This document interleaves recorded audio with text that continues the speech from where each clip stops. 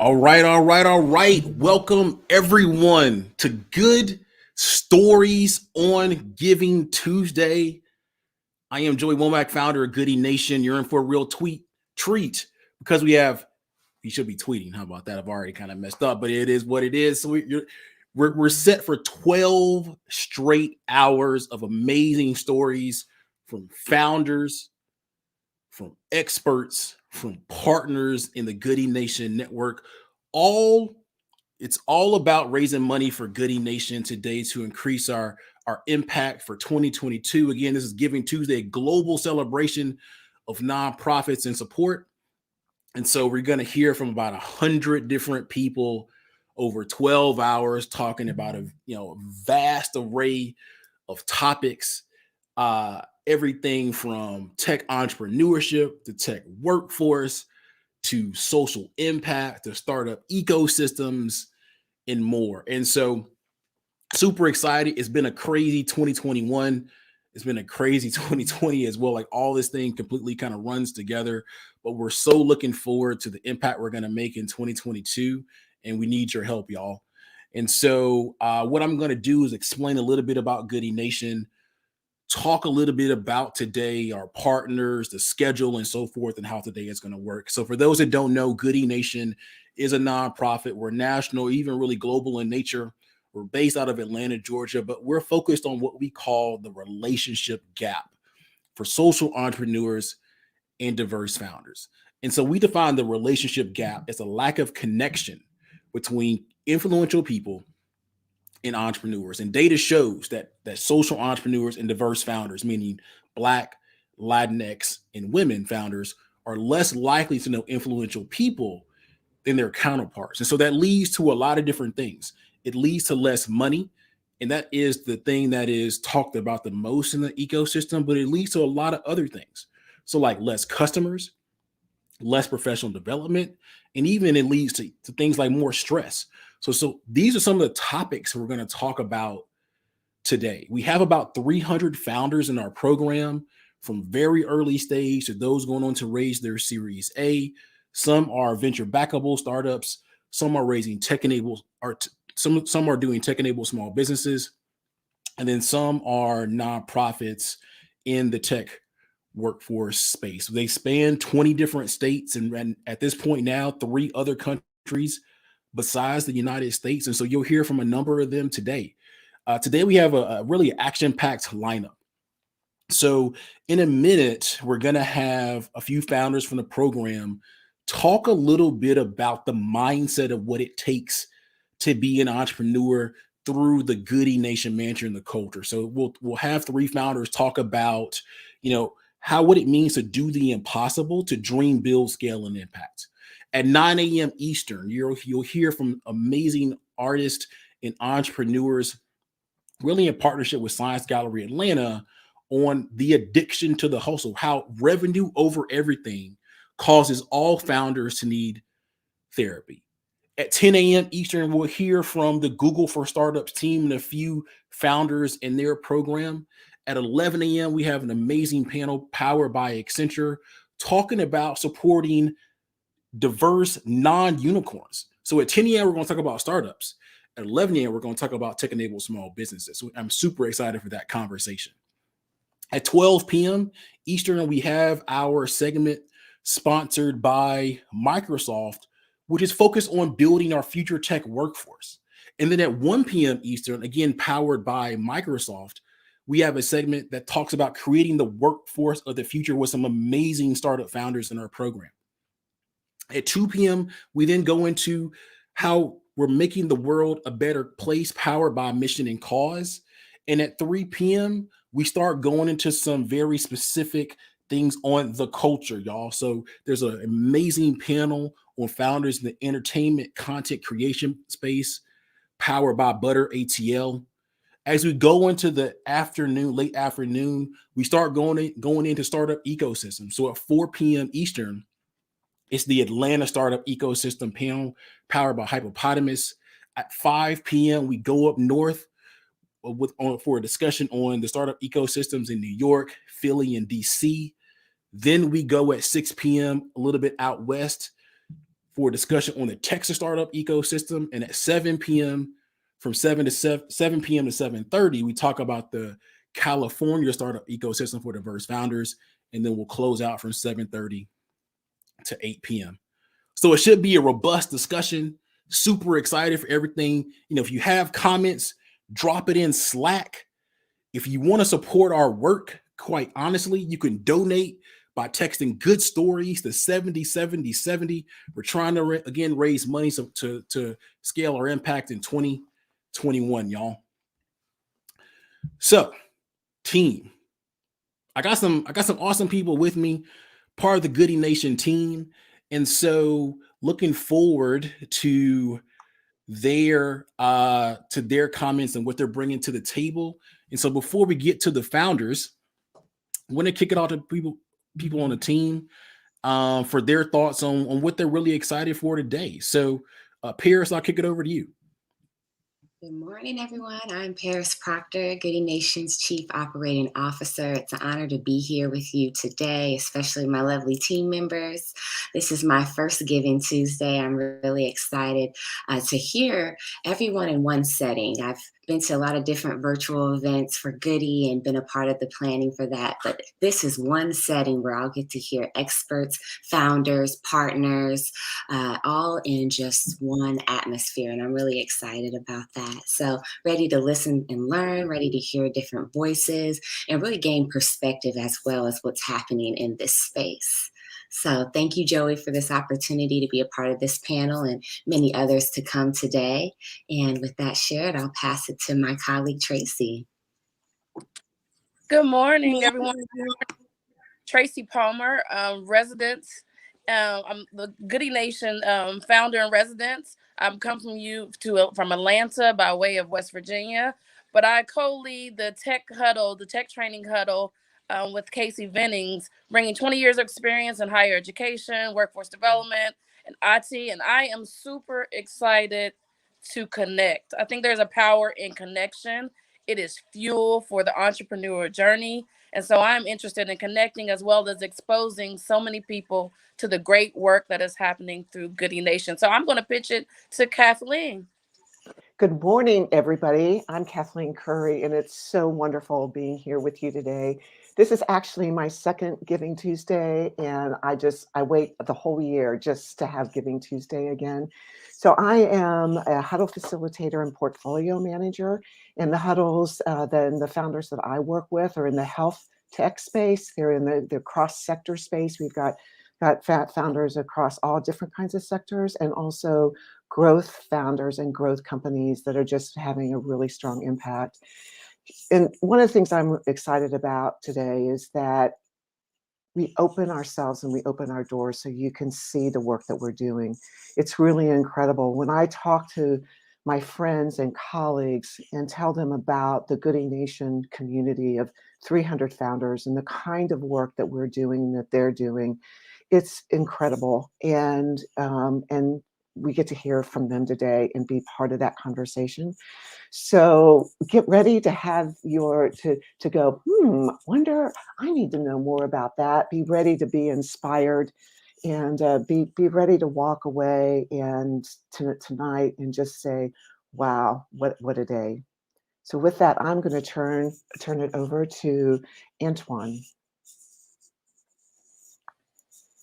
Hey, good morning, everyone. My name is Antoine Woods, and I'm the Division Director of the Tech-Enabled Small Business Division here at Goody Nation. And today's an awesome day because this is my second Giving Tuesday. And I will say last year, people left with a lot of quotables. They left inspired.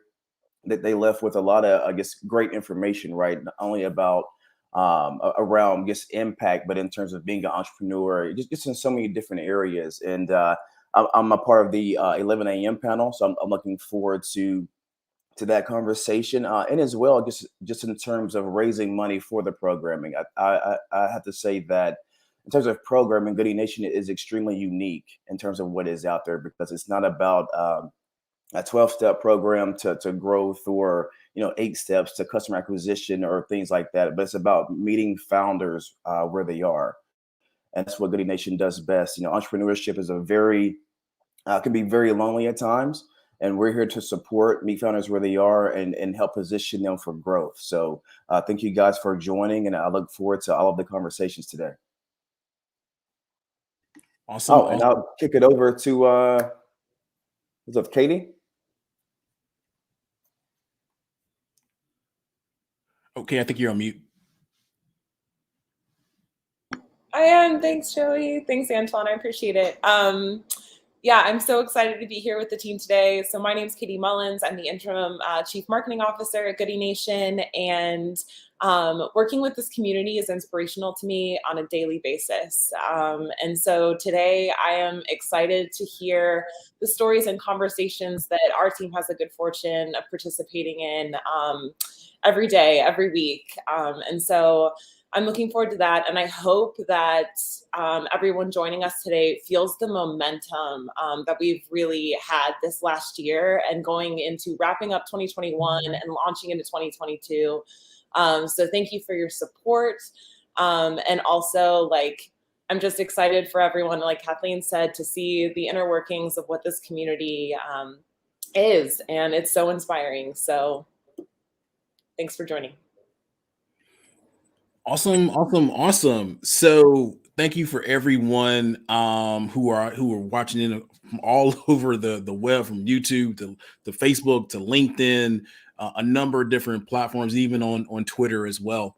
And so you heard from the team. Most of them are going to drop because they'll be on throughout the day. We have a few awesome founders about to come to the stage. But before we do, we see some comments coming in from all over the web. Want to recognize Liberty White and Nikisi Stokes from Atlanta checking in. Good morning to y'all as well.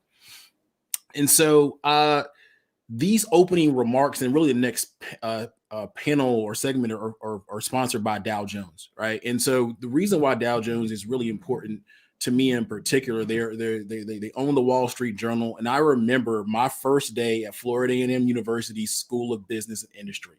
Literally day one, the first thing as a freshman, they're like, you are required to get a subscription to the Wall Street Journal because we're going to have a discussion on what's ever on the front page every single day at school.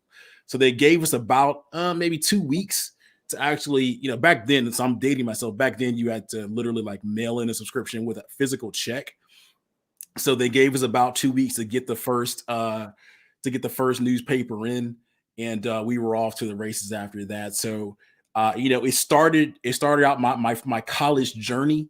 It started out my day every day for 5 straight years, reading the Wall Street Journal. And so I think it's appropriate that we kick off this day of giving in business with Dow Jones. So now I want to bring to the stage, and so our teams, they can roll on out of here, the majority of them, and we'll see you all throughout the day. Now I want to bring to the stage some awesome founders who are really going to set the context for what's going to happen for the rest of the day. Now we're going to move into our segment on doing the impossible, right? So doing the impossible.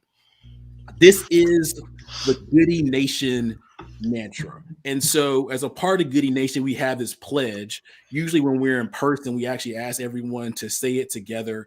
And it starts off with, I will do the impossible. I will do the impossible. The very next thought is, how can I make this happen? Then I will break the impossible down into manageable steps, and I will focus on the next step in the process, not the end. And so that's really sets the stage for what it means to be in Goody Nation and for our work. And so then we ask our founders, you can see the shirt or the hoodie that I'm wearing today, to dream, to build, to scale, and to impact. And so I want to bring to the stage some awesome founders for some quick intros. And then we're going to go into about 45 minutes of conversation. So first up, I want to call Courtney Caldwell to the stage. Courtney, if you could just give a quick intro, tell us about your company, where you're checking in from. Definitely. Good morning, everyone. So excited to be here among family. Always good to come in and support Goody Nation. My name is Courtney Caldwell. I am the co-founder and COO of a beauty tech startup called SheerShare. We are the first mobile app that provides space as a service for the beauty and barbering industry. So a lot of people have nicknamed us Hairbnb, and that's exactly what we are. We help stylists and small business owners keep their small businesses open. Coming to you today from Dallas, Texas. Awesome. And next up we have Ashley. Hi, good morning, everybody. I am Ashley Ammons. I am one of the co-founders of a technology startup called Mixtros. We are community as a service. So across enterprises, events, and also higher education, we help people build community on demand and also collect data, live, virtual, and hybrid. And I'm here in Birmingham, Alabama, soon to be Atlanta, Georgia for me. Awesome. And last but certainly not least, we have Harold. Hi, folks. Good morning. My name is Harold Hughes. I am a startup founder. I am based in Austin, Texas, and my company, Bandwagon, is a live event technology company that is using NFTs and Web3 technology to bring fans closer to their favorite entertainers and brands. And I'm super excited about how we're able to really bridge that gap. We're talking about how this NFT world even works, and so that's where we're getting started. So glad to be here today. And Harold's also a part-time chef, if people did not realize that. I love it here when I go out there to Austin where we do some stuff. I gotta see what that's all about, man. So cool. So now again we have people from the Goody Nation team here as well, and so I really want to kick it to the founders first. For when you hear the phrase "I will do the impossible," and Courtney, I'll start with you. When you hear the phrase "I will do the impossible," like what does that mean to you? Oh, yeah. Well, all of us stand every day on the shoulders of our ancestors, right? And I think back to my grandfather and my father. So my grandfather served in the Air Force and in the Army. He was actually one of the first Black men to work on a computer back in the day, which is crazy to me now. And my father was a physician in the Army and then worked ER once he retired from the military. And I think about the way that they came at every situation in life. And so I learned very early that you never leave a man behind. Even in my marketing experience in corporate America, I always thought to myself, never leave a lead behind. And so that's always kind of been ingrained in me. And then the impossible is just doing something that no one has ever done before, or maybe someone's thought about, but I've always been a person of action. That's always been a part of my DNA. I've seen my father and my grandfather do the same thing. I've seen my mother, who's my absolute biggest cheerleader and fan, push me to do the impossible. And so every day I walk into a room knowing that I'm standing on the shoulders of giants, and that if I don't do it, it may not ever get done. And so every day I work to figure things out. Love it. I love it. Ashley, what about you? Yeah, so I think when I think about this phrase, "I will do the impossible," the first thing I do is strike through the will do, and I am doing the impossible. I'm doing it right now, and I think everybody on this call is doing it right now. This is this is work that's not meant for us. I think that when we were growing up, most of us on this call, it's like you were supposed to go to college, get a job, work that job until you fell out, and then retire, and then that was it. Like, I feel like I didn't learn how to spell the word entrepreneur for real until I was in my 20s. And so the work that we're doing here is making it so all those coming behind us, all those lovely Black, brown, and in between faces can start hearing about this when they're young, so that when they're growing up, they know I can build that thing. I can go do that thing. I see a problem. I can be the person to fix that problem. I don't have to wait for somebody to do it for me. And then to kind of piggyback off of what Courtney was saying, and can I just say that, it's funny, Courtney and Harold are like my brother and sister, so it's nice to be on the phone with them. But to piggyback off what Courtney said, I'm sitting in Birmingham, Alabama. Obviously, we all know the history here. I'm sitting here on hallowed ground. Today, I'm sitting about 2 hours from the plantation that my family comes from. So it is that feeling of being your ancestors' wildest dreams. So we are doing the impossible, literally. Right. Amen. I love it. I love it. Harold, what about you? Yeah, I mean, I think about it. I mean, Ashley took a lot of my points. So I think that, as a first generation American, my family's Jamaican. And so when I think about doing the impossible, the thing I look at is really thinking about the fact that I was here to get a good job and to work there for 10, 20, 30 years. And so when people ask me, they're like, oh, I'm sure your parents are so proud of you. I say, yeah, they are, but they've been proud of me since 2003, right? And so when I think about the things that I'm trying to do now, there's really an opportunity to say, oh, yeah, there's a huge upside if I take this big risk. Yeah. And so the impossible for me is just there are other people who have done it. I've always told myself that if I wrote a book, it would be something around the idea that rules may not apply. Where there are other people who have been doing these things, but we think like all these business books are written by people who don't look like me. And they've got a different, as you'd call it, invisible hand supporting their actions and their mission. And so that's the thing I think about is it's like, look, I don't think I'm doing anything super crazy. There's someone who may have done this. It doesn't look like me. And I think there's opportunity for me to be able to really lean into that. So for me, that's really, really important. Nice. Kathleen, actually, I want to come to you and our team. Like when you hear the phrase, like, I will do the impossible, what does that mean to you? Well, first of all, it like stops me in my tracks. And I was, so I have the sweatshirt, I will do the impossible. And I loved it. And I still love it. And then, but it's got me to think, what is this really about? And, as I look back over my life and the things that I've done, one of the things that comes from the inside out for me is to do things I've never done before.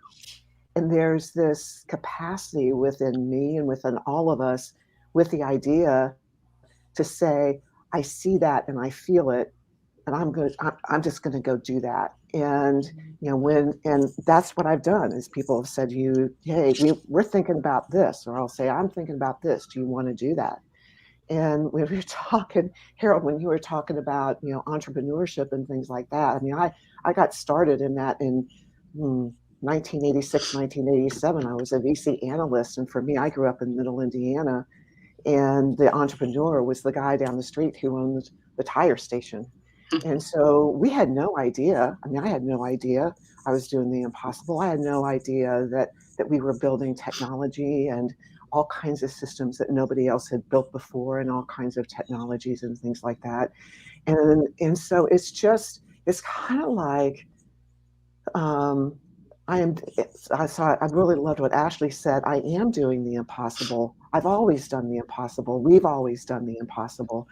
And to create something that has never been created. So the Goody Nation team knows that one of the things about the work that we do and the entrepreneurial work and creating something from nothing is that a lot of times we think we're building a company and we're doing something, but the other thing is on the path, we're actually creating ourselves. So when you think about doing the impossible, every step of the way, I'm creating myself today, and I'm different than tomorrow and the next year and the next year, as everybody on this call is everyone listening and watching to this call. And it's the miracle and the grace of life, really. It's just like, yeah, that's just what we do. It's our life. Nice. Antoine, I do want to kick it to you for your thoughts on doing the impossible. Okay, unmuted. Yeah, when thinking of doing the impossible, right? Piggybacking off what everyone said, thinking of just the thought of entrepreneurship and not really knowing what that is, and kind of just diving into that. But I think the biggest thing is with it is kind of getting over those mental hurdles. I know, especially entrepreneurship. Again, it's a lonely track, and and it's a thing where you don't know what you don't know. I think just our ability to kind of just keep pressing forward, right? Even in times of uncertainty and things like that, and kind of just believing that I'm onto something and I'm going to press the gas on it. And even if I'm the first one to do it, then so be it. And just the biggest thing for just entrepreneurs, I'm sure everyone on this call, right, has had moments to where you're thinking, maybe I shouldn't do this, or should this be this hard? And the answer is yes. I mean, if everything, if it was easy, everyone would do it right. And it's just important for us to kind of just to have that belief in ourselves, and just keep pressing forward. You know, progress is progress. So whether it's small or large, and small steps lead to large steps. And I just think that's just, as entrepreneurs, we have to keep that in mind, and just keep pressing forward. Nice. Harold, I want to come back to you on a question. So we talked about this, over the last few months on the founder mindset, especially for diverse founders as they're looking to build, scale, and impact. What are your thoughts on the mindset needed for founders to think big and stuff like that? I think that the biggest thing is that I acknowledge the privilege that I have to be able to think broadly, right? And so I know my dad and my mom growing up didn't really have the free time to think about moonshots, right? And so I think that in the beginning of this journey, I really felt kind of saddled by this idea that I have to tackle what's right in front of me to keep the lights on or to get the team paid. And so from a founder mindset, I think that once you get just a little bit of resources you need, you've got to think about this with an abundance mindset and the opportunity to say, like, well, if I had all the resources that I desire to have, what can I accomplish?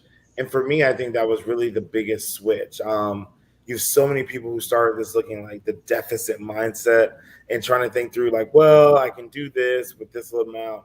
And so, well, what would you do if none of this, if money wasn't an issue? That to me is huge. And so for me as a founder, understanding like the mindset is so important to really take a step back and say, okay, the bills are paid. What would I accomplish if we had all the cash in the bank? And that's really helped me really think through what the vision of what we're trying to build looks like. And so I've been really excited to now be finally getting into that several years into it, knowing that in the beginning, you don't really necessarily have that. But it's important if you're building this company to have that that vision that is powered by, well, what can be versus what has to be. Nice. And I want to take a step back right now. I want to go to Courtney for your. I want to go back to when you all were thinking about building the company and you had that dream. So what was it like? What's the origin story around starting Share? What was the dream like? Like, take us back to that moment. Oh my gosh. So my husband, who, if you ever have talked to me for 5 minutes, you know that I consider myself to be married to the most unemployable person in the entire world. That's Dr. Ty Caldwell. And so he's always been an entrepreneur. So thankfully, I've had this kind of modeled in the home over the last 20 or so years. And so I was working at Oracle. I was fine. I was happy in corporate America. I had my goals that I was accomplishing. I was leading digital demand generation and had P&L across 5 continents. I knew that I was going to be retiring with the red Oracle jersey on. We had this issue at our salon, which has been an award-winning salon in our family for many, many years. We had this issue in our salon where all of a sudden stylists were not looking to rent space long-term. And it was so odd because I'm thinking since 1916, since when Madam C.J. Walker created booth rental for salons and created commission-based salons, stylists have found work the same way. And so things were starting to change. And my husband came to me and said, I think this whole by the day without having to sign a contract thing needs to be an app for our industry. And honestly, I didn't even think twice. I didn't say, let's count the cost. Let's take a step back. Let's look at the savings account and what we have in our 401k to make sure that we'll be able to get through the ups and downs and roller coasters of whatever we're about to step into. I literally took his hand and we leapt off of the bridge. And I'm so happy that we did because we figured out how to fly and grew our wings on the way down.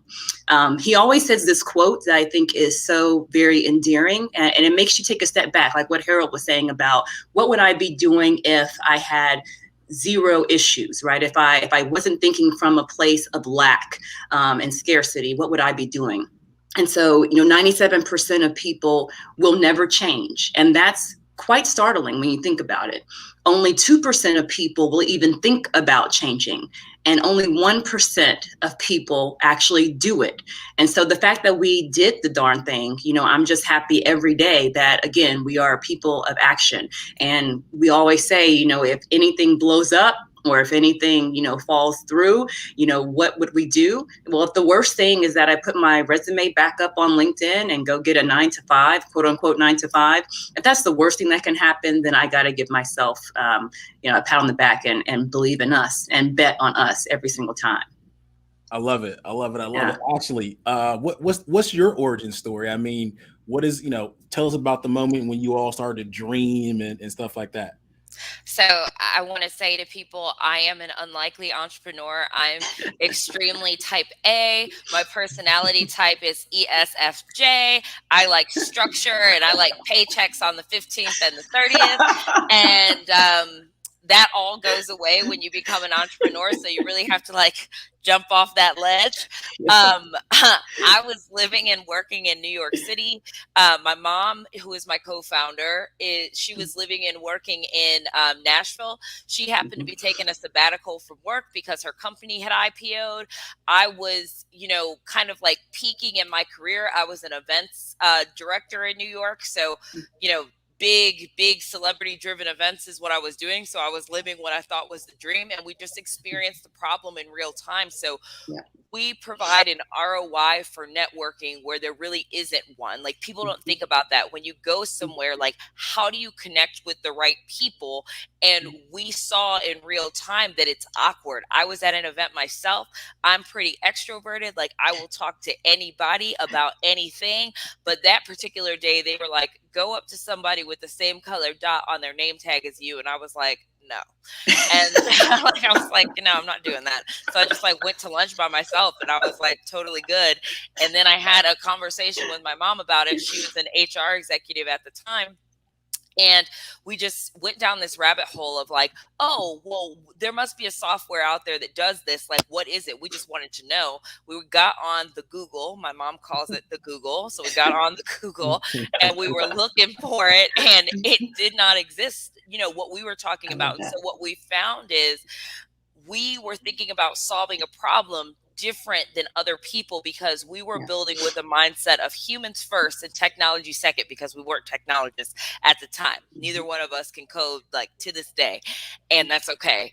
And you know, after you know, discovering that problem, we just kept talking and talking and talking about it. Our origin day is 11/9/2014, and you know, we got on this crazy journey, on this crazy path. And the funny thing is, I think we had to come up with the idea together.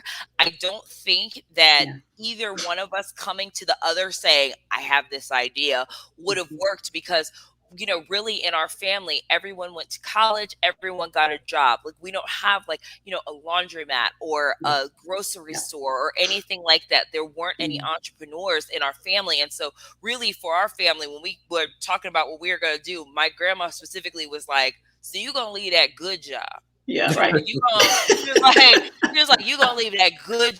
She was like, to go do what on the internet? Like, I mean, it was just like, it was so much. But, you know, we took that leap together. And honestly, you know, I think it's very unique when you work with, I mean, Courtney works with her spouse. I'm working with my mom.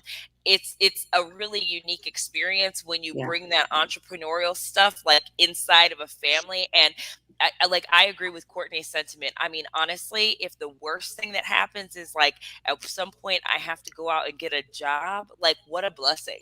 Like, to be able to do this work is a blessing. It's scary. And, you know, you have to make sacrifices. One thing that I don't think people understand about entrepreneurship, because of the way it's portrayed in media and whatnot, is when you're an entrepreneur, you have to embrace discomfort, because you're going to be uncomfortable. There are going to be things that you have to do to get where you're trying to go that make you uncomfortable, but you have to understand that that discomfort should only be temporary. You shouldn't be living in it like in misery, because if that's the case, go get the job. So, I mean, it's just it's an interesting experience, but like, I wouldn't change this for the world. Like, being able to take that leap, what a blessing. Yeah. Ashley, let me just say this. I don't think people know this, but I always get my nail inspiration from Ashley. Ashley, can I see your manicure today, please? Wait, thank you.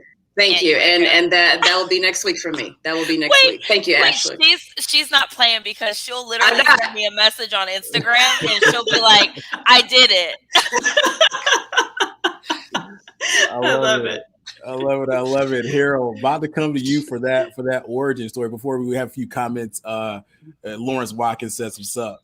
Yeah, no, I mean, so first off, shout out to Courtney and Ashley for bringing their like households all the way into the entrepreneurship journey. I'm not that brave. I need my wife to be out of this and be a little bit of a relief for me. And well, she's a lawyer. That's very important. We all need that. Well, yeah, I mean, she's playing the academic side, but for us, it was really interesting in that. So I worked through undergrad. I worked at Radio Shack, and I saw how technology could be useful. It could help people. And so for me, I looked at how segregated the country was on Sunday mornings, from race to religion to socioeconomic status to geography. And for me, I looked at this and said, well, how are these affinity groups that happen on Saturday afternoon at a college football game or Friday afternoon at a festival really different? And so I was like, man, these people are really coming together around these groups, these artists, these teams. And that's what made me inspired to say, how do we bring these experiences better together so that folks can come together and really get to know each other without having to deal with some of the discourse that was happening.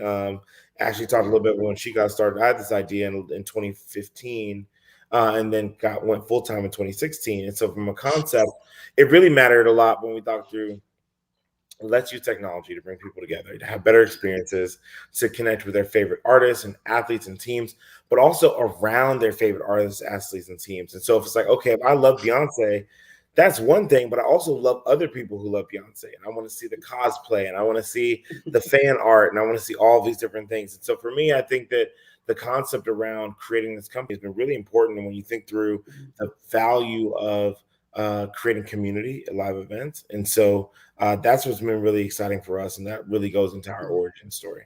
Yeah. And I want to add too, I don't think any one of us brought this up, but we all bootstrapped our companies. We didn't have a napkin. Well, actually there's a napkin in our story, but we didn't, draw on a napkin and go take it to an investor and all of a sudden get $4 million, $10 million in our account, right? Like we each saw the problem. We each, ask questions, either of ourselves or other people. Ashley and I have familial co-founders, and then we did it, right? We could have stopped there though. We could have said, oh, I'm thinking too big. Harold could have said, forget affinity groups. Everybody's been doing this. This is how the world works. I'm not even going to think twice about it. Ashley and her mother could have said, you know what? People are fine kind of networking and not really getting anything out of events when they go meet new people. So let's just kind of leave the status quo. And my husband and I could have said, let's just leave the salon industry the way it is. Like, forget about the future of work. If the big tech gods are not thinking about the beauty industry the way that we would be thinking about the beauty industry, why even, dip our toe in the water? But we each said, let's do something about it. And then we put our own energies, our own monies, our own time, our own tears into building something from nothing. And I think that has a lot to say about us as founders, but also when you do that, you begin that learning cycle, and Ashley said, you got to get really uncomfortable being uncomfortable, right? Got to get really comfortable being uncomfortable. But that begins the learning cycle. So you learn something else. And it's just another little bitty discipline that gets you through Monday and another tiny step that gets you over the hump on Wednesday. And once you look up like 2 years from now, you're like, oh my gosh, I've created an app that's now in 800 cities. Like, what the heck? But you have to start. You just have to start. You have to start. Yeah. Courtney, can I say one thing about that real quick, Joey? Yeah. I think the concept is that oftentimes there's that meme that comes up where it's just like, your friends don't support you. Like, it shows like the number of likes when Rihanna launches a product versus when you launch a product.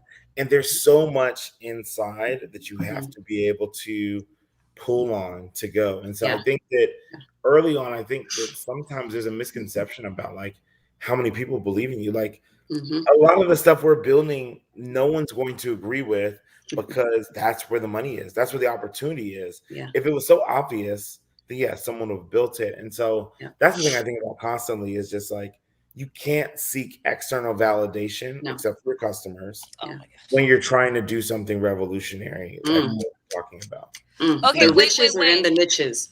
Wait, Right, I'm like this. exactly. I'm like, they all got the extra turn. So like, wait, now I need the extra turn because there's something else to piggyback off of. So 2 things.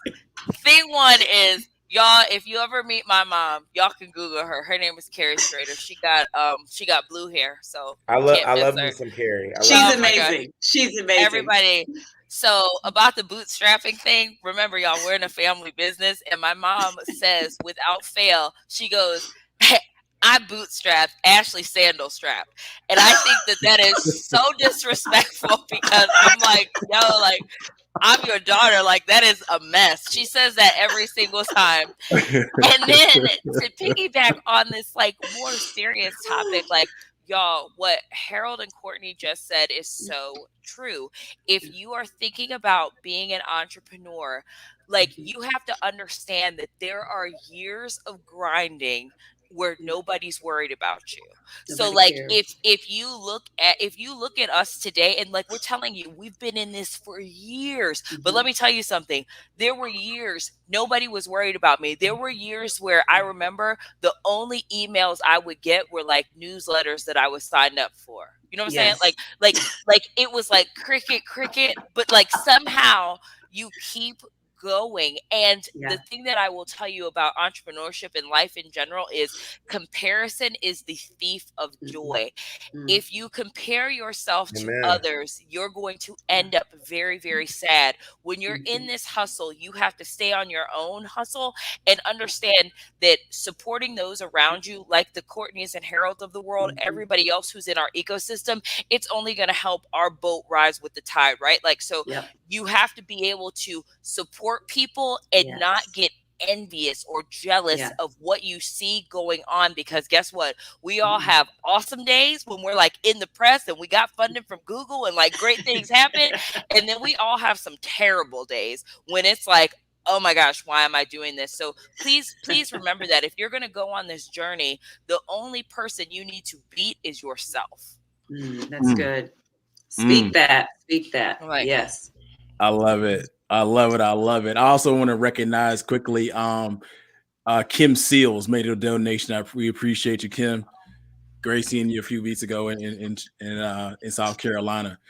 So I want to kick it over quickly before we start talking about scaling and stuff like that, and close out this particular segment. Paris, I want to kick it over to you for your thoughts on hearing all this stuff. Like, what does dream and build kind of mean to you? Yes, especially growing up with a family of entrepreneurs, and a lot of peers are entrepreneurs as well. That dream factor, I see it as a seed first, particularly for my aunt, who's an artist and entrepreneur, and just see her grow with just the thought of one certain type of clientele, and then eventually years and grinding and perseverance and a certain pace to get her to a larger clientele. And she brought people alongside her.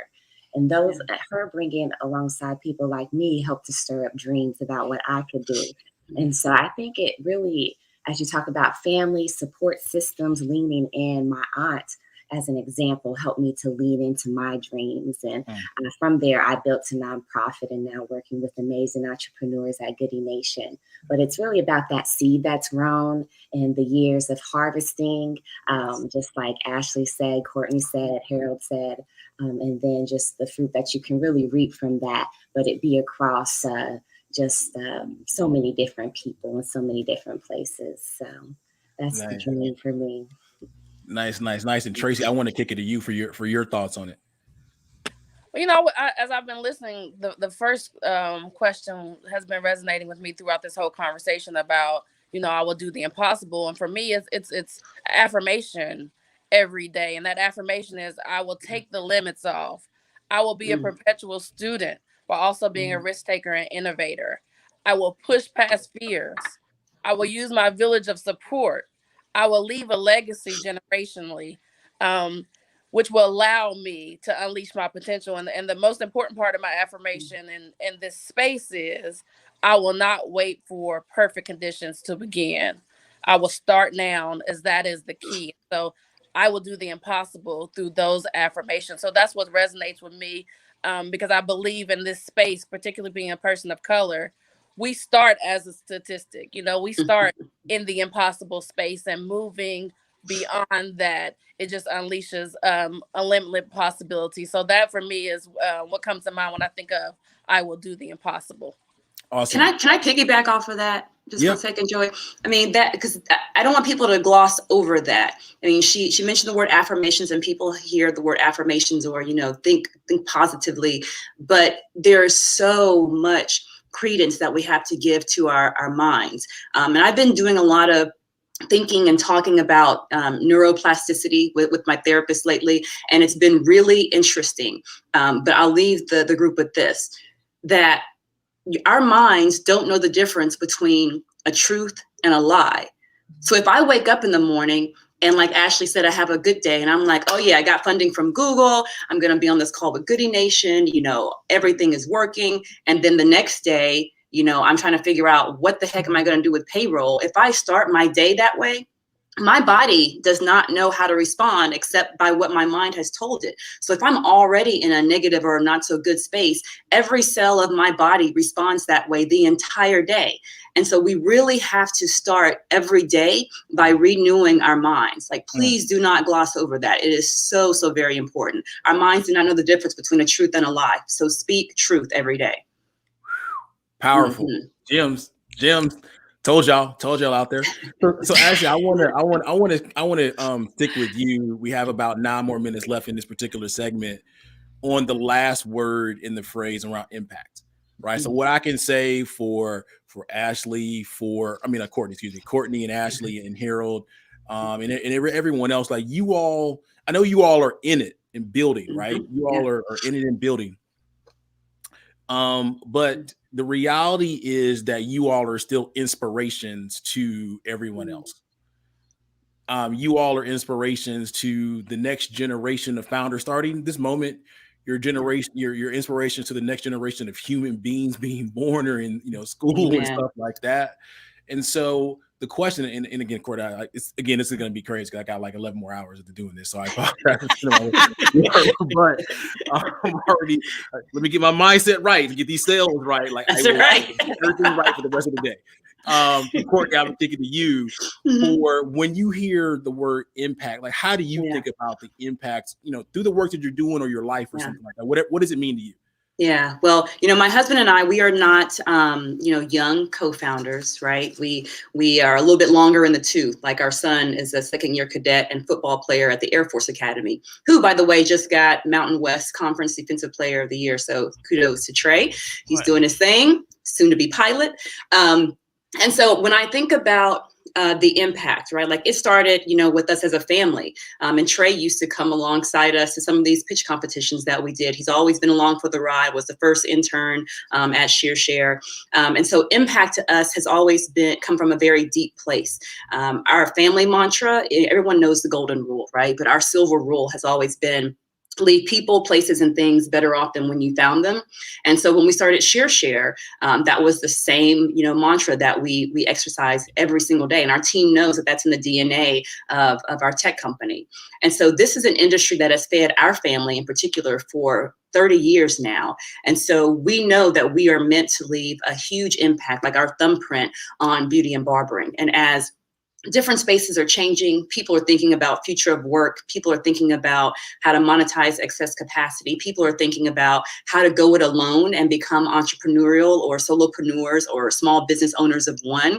Where are the tools that they need in order to be successful? Well, by golly, we have the bumps and bruises and Band-Aids to prove it that we know what those successful tools are. And so why not give that back to the second largest industry for freelancers and independent contractors, but on a pay-as-you-go basis?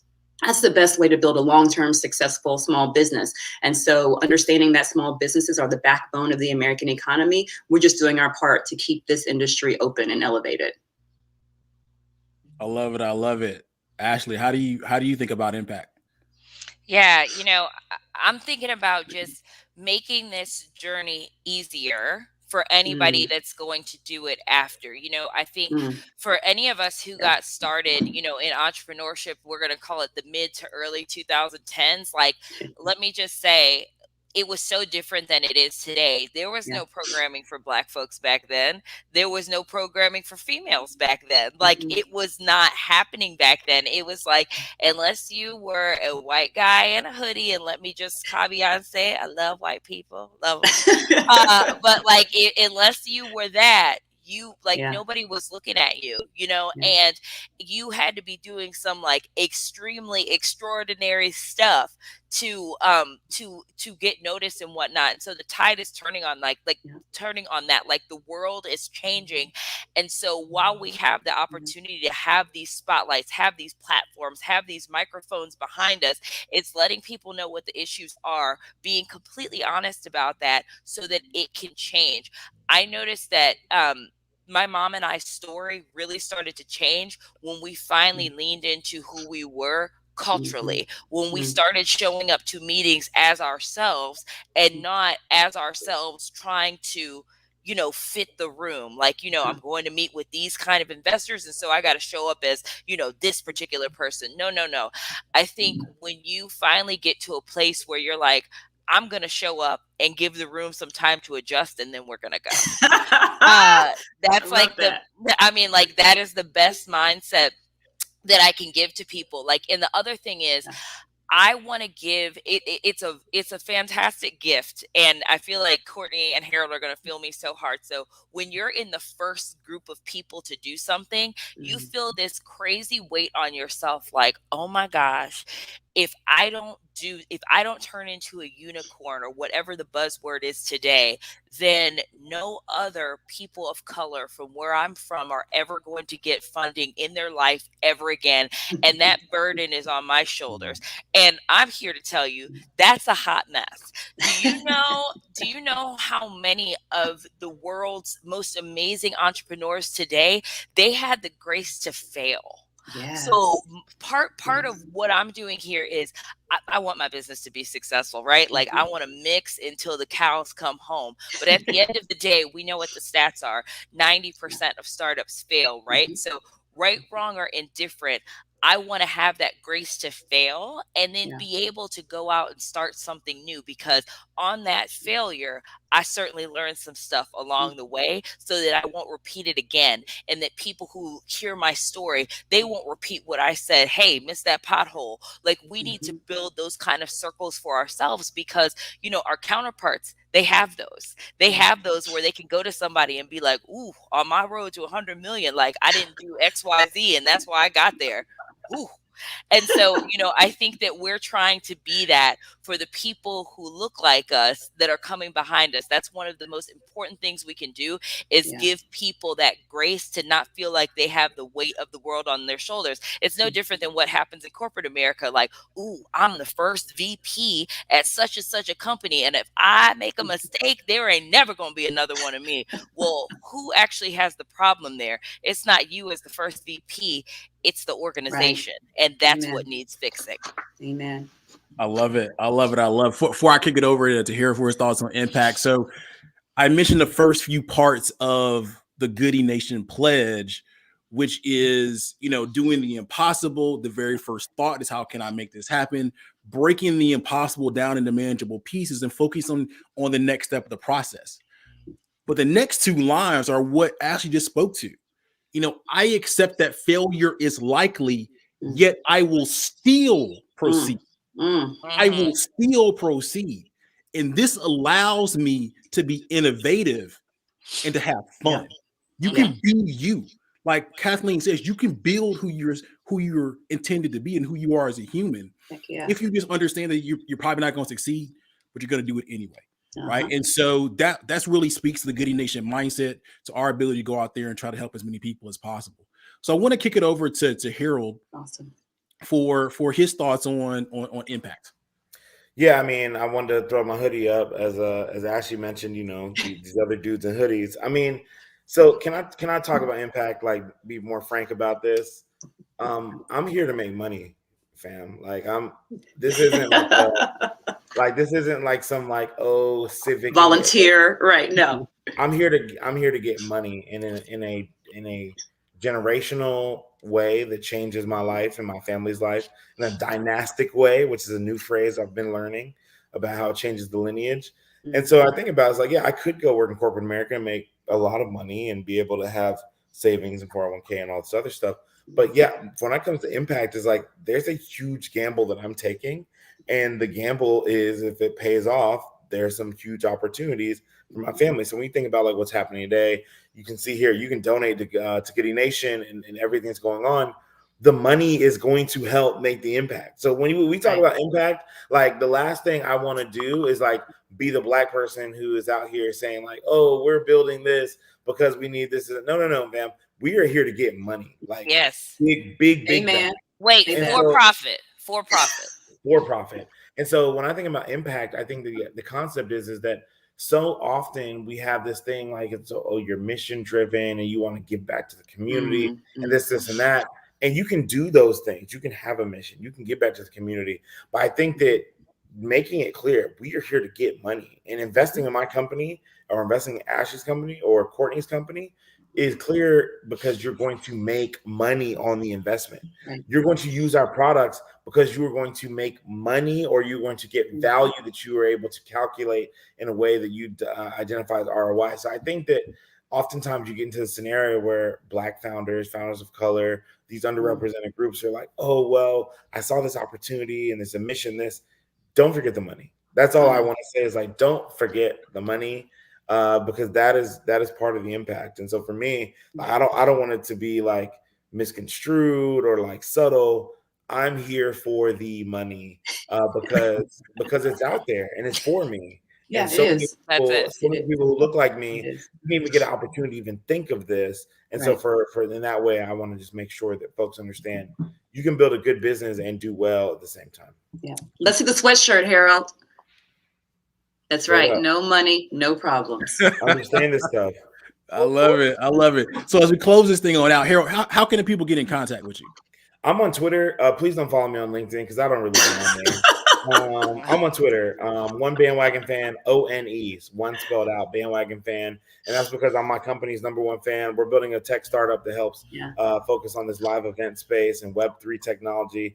I'm a learning in public kind of person. I'm not a build in public kind of person. So as I learn stuff, I want to help folks come along the journey. So excited to learn more about what y'all are building, and would love for y'all to join me too. But yeah, appreciate the opportunity to be here. Awesome. Ashley, how can people get in contact with you? Yeah, I'm easy to get in contact with. I'm literally Ashley at mixtros.com. I second what Harold just said about LinkedIn. I'm not the most active there right now, but also on Instagram, I'm She Mix a Lot. That's so cute. You see what I did there? 87. And of course at Mixtros across everything. And again, let me say this, because guess what? Entrepreneurs is always hustling. So for all the sponsors that are watching this, you guys can use my software. And so you should give me a call. Say hello at mixtros.com. You want to help a startup? That's what you do. Become a customer. Come on now. I hope LinkedIn ain't a sponsor the way we just talked about. I'm just like, but LinkedIn, we love you. There it is. Oh, geez. Well, Courtney, for me, it's super easy to email me directly, Courtney at sheershare.com. And then follow us on Instagram at sheershare. We're sheershare on every platform. If you find me on Twitter, you will find that I only just like and retweet whatever Harold tweets. So, just follow one of us because you'll get the same kind of content. But yeah, you can email me at Courtney at sheershare.com. We're coming out with our version 2 in a couple of weeks. So feel free to tell your hairstylist, your nail technician, your massage therapist, your barber, your braider, your salon owner who has those 4 empty chairs every single week when you go get your hair done. Tell them about SheerShare and how we can help them make money on their empty space. Awesome. Well, Courtney, Ashley, Harold, we truly appreciate y'all. Thank you all for doing the impossible. You are doing the impossible. Yes. You had a dream, you're building, you're scaling, and Harold, despite what you're saying, everyone, you all are having the impact. Like, I know people that want to be like, I want to be like Harold Hughes one day. Like I hear that. I've seen that, you know what I'm saying? And so we truly appreciate you all. Folks out there in the audience, please support them. To the best of your ability. If nothing else, help them by opening up some doors. So we appreciate y'all. Thanks for coming out, kicking off our day. It's an amazing start to this 12-hour modern day telethon. We truly appreciate you all. Love it. And we'll be seeing you in your city pretty soon. Awesome. Thanks for having us. Thank you. Have a great day. Thank y'all. Hey, sure y'all to give give, guys. some money. Appreciate That's that. right. Give them some money. Donate. There it is. There it is. Appreciate y'all. Yeah, donate by texting good stories to 707070. So yeah, so Paris, Tracy, any thoughts before on that panel before we head to our next segment? I thought it was an awesome panel, awesome way to start the day and exploring things that we don't often talk about in the entrepreneur space, about fear and about your mindset, because it is mindset and about the hustle and how you work in silence until you emerge. And then everybody's like your overnight success. So I think telling that story was an important fuel for any entrepreneur that's starting, that's in the middle, or is questioning the uncomfortable spaces. So it was awesome to hear from each one of them. Yes, wise words, real words. And we all needed to hear them personally and professionally. And excited for the nuggets to come, especially as we step into this founders therapy session. And I'm sure some of those sentiments will roll over to our session that's next. Awesome. Well, let's get right to it. So we're gonna bring up the next group of folks to the stage, talking about some awesome stuff, and we're gonna kind of keep it rolling. So super excited for this particular segment. This particular thing is near and dear to my heart. It combines two of the phrases that are really important to Goody Nation. Revenue over everything, and all founders need therapy. So we got a rock star group of people that are joining us at the moment, with a special partner in Science Gallery Atlanta, Emory University. And so let's do some quick intros. I'm going to start with Floyd. You want to do a quick intro, your name, organization, role, and stuff like that. And after that, we'll go to Ash. Awesome. Well, good morning, everyone. Thank you to Goody Nation. Thank you to everyone in the audience. I'm Floyd Hall. I'm the creative producer for Science Gallery Atlanta. And Science Gallery Atlanta is an initiative of Emory University, an Atlanta-focused and an Atlanta-facing initiative of Emory University, where we're seeking to use and connect more folks to science, but using art to do that. And we think about science in a very wide array of, I think, perspective. So it's not just like what's in the lab, it's public health, it's political science. And we're just thinking about all the ways in which both artists and researchers tell these stories about what's happening in the world. And so moments like today are super exciting for us, because I think when we talk about the community of builders, of thinkers, of creators in the Atlanta area, this is a community that we really want to welcome into Science Gallery Atlanta to help foster more stories and more collaboration. Our first exhibition, which will open in early 2022, is entitled Hooked. And so this really seeks to unpack and explore all the things we think we know about addiction, beyond what you may think about in like a really like mainstream kind of way. Really just tapping into the behaviors, the rituals, the activities, and the community factors, the biological factors, the community factors that may play a role in how we all move relative to being addicted to certain things, substances, as well as activities. And so this conversation, we talk about the hustle and therapy and wellness, and trying to really unpack some of those behaviors that might lead us down a certain path.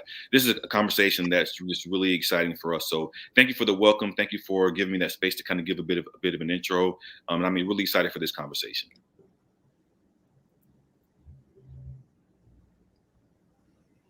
I think Ash. I'm sorry. Yeah, Ash, want to go to you next. Okay. Good morning, everyone. Thank you for having me here. It's a real pleasure. I was excited when Floyd and Emory reached out to have the conversation. My name is Ash Nash. I am an Black arts and community organizer and activist. I've produced public art projects and really a proud disruptor in many systems that oppress Black people whether it be through our, our voice, our imagery, and just making sure that we have ownership in all the value that we bring to the work that we to communities and to the world culturally. So I really position myself now as pretty much a social economic architect, because you really have to go into a lot of these systems and just tear them down and build them back up. So that's the work that I do, and again, it's a pleasure to be here. Awesome. Next up, I want to go to Will for a quick intro.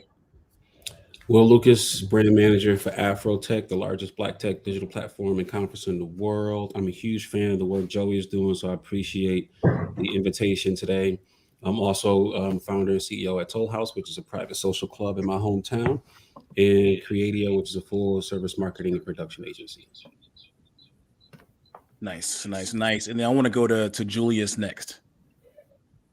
Yeah. Good morning. Thanks for having me. I'm Julius Bryant, founder and CEO of Jack's Rideshare Rentals. We're a vehicle marketplace for gig workers based in Atlanta. So essentially people all over this country who don't have access to the tools they need, i.e. a car, to participate in the gig economy are effectively excluded from that type of work due to that lack of access. So those people can essentially come rent a vehicle from us and use it to go make some money. So that's the work we do. Excited to be here. The topic around hustle and kind of the entrepreneurship mindset around hustle is one of my favorites to talk about. I talk about that quite a bit actually. So excited to get into the conversation. Awesome. And then last but not least, we have Naya. Hi there. Can everyone hear me? Yep. Awesome. Great morning. So I am the founder of Naya Powell, founder of Utopia Spa and Global Wellness. So we are your holistic one-stop shop for multicultural wellness on demand. So with the pandemic and COVID, we knew that we couldn't connect as easily. And we know that we're now living in a new normal. We also know that we're living in a global stress epidemic, and anxiety and mental health are on the rise, and especially for our community. And so we are delivering multicultural wellness that really celebrates global diversity on our platform. So that's what we offer. Awesome. So let's really get right to it. So the first part of this conversation is really going to focus on the hustle, right? The strive, like revenue over everything. And I'll kind of talk about what that means. I want to get everyone's thoughts on it. And then the second part of it, we're going to delve into why all founders need therapy. What are some of the things that come from the hustle?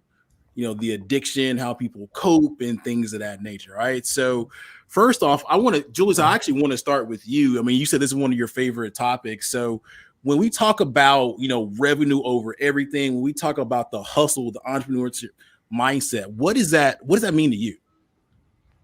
Yeah. So I kind of separate the two in my mind, right? So revenue over everything. I love that kind of slogan or mantra that y'all use at Goody Nation, because that really should be the focal point. Like the whole game of entrepreneurship in a sentence is like, how do you get someone to take money out of their pocket and put it into yours? Like that's the game, right? And it seems simple, but a lot of us forget that because we're distracted by the other things that come along with entrepreneurship, the social media and the PR and those type of things. So whenever I feel like I'm getting lost or I'm starting to drown in my entrepreneurship, I just go back to that. Like, is the thing that we're doing ultimately serving our customers to the point that they're going to want to take money out of their pocket and put it into ours? So revenue over everything. But then the other side of that, and it's closely related, is the hustle. And I think, I have an opinion that hustle should be temporary, right? We shouldn't have this eternal and perpetual hustle, right? Because to me, hustle is like you're just trading time for money. It means you have to use your physical body to be somewhere to make money for your business, and that's not sustainable over the long term. If we're building scalable businesses that have the potential to reach exponential increases as it relates to revenue over everything, at a certain point, you got to remove yourself out of the hustle. You got to be building systems and processes and hiring people so that you can grow that business to the next level. I think I forgot the exact number, but I want to say it's like 95% of Black-owned businesses don't have any employees, right? So that's like literally the definition of hustle. Every dollar you make, you got to wake up and you got to go get it every day. when you don't have a team and you don't have systems and processes built in place for you to continue to scale that business and grow without your physical presence. And I think social media has contributed to this too, but we live in an era now where people try to make this hustle look sexy, right? People want to look like they're busy all the time. And that's weird to me, because to be busy is really to just be broke for time, right? And people don't brag about not having money, right? People don't brag about not having the ability to spend money on the things that they need to spend, because nobody wants to be broke for money. So why would you want to be broke for time? So I kind of just use that as my mindset, where as I'm growing and I'm building these businesses, I want to make sure that, you know, in the early days, I do have to hustle, because I really need to be fully immersed in it. I need to learn it. I need to understand it for myself. But the goal should really to be building systems and hiring teams to run those processes for me, so I can free up my time to do other things. Nah, I love it. I love that's quite a few gems there. Quite a few gems. Will, I want to get your thoughts on. I mean, you're an entrepreneur and you also see a bunch of entrepreneurs. You talk to them all the time. Like, what is that hustle? What does it mean to you? Yeah, I mean, revenue over everything. So we have this saying in tech, like, and you and I have talked about this before, Joe. It's like lifestyle companies are, looked down upon. And if you haven't raised, $1 trillion to build your thing, then you aren't really doing it. And you mentioned, just as well as it's a philosophy, I believe in, like, we got to get rid of that mindset, like that you have to go raise a bunch of money to be able to build your thing. And lifestyle companies are not as valuable or as worthy of attention as, venture-backed companies. So revenue over everything to me is like, to my man's point, I forgot his name. It's not on the screen right now. But when you talk about it's the work to get a customer to take $1 out of their pocket and give it to you, that is the real work. And so you have a lot of companies who have raised significant amounts of capital and haven't earned $1. They can raise money very well, but haven't earned anything. And so it's not just eyeballs. Yeah, we live in an efficient economy, but if your company was to go away today, would anybody care? And so I feel like what I want to spend my time on is building things that in the forefront of the business enterprise, people see the value and they want to be a part of it. And so I built 3 companies that, in the first several months have, received checks from customers because I supplied a need. I supplied the supply to the demand that they had. And so for me, I completely agree with Julie. It's like, you shouldn't be hustling forever. And one of the things that we have a struggle with in our community is, we want to hoard all the capital. So I wish I would have learned earlier in my business career that, to put the money back in, just because, you put $10 in and you got 100 back, don't go spend that 90, put the 90 back in so that you can continue to grow that thing, go hire people, because now, even like, scriptural, like, 1 can do 1,000, 2 can do 10,000. And so I'm trying to go get the 10,000. And the only way you do that is by amplifying your output. And the only way you amplify your output, because you as an individual only can do so much, is by bringing people along who can help you do that thing. And so I got out of the hustle mindset years ago, but I had to learn along my entrepreneurial journey to bring people along. There's a quote of one of my favorite entrepreneurs, Paul Judge, talked about. He's like, how do you get smart people to come work for you? It's like, you got to be doing something special, because they could be doing a million other things. And so I'm like, I want to be doing something special that smart people want to come along with me on my journey. And so that's the way, if you're building something, you think there is value, can you sell it? Can you get somebody to come buy it? Not just your auntie, not just your cousins, but can you get somebody who doesn't know you to come support what you're doing? And not just support for support's sake, because they see value. You're supplying a need, so that to me is revenue over everything. And, my contribution to the conversation about hustle, you should not be hustling forever. If you're hustling forever, then you have not built a skill set to go build a team to come along that journey with you. I love it. I'm sensing a theme here. I'm sensing a theme. I'm about to come back to it. Before that, Naya, your thoughts on revenue over everything, the hustle and stuff like that.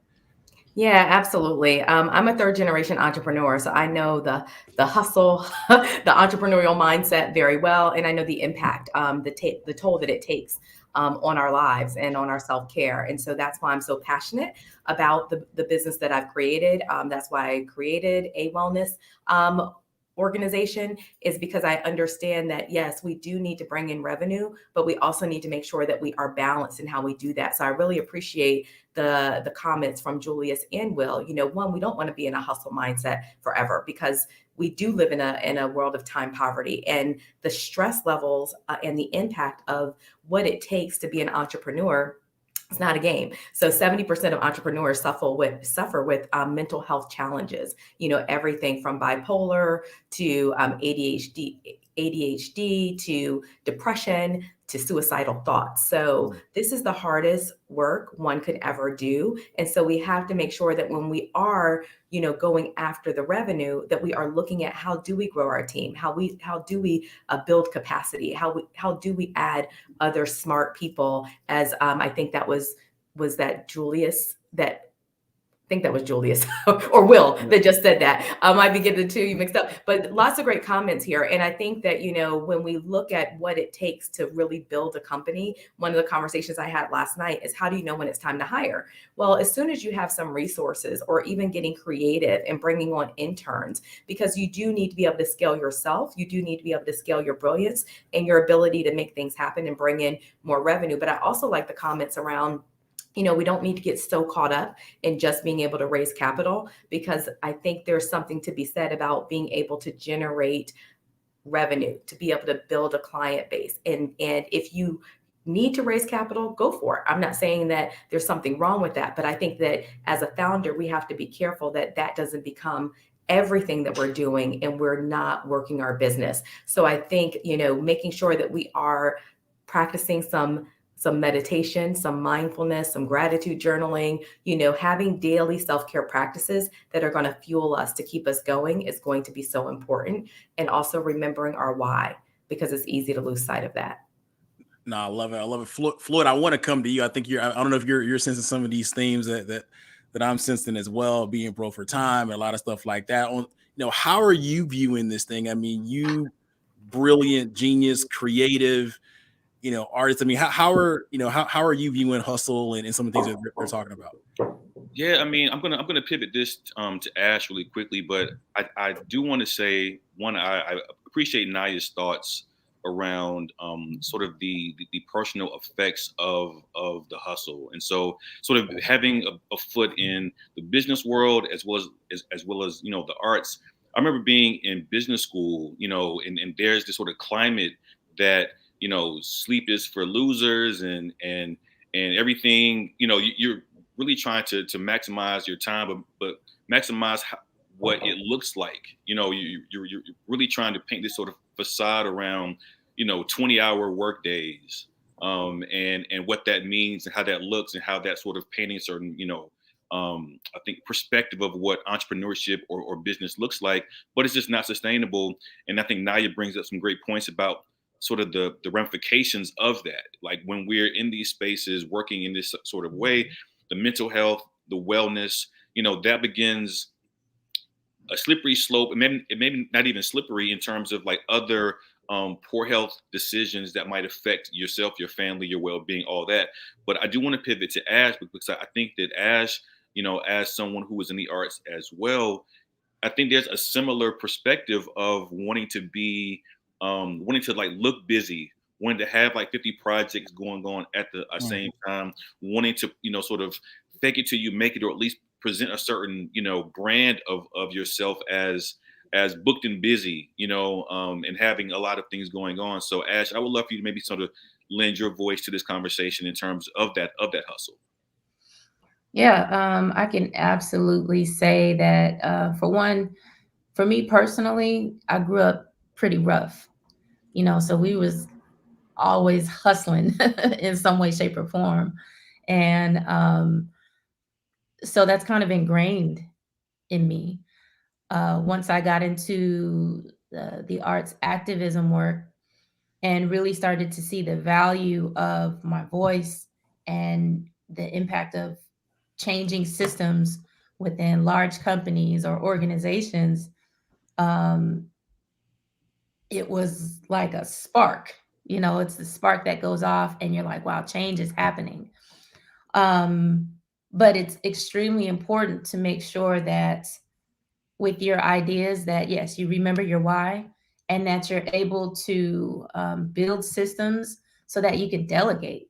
One of the things in organizing is you have to delegate all these moving parts at the same time for this whole, to pull a big operation off.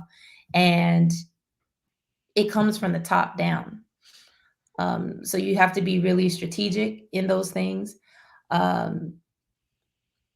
That whole booked and busy thing, I can't say enough about just tuning out the noise.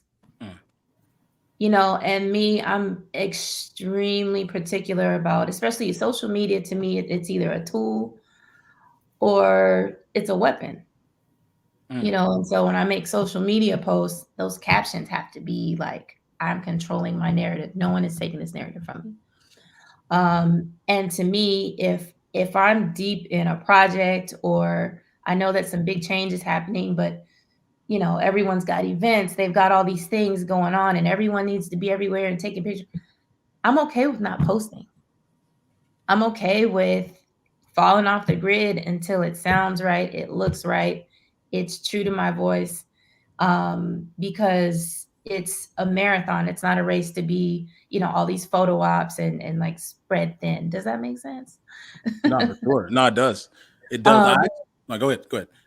No, yeah, I think a lot of us, and I've, especially this year, I find myself, I think about what 2020 was and what the protests and all these things, like these historic events that happened.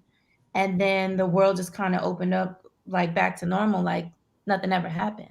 And so it's like, okay, we do these events, but where are these events going to get us in 15 years? What is this going to mean in 15, 20 years? Why are we here?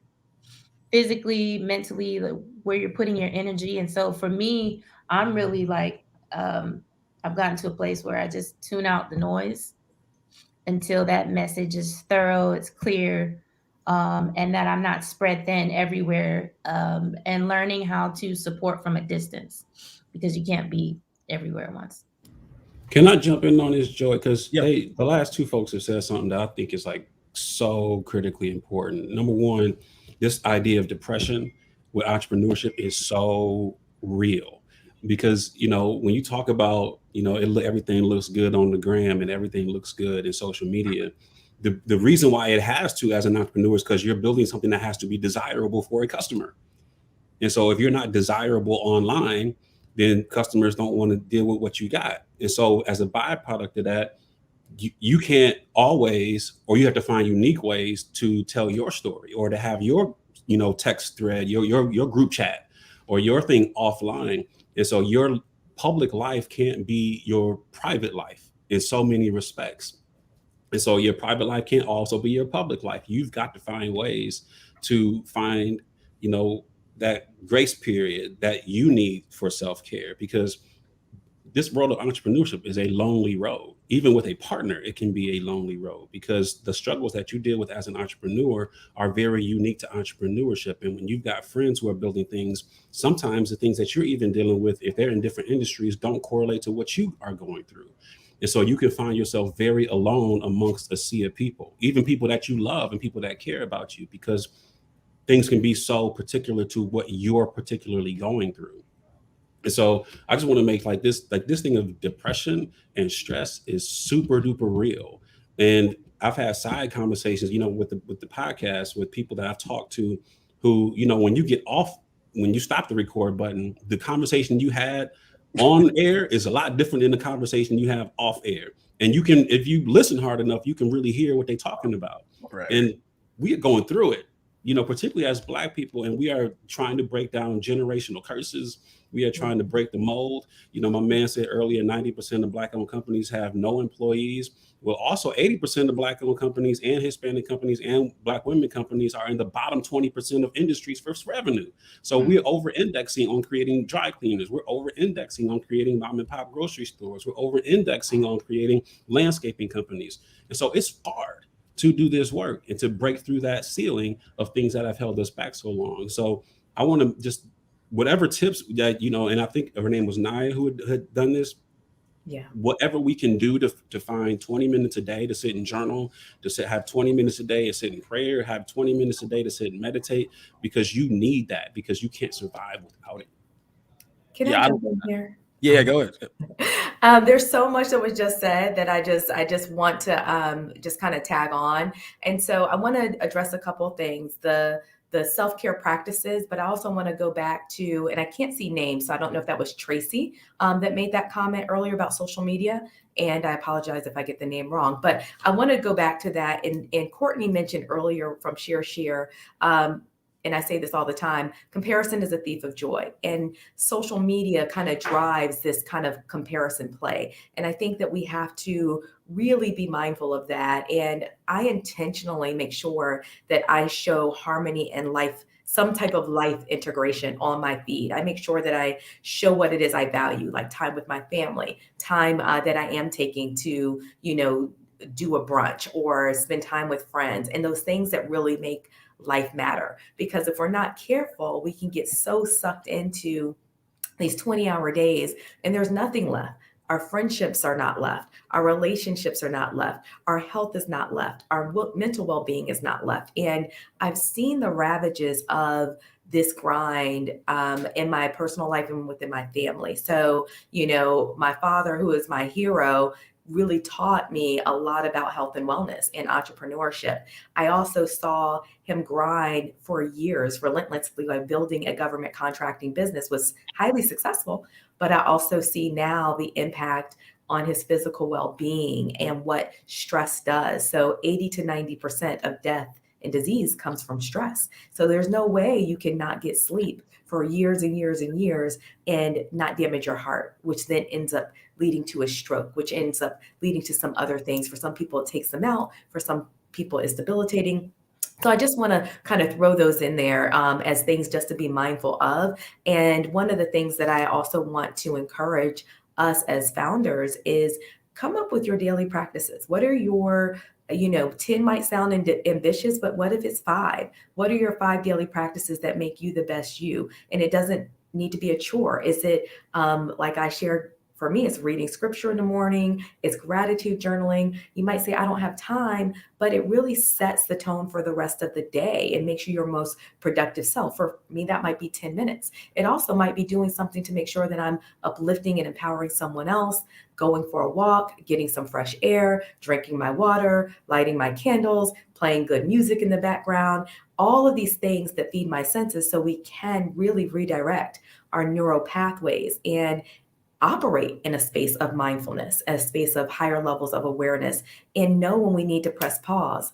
The problems, the drama, the to-do list will always be there. So we have to give ourselves permission to press pause and to be honest, right? Like as entrepreneurs, we do have to, we feel like we have this pressure of always selling this perfection, and there's no such thing. So giving ourselves license to not always get it right, and not worry about it always being perfect. We have to iterate as we go along, and we're learning with each step. And some people, really talk about failure. I will talk about, falling forward, and we're learning as we're going. So I don't want to be too long-winded, but I just think that this is such a great and needed conversation. No, I'm 100% there with you. I mean, you're talking about, all the things that come from the hustle, right? You mentioned relationships. Raise my hand. My wife will tell you the same exact thing. You know what I'm saying? You talk about, when we say relationships with family, with friends, and things of that nature, you talk about lack of sleep, raise my hand, and even you talk about particularly like founders of color, and not to get, from a health standpoint too deep into that, but we're probably already disproportionately, affected by that in general. And then you add on the extra stress of an entrepreneur. And so you start to see the impact of the addiction to the hustle. Then you start to have other people that who cope in various ways. Sometimes they drink, sometimes they use drugs and things of that nature. So there's a lot of impact there on the addiction to the hustle. And this is why we wanted to have this conversation, particularly with Floyd and Science Gallery team. And so, Floyd, I'd love to come for you. I mean, again, any other additional thoughts on what you've been hearing so far? No, this is an amazing conversation.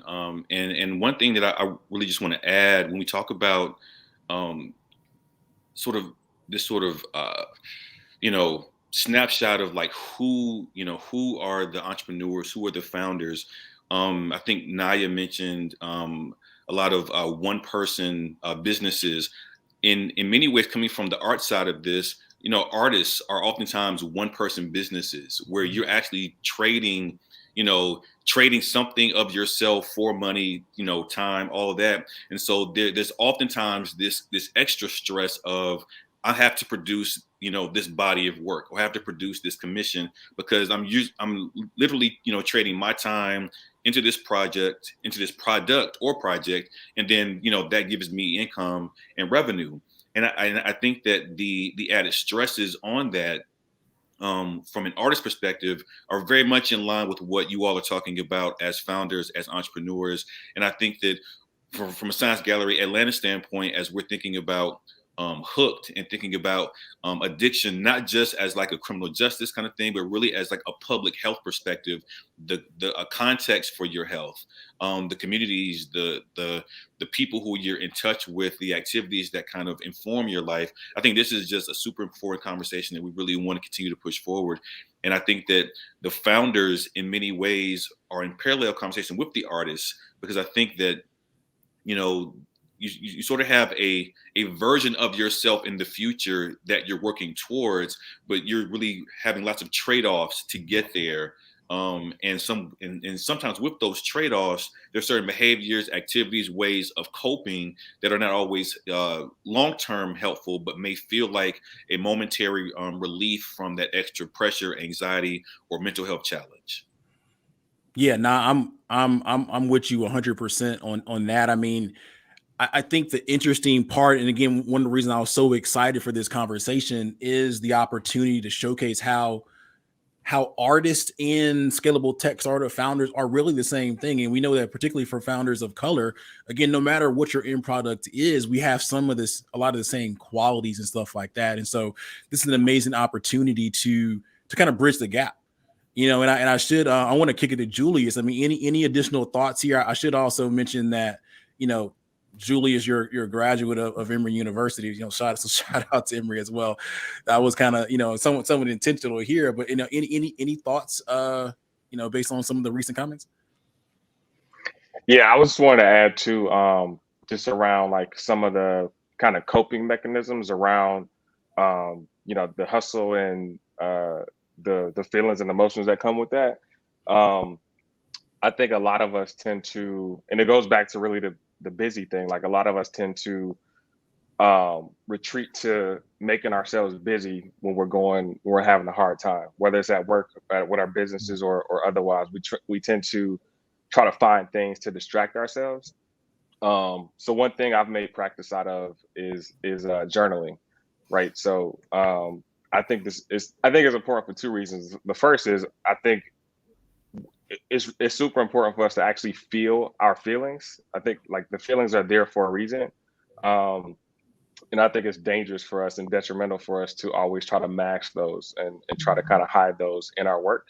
But also there's kind of like a methodical and mechanical practice around that for me, because journaling allows me to go back in the future. I can go back and see where I was at a certain point in time.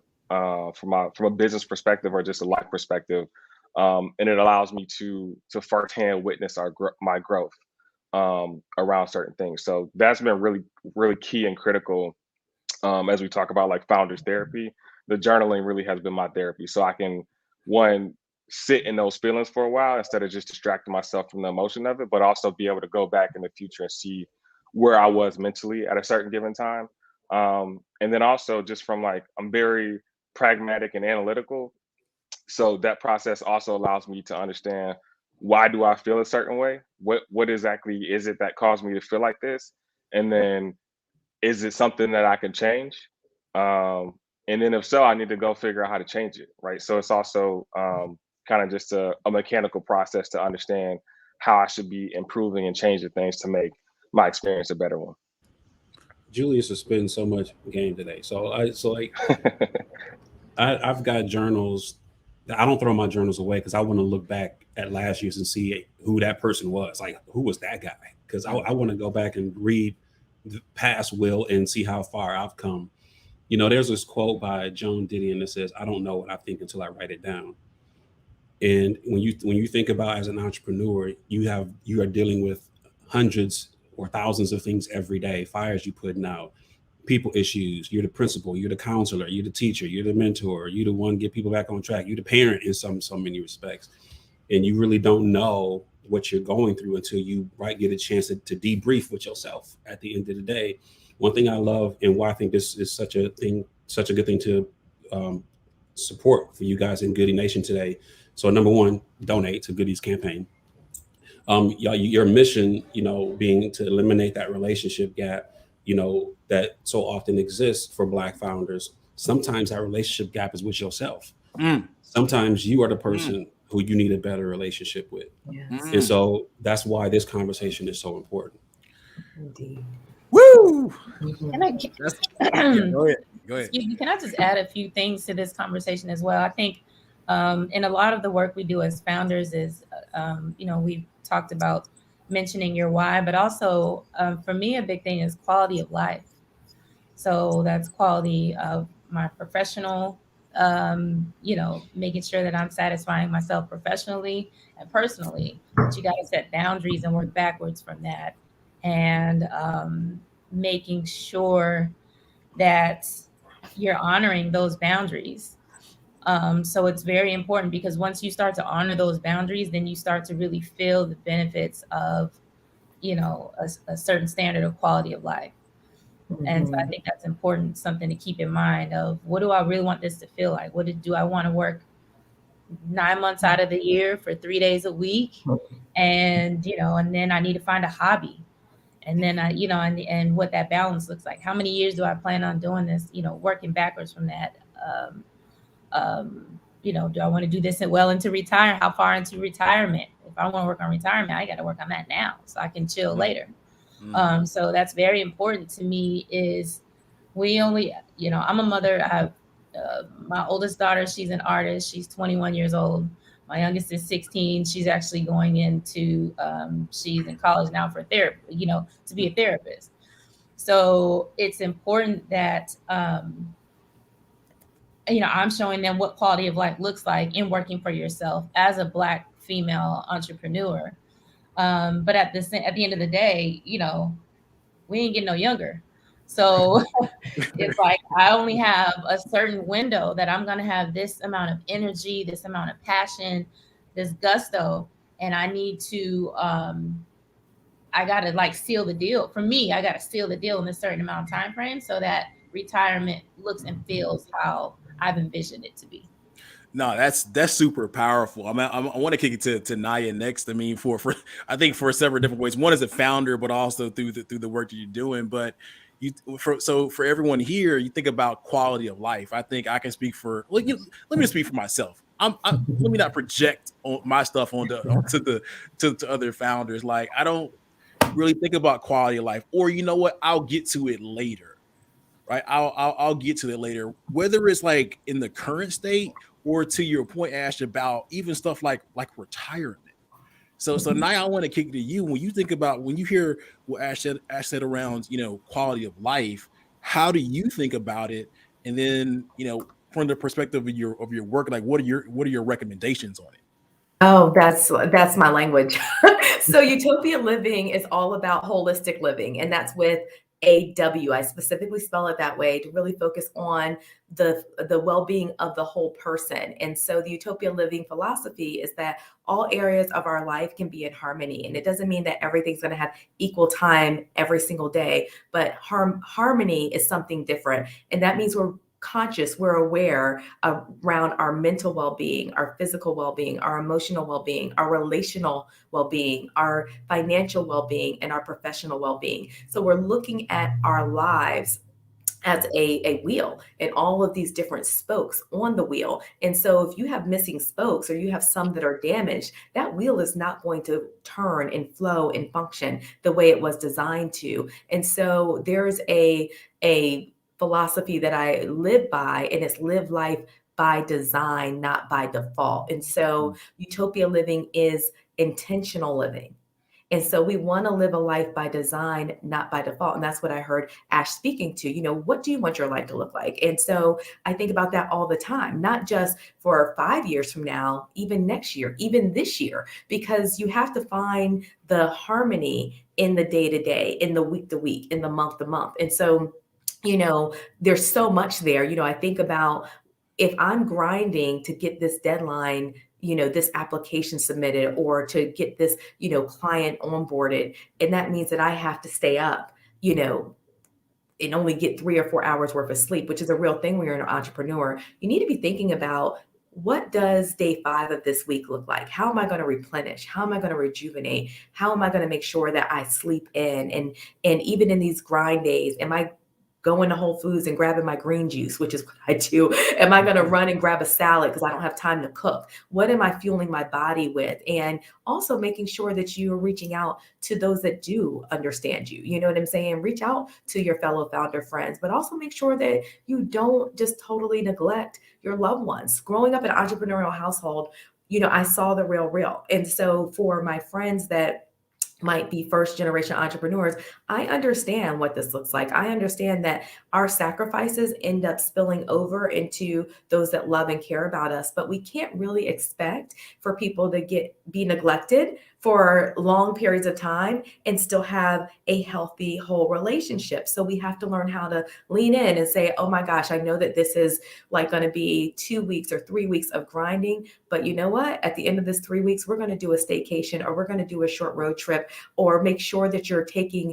those trips. Like, so for me, some of my therapy is travel, getting away, going to Belize. I recently went to West Africa and taking other people with me. And then I turn it into a global wellness retreat, which is what I'm doing, but to show other people how to really take care of themselves. But these are things I think my business keeps me honest. And so for me, it's those daily moments of creating your own utopia and your own life by design.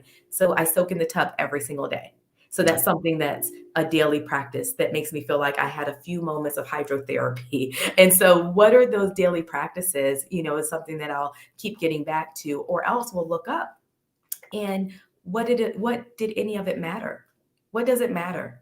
You know what I mean? If you have nobody to share it with, or what does it matter if sometimes we hold on to it so hard because we have neglected everything else, right? So everything else is a hot mess. And then we're still just over pivoting and over indexing on this one thing. And someone mentioned in an earlier call, the reality is 90% of startups don't make it, right? So we want to believe that ours will. We're defying the odds. But if it doesn't, I think we're still that much more valuable, because now you've been a founder. Now you've been a CEO of a company. So now you're even that much more marketable. But the end of the day is, you don't want to put all of your eggs in one basket where the rest of your life just deteriorates and disintegrates. So we really do want to have that awareness and check in. How are my relationships doing? How's my body doing? How am I feeling? How are my friends doing? Who haven't I talked to in a while? So when I'm doing road trips, I just drove to Maryland for Thanksgiving. I make sure during those times that I'm checking in with folks that I haven't talked to in a long time, that I need to follow up with. So just really being intentional about making sure we're getting in, those touch points to add that health and harmony to the areas of our lives that are important to us. No, I love it. I want to kick it to Julius and into I want to go touch briefly on this thing around quality of life before we spend a little bit of time talking about the exhibit, the Science Art Gallery. So before I go to you, Jules, I'm going to answer these questions for myself. I'm going to talk about, how do you view your current quality of life after hearing what everyone just said versus what it probably should be. And so I'm going to start with myself and saying the lies we tell ourselves, especially as entrepreneurs, that, it'll just be better tomorrow, right? So for me, if I do an honest assessment of my quality of life, relationship with family and friends are not really where it should be in terms of how frequently I communicate with them. I joke, sadly, I joke with the founders in the huddles that I lead, that I see them more than I see my own family, right? Again, it's pretty sad. Am I where I need to be from a health standpoint? No, I'm not. Again, the lie that I tell myself, it'll be a little bit better tomorrow. Yeah, I may make some incremental progress, but that quality of life is not where it needs to be. And there's a lot of probably a few other ways. So Jules, I'm gonna kick it to you. You know, current quality of life, honest assessment versus where and you may be perfect, by the way, which is totally acceptable, right? but where you know where it could be or should be. Yeah, so this is something else I'm super passionate about. I make it a very high priority to have a good work-life balance. So is it perfect? No, I wouldn't say it's perfect, but my quality of life is honestly great.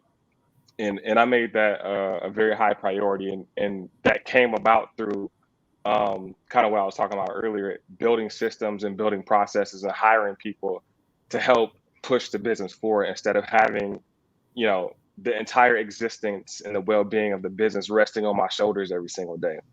Right? There was a time where I was afraid of my phone because my phone was ringing all day and all night because my customers are calling, my vendors are calling, and investors are calling, and everybody's calling me all day because I didn't have the support that I needed to manage those things, right? So that's super important to me. The day I quit my job Juneteenth of 2019. That was very symbolic for me. But that day, actually, I resigned and I left. I went to the tattoo parlor and I got the word free tattooed on my wrist right here.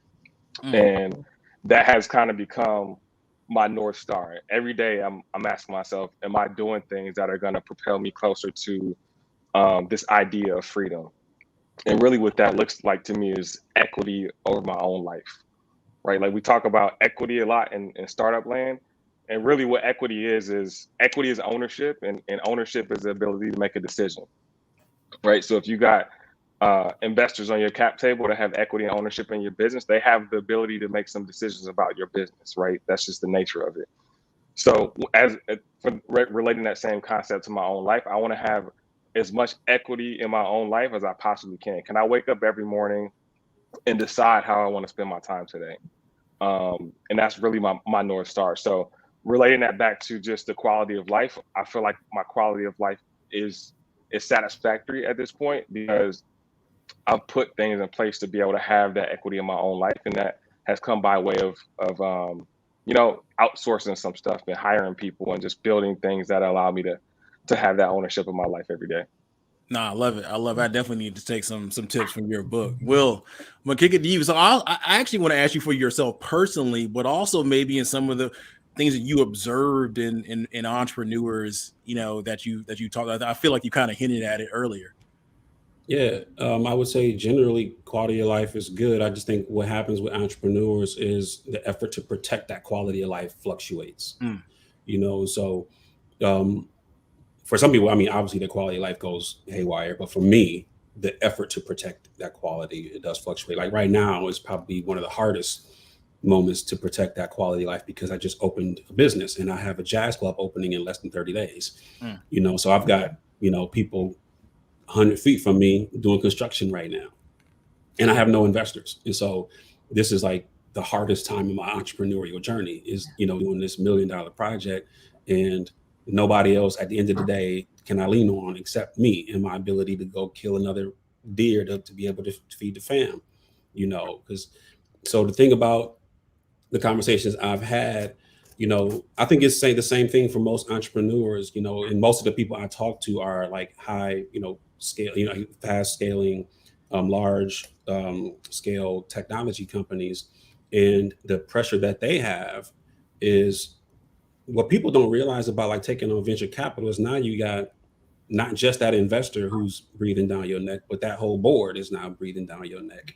And now there's so much more stuff at stake versus, and that's okay. Like if that's the road you want to take, that's perfectly fine because there are some companies that do need venture capital. Just know what you're getting into. And so we see, you know, people raising all this money and we clap for them worthily. Like they're very worthy of that recognition.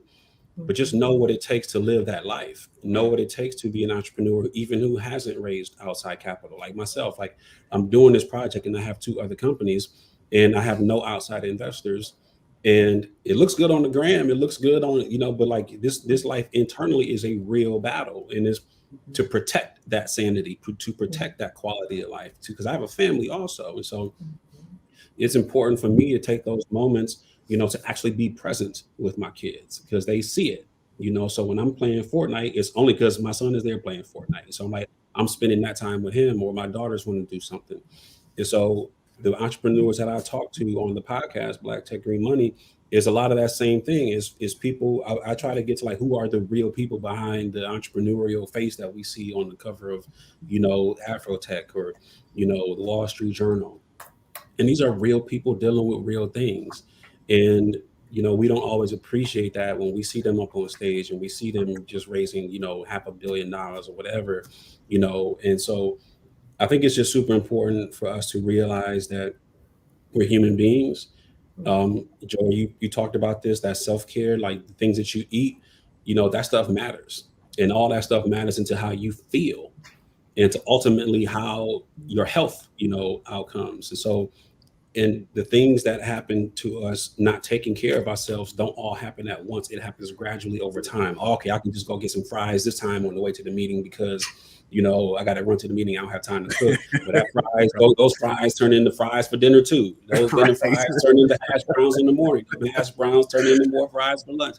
And because it doesn't happen all at once, but it happens sneakily. And there's always an excuse. There's always an excuse to go do the thing that's easy. And so it's up to you to protect that quality of life, because we all started out with black hair. I got more grays now than I did, when I got on this journey, and it ain't all because of age, but it's also stress. And that's the effort to protect that quality and to protect that sanity and to protect that space, as I believe somebody here said. The reason I don't have an Apple Watch is because I was about to freak out because it kept buzzing all day long. So I can't do an Apple Watch.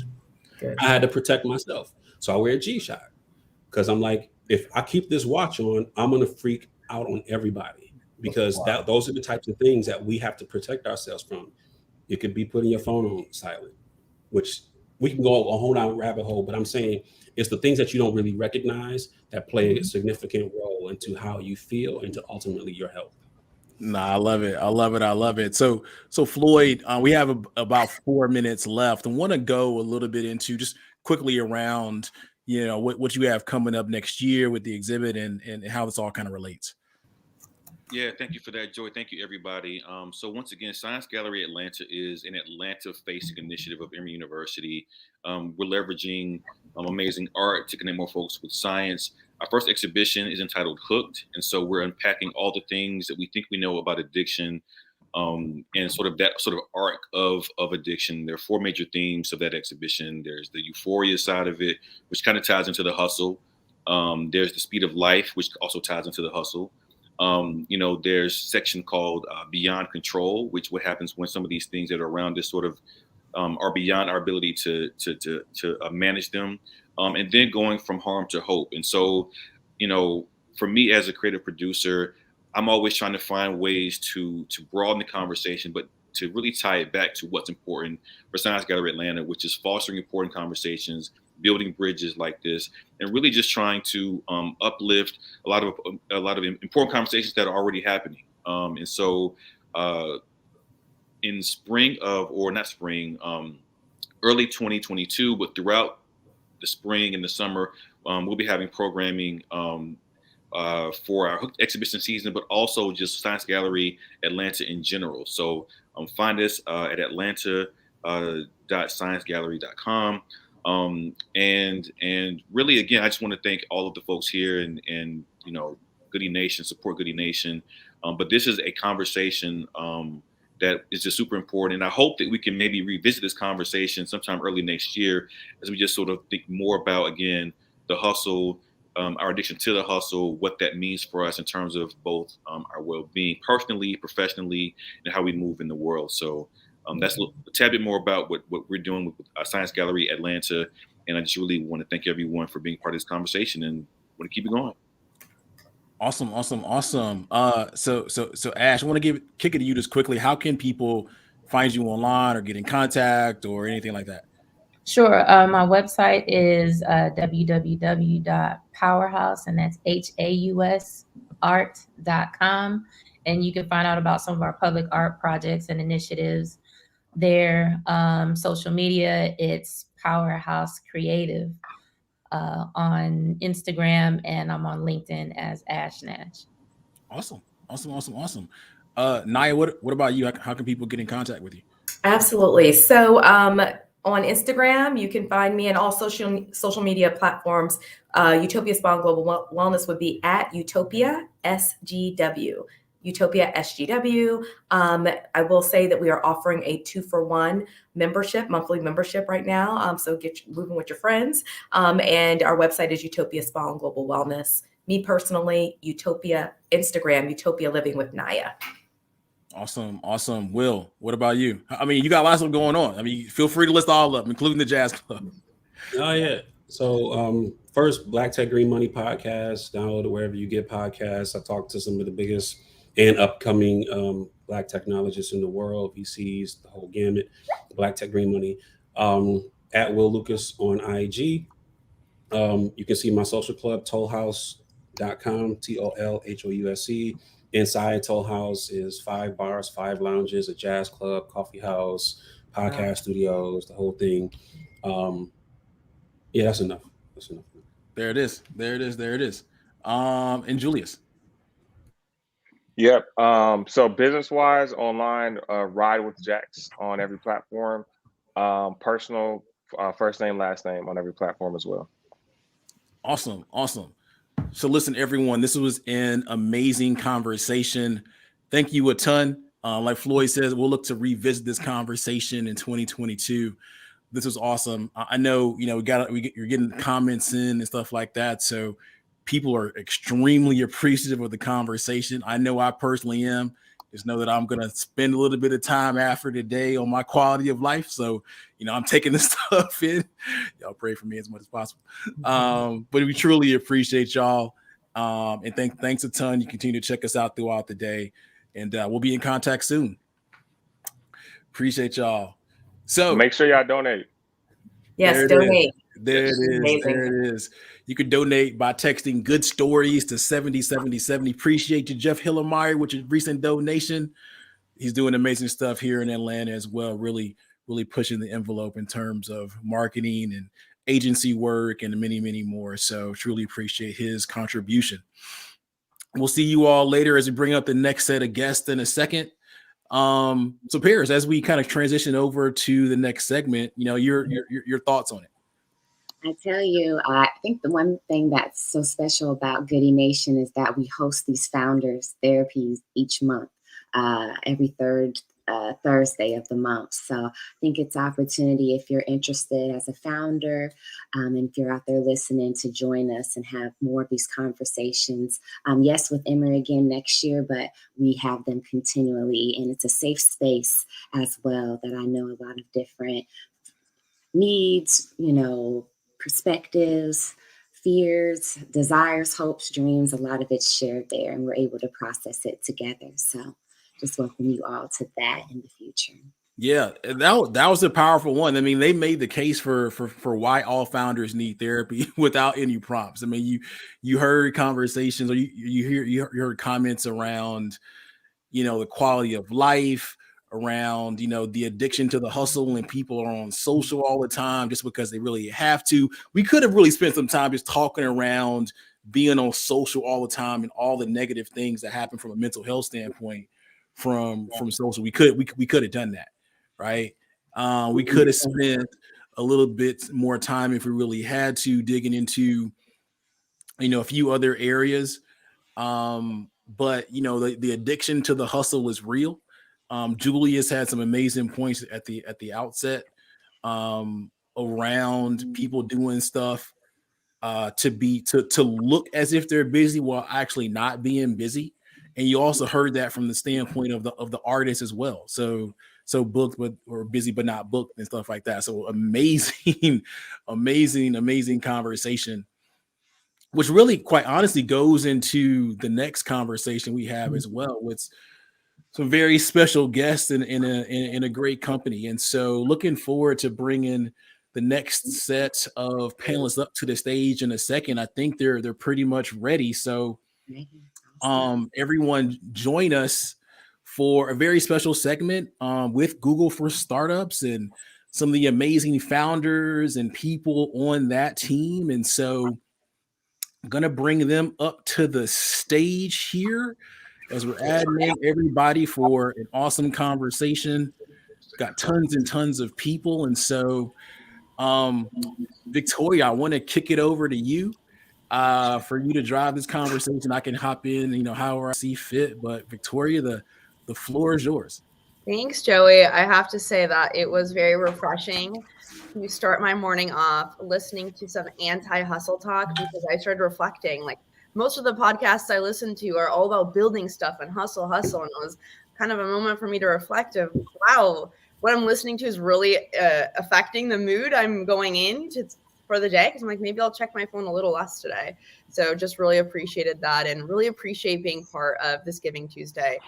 So as you had mentioned, my name is Victoria. Just a quick little introduction. I am the U.S. Startup Partner Manager representing Google for Startups here today.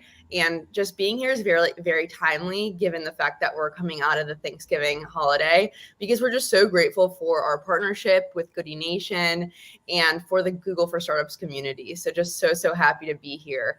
So just a little bit for those maybe who are tuning in that are not as familiar, our core focus as the Google for Startups team is to really support underrepresented founders through programming, through funding, and most importantly, through that community. So that's the community members we have here today, which I'm super excited to turn over to in a moment. But before that, I want to highlight how maybe some founders that are watching this and wondering, how can I become part of this community?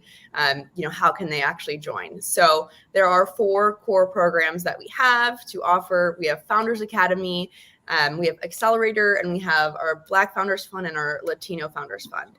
And the exciting news is that we're actually on the cusp of launching applications for Founders Academy, which that link will be shared through Goody Nation's channels. So make sure to keep an eye if that's something you're interested in, and we welcome you with open arms. So it's an open application, and Founders Academy is one of the best ways to actually set yourself up for success if you are interested in pursuing Black Founders Fund funding or Latino Founders Fund funding. So with that, excited to introduce the members and some of our key community pillars today. First, we'll kick it over to Chantel Cohen and Louise of Sanurai to talk really about mental health and the implications of that on entrepreneurship. So perfect segue from that earlier conversation. And next, we'll follow up with a facilitated panel with Tony Wilkins, Renee, Edna, and Rudy. So I'll turn it over to you, Chantel.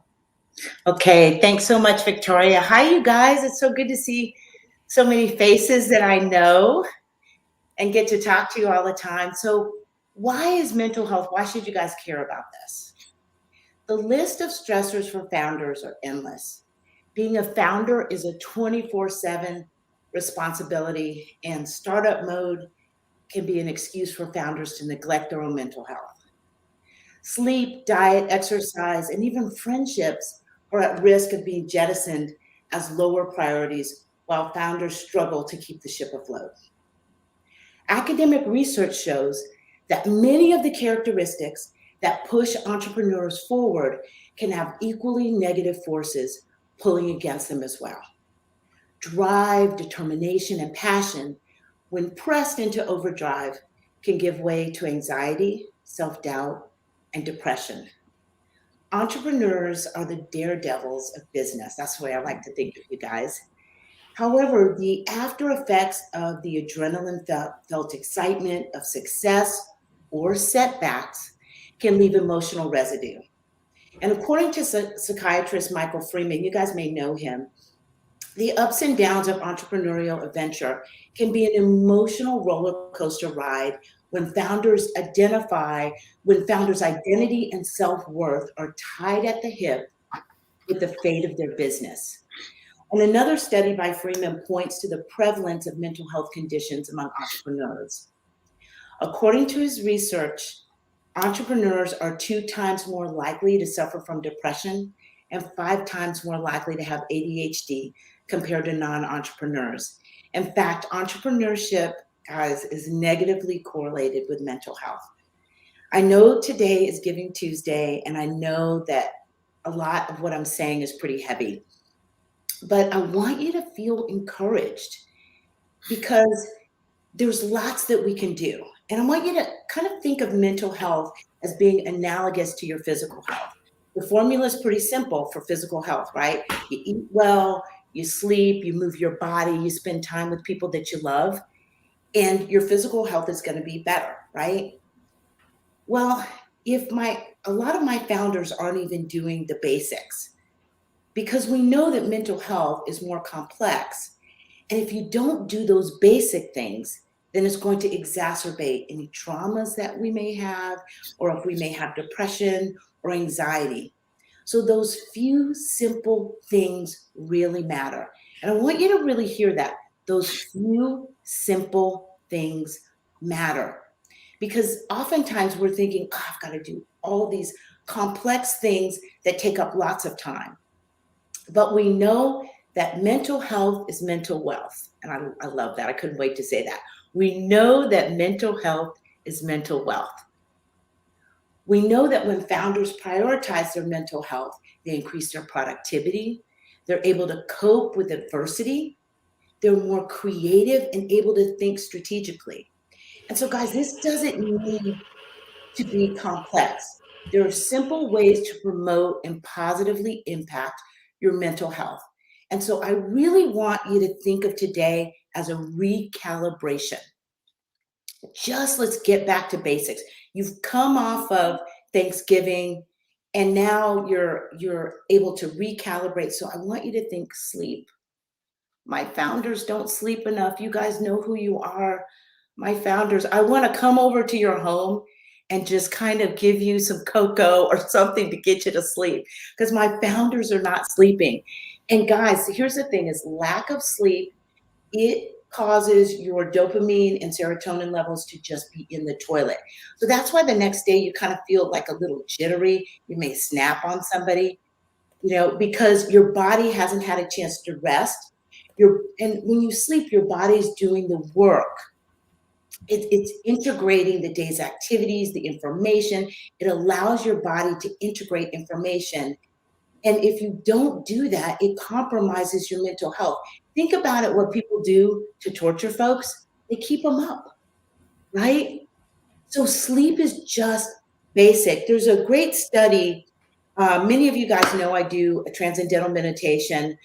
Transcendental meditation, is on the American Heart Association's heart protocols that, you take your statin, you exercise, and you do transcendental meditation. And so it's amazing. I will tell you that even my children tell me, they'll say sometimes, Mom, I can tell you didn't meditate, and I never tell them yes or no, but they're always right, you guys. I'm just less patient in the morning with them if I haven't meditated. And so they did this great study where they had two non-meditator and a meditator, and they hooked them up to all these electrodes because they wanted to see their brain processes. And they gave them a problem-solving exercise. And what was interesting is the meditator, how do I say this? The brain scan showed that the brain was less illuminated, meaning they use less of their brain. So it's counterintuitive. The person who meditates actually is using less of their brain, and they're able to integrate information much more easily. So if you can't nap, if you can't sleep well, please meditate, because that'll give you some of the same impact. Another simple thing you can do is to take 30 minutes each day to do something that is non-work related. It's super important to do that. I don't want you on social media. I really want you to take a walk, talk to a friend, play cards, play solitaire, whatever it is, but do something non-work related, because this is going to be brain boosting. Another thing, I wore this on purpose for you guys. This thing is called the Apollo, and I absolutely love it. It emits a little like a vibration, and you can use it to go to sleep. It emits a vibration to go to sleep. It emits a vibration if some of you are suffering from anxiety. Let's say you go into social situations and you're worried about talking to folks, or you go into a pitch competition, you can wear this and it emits this little vibration. It has all different kinds of settings. It is so awesome. It was developed by a physician, and I cannot tell you, it's a game changer for a lot of my clients. I use it to fall asleep. I'm a woman of a certain age, so I need it to fall asleep. So I promise you, it really, really works. I'm just trying to give you guys some things that are realistic that you can do. And the last thing I'm going to tell you is to make sure that you can do creative things. Sit outside when you're having a meeting. Walk when you have a meeting. Also get a walking treadmill. Anything to move the body, because what you're going to do is get the blood circulating so that you can actually think straight. It actually stimulates creativity, etc. So guys, come see me. I promise you there's a lot more, a lot of complex things that we can talk about, like how to delegate to your employees, how to set realistic expectations. But today is Tuesday, Giving Tuesday. There's a lot of research on happiness. And I want you to think about, not only giving to your favorite charity, but also doing something for someone that just a random act of kindness will boost your happiness quotient, will also help you feel good. So remember that nothing else matters more than your physical and mental health. And if you take care of that, I promise you, otherwise you can have therapy sessions for life with me. I promise you that if you invest in your mental health, you are going to see a great impact in your business. You're going to see it flourish. Come see me. It's so nice to see so many great faces. Louise, I'm going to hand it over to you. Before that, I just want to say, so Chantel actually is one of the key pillars of our community. She offers her business. CWC provides counseling and therapy to support to all of our founders. That's a resource offered for Founders Academy, as well as our founders who receive funding. So thank you so much for sharing those very actionable tips. And next, Louise, to share more about his journey as a founder who's actually working with Sanurai on developing resources for accessibility to mental wellness. Yeah, hello everyone. My name is Luis Suarez, founder and CEO at Sanurai. We're an online platform, a mental health online platform for Spanish speakers. And what we do is we connect mental health professionals in Latin America to folks that speak Spanish in the US or elsewhere to provide culturally sensitive Spanish language emotional support at accessible prices. And have had the luck to work with Google for Startups for some time, and just to listening to the theme and mental health. I knew when I was starting the business that I was getting into the mental health space, right? Like from a professional standpoint, but not so much from a personal standpoint, and that I was gonna need to invest myself in my mental health, because it's so. Yeah, being a founder is like Chantel said, like definitely negatively correlated to mental health, and all of those tips that Chantel mentioned are so great and so helpful in this journey, as well as just not tying your identity so much with your company. And when you're doing this business, like basically the company is you, and then you tie your identity to it, and then it's just finding ways to just be able to separate like your self-worth from the company or the success of the company, etc. Other things that I can talk about is just my story, how I came up, and why I thought about Sanurai, etc. So I'm originally from Mexico City and came to the US to do my MBA at Duke University. Met my now wife there. When we graduated in 2017, we came to Chicago. I worked 3 years for a management consulting firm called A.T. Kearney. And we eventually got married March 14th, 2020. And if you remember, that was quite an eventful week with the pandemic, the lockdowns, etc. So, looking back, it was kind of lucky to be able to sneak it in there, but it was really stressful with everything that was going on. So upon coming back to Chicago, I was looking for mental health support. And I've been lucky to have mental health support like growing up, and I will always have been fortunate enough to have had like resources and in different points in my life when my parents were going through a divorce. And other times it was I always found it like a great resource and just super helpful to find things that are happening to me that like probably you're just blindsided and you don't know what's going on. And I think definitely has changed my life in different points in time.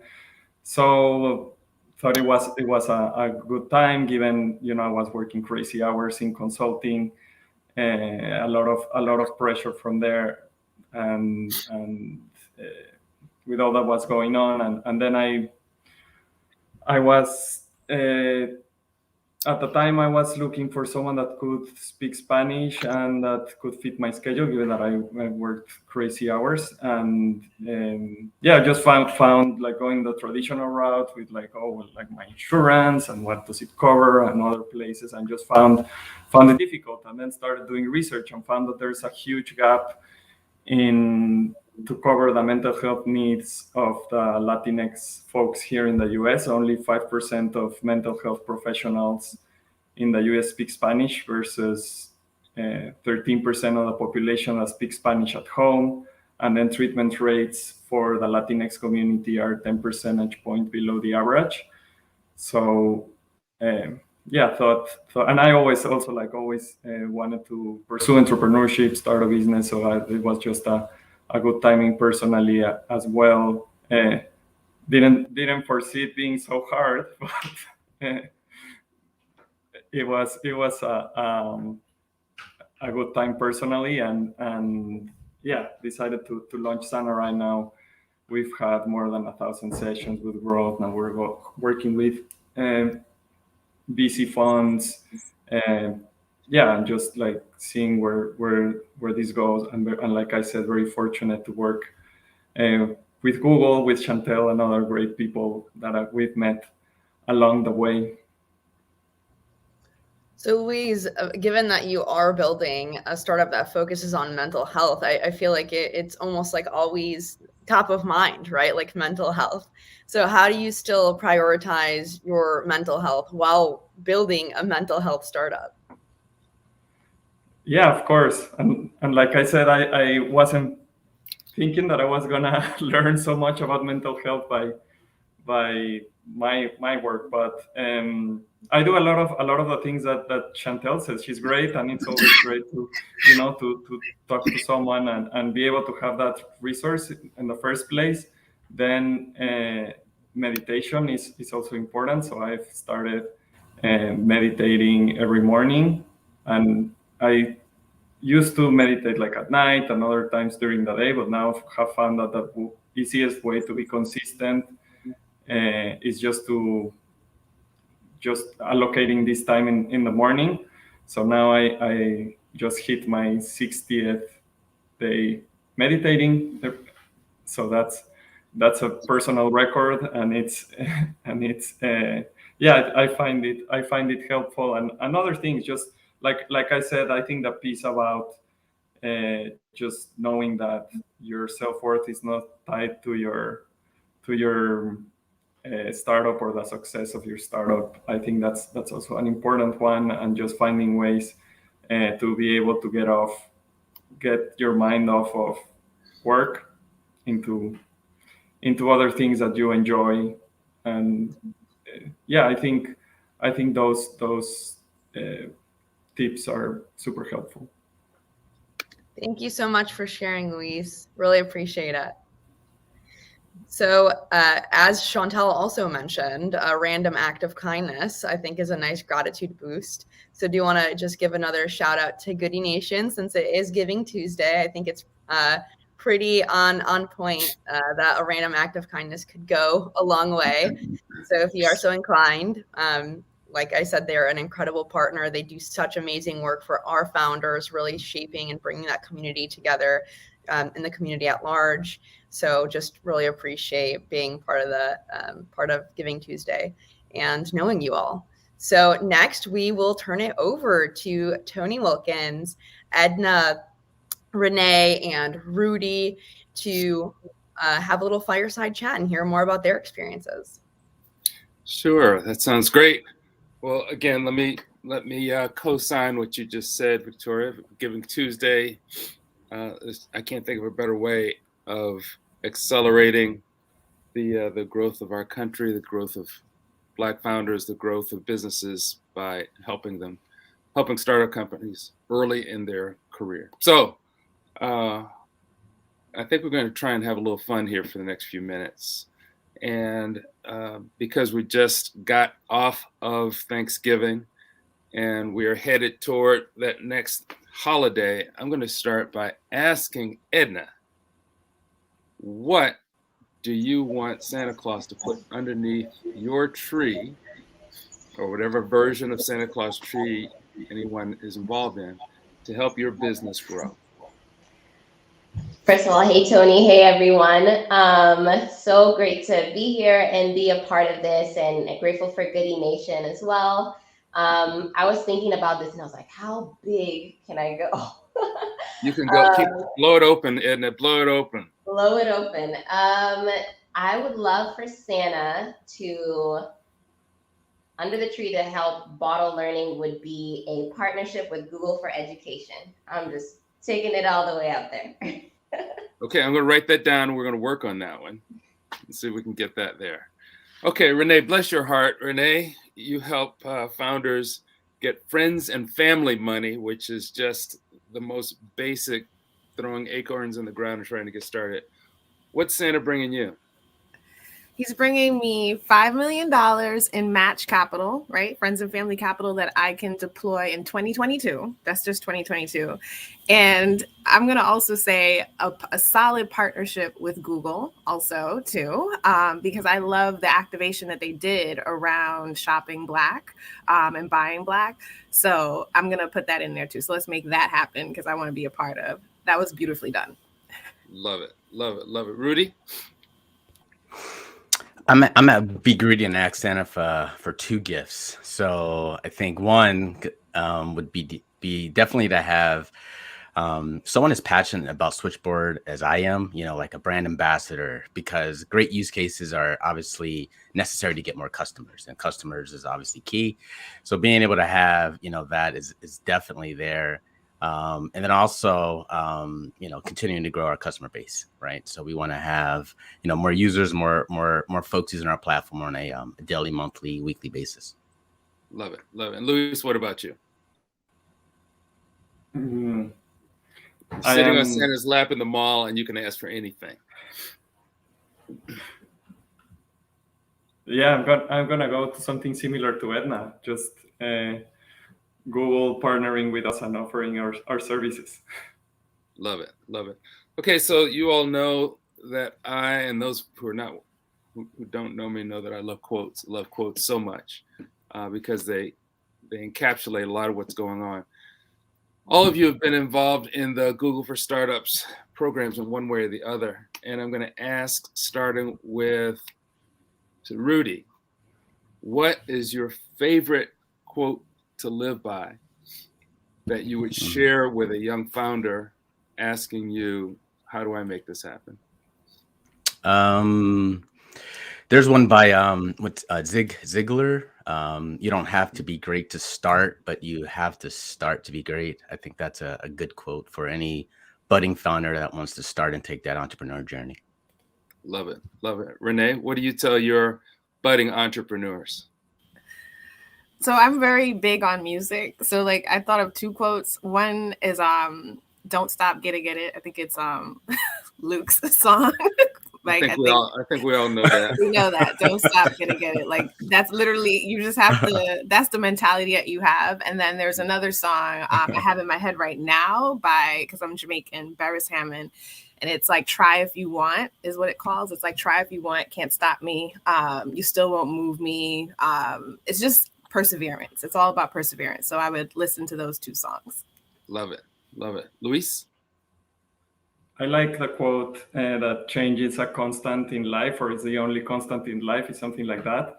And just like reminds me of how uncertain entrepreneurship is, and you just have to embrace change. Great. And Edna? So I'm not sure like where this originally came from, but the quote that I love is, don't let your wins get to your head and don't let your losses get to your heart. I think that was a big one. Love that. All right, so, and then we're going to go back to you. We're going to go back to you about Google for Startups. Just talk a little bit about your experiences at Google for Startups. Model learning helps children learn various aspects in school, a lot more fun, interesting, engaging. What's the most pleasant surprise that you found about being involved in Google for Startups program? Oh, wow. There was a lot. I'll have to shout out to Chantel and CWC. That was amazing. That was the very first time that I'd never had like therapy or coaching. And going into that was, really life-changing. I got to work with Jeannie, and just having somebody there who helped to walk me through, a period. And one of our goals was like, we're going to help you delegate more so you can get more sleep. We were just talking about sleep. And like, honestly, like through that 6-month period, those huge transitions for me personally as a founder that helped me get more sleep. So that was awesome. And then I think with you, Tony, like we were right in the middle of fundraising while we were going through the sessions with you on fundraising. And I love that it was split up between founders in particular stages. So it was like, okay, we're talking exactly about, how to fundraise at our pre-seed stage. And it helped just even the mindset of like, hey, I have something to offer that these investors want. So I'm not going into these meetings like, please give me your money, and just having more of just being able to navigate those conversations better was awesome. Fabulous. Renee, what about you? What was the most pleasant surprise that you just really didn't expect to get from Google for Startups program? I think it's the level of intentionality that was baked into how the programming was delivered and who was put together. So thinking of like you being on there, Tony, and Chantel, and Goody Nation, like that. I think it's one thing to, as a company, as Google, to say, we want to do this, make this impact, but then finding the right people and putting them together, right? So that they can really be intentional and being culturally relevant on how they delivered the program made all the difference, right? It's one thing to be in a space that you feel that you can completely be yourself. You are going to get perspective from people who have been there. They've been in various rooms. They've done things. They've acquired their businesses from Jewel, like got her business acquired. Tony's been an investor. Chantel knows how to help Black women through all of our issues. Like it makes a difference. So that level of intentionality was felt through all the different everything, all of the programming and all of how it was delivered. So that was very surprising. And I've been through a lot of programs, and I will say I didn't experience that. And same thing with like Goody Nation too, like adding them. It was just all very intentional, and I appreciated that a lot. Love it. Luis, what about you? I think that the Sales Academy was very important. And at the beginning, I thought, well, it's a lot. We're going to be doing 2 months of Sales Academy. But then I realized how important sales are for founders and startups, and not only just selling your product, but then you use the same principles when talking to investors and when hiring a team. So this was surprising, and I found it super useful for my journey. Very good. Very good. And Rudy, you've been involved in a couple of things associated with Google for Startups. What has really stood out for you? Well, my the way I was introduced was through the Black Founders Exchange down in Durham, North Carolina. That was a week-long, immersive, like heavy, intense programming content.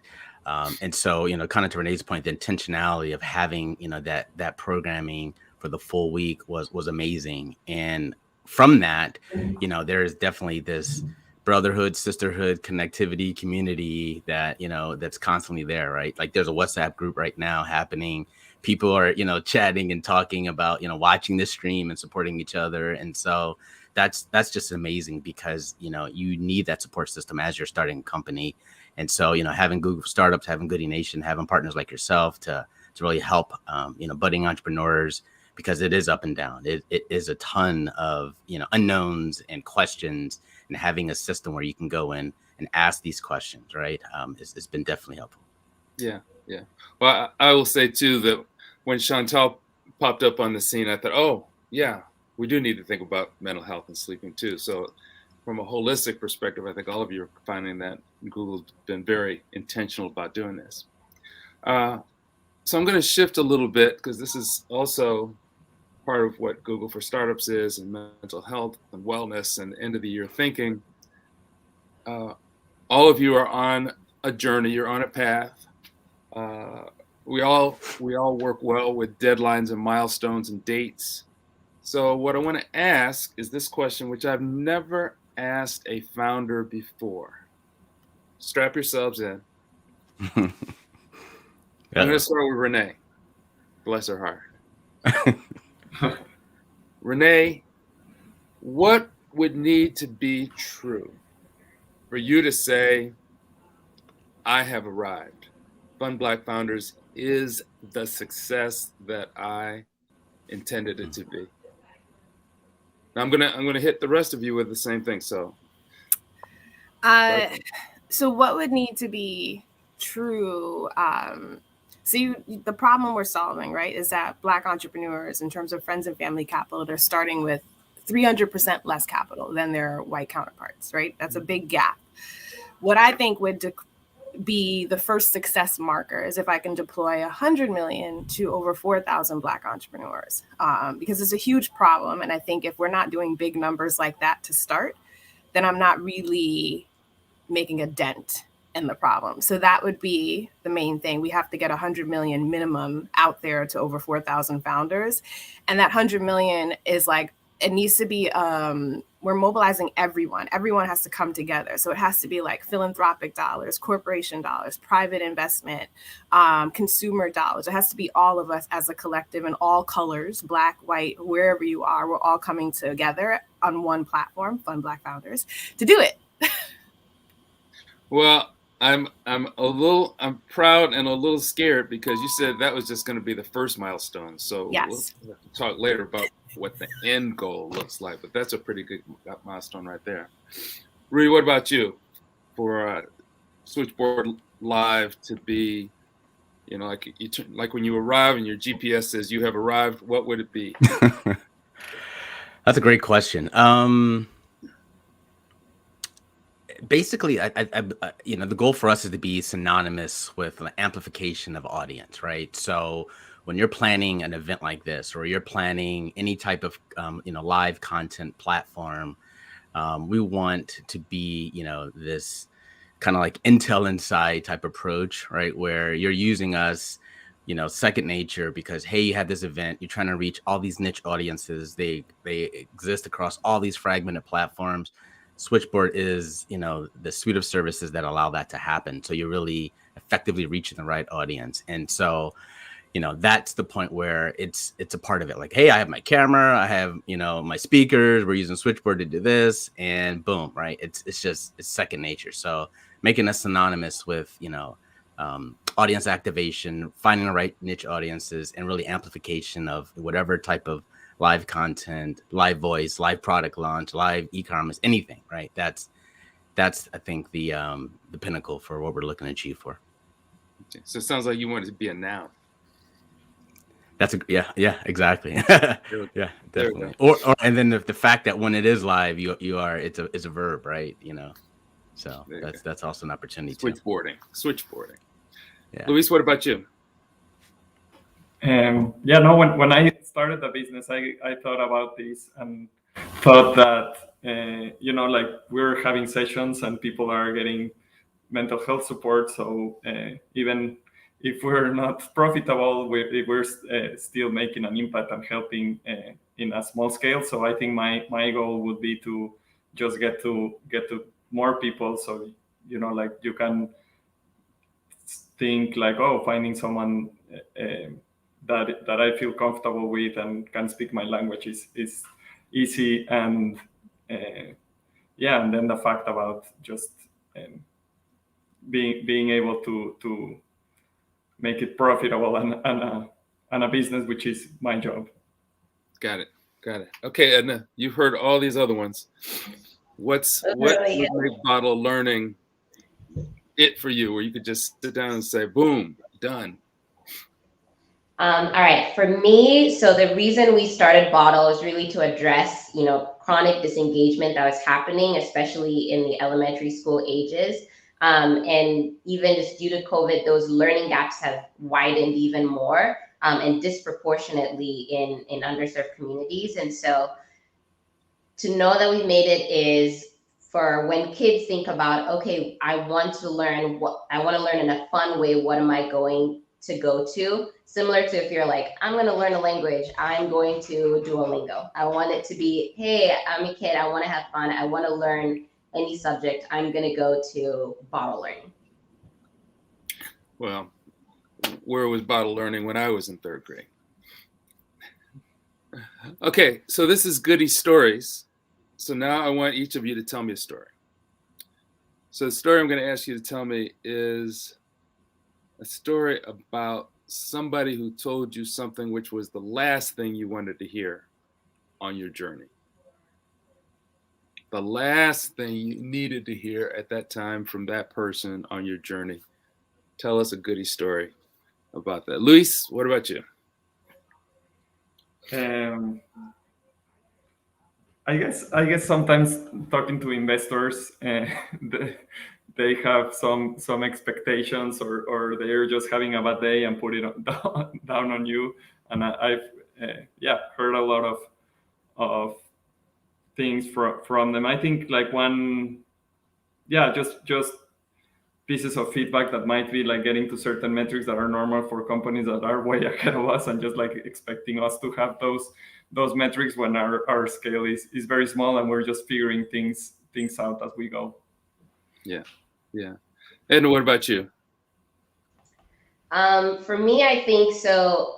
August 2020 is when I quit my full-time job, and I had 2 full-time jobs, Bottle and another job, and I quit that. I was like, I'm diving in because this is what I want to do with my life right now. And I think I just heard a lot of, are you sure? Like I had a really good job and it was paying good, and it's like, do you really want to take that jump? And I think at that time, like that was the last thing I really needed to hear. It would have been better to have more of the support. I still took the leap and it was the best decision ever. I think like in those moments, you need more encouraging voices rather than the, are you sure you want to do this? Yeah. That sounds like everybody's grandma. So Rudy, what about you? That's a great question. I'd say probably, and I think some of the other folks on the panel would hear that, is especially in the tech space is, why wouldn't like a Facebook or Amazon or YouTube do this, right? So that was one thing where it's always got to combat that. And, that to me is just someone not really understanding or listening to what you're talking about, right? Whenever you're giving your pitch. The other thing would be is early on, we would attend some trade shows, right? Really had to educate people on what we're building because it's a new subcategory. And that year it was, we would get like, why would I want to do this? Or what's the point? And then completely shift like a year later, same conference, right? It's, hey, we heard that this is what we need to do. How do we get this involved? Right. So like, it was just amazing to kind of see that transformation. But I tell you, that first year was actually challenging because we had to basically teach and educate and answer that question, why? Yeah. That's often the big headwind to make sure if you really want to do this or not. And Renee, what about you? What is it that a story about something you said, I really didn't need to hear that right then? There's so many. Yeah, there's a few. I think the main thing is that I think that thinking we need to be, so Fund Black Founders is not a charity, right? We're not a nonprofit. And I think when people hear about us and the work that we're doing, sometimes they go instantly, you should be this or you should be that. And I think that, and I don't blame people for that, because I think that's like what they know, right? Or what like know to be true and what it sounds like and things of that sort.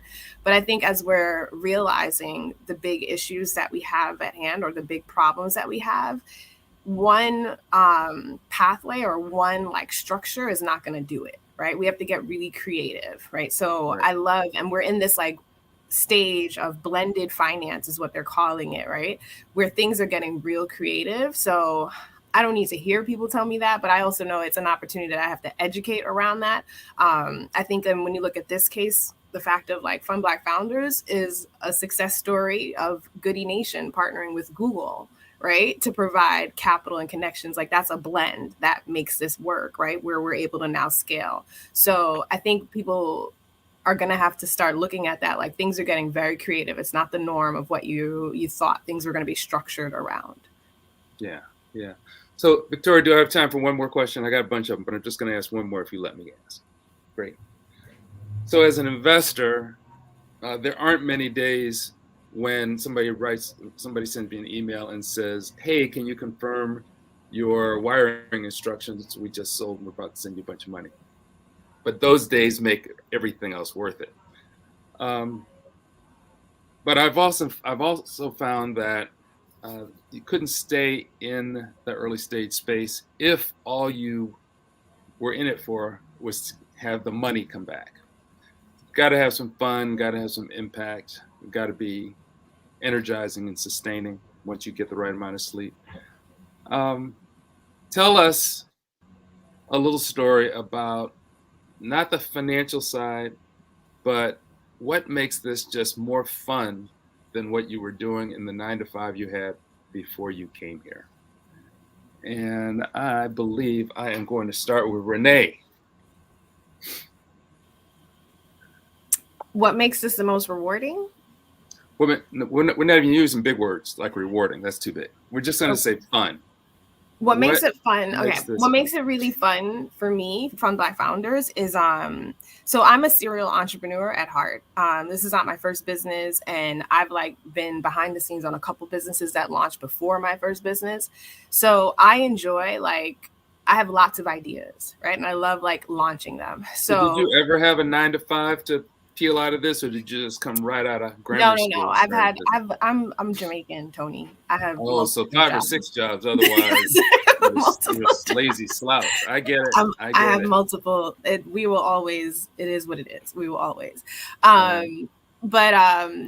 So what makes this exciting for me is that with founders, with new Black entrepreneurs who are coming in, I get to get my serial entrepreneur fix by way of them, right? It's like they come and I'm like, ooh, I'm so excited about what you're doing. Do this, and then another one. It's like, ooh, and I'm so excited about what you're doing. So it's like I'm launching 20 billion businesses, but it's not me. So that's the part that I really love about it. Mm-hmm. All the fun, none of the responsibilities. Yes. Edna, you had a big time 9-to-5 job. I'm gonna look up your LinkedIn profile and see what Fortune 500 company you were CEO of before you started out of learning. But what makes this a lot of fun for you? What makes this so fun, I think, is just the people that we get to meet along the way, like team members. That's been really fun. I remember hearing a quote about sometimes things get hard and you have to take the long way around because you got to pick more people up along the way. And it's been awesome just to grow the team and the feelings that I was feeling in like August when I was like, oh my gosh, do I quit my full-time job? I'm really excited. I'm going to jump into this. Like, we recently had a team member, she's in Sacramento, and she's been doing the same thing for 9 years. And she's like, I feel this nudge, like I want to do something different. And then like bottle is her big jump. She's like, okay, I'm jumping on, I'm super excited. And to see somebody go through that, and then I know exactly how you feel, and all the imposter syndrome and stuff, it's fine, you're gonna do great. That's been super fun, just to bring more people along the journey. Love it, love it, love it. Luis, what's been just the fun part for you? Well, seeing like feedback from clients, and just being, seeing that we're getting closer to fulfilling our mission of increasing access. And also like the people I meet, it's a mix of like people that take risks, and they're very creative with all of these ideas. And yeah, I love that as well. But Rudy, you had to do a little evangelizing and turning people around. It must be a little bit of fun to see them come back the next year and go, oh, you were right. But what's the most fun? What has been the big thing that's made you go, you know what, this is pretty cool, and it's pretty much worth all the pain and agony I've been through? Well, I think, definitely being able to see, your product be responsible for like millions of minutes, on a monthly basis, be used, right? Like, and having this idea, this aha moment, and see that in action, to me is obviously rewarding. I'm gonna use the big word rewarding, but also it is fun to go through that journey, and being able to build a team, and taking an idea and having other folks, take that leap with you.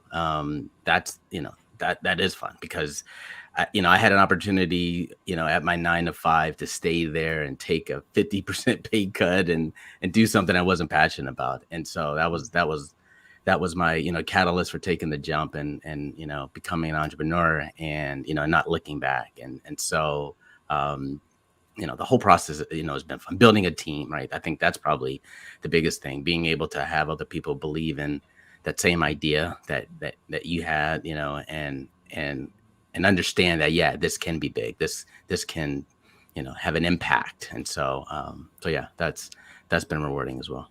Very cool. Very cool.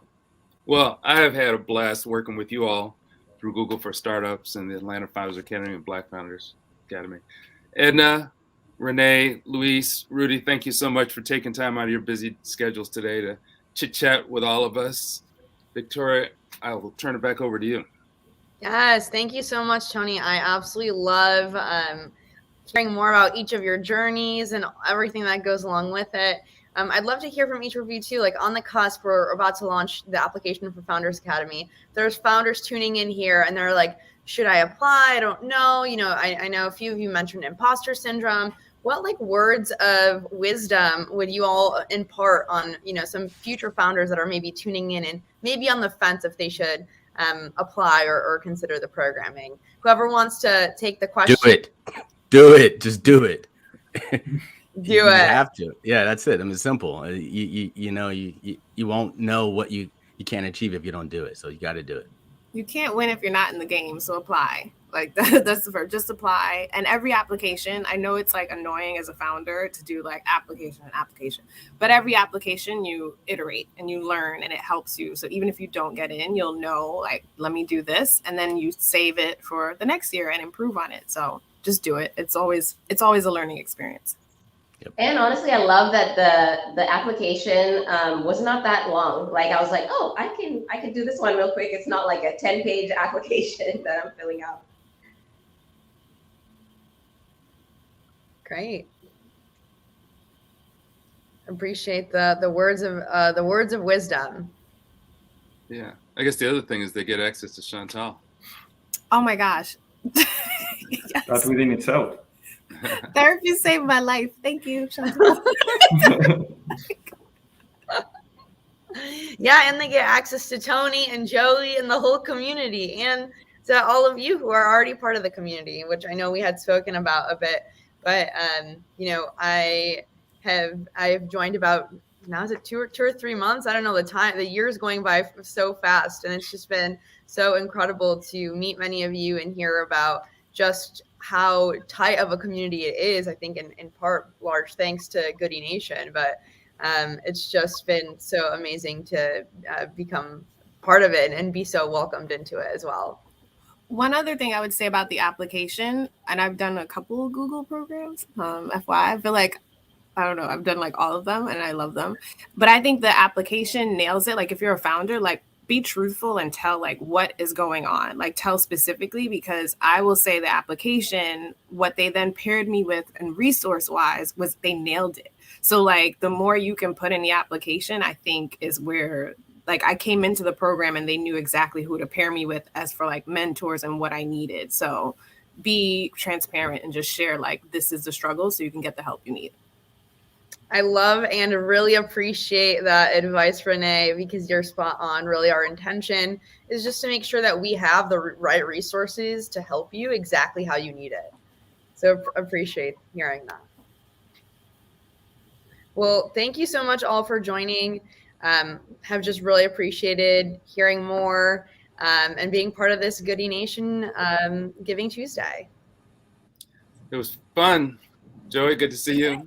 Likewise. We should catch up soon. Sounds good. Awesome.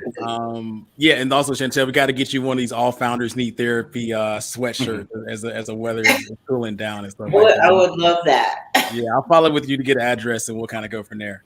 Okay, sounds good. Yeah. I mean, Victoria, Renee, Edna, Rudy, Louise. I mean, this has been an awesome experience, and love hearing the stories. I love hearing the questions. I dropped in chat.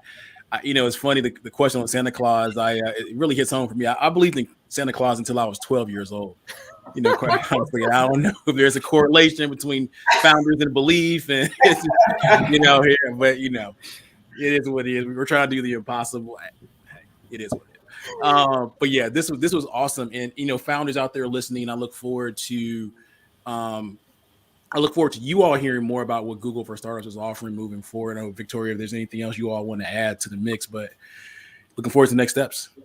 Yeah, I would just say tune in. Goody Nation will have all of the information. I love that. It even has a nice ring to it. Goody Nation has all the information and solid truth as well. So just stay close to their channels on Founders Academy and all of our other programming. Awesome. Well, thank you all a ton. This has been a great segment. Looking forward to what's next with Google for Startups, and looking forward to following up with all the people here. And you all have a great day. Continue to kind of tune in. We have about 9 more segments to go, and y'all pray for us to kind of get through this thing. But this has been it's been an awesome experience. So stretch your legs, Joey. Stretch your legs. Yeah. Exactly. That's right. Don't sit all day. That's right. Cool. Meditate. Yeah. Thanks for having me. Definitely. All right. Definitely. Cool. Well, take care. See you later. Yeah. Awesome. All right. Awesome. So Paris, I want to kick it over to you. Thoughts from that segment as we prepare for this next one. Yeah, this is amongst all partnerships. This is definitely one that's near and dear to us as we grow for next year. I was hoping we mentioned maybe some of the roadshow elements and us desiring to do some in-person activations with the Founders Fund next year. So excited about that as well. But amazing founders, just great work, and it's definitely a journey. That's what I'm hearing. A lot of personal and professional practices in place to be consistent upon that journey as an entrepreneur. Yeah, for sure. I'll drop a little bit hints. I mean, what we haven't talked about so far is what Goody Nation is planning to do in 2022. And so, obviously we're raising money to scale our impact for next year. But one of the things we're looking forward to, let's hope variants and stuff or whatever kind of working themselves out, but we're looking forward to doing more stuff in person. I'm keeping my fingers crossed for that. I really, every finger and toe is crossed.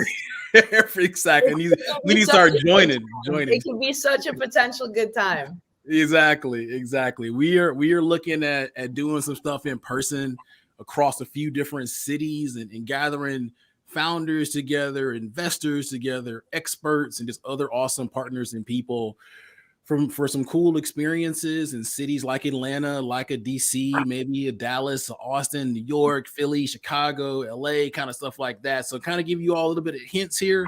you don't know what next year is going to look like, but we ain't just sitting back here just not planning. We've been in person we've been in virtual for way too long just to not have time to plan. So things are working on a few things. Just know that we're working on a few things. Yeah, and I feel like the founder's quotes actually perfectly encapsulate that energy. Both the only permanent thing is change, but also the just do it, right? So it's like kind of balancing of, having to adapt to whatever the change might come, but also committing to let's make some fun stuff happen. No, for sure. I mean, as we end this segment, Victoria, great thoughts. Any final closing thoughts, or how can people get in contact or follow what's going on with Google for Startups? So yeah, I'd say check out our website, startups.google.com. That has a lot of information just about, what we do, what we focus on, as well just like a whole library of resources if you are a founder just getting started, from videos to resources to guides. But also, like I had mentioned, like really so grateful for the partnership with you all and Goody Nation. As far as Founders Academy, as the founders mentioned, just do it, just apply. Don't let your imposter syndrome stop you, and just answer truthfully too. So that way, once you're part of the community, we can support you along the journey, as you all have heard is a winding one. But we're all in it together. Awesome. Well, Victoria, thanks so much. It's been a great thing, a great segment. It's been a great thing to kind of listen into. And so we look forward to working with you all moving forward, and keep up the great work out there. Thank you so much, Joey and Paris, and good luck. I'll share a final plug. They're doing amazing work. So if you haven't already, it's quick text. As we heard in earlier segments, our phones are probably within arm's reach. 707-070. So easy, so smooth. So thank you so much, Joey, Paris, and I wish you all an amazing rest of the Giving Tuesday. I will definitely be tuning in. Awesome. Appreciate you. We'll see you all later. Bye. Cool. So Paris, any other thoughts there before we kind of segue into our next panel? Yeah, I think it really complemented just the conversation on mental health and therapy session from session. So from the revenue over everything with Emery to hearing from Chanel, I think we pulled not just good nuggets, but actionable ones. As Ashley said in the initial kickoff session, just that action. So even if it's small to large, I think we're taking away those gems that can help us personally, but also in that entrepreneur space. So hope it's been fruitful for the founders out there as well. Awesome. Yeah. And while we're here on the note of, donations, we actually just got a contribution from a Black Founders Fund recipient from last year. Laren, appreciate your brother coming through with the big dollars.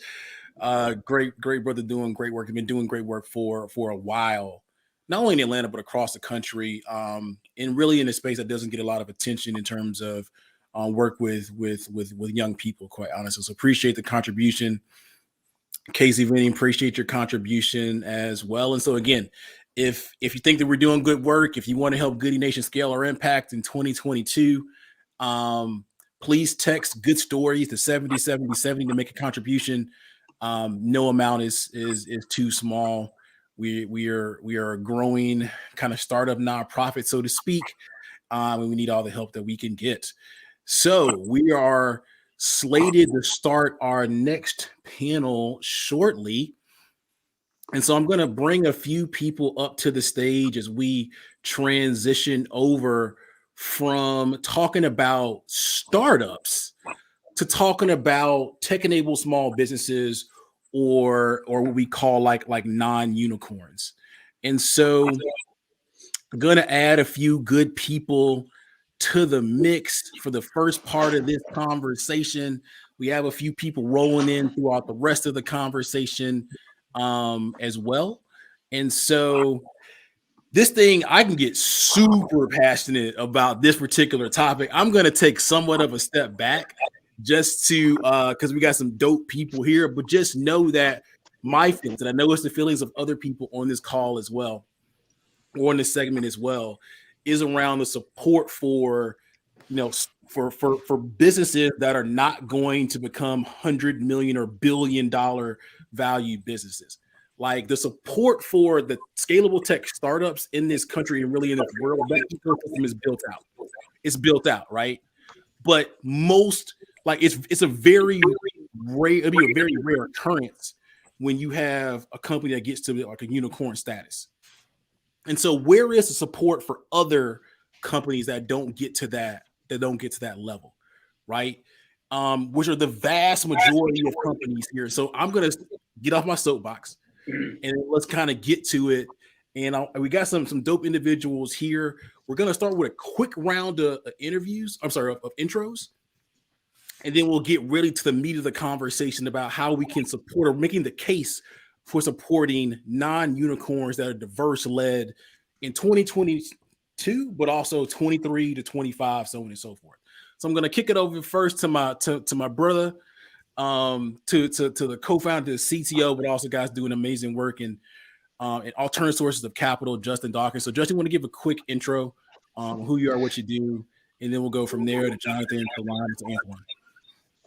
Hey, of course, Joy. First of all, thanks for having me. This is fantastic. Love the concept, love the idea. Proud to be here. Justin Dawkins, small business owner and also investor.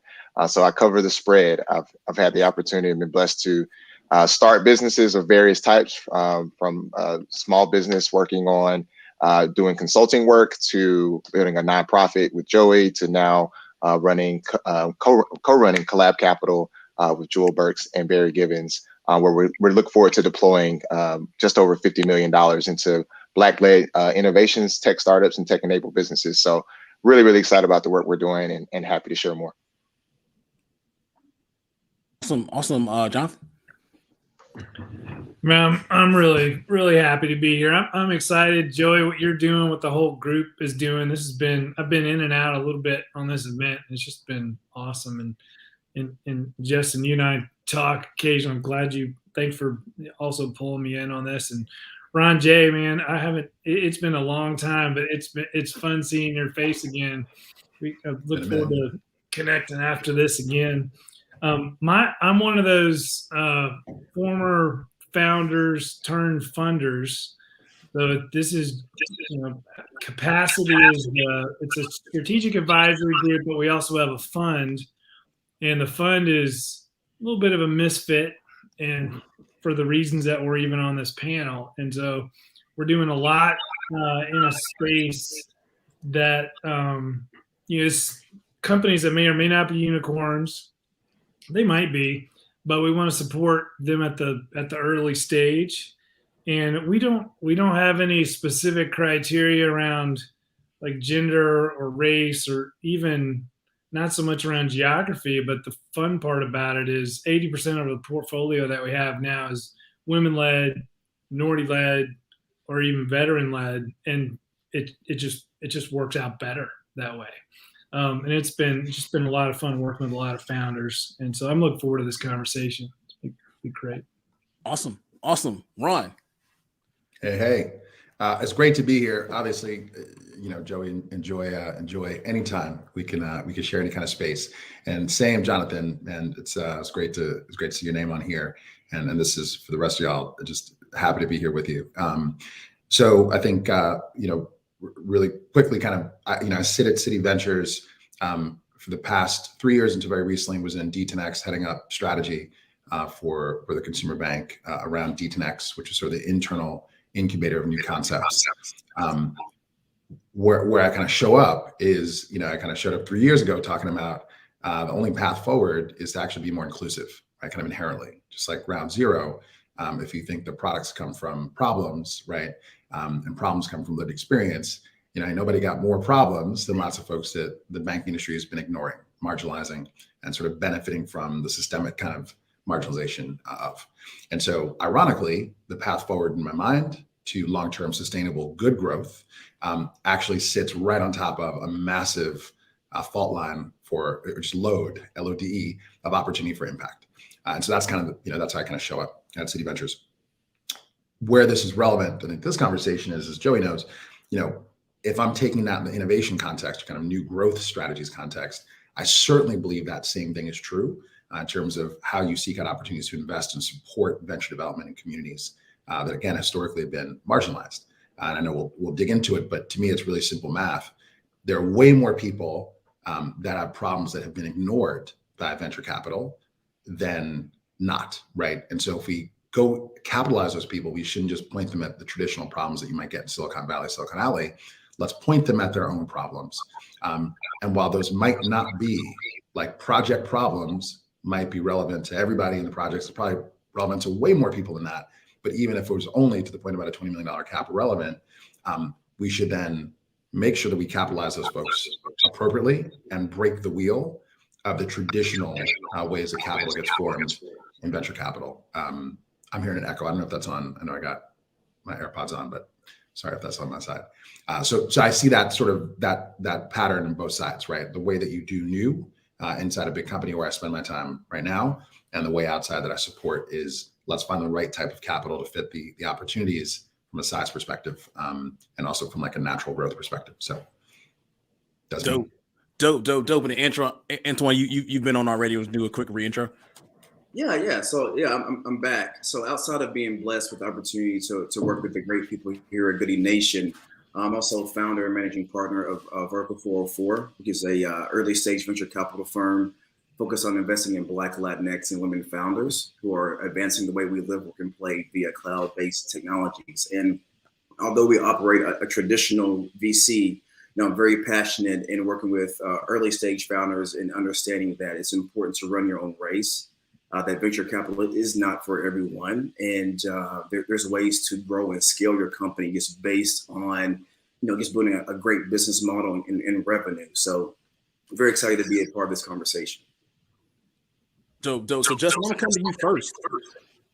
Really hop into it. Let's start to make the case for alternative sources of capital and why it's actually important. So before we start talking about various ways support from a capital perspective, why I think this goes to the core of Collab Capital, if I'm not mistaken. But why is it actually important to support non-unicorns? Yeah, you probably should have given me the whole hour so that I can get all my thoughts. We don't got it. We got like 25 minutes. Like everybody can jump in, but go ahead. It's all good. I've mastered it. I've been able to condense it down into pretty meaningful impact points and discussion points. One is particularly for Black founders, and I think diverse founders matter as well. And so we make sure that we're talking about all the different intersectionalities, right? So when we talk about women, we're also talking about Black women. We're talking about diversity and veterans. We're talking about men, women, and those that may have a different perspective on things, but they all deserve support. And so for us, specifically at Collab, we don't believe that 90% of our portfolio can't afford to go to zero.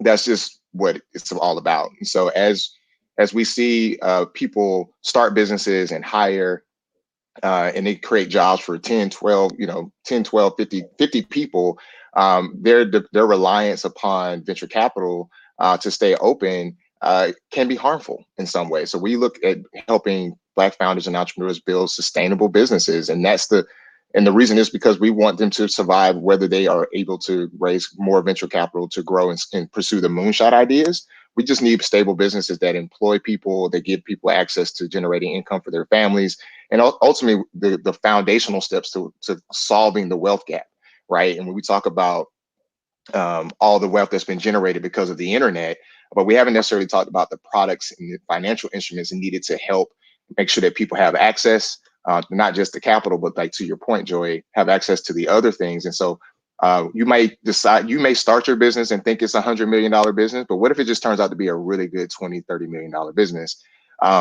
It should not go to zero, and we shouldn't have a bunch of people back on the job market just because you weren't able to, satisfy the needs or the requirements of someone's portfolio construction. So, for us, that's kind of at the crux of it. Is we just want to ensure that there's a pathway and an option and give founders choice where they probably haven't felt like they've had one. So that's my strongest case is we just can't afford for 90% of our companies and the businesses that we invest in and the communities that they're investing in to go to zero because they don't necessarily fit somebody else's needs. Nice. Ron, I want to come to you next, and I don't know if you're on mute, but I want to come to you next because I think that really kind of dovetails into some of the work that you've been involved with in the past. So your thoughts on it? Yeah. So Justin, first off, man, appreciate that. Well said. Right. So I think it's particularly, I think, salient within the Black community, but more broadly, we know, I love Run Your Own Race. I will credit you, but I will definitely use that. We know that venture capital is not the right size or fit for a large portion of smaller businesses that have real good growth potential, but might be killing it for a person. If they had $1 million exit, forget even 20, right? If they had $1 million exit, it might be a meaningful liquidity event as a part of a community that hasn't benefited from like lots and lots of generational wealth transfers, right, over the past many years, and the wonderful effects of time compounding that money. And so how do we then look at more clear banks as a, for example, right? If we're going to think about this critically, how do we look at places where we have alternatives to highly dilutive capital, and instead capital that is aligned from a mission perspective, but also can provide growth, kind of, dry powder for growth. And so I think, from my perspective, to just echo what Justin said and kind of add on, not only do we have to look for these folks, we have to look for alternatives. Some of it will not just be like writing equity checks into these. It will be income sharing. It will be, kind of capped, more debt-like instruments that have kind of natural caps or not predatory. And what that sort of takes in my mind is an out loud in the public square commitment to do this with the backing of lots of institutions, right? This at the end of the day, this can't be piecemeal if we're going to make these sort of structural investments. It took us 400 years to get here. Other people benefited and ran subsidized races. We've got to then ask for these institutions that have benefited from holding their money in other places to say, well, pony up, right? Where is the $100 billion 20-year fund to fund the next, let's call it the intergenerational wealth reset, right? To get folks to a baseline where we invest in these businesses collectively, structurally, in much, much larger sums in aggregate. I think might be a nice place to start. Nice. Jonathan, your thoughts? Yeah, it's hard to add too much to that, but I say we talk a lot about trying to structure in optionality for the founder, right? So when, now with a tech company specifically, it costs so much less to start something that can be so much bigger that you tend to, if you're brainwashed into this methodology that says, I've got to go get VC capital or I'm not a successful entrepreneur, you've already, it doesn't matter who you are, 99% of whoever thinks that has already lost the game, because it just doesn't fit most of the way. That requires, you talk about 10x gains. Well, the next layer has to get 10x. The Series C's got to get 10x. Like it's got to go on up that way. So, but 10x to a $10 million business, or Ron J to a $1 million business, or 10x to a $20 million business, well, it's different tools to get there. And on the tech side, it doesn't take as much money, but it definitely takes, Joey, what you guys are doing, Antoine, it takes a network, takes a group around you, takes access to people that can see in the dark corners that you can't see. But functionally, from an investment standpoint, you need a lot of different tools. We try to sit in the middle of, try to eliminate some of the extracted debt that ends up being one of the only options. But there's no evil financial tool out there. They're just tools that don't fit, right? So how do you fit the right capital to the opportunity? And so when we step in, we're looking at, regardless of whether the founder thinks they've got a unicorn on their hands or whether they're still trying to figure out how to move from a product to a company, we're looking at what's the line of sight to the next step jump. And if that gain is what a founder's after, whether they know it or not, that is what they're at. They're trying to do the next step jump. If you can create some funding that has optionality so that when they go through that step jump, then they can choose, well, yeah, I think I'm ready to light the rocket ship and go after VC and high growth. Or both of you guys have said so far, I kind of like $2, $3, $5 million business with 35% margins, and I own this thing. Like that can be life-changing, but it depends on the intent of the founder and access to those tools. Some just education around what's available, but access to the tools has definitely been, much more tight networked than it should be. And I think democratizing that is going to be, it already is becoming completely game changing. Even just regular debt like Pipe and some of the other ones that are just transactional. Those are super helpful and good options. But the relationship based, what was typically VC, where they brought a network and a bunch of talent in with a bunch of capital, but the only way that math worked was massive exits. We're democratizing that, taking that down to smaller exits and smaller businesses and that next step jump. And it's fun to see. I think you're on mute, Joey. Yeah, that's super embarrassing. Antoine, because I actually started out with like you saw the hand, like I was saying, like Antoine, it was like perfectly timed, like it was immaculately timed. Anyway, so Antoine, you're working with these founders on a daily basis, right? How does what they're saying resonate with you relative to those things that you're seeing? Yeah, I think just from the experience of working with the founders within the programming and then also companies that we're speaking with in terms of investment, I think for Black and Brown founders, right, we often, when thinking of ways to fund your business, we often overlook revenue and the importance of building a business that is bringing in revenue, right? And there's nothing wrong, or I say this, it's very impactful, right, to build something that drives itself. In the sense of, it's moving whether you get outside capital or not.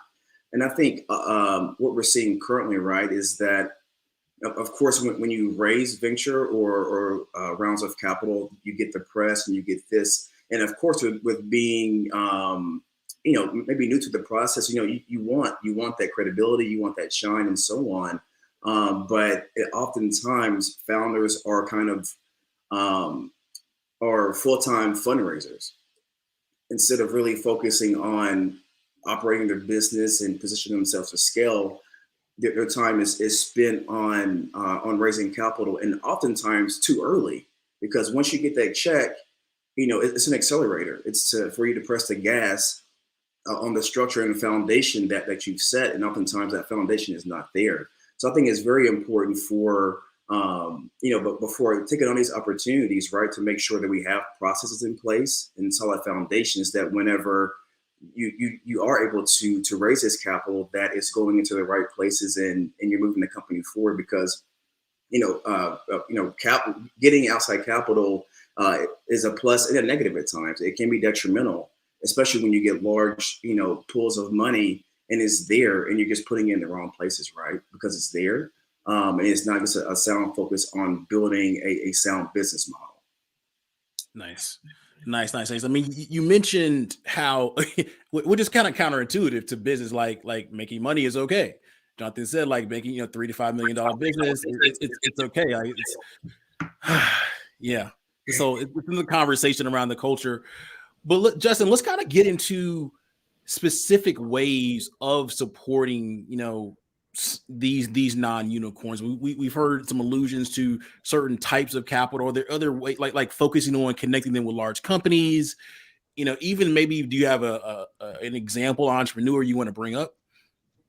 Yeah, I think, well, that's a layered question, but I love it. I think the big thing is, and this is, I love Goody Nation, and intentionally, like being intentional is the first thing. And I think there is Antoine, you said it elegantly. You took the words right out of my mouth. I was going to lead in with this thought, which is like, they say money changes people, and it absolutely changes the plan. I've sat down with founders who had like a good business, and then they raised their first round of money and they started working on basically a different business, right? And that's not always a bad thing, because maybe that's the moonshot, maybe it's a bet that they're placing on their business. But we've seen so many businesses so many companies give up a really good business for the sake of the moonshot and kind of abandon what works to operate around the money. So for me, it's around being intentional. One of the things we start our conversations with founders is, we say, hey, like, we want to know what's working really, really well, and how can we maximize the potential of that first, and operationalize those things first, and then we can start talking about the moonshots, right? Like, what are the big bets that we want to make? And so one of the companies that I kind of talk about often when it comes as relates to this particular idea is Jax. So Jax Rideshare Rentals, you know, they rent vehicles to those that may have been kept out of the gig economy for a wide variety of reasons, whether it's creditworthiness, having access to the right kind of vehicle, et cetera. But one of the things that was illuminated as being a part of now being an investor in their company is that we've been able to like get into the mechanics of the business and how they're operationalizing. And now we're realizing that they actually need a mix of financial instruments as opposed to just like throwing equity, right? So it's like, oh, okay, now that we understand how the business works and we've taken the time to do that, now we can actually be much more intentional about the kind of money we're going to raise, help them raise next. You know, their growth plan and strategy is actually much more clear. So we're de-risking the business with them as opposed to saying, hey, here's money to dump risk into the business, and then you got to figure out how to de-risk the business as we kind of observe you. And this is more like more partnership. So I think being intentional is the first thing. Understanding, as venture capitalists, as investors, being more exploratory and innovative and creative on finding the right financial instruments and that right fit. We obviously have our fiduciary responsibility to our LPs and our investors, but the best way to protect their money is ensuring that our portfolio companies have the right fit. And then, access is key. I mean, when we started raising our fund, our next big thing, the thing that we were saying along the way was, and why we got so much capital from experienced operators first, was because we really wanted people who understood how to build a business, but also had the network, right, to help with distribution, to help with sales, to help with supply chain issues and challenges, which a lot of people are faced with, right? So we were very intentional about how we structured our fund, very much in the way that we're intentional about how we're deploying the capital. So intentionality is like the big tool to me. And then, being very specific around ask, I think is important too. Not just saying, oh, here's an abstract goal, they want to get to a certain revenue, a certain audience or whatever. It's like, hey, I'm going to go to Foot Locker, or I'm going to go to Bank of America and ask for very specific things to make it really easy with yes or no, but make it very easy for that potential partner to make a decision. I think that's critical and key. Nice. Joey, could I push on that? Because I think there's something really important, and you alluded to it as a separate convo, but I think it's maybe interesting to pull it in here. The intentionality that Justin is speaking about to me is crucial, right? As he just said, if we think going back to like merchant ships, what the history of rich people pooling their money to take speculative bets on stuff that like they were already good, like they were good. This is like they're like, maybe I can get extra yield, right? Type bets. That is in the DNA of venture capital traditionally. And so what I hear also is this notion of who you get your money from, who's in your fund, who are your LPs, what are their expectations and intentions. When I was talking before about we need massive commitments to structural investment, in part, it is a commitment to, I'm good if we don't get a 10x investment on this pot of money. And that's okay, right? Because not saying that it has to be that way, but like, I'm not looking for that as the only bellwether that we've done a good job here. And second, the way in which Justin was talking about de-risking is also important. Again, if you leave it to somebody else to figure out, if this is just your speculative play money that you're looking for like extra, like, oh, my grandbabies and their grandbabies now are good because, I was early in Uber. If that is your mental model of what it represents, if that's your only intention, then I think you get what we have today, right? Which is, well, then you're going to spray and pray. You're going to take 99 bets and hope that one gives you that 500x, 100x kind of return.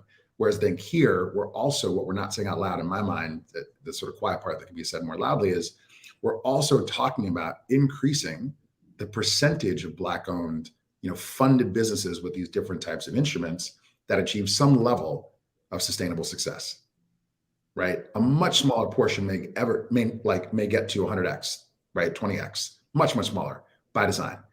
But instead of, well, only 10% are going to even live and only 10% of those are going to actually have a return, maybe we're targeting 70%, 80%. We're building venture development boot camps. We're making accessible, as Jonathan was getting at, making the sort of analysis of what kinds of funding options should you be considering based upon your timetables, your risk profile, what kind of cushion you got in the bank, what kind of network you're bringing.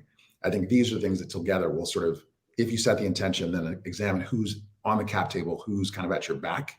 we can then change the game around how we actually expect these businesses to succeed. And what you're doing with Goody Nation is a perfect example, right? What you guys are doing. So, no, awesome. Jonathan, any thoughts there?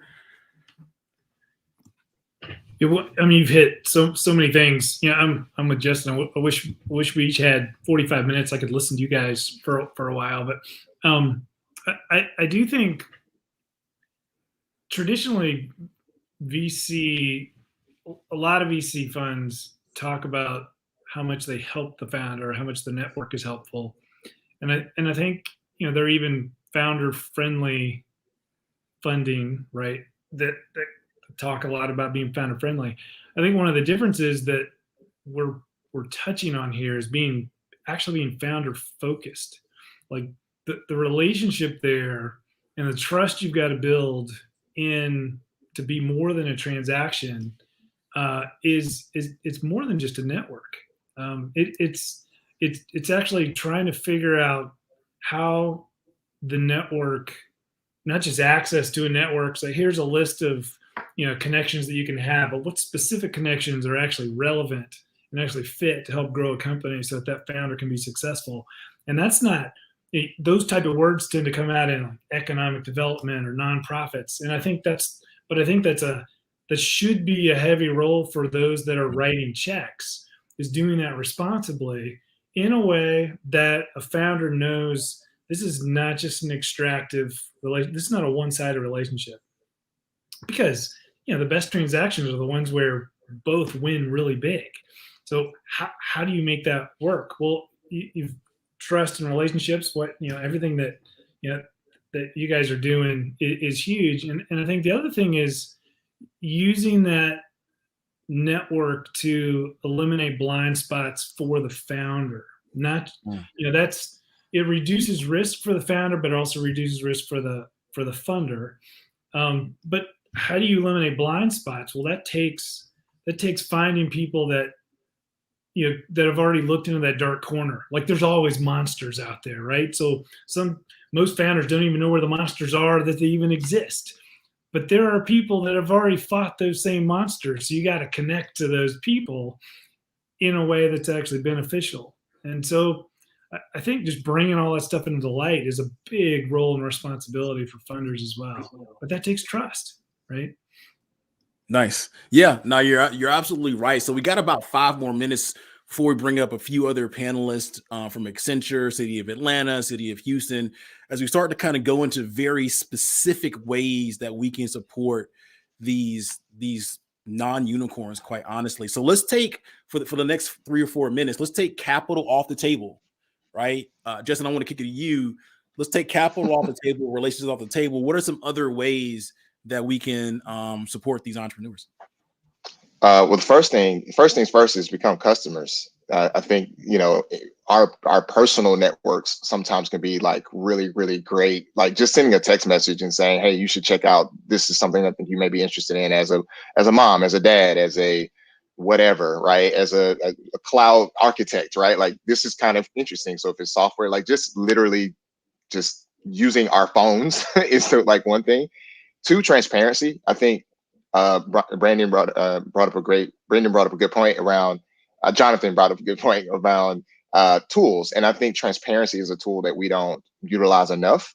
I think, all these other things are kind of shrouded and like covered in mystery, like to your point around dark corners, Jonathan's like shine a light, right? Like be in your process, whatever it is, just be transparent. Like this is what has to happen in order for me to be helpful for you. And if I can't be helpful for you, like I'm going to tell you up front and be transparent about the process and what needs to happen. Hey, I'm going to make these 3 introductions. I'm going to do these things. And if they don't go well, I'm still going to try and effort, but I wanted to let you know that so that you're not just floating in the ether, so just being transparent. Transparency is a tool that I think we don't utilize enough in this process, and we don't have to cover our intentions with mystery. And so that's a tool that I think we don't do enough. And then just utilizing our phone and just saying, hey, it's been a while, but here's a great company I thought you'd be interested in as a consumer.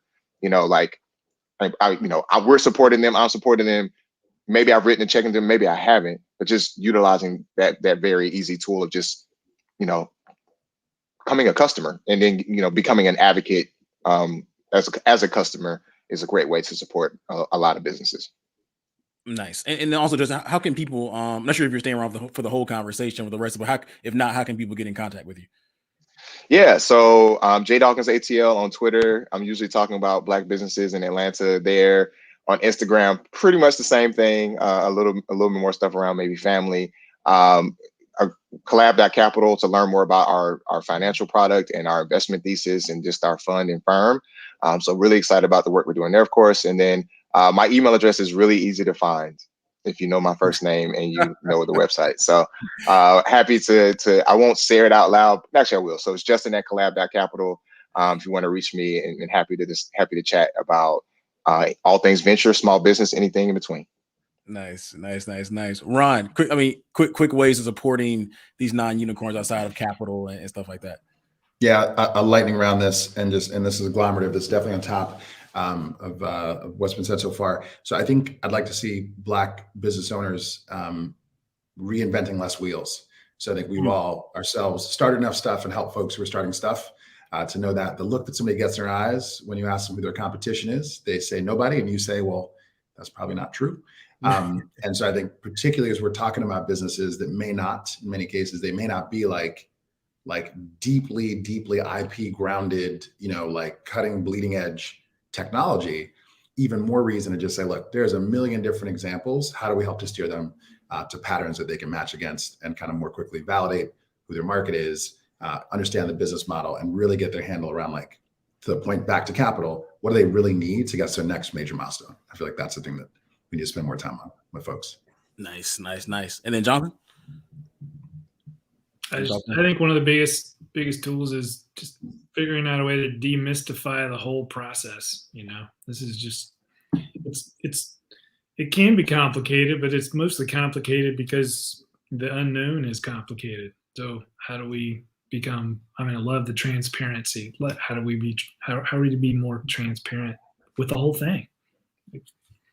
Nice. So listen, we have a few other amazing guests we want to add to the stream. And so there's another part of this conversation when it comes to supporting diverse-led non-unicorns. And there are several different types of entities that can help out. And so, we have here representatives from Accenture and City of Atlanta, and then the City of Houston. And so again, these are all, from a large company perspective, and also from a government perspective, they play a role as well. And so I want to allow them to quickly do some intros, and then we'll get back to asking them a little bit of the stuff that they're working on, and how they see themselves playing a role in this initiative moving forward. So I'm going to kick it over to Ms. Dixon at first for a quick intro about, who you are, what you do, and what you're working on. Thank you. Hi, everyone, and thank you for having me here. So I have been with Accenture for 20 years, managing director, and I think I have one of the coolest roles ever. I get a chance to lead our global supplier diversity program in 21 countries, where I have the opportunity to find and help those diverse and small-owned businesses integrate successfully into our supply chain. I also lead our mentoring program in 7 countries, where 75% of those that we mentor are doing work with us, and the other 25% is doing work with our clients. So I also help our clients develop and grow their own supplier diversity program. So looking forward to the discussion. Nice. And so, because here's kind of interesting things, Atlanta, Houston, we're going to have the Atlanta, give Atlanta the last at bat here. So I'm going to kick it over to Ms. Murray for a quick intro. Good morning, everyone. I'm Marcia Murray. I'm the director of the City of Houston's Office of Business Opportunity. The Office of Business Opportunity was really created to make sure there was access to contracting for minority and women-owned businesses. And that continues to be our focus, because certainly that's something that we control, but just generally, we've expanded our services to support all our local small businesses, understanding the importance of providing that support. I enjoyed really listening to the access to capital discussion.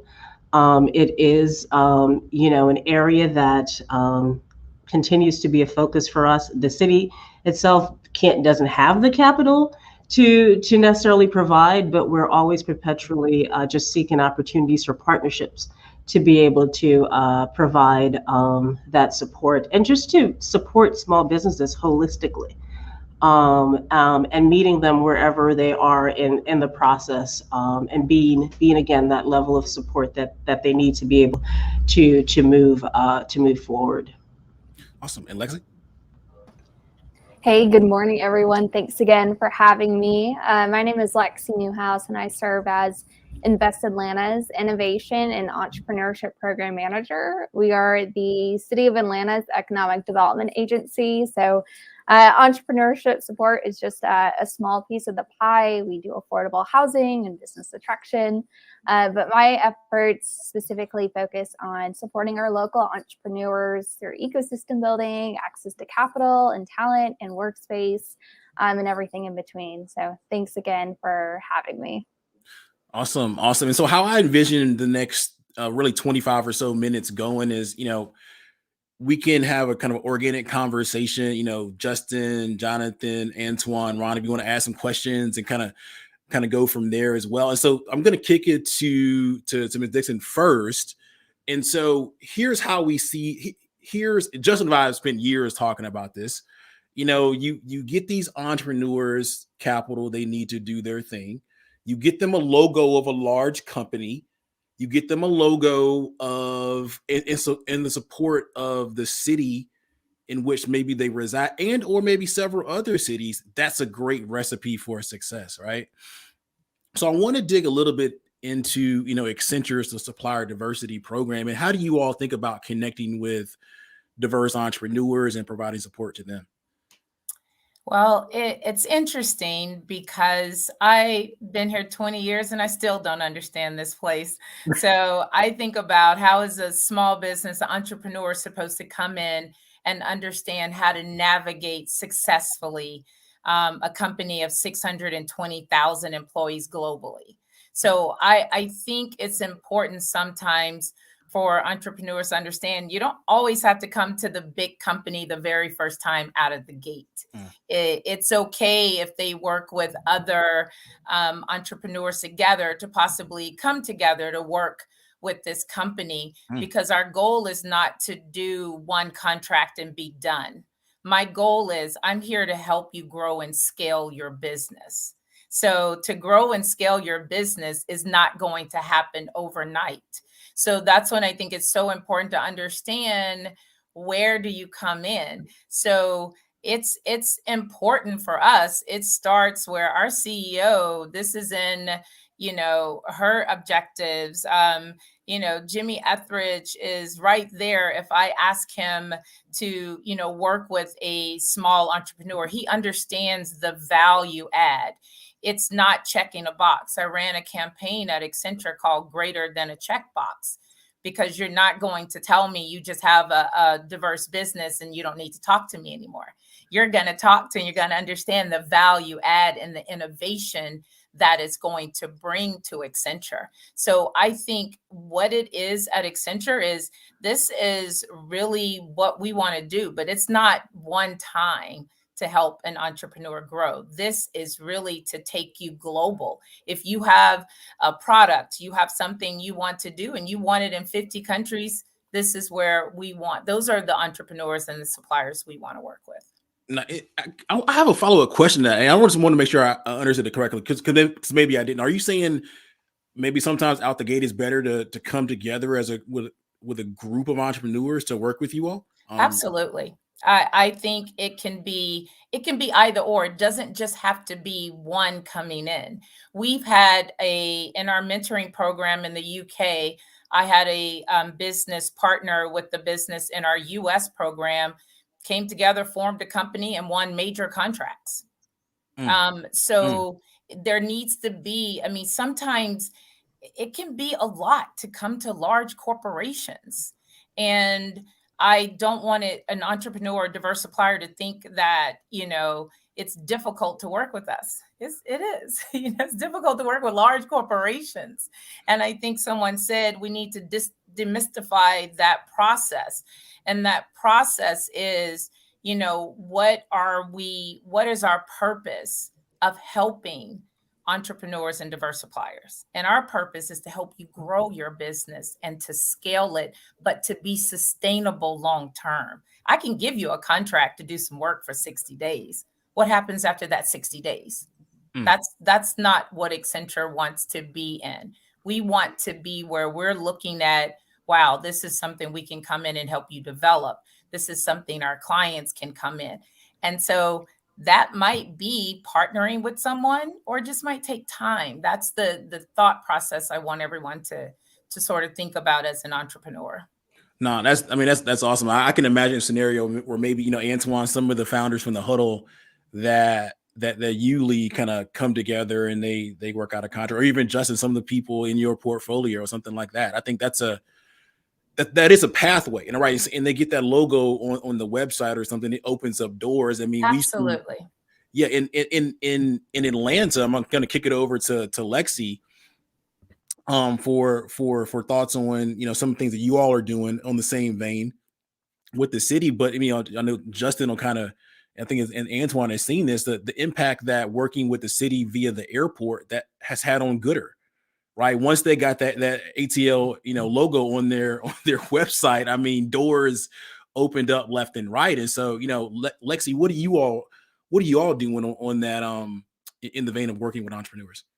Yeah, absolutely. So, I mean, despite Atlanta being in a top 40 global startup ecosystem, we were called out by Startup Genome as having one of the, I don't want to say worse, but could use improvement in terms of policy that the city government can be implementing, right? So I think there's always room for growth there, but we were specifically called out for that in the latest Startup Genome report. So, you know, that's really fueling the need for innovation with government piloting and contracts. So the city of Atlanta actually passed a piece of legislation in 2014 and 2013, 2014, that allows Invest Atlanta to convene and facilitate pilots with local entrepreneurs here in the city. So we've had some great companies go through that program, but that was years ago at this point. So we're looking at revitalizing those programs and, like you said, leveraging the local departments and entities here. So the airport being the busiest airport in the world, that's a huge client that startups should be able to have access to and tap into. And you know, even from a sustainability standpoint, in terms of energy consumption, the city of Atlanta government is the largest consumer of energy in the city. So if we have startups that can address that need as the largest consumer, I mean, that's a huge client, and local startups should have access to that. And Invest Atlanta is here to facilitate those relationships through the Atlanta Demonstration Project legislation. Nice. So could I ask a quick question? Because I think, so this is interesting. You know, I think there's, and just both of the comments, I think paint a massive opportunity for startups, but I can't help but think about a little bit of the gravity that exists for startup is, you know, the reality of like unfocused efforts, right?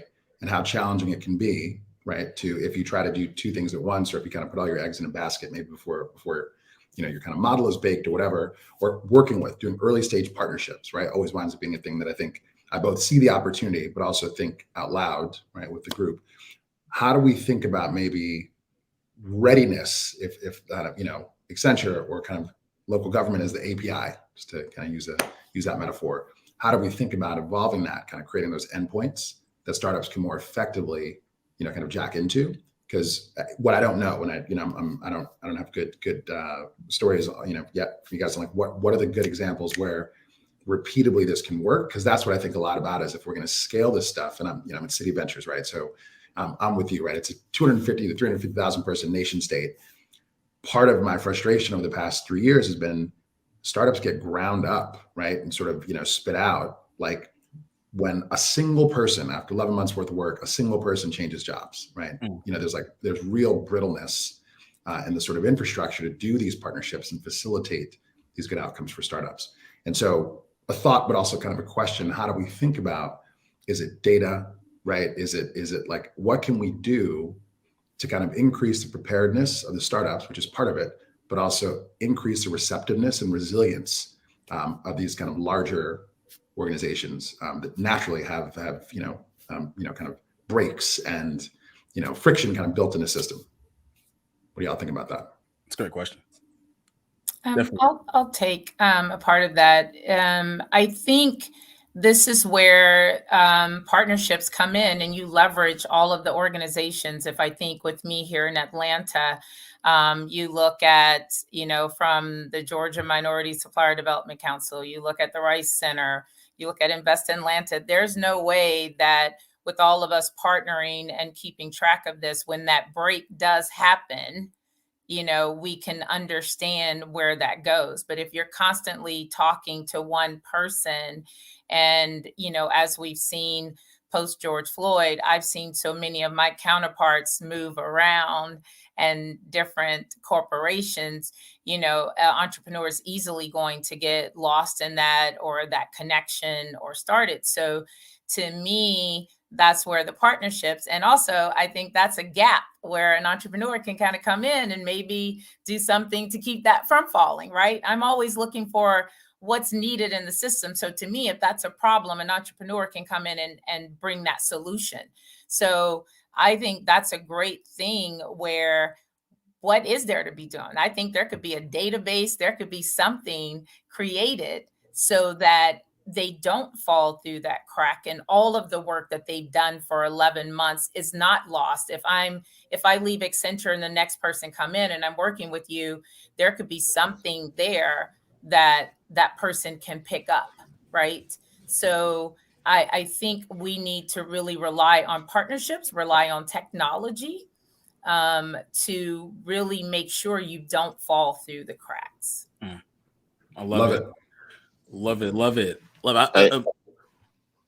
Yeah, I was going to ask Marcia if you have any thoughts on either on that question, or what are some of the things that you all are working on? So I would say in Houston, there really isn't a paucity of resources for small businesses at various stages. The challenge is that I think that business owners here get overwhelmed, with exactly, with the numerous options and not know which ones to leverage. And one of the things that we've been working on, not just with the city, but with our partners, and I agree, partnerships are so important with the various chambers, with the Supplier Development Council, is how do we actually centralize those resources in some way? Because the needs, if a entrepreneur is struggling, there is a program, there's something here that could actually address those needs. It's really just trying to centralize that information. The city, we have a weekly e-blast that we send out. We're in regular communications with our local small businesses, to just try to get information out there. But I do, I've gotten feedback that it's really quite overwhelming. So like I said, it's something that we're trying to work on and centralizing those resources and information. I mean, an entrepreneur can certainly come into our office and get one-on-one counseling, but not everybody, knows, that's actually available to them. And all our resources, all of our services are free. So again, it's getting that word out. Nice. And Justin, I think were you having a question or thought? I did. It was a thought and a question. One of the things that was illuminated was around the time. And so two things, we're really big on timing and also pace, right? Like the speed in which you're building and moving. But then also when you encounter larger entities, and particularly municipalities and other government entities, you're really talking about tend to be longer time between when you may start a conversation, get engaged, get through contracting, and next thing you know, it's 10, 11 months. And a lot of what we call like non-unicorns don't have $1 million from capacity or collab to, sit and wait. What are some ways that you're thinking about, either shorting the window, or what are some things that you can maybe build into that process that says, hey, like, the money is coming, right? The contract will close, or there's some timing things. What are some of the things that you've seen or would like to implement to just make sure that these, non-unicorns that maybe don't have, 12 months of runway to get through a deal, don't run out of cash before they can actually start to engage and start to generate income. Because even after they do the work, there's even, sometimes delays there as well. So it may take a year to put the deal together, or 9 months, and then another 90 to 120 days to see any type of income. What are some thoughts there? I think that would be helpful to understand some ways that and also ways that we can support. Is there things that we need to be thinking about as it relates to, loaning capital or whatever it may be? So just kind of putting that out there to see if there's any thoughts around how do we make sure that companies can survive through some of these kind of long gestation periods as it relates to, deals with larger entities and municipalities. I would say all of that up front. I tell everyone, do not sign that contract until you've gone through it to redline it. Many corporations with entrepreneurs and diverse suppliers, and Accenture, I speak for Accenture, we will pay our, diverse suppliers in net 30 days. Some countries I pay net 15. But if you sign that contract and it says net 120, you've signed up for that.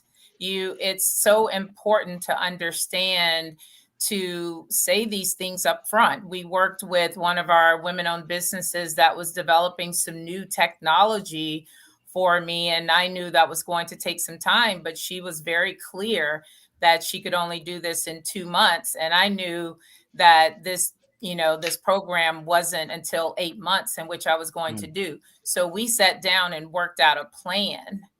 Before that, I didn't wait until 8 months and she didn't have any money. She was very candid, up front. This is where I can only do this.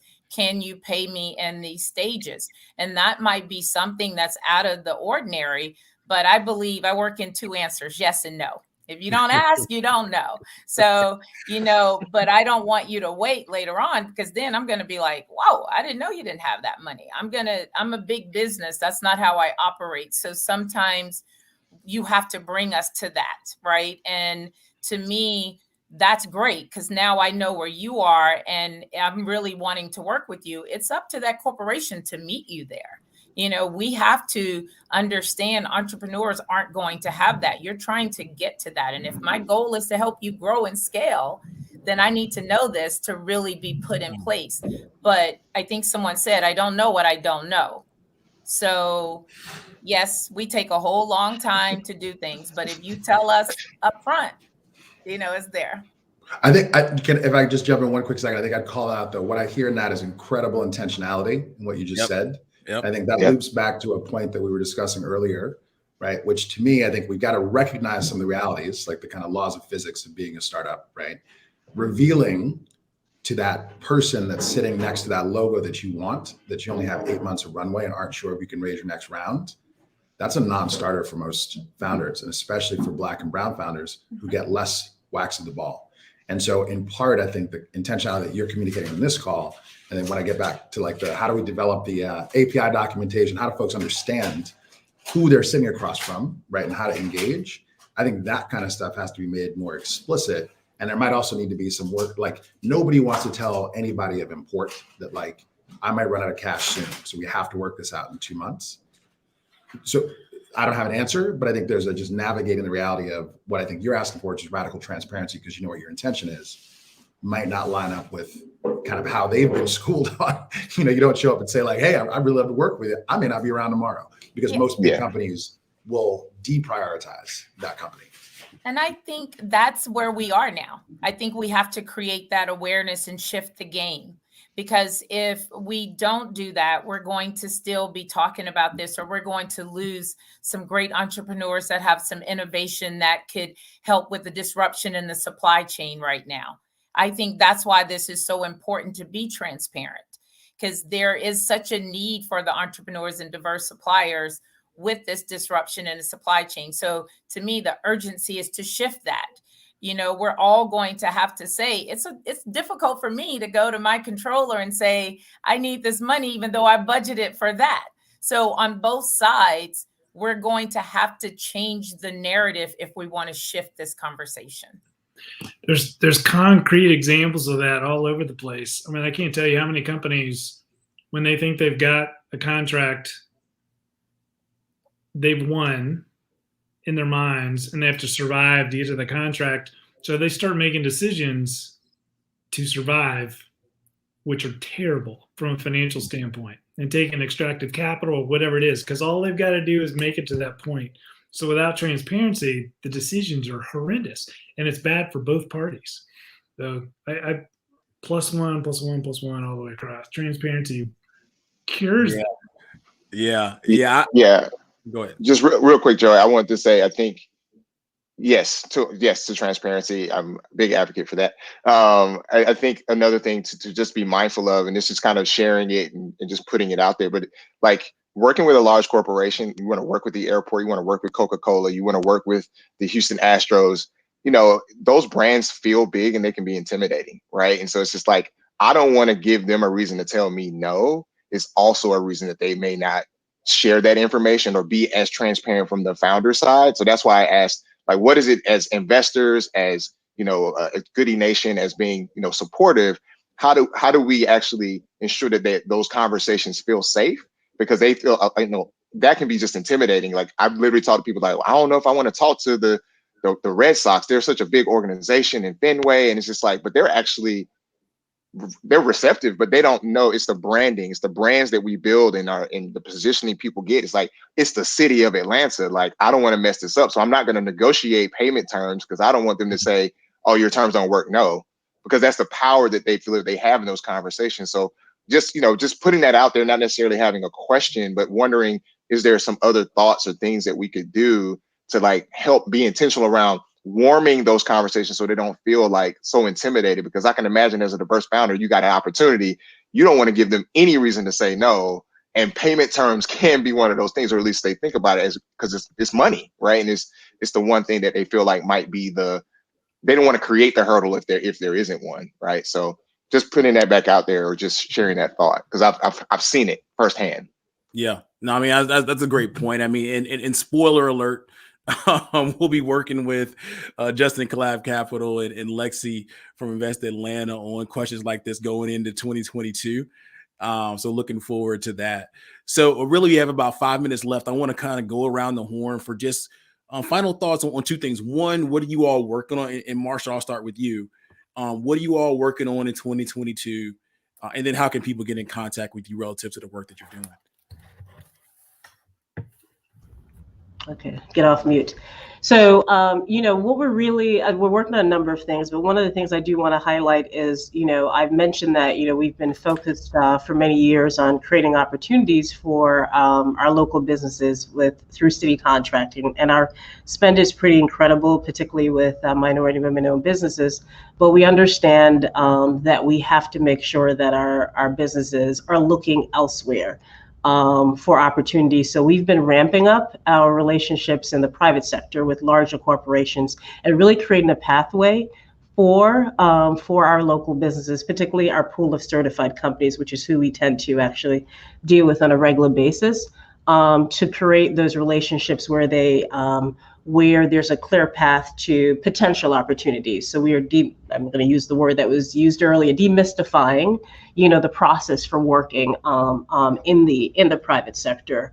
We've also have initiatives underway to also make sure businesses that are poised to export their products or services globally do so. You know, take advantage of that 96% of the marketplace that exists outside the United States.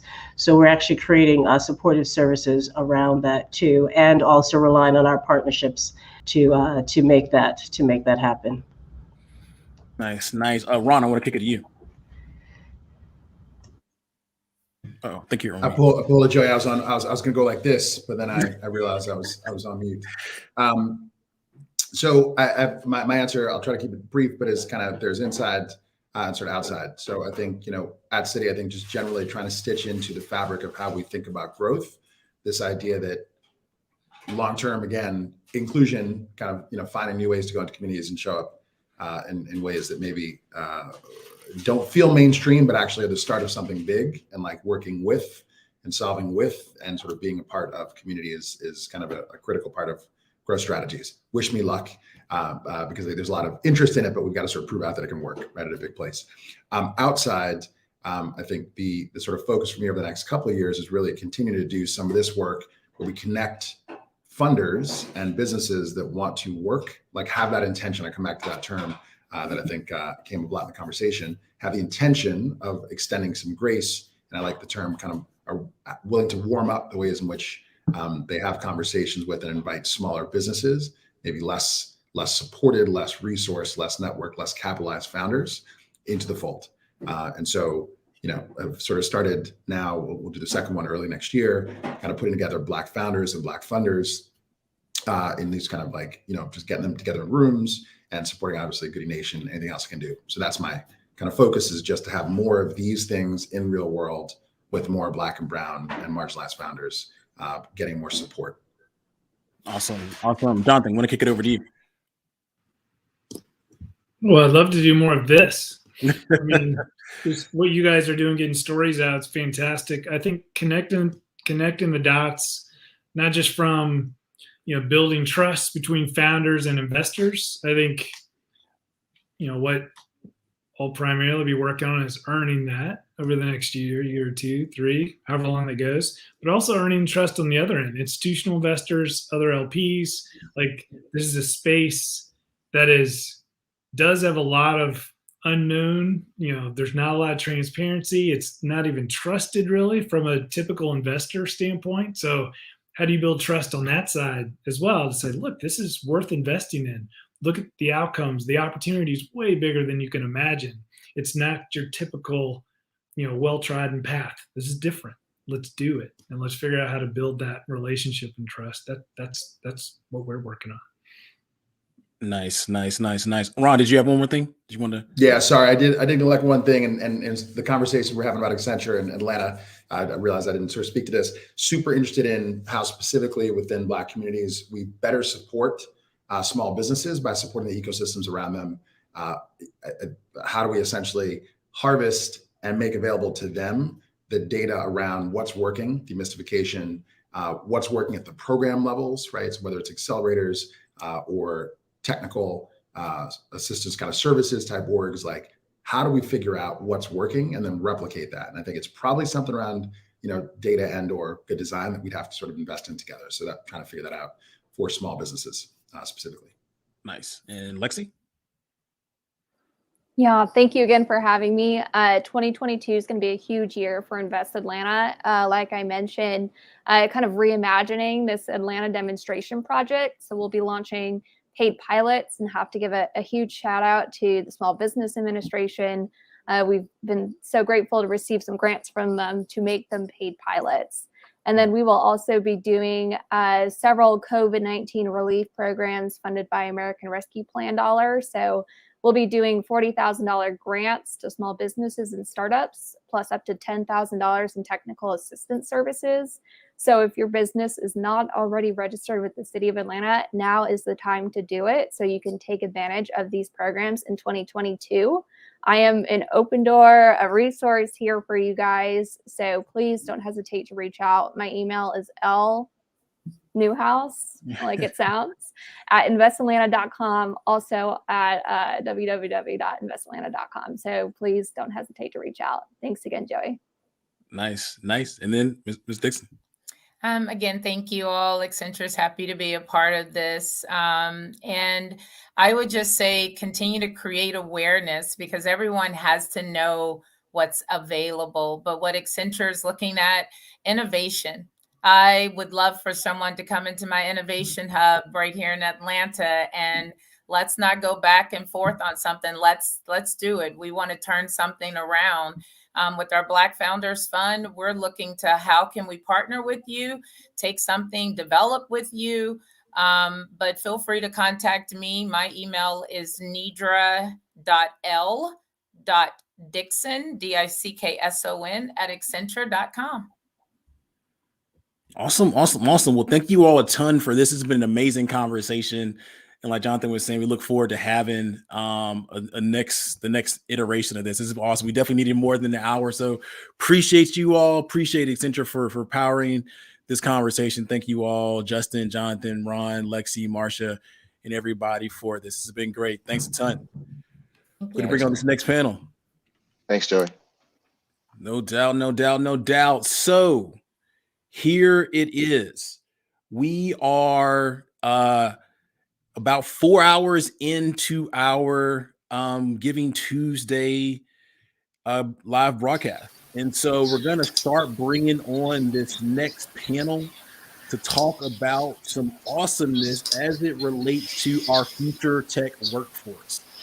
So here's how it's going to work. We started off talking about entrepreneurs, those in the venture backable space. Then we shifted to talk about how we're going to support tech-enabled small businesses. And the last piece of this is really around focusing on future tech workforce. So as we have a few other people kind of in the mix, want to give it up to this panel talking about how we're going to build the future tech workforce. And so before we got to get into it, I want to kick it over to our good friends from Microsoft, Erica, for a quick intro, and then we'll go to the rest of the panel. So who you are, who you're working with, your role, and maybe where you're checking in from. Yes, hi, good morning, everyone, or good afternoon. I am Erica Smith. I lead Microsoft's philanthropic investments in Atlanta, and happy to sponsor this conversation. It's really important that we consider the jobs of the future and the skills of the future, especially because there's a risk to Black and Brown communities of being lost in the digital divide. So thanks, everyone. Awesome, awesome. I want to kick it over to next to Matali. Hi, everybody. Matali Chakraborty, live from Brooklyn, New York right now, but also an ATL lover. I split time between Brooklyn and Atlanta. I am the founder and CEO of a new organization called Youth Jobs Connect, focusing on our youngest people, 16 to 24-year-olds, getting to start in the workforce and helping bridge the path to jobs led in technology and so on. So honored to be here, Joey. Admire all that you're doing and the stamina that you're doing it with. Appreciate it. And so we also have a few other guests as well. Want to kick it to the team from Last Mile Education for Education Fund, for their intro.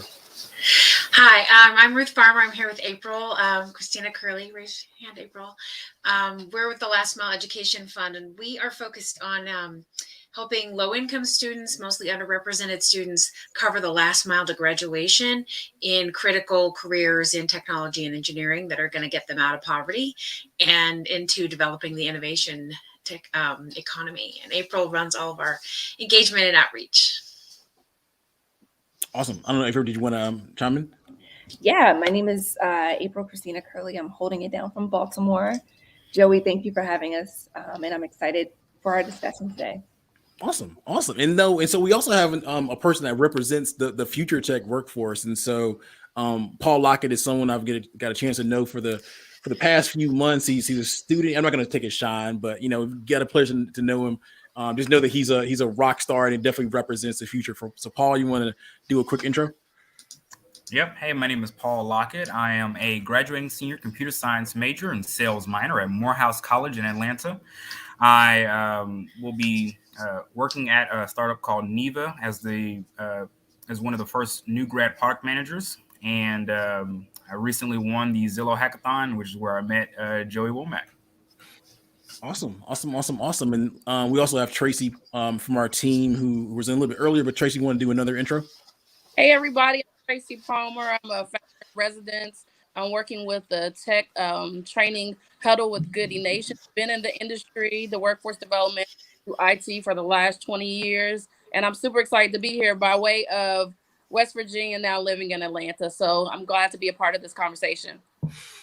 Nice. And so I want to kick it first to Erica. I mean, thoughts on, why this is so important to Microsoft, and then, kind of dig a little bit deeper into some of the work that you're doing in this space.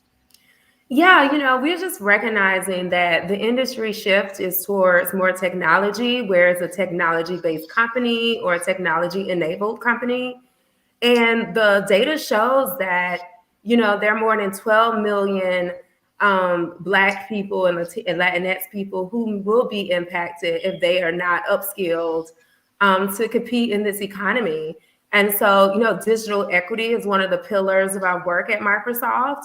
And when we look at it, we're looking from the continuum from having access to affordable devices, having access to low-cost internet and broadband services, to also recognizing that there's a variety of skills that people want to learn, and we need to make sure that the information and the skills are available for free for people that are seeking, whether it's to work for a company. You know, the passion economy is strong and people are leveraging technology to create their own pathways and wage and income progression. So really excited to just focus on digital inclusion as a strategy, but recognizing that Gen Z is a different beast and that the future of workforce has to consider their perspective, their beliefs and agency around individualism and et cetera, and just understand how technology can be that impetus, how they can create income and wealth mobility for themselves and their families. Nice. And so I want to kick it over to Matali next. So, yesterday I got a notification from memory, I think 4 years ago or something like that. You're doing, work in the space to get a lot of youth into, I think, tech careers and stuff. I mean, what are you, what have you been working on lately? And then, what kind of trends are you seeing, in the space? Well, 4 years ago, I was running the Tech Jobs Tour, which was a continuation of President Obama's Tech Hire Initiative, which everybody here knows, right? So how do we upskill more Americans that fall into categories that are, others or non-traditional, women, people of color, LGBTQ, people with disabilities, veterans, and so on. We went around to 25 cities across the country and hosted these tech recruiting events. And most importantly, we also exposed people to other training providers that might not be typical for when it comes to computer science backgrounds, right? Not everybody gets to go to college. So what is a coding boot camp? What is a technical training program, and so on? And from that tour and kind of running around America and seeing the similarities, between Oakland and Atlanta and Milwaukee and Louisville and Charleston, West Virginia and St. Louis, Missouri, is that oftentimes people just didn't know what existed in their community on how they could actually improve their lives or upskill, and which programs are free, which ones have low cost, which ones have wraparound services. So fast forward to last summer, in the midst of this endemic that we're living in, I found myself working on a project with the City of Baltimore and the Digital Harbor Foundation, which is our fiscal sponsor, actually, focused on the fact that young people and the job programs that they had for the summers were all being cut across the country because of COVID. So those jobs, think about it, your first job, right? Everybody has their first job story, right? Whether you worked at the mall, at a McDonald's, at a shoe store, I was at a sporting goods store. Those first jobs are pivotal in just understanding how the workforce works. Now, you might not think that all of them are great jobs or meaningful jobs or so on, but they're teaching you things that are really foundational to get you to the next step. So if you do customer service at a retail and so on, that is technology, like what job isn't technology in this day and age? And we just want to ensure that young people are being exposed to different pathways. And so last summer, with the work that we were doing with the City of Baltimore and the Digital Harbor Foundation, was trying to save those jobs for those youth, and the youth that are participating are predominantly from low-income communities, are predominantly Black and Brown, and they weren't going to be able to collect unemployment or PPP because these programs are 4 to 8 weeks, they're part-time. So they were just going to be out of luck. And that sucked because you had the pandemic, you had, the social movement that was starting. So imagine as a 17-year-old waking up every day and thinking the world is doomed and I'm doomed and I have really no hope for the future. And I know how I was feeling. And as I started digging in the work that we were doing with Baltimore, because I did the tour, we received a grant that was given to us to say, try to go help a bunch of other cities save these summer jobs programs. We tried to digitize the process. We created more of a learn and earn program, teaching 21st century digital skills, how to use email, how to use Zoom, how to use Slack, things that will come in handy in your first job, your second job, or your 10th job, right? And these are foundational, but don't necessarily learn them in school. And so from that came the birth of Youth Jobs Connect, understanding that there was a lot of technical infrastructure challenges that these programs are facing. A lot of them are rooted within local government. And I'm not saying what they were doing is wrong or what they're not doing is wonderful. They just are, underwater, and they don't have the capacity to be able to serve all the young people that potentially qualify for these programs. And as we started digging and talking to the young people, similar to when we went around the country with the Tech Jobs Tour, is they were basically saying that they didn't even know some of these programs existed for them. And in this day and age, when you have this, access to information should not be a barrier for you to get your foot in the door. I don't care if it's your first job or your 10th job. And as we started looking at like kind of the technical infrastructure of how you look for a job or how you find a training program, they don't actually work for those that haven't gotten started. It's actually for people that are already in the workforce. So finding a centralized place for jobs, employment programs, trainings, mentorship, coaches, that's a lot of what I'm working to build. Hello, Giving Tuesday, raising money to build this technology. But most importantly is understanding that, you know, those that work in workforce development is we've got to start younger. We've got to expose young people and not make the word technology feel scary. Because you're capable of doing so much just because these young people are digital natives. They know how to use this. And it's not that you just have to go to a 4-year school and get a computer science degree. I'm all for that. I'm not anti that. If you can, wonderful. But only 1 in 3 kids have that opportunity. And so what else are we doing to ensure that we're filling these spots that they're going to one day be looking for? And we've got to create that exposure at a younger age. That's my rant. Nah, I love it. I love it. So before we go to the Last Mile Education Fund team, Erica, you're getting some shout out in the comments from Eric Thompson over on LinkedIn. Loving what you all are doing. Ruth, maybe I'll start with you. I mean, what are some of the things that you all are working on, recently? What trends are you seeing in the space and stuff like that? Well, recently we launched a huge partnership with Microsoft, actually, that is going to help us support 10,000 community college students getting certifications and 2-year degrees in cybersecurity, because there are 500,000 unfilled jobs in cybersecurity in the United States. And it is one of the most important jobs you could be doing right now to protect our economy, to protect our food supply, to protect sovereignty as a country. And it just can't be done in a large part by foreign workers, because they're not clearable. They can't work in the federal service. They can't work for defense contractors. So young people, go out and think about cybersecurity. But I want to just point out a couple of things that the Last Mile Education Fund is filling a gap that nobody is paying attention to. Mitali and her team are doing great work on the front end to get young people into the pipeline, but 11% of low-income students finish their college degree in 6 years. 11%. That's a nearly 90% failure rate. So if you think about the roughly $500,000 of sunk costs that go into getting a student to their last mile of a degree in technology, why wouldn't we invest in them finishing? They have proven themselves, they are worth it. But the scholarship system in the US is all about outliers and perfection. And you combine being low income and the struggles and the things that might prevent you from getting perfect grades, perfect test scores, checking all the boxes, with the demand in industry, and industry sitting here saying we desperately need all this talent, but they've built a system that in fact is looking for signs of privilege, not signs of potential. And so what Last Mile is here to do is close that gap for low-income students, but also to validate them, because guess what? We need all of you. In fact, we can't afford for you to fail. And I am really looking forward to, and I'm excited about Microsoft's partnership with us, because looking forward to companies seeing the value in the persistence of a low-income student who has overcome mountains to get there. And April knows this herself, having grown up like me as a low-income student. So I don't know if you have anything you wanted to add, April? Yeah, so thank you for that, Ruth. And all that, my peers on the panel have shared, I know all of these narratives all too well. So prior to joining the Last Mile family, I spent 6 years working for Google, helping them build out their diversity strategy for undergraduate technical talent. Joey, I offer you an open invitation to have a conversation about that at another time.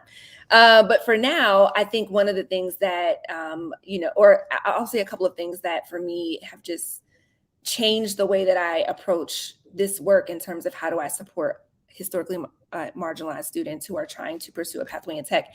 Is there, is a world of hidden curriculum. And so our students are expected to just know some of the core pieces that exist in terms of being successful in tech and what their peers are doing to compete for the same roles at, top tech companies.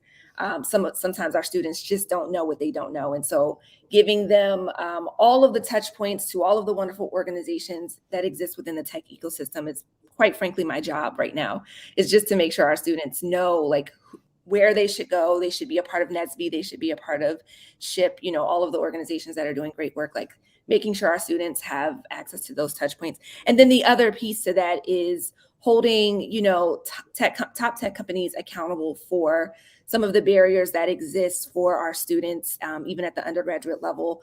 An example of that would be like students who want to attend, that top tech conference that they know if they go, they'll probably leave out of there with an internship in hand or a full-time offer in hand, but literally can't go because they don't have the money to buy the plane ticket, or they don't have the money, they don't have a credit card, a physical credit card to swipe when they check into the hotel, and don't want to be embarrassed about asking for, others for help. And so that to me is a smaller example, but one of the larger, I think, barriers that exist at the corporate level that we can push to change, honestly.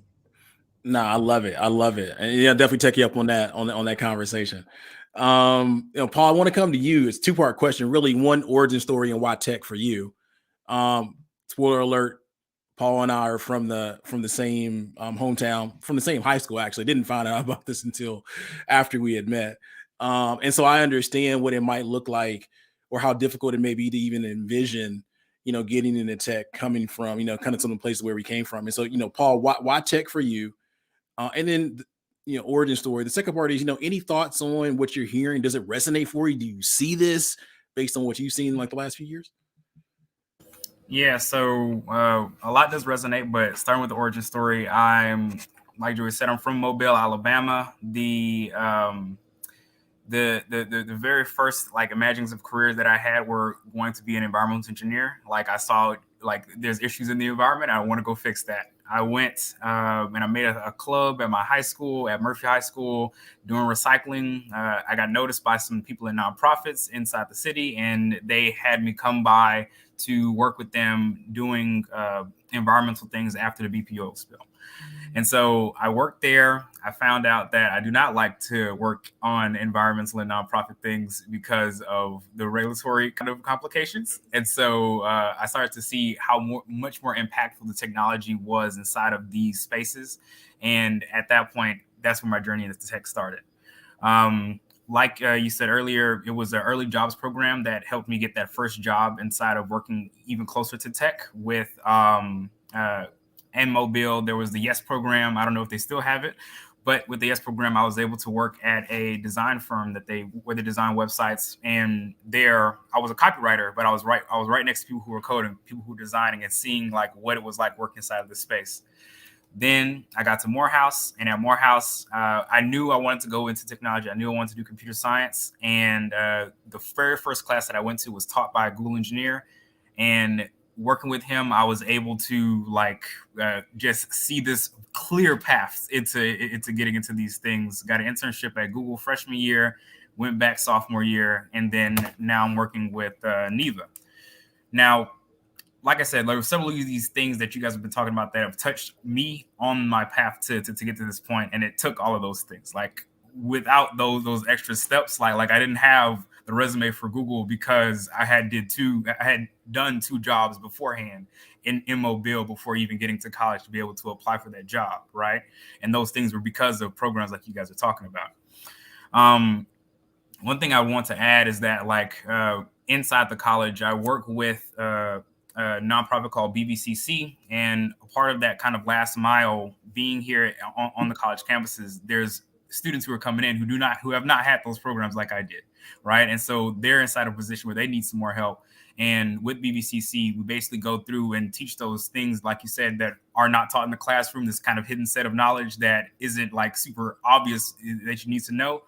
But we try to bring that in and then bring them into a community of people who are in the know, so that that type of community transfer, as students are leaving the college system, they're able to leave some knowledge with them, as well as just kind of have this virtuous cycle start of students understanding what's going on, getting assistance from the tech community, as well as students who are going on and to be inside these careers.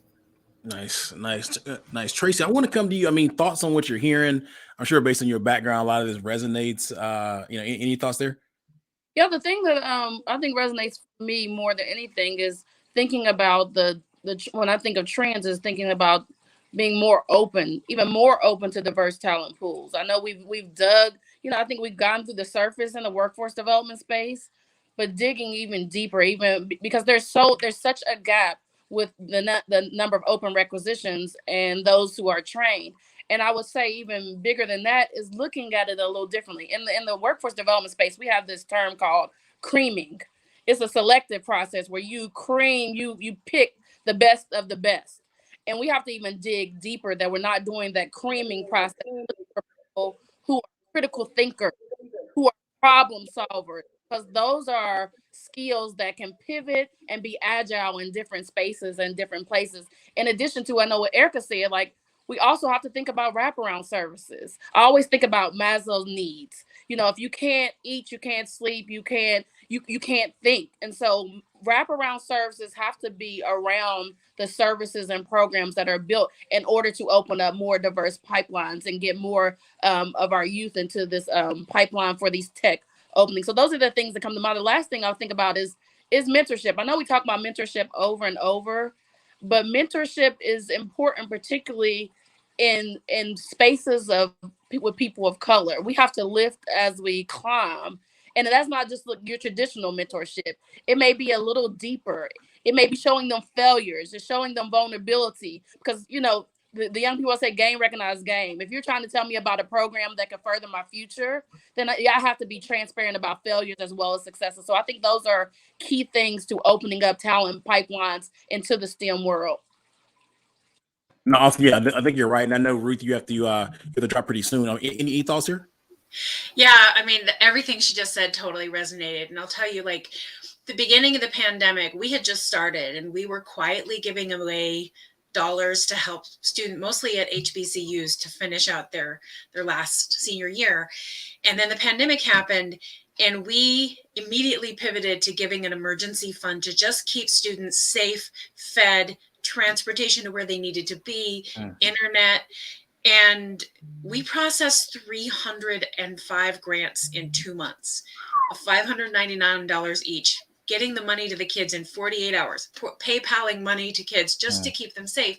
And the things that I was seeing were heartbreaking. I had one student say to me, I'd like to spend $40 to buy a table and a chair because it is so hard to do my classes sitting on my mattress on the floor. I'm not talking about we had to eat ramen in college.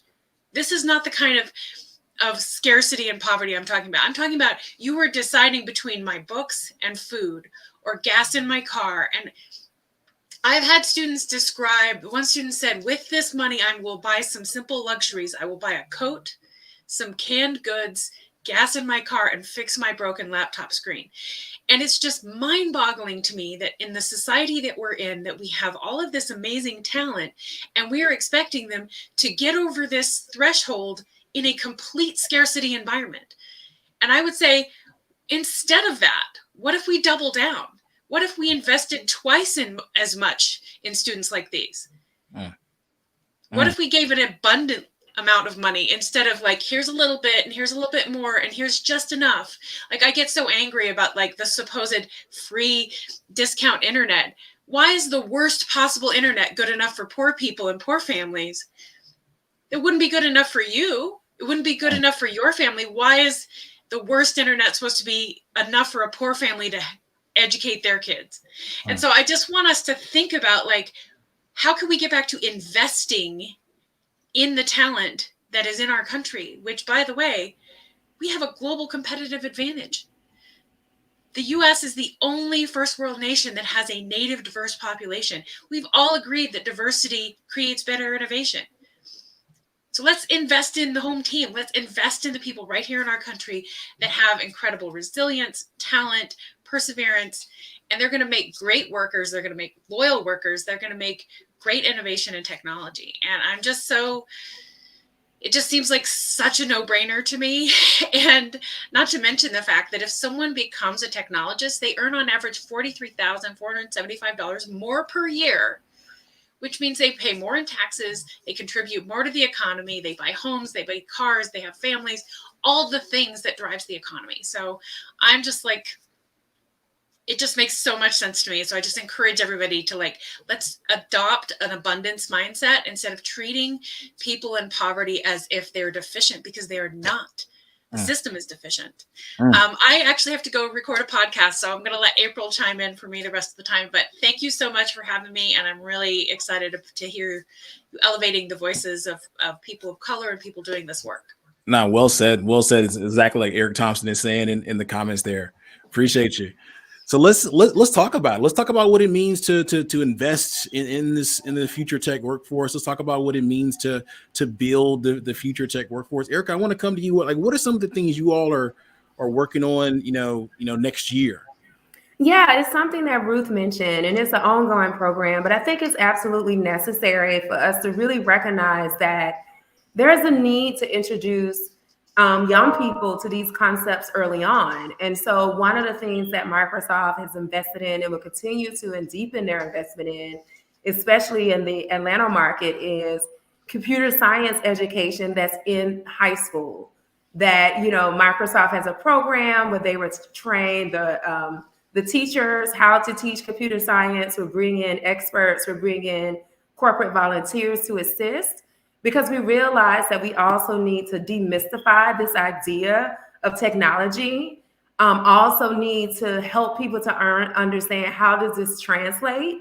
So if there's a workforce development program that's just championing coding or data analytics, but I can't understand how to leverage that, data analytics can help me, if I'm an entrepreneur, better understand who my customer is.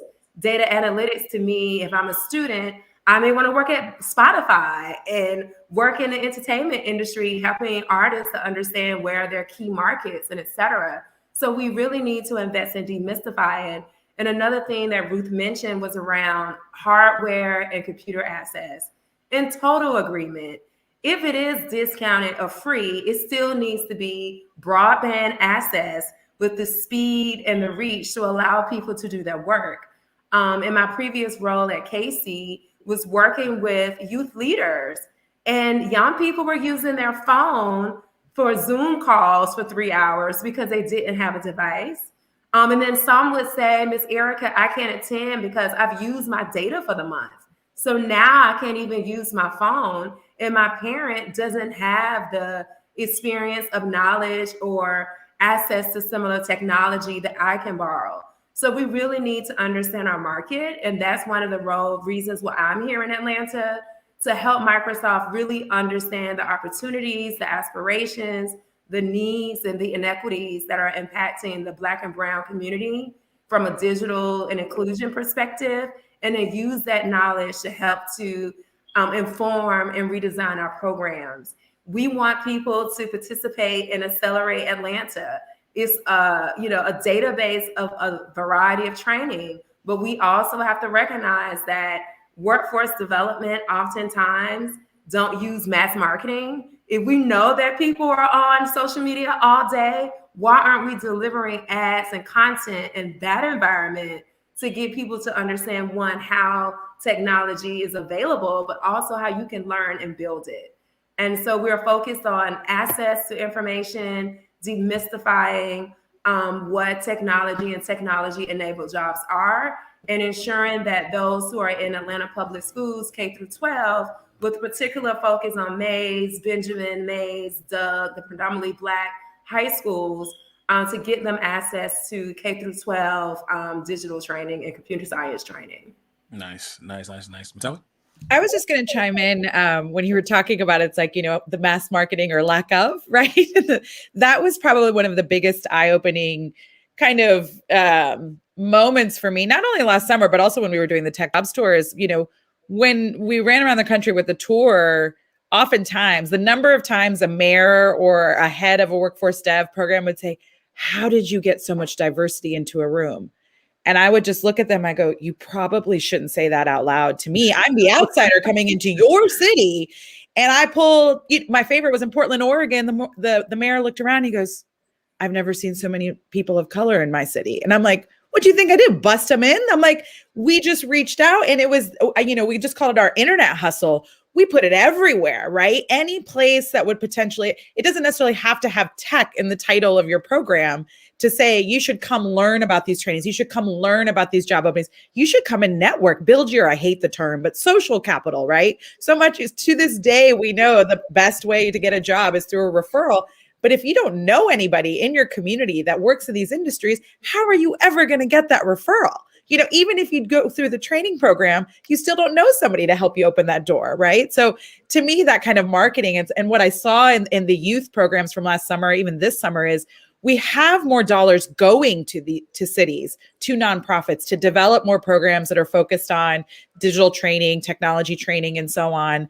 But they don't know then how to find the millions of young people that now are considered opportunity youth, out of school and out of work. They don't know how to market to them. My favorite, there'd be webinars, I'd be listening in. They're like, well, we posted it on LinkedIn and Facebook. I go, what 17-year-old is on LinkedIn and Facebook? Like that in itself, like what are you doing to spread the word peer-to-peer, peer-to-near-peer? What about the people that have gone through your program, their siblings? What we think of like marketing 101. And once again, I'm not blaming the leaders of those that run these programs. They're just understaffed, under-resourced, underfunded, and so on. But we have to be able to meet young people where they are, right? There's always, every year that study comes out, like, young people, what is the number one thing that they want to be when they grow up? It's like a YouTube star or a TikTok star. And the number 2 is an NBA star. And then Twitter goes crazy. We're doomed. Young people just want to be famous on the internet. And I'm like, no, they're looking for a way out. And that's what they see as a way out. You only can be what you can see, right? So if that's what they see as a way, as a pathway to some sort of success, that's what they're going to want to be. Now, what are you doing in your community to expose young people?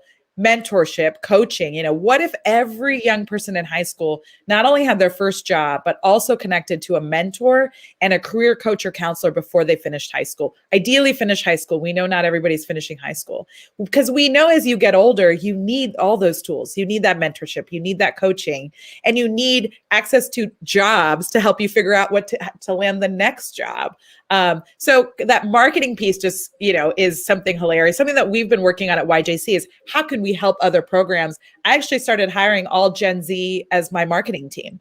So 19 to 24-year-olds, I'm like, I'm going to be honest. I'm out there on TikTok just as a voyeur, looking at the creative.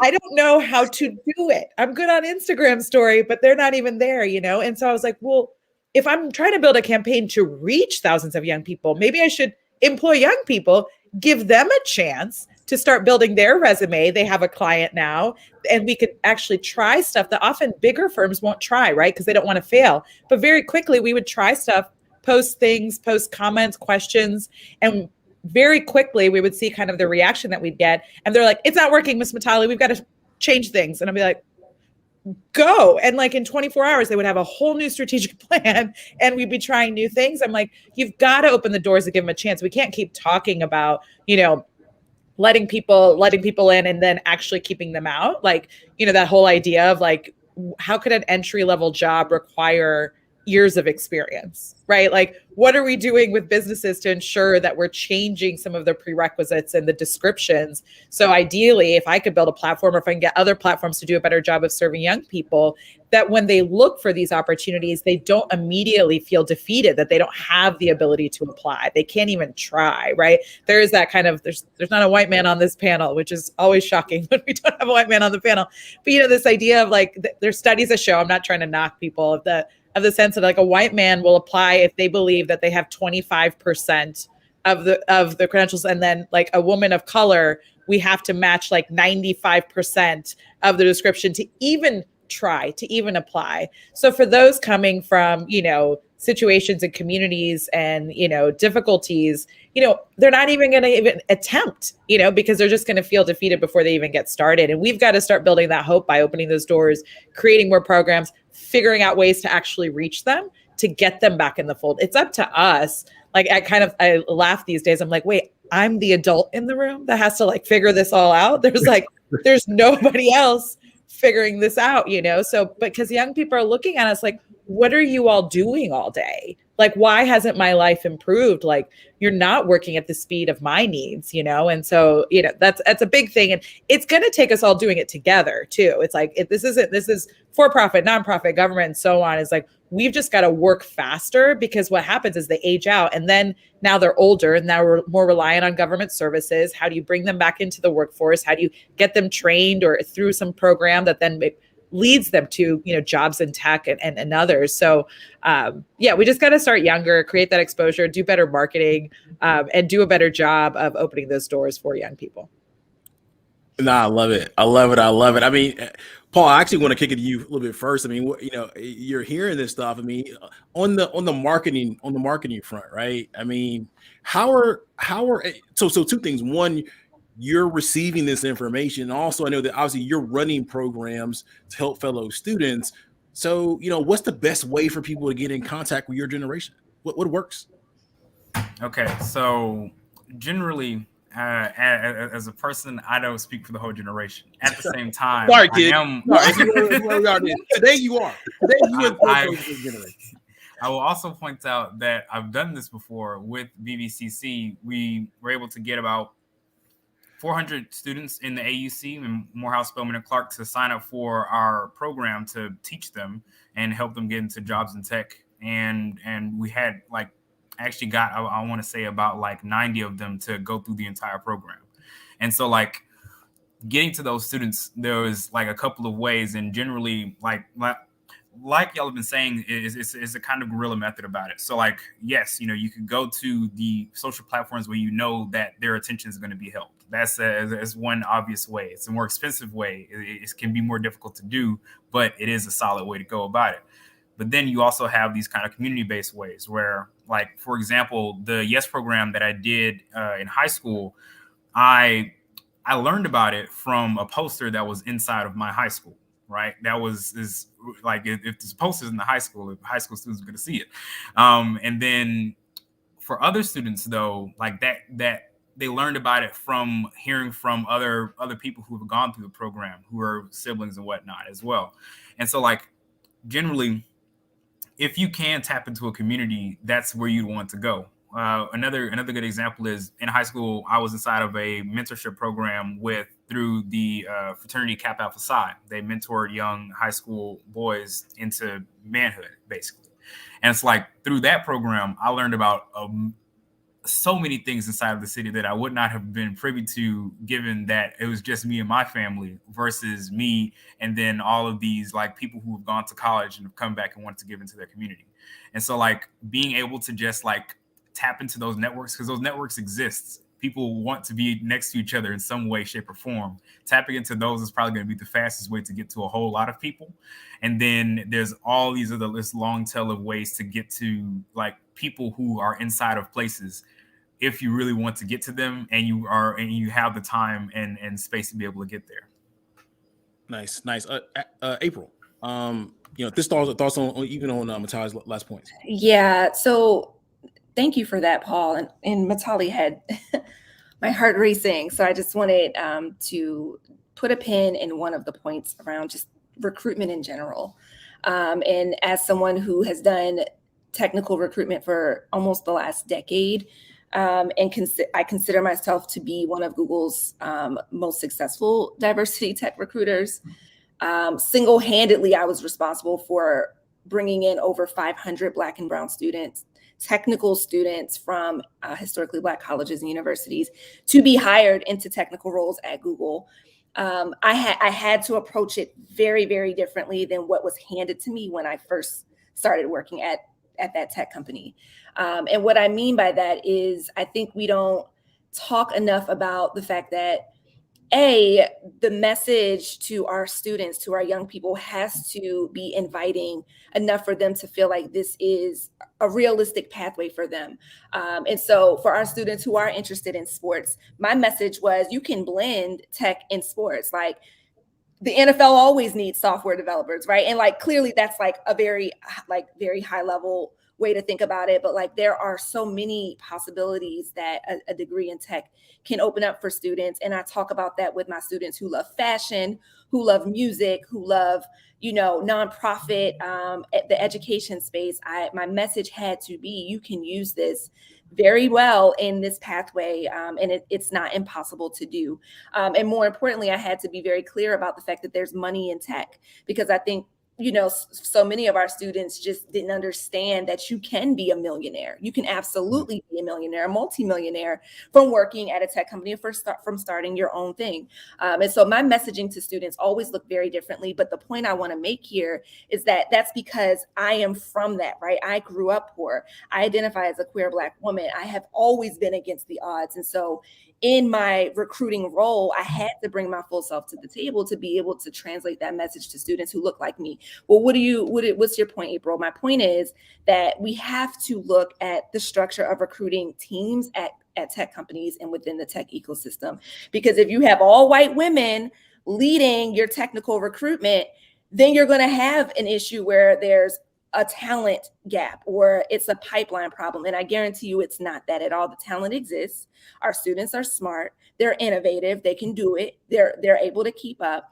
But it's the touch points and the people that you have in front of them that's going to help them make it across that finish line. So I just wanted to add that piece in, because I think if we're going to be serious about this conversation, we have to hold the folks who are already a part, as key players, a part of this, industry. We have to hold them accountable. Otherwise, you're going to start to see small, companies, startups, local, who are getting it right, and they're getting it right from jump. And you're going to see a migration of that technical talent leave top tech companies and head to those smaller organizations, because at the end of the day, there's no amount of perks that you can give someone that's going to, keep them feeling safe and embraced and protected once they actually make it into said company that hasn't had a focus on diversity in the beginning. Gems. Told y'all what's happening. If everybody watching out there on LinkedIn, Facebook, YouTube, Twitter, gems, y'all. We talking about building the future tech workforce powered by Microsoft. So we got about 10 more minutes in this particular segment. Eric, I want to kind of go around. I really want to go around the horn and really start with you here.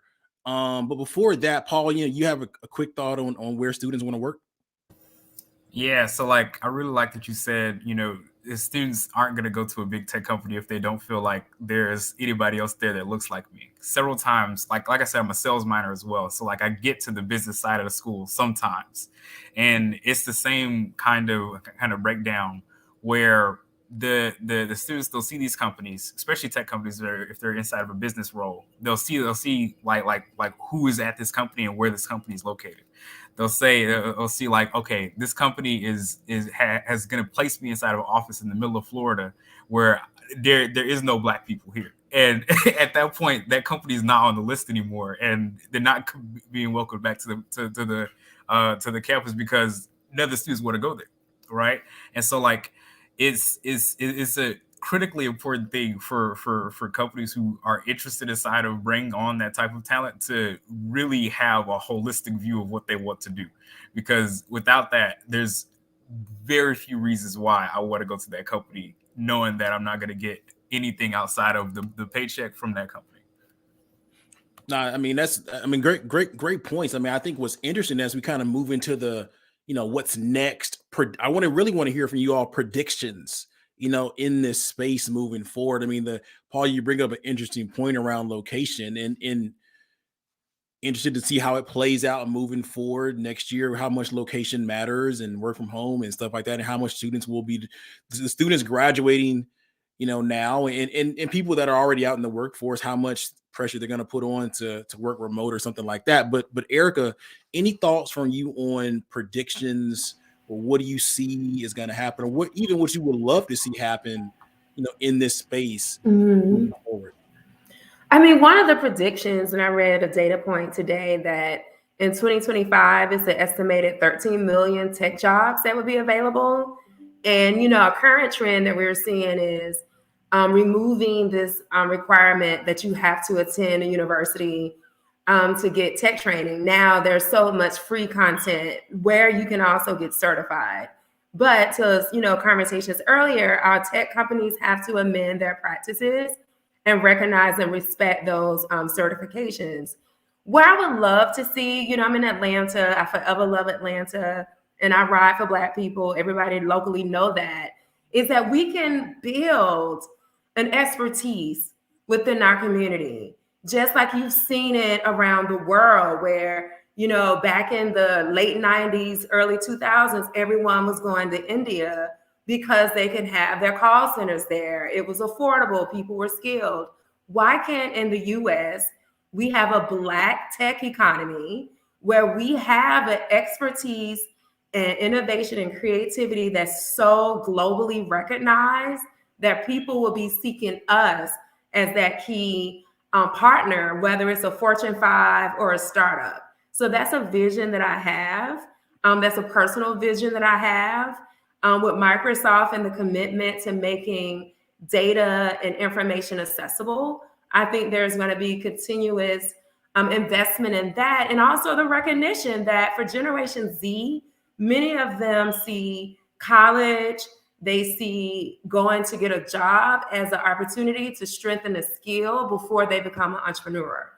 And with the local economy and with the technology shifts that they are happening, people with passions can now leverage that and commercialize it, monetize it, and become millionaires, but it's undergirded by technology. So how can we make sure they even have the digital skills and knowledge so that they can be self-reliant and really multiply the effect of their success and let it trickle down and flow throughout the Black and Brown community? For me, economic power is political power. And with technology being that one investment that we can all agree will continue to the end of time, let's figure out and partner nonprofit, for-profit, public sector, foundation world to make sure that the Black and Brown people who are the innovators and creators aren't left behind just because we don't have that access. Nice, nice. Paul, you want to follow up?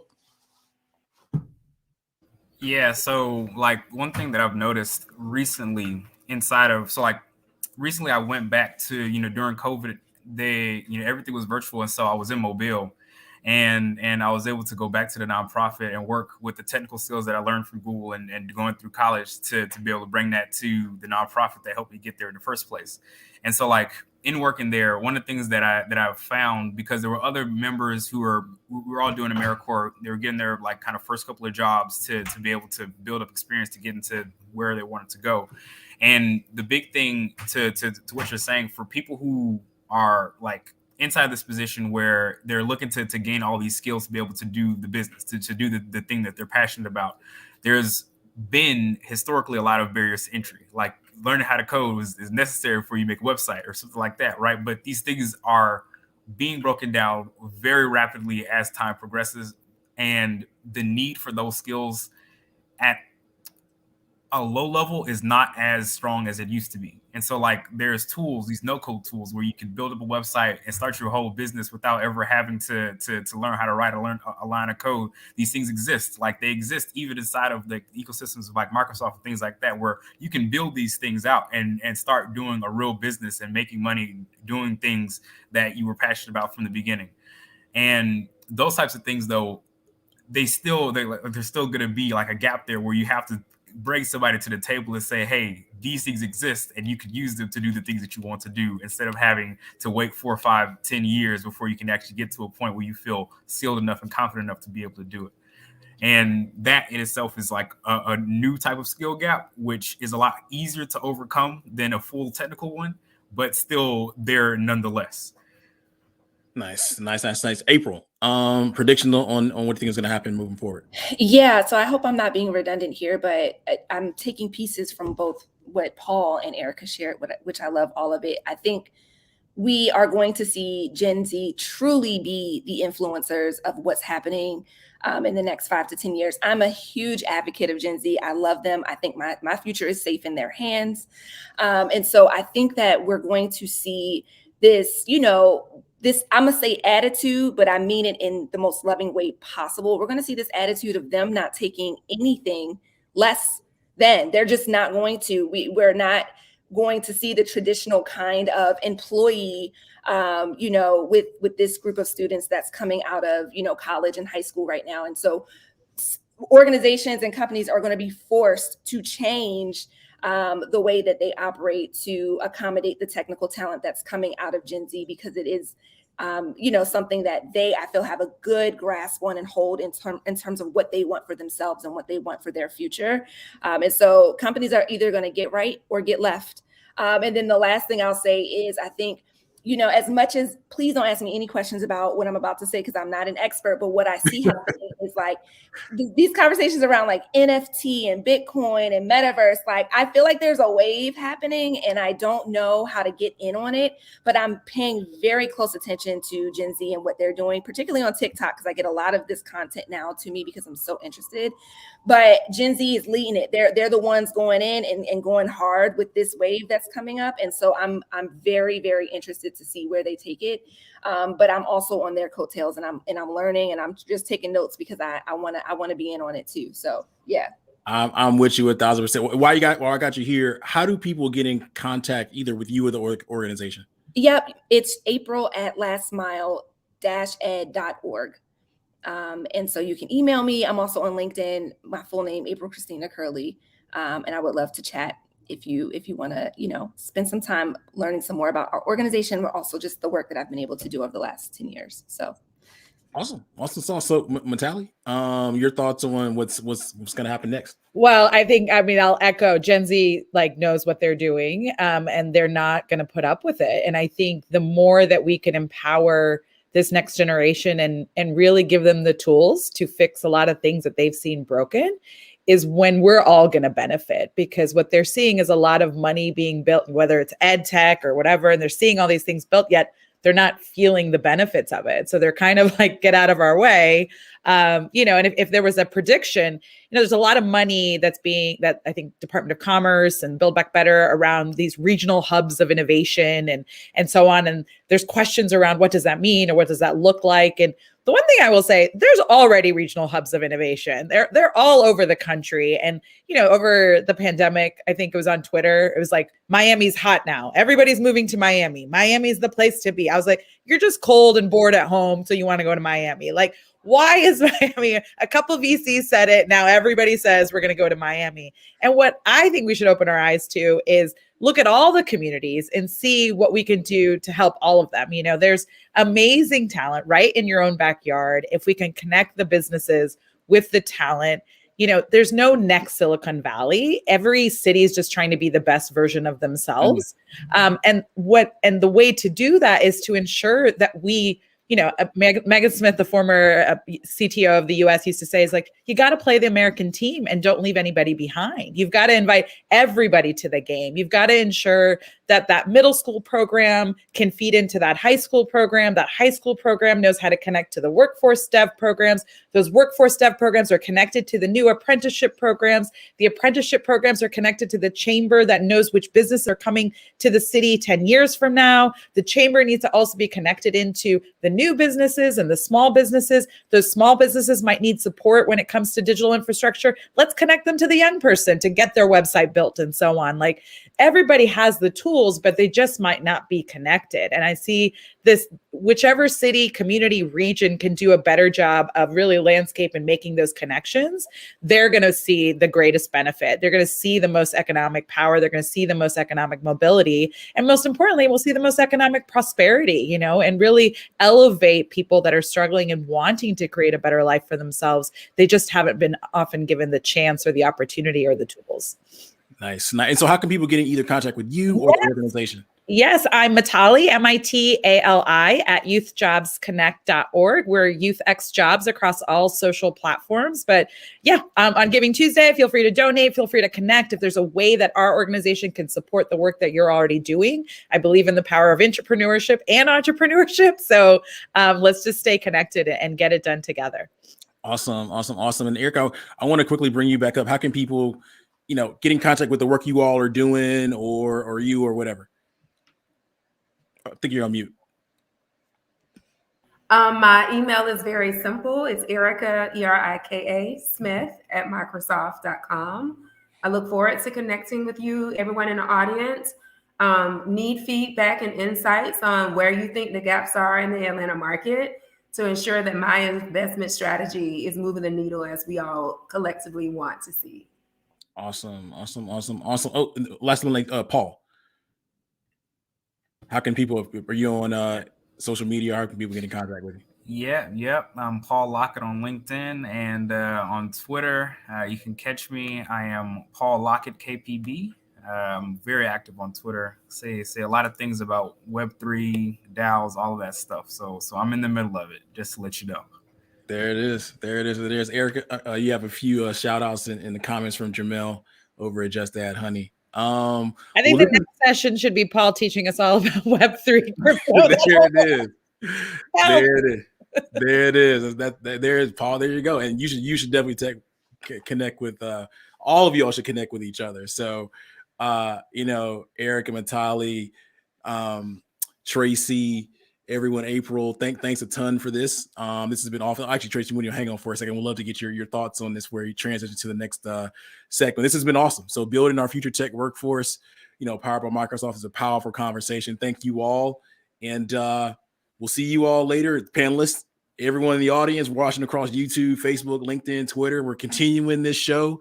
The train is rolling. We got our next set of guests rolling in. So panelists, if you all want to kind of roll on out of here, we'll get the next folks in and we'll talk to you all soon. Joey, thank you so much for all that you do. Appreciate you. Thank you all. You're welcome. Thanks, Joy. Take care. Awesome.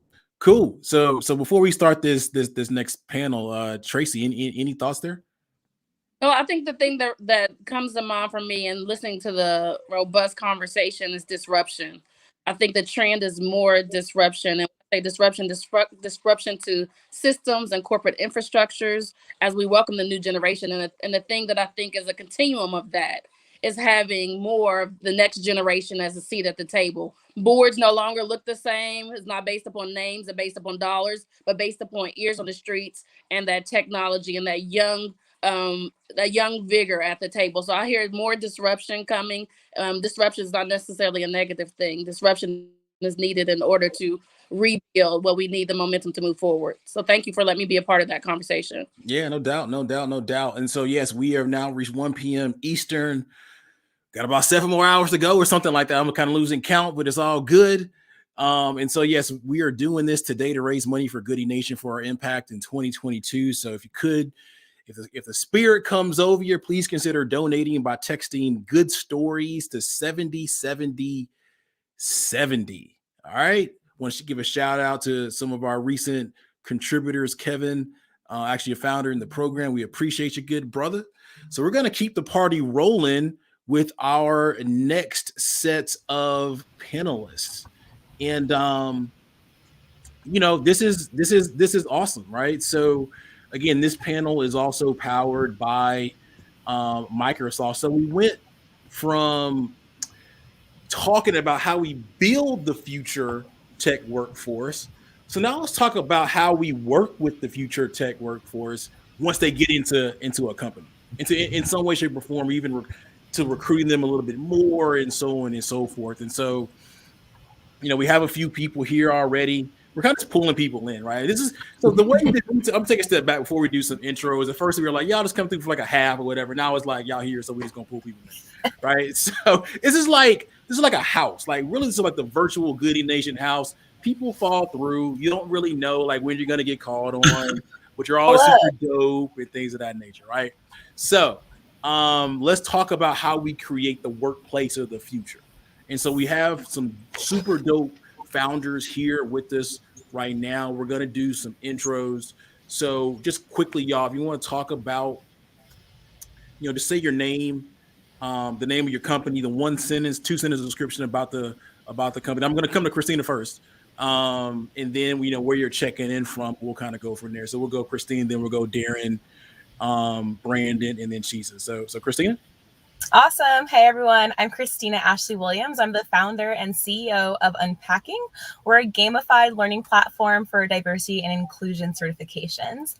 I'm calling in right now from Venice Beach, California, and tomorrow I'll be in Miami for Art Basel.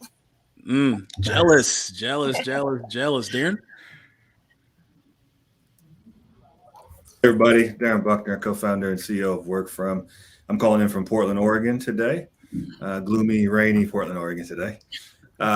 Work From is a technology company that focuses on helping virtual workforce do their best work from anywhere. Since 2016, we've run one of the largest communities of virtual workers around the world with over 150,000 members now. And our newest technology helps companies with remote and hybrid teams create a more equitable, healthier workplace culture through the use of this really unique personalized video technology. Ultimately leads to higher levels of connectedness and stronger bonds amongst teammates, which we all love and have felt the loss of probably over the last couple of years. So something very relevant to how we work today. Nice. Brandon? Hey everyone, Brandon Winfield here, calling in from Atlanta, Georgia. Local Goody Nation family as well. So beautiful day here in Atlanta. Sorry to hear about Portland, but not too bad here. And I'm the CEO and co-founder of a company called iAccess Life. We're a mobile application that allows people to rate, review, and research places based on their accessibility. And our goal is to revolutionize accessibility here in the next few years. Cool. I want to go to Chisa next and then Yami after that. Dope. What's up, y'all? My name is Chisa A. Bailu. I'm the co-founder and CEO of a company called Pedal. We help corporations diversify their workforce with scholarships. So what that means is Synchrony Financial can't put up a job post for a Black woman developer, but they can come to Pedal and put up a scholarship for the exact same thing. So for us, I'm here in Newark, New Jersey. We do have snow flurries. Some people like that type of thing. Okay, I'm learning to become that type of person. So we're happy on this side too. Nice. So Yami? Hello, everybody. My name is Yamilet Yami Payano, and I am one of the co-founders of SignSpeak. And what we are is a patented sign language recognition software that allows for the translation between sign language and English and vice versa. I'm calling out of Boston, Massachusetts. And I am very, very glad to see the energy in the room. So I'm excited to be here. So thank you for the invitation. There it is. So let's go a little bit into origin stories. And Chisa, I'm going to start with you. We're going to go Chisa and then Christine and then Darren. But, origin story, how did you come up with the idea for Pedal? And, what was your pathway there? Sure. For us, origin stories, we started this company in our student center in our dorm, right? Meeting every Sunday, like 9 to, let's see, if we went out too late the night before, it's probably like 10. So from like 10 to 4, meeting every Sunday, just either learning how to code things up or learning how to do a business plan, things like that. And the way that we got this concept and came up with it is we were at Rutgers University, which is statistically the most diverse school in the country. But at the same time, I was at NBC and then I was at Google and my co-founder was at NBC and she was at Vanguard. And we kept on hearing from our hiring managers about how they just couldn't find any diverse candidates, right? And this is obviously, like 3-4 years ago before diversity was cool. So, they really didn't know what to do. Part of them, I don't even know if they really cared like that. But for us, we realized that we had a lot of friends that were struggling to find pathways into these corporations that were more than qualified. And on the other side, we had, people that wanted to look for candidates. And so we figured, how do we create that access, that help, that pipeline, kind of that cheat code to allow them to be as successful as possible? Nice. Christina, let's hear that origin story. Yeah, so obviously last year, you know, we were in the midst of a global uprising. Remember that? There was a big push, right? All these public corporations, organizations are making public statements around standing in solidarity with Black Lives Matter. Meanwhile, their internal employees are like, no, you don't. And like, I just really felt that. And because of my own experiences with racism and sexism at work, at school, at the grocery store, I decided to do something about it. And when I started investigating more research, what I found was that 84% of people report them leaving organizations because of poor company culture. And that when they actually are still there, people are reporting that 70% of employees don't trust their HR department. And so if an incident actually happens, they don't make a report. They go and search for support online, or they go and vent online.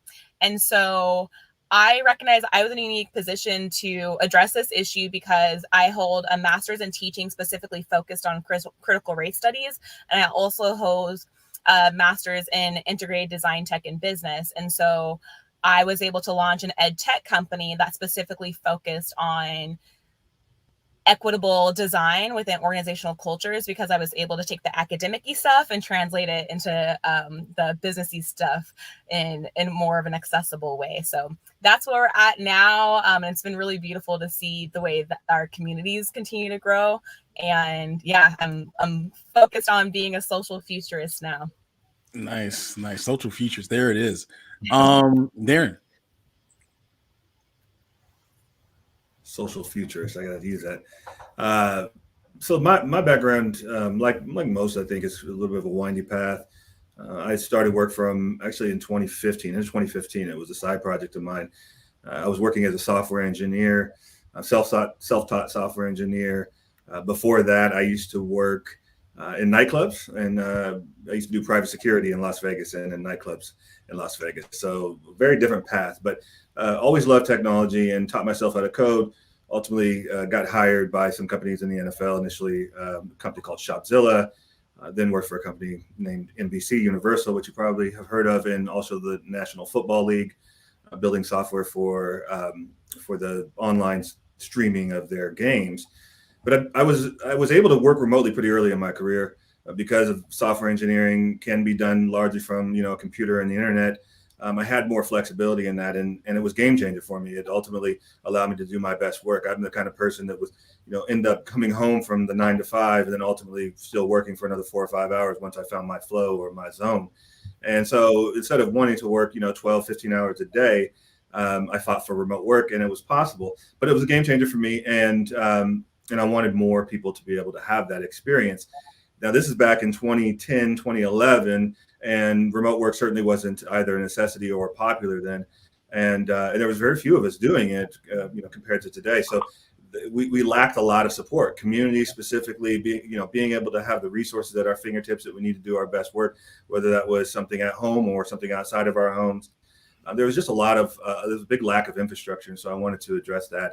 And the flagship product that we built was a search engine to help people find the best places to work in every city, whether you touch down in Atlanta, Georgia, or Portland, Oregon, or in Kuala Lumpur. You would have resources at your fingertips of where to work and people around you working like you. Through that work with the community, we think the best solutions are built, and sourced by communities. And through that work, we ultimately decided to build a new platform that we started in late 2020 and our best mid 2020. And this was, something that we felt like was uniquely possible for us to build because of our history with remote work and our understanding about remote work. And ultimately, we wanted to help more and more teams build the kind of culture and connectedness and support that we knew was possible through our trials and tribulations with remote work. So that's where we are today, is mostly focused on that new platform, although our flagship technology still serves hundreds and hundreds of thousands of people every month. I think you said Brandon.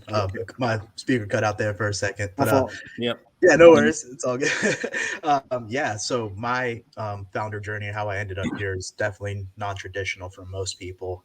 I grew up somebody that was very enamored by racing dirt bikes and any kind of motorsport or thing with a motor and wheels that I could race and be competitive in. I just so happened to choose dirt bikes to be that main passion. And I grew up doing that, was riding for American Honda, and was on my way to being a professional when that whole dream was kind of ripped out from under me. I ended up getting hurt at a race when I was 14 years old, fractured my neck, broke a few ribs, and then ultimately broke my back in half, which is what left me paralyzed from the chest down. And that was about 14 to 15 years ago now. So I knew the risk of what I was doing, which is really what helped me get back into the swing of, living my life and doing things that I wanted to do. It wasn't the first time I've been hurt, just the most serious. And I just wanted to continue traveling with my friends.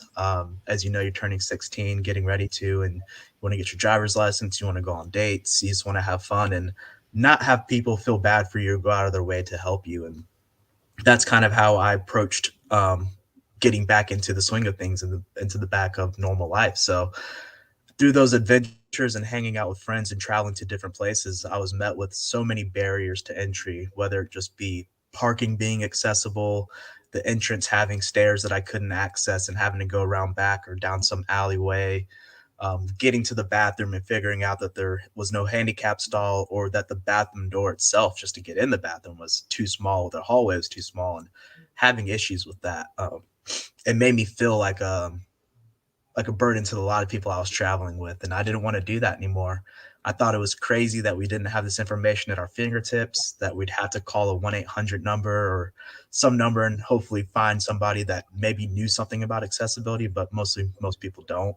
So they're just going to say their place is accessible. And I decided, instead of complaining, I was going to develop a solution, and I wanted to make something that was fun, easy to use, encouraged you to go out and live your life and seek new adventures. And that's kind of where we came up with iAccess Life, our main product, the mobile app that we used for a lot of people to rate and review locations so they can know where to go and where to avoid. And we actually just announced a partnership with Passport today. We had a PR come out where we will be doing some signs here around Atlanta where we have our QR code where you can scan, leave accessibility feedback on the parking and how that was. And we're looking to make our city and then more cities more equitable and accessible for people with disabilities. No, awesome. Great work there. And before we kick it over to Yamilet, so founders in the program, that we refer now to what we do typically on Mondays as huddles. And so it's a conversation with Brandon a few months ago that the new founder interviewed. Just kind of, I was explaining to him about the program, right? And yeah, we have these things on Monday mornings that called Monday morning stand-ups and stuff like that. And I said it once, and then there's like second time, I'm like, yeah, we do stand-ups and they're powerful. And I was like, yeah, this is probably not good. And so we stopped the conversation and just had a conversation about that. Like if it was offensive, and he educated me on that, on a number of different things. And so, right then and there decided to change the term in one way, shape, or form. Didn't know what it would be, and I think maybe a week or so later, we kind of settled on huddle after talking with founders. So that's kind of the origin story about the term we use now for our Monday morning get-togethers, accountability group sessions. So Yamilet, let's kick it to you. What's your origin story? So I did a lot of work on diversity and inclusion through my stay in Washington. So I went to American University, and I really was involved in a lot of diversity and inclusion initiatives on campus as student body president. And then I sort of went into the world, and I was a coder for what looks like many years, but it's not. 3 years is not a long time. And then I realized really that through that journey that I started my own nonprofit and did a lot of that work, but throughout the conversation, and going to Brandon's point and to validate what he was saying, is when we talk about diversity and inclusion, I feel like there's always a center around race and gender. And I'm not saying that this is a war against who has it worse and there are marginalized communities and there's intersections that I think are often missed out on. And a conversation that I think that often happens is around the accessibility space. And sort of what really got me into this is that one of my co-founders, Nicholas Kelly, is actually deaf, right? And when I first met him, that communication barrier was hard, right?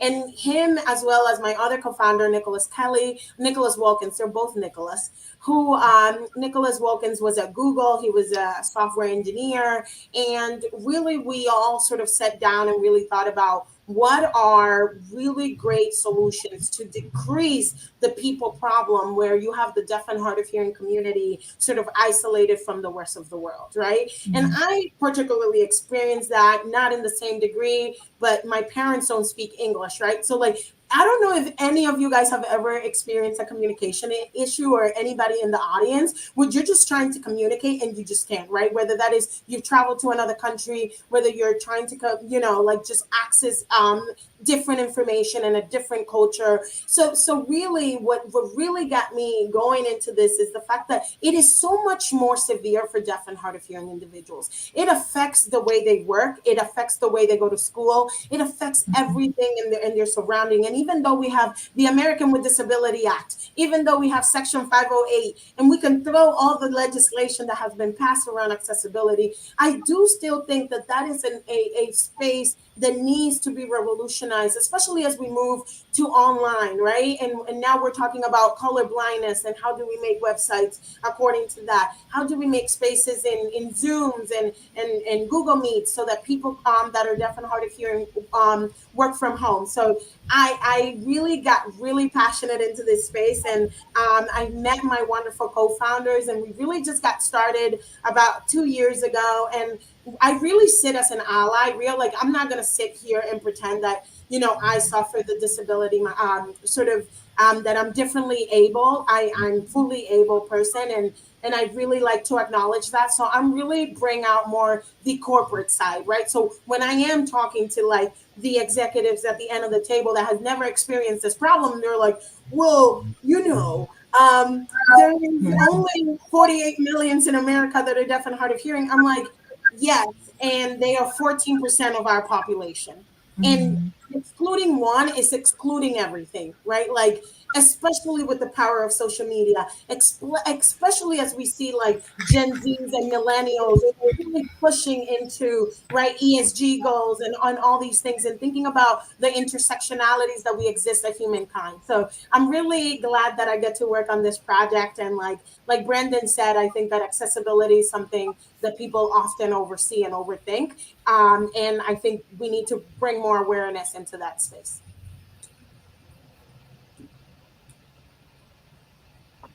You're muted. Oh my gosh. So this happened in the second to last panel, right? So someone had an amazing point, and I came with and I started talking. It was just like this. Like, it was an amazing, like my timing on it was like impeccable, but I was on mute.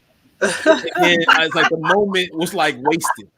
And so right there, I want you all to know my timing was impeccable with my comment. We believe you. It looked passionate. It looked passionate. It looked introspective. It looked deep. Yes. I can tell. I'm just gonna kill it. And yes. Okay. So let's talk a little bit about, and we have a few other folks kind of joining the stream shortly, but I do want to hear you all's thoughts on, so you all represent kind of different, what I consider, different parts of, creating an awesome workspace, the workplace of the future.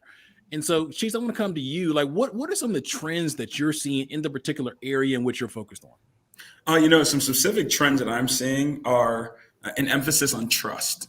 I think what we're seeing now, we've done a great job at deciding as a collective whole, at deciding to care about inclusivity.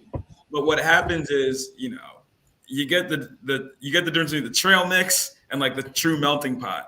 And the difference between that is legitimately trust, right? You can have everyone in an organization being all different types of people and really being a great metric of what our country looks like, right? What the world looks like.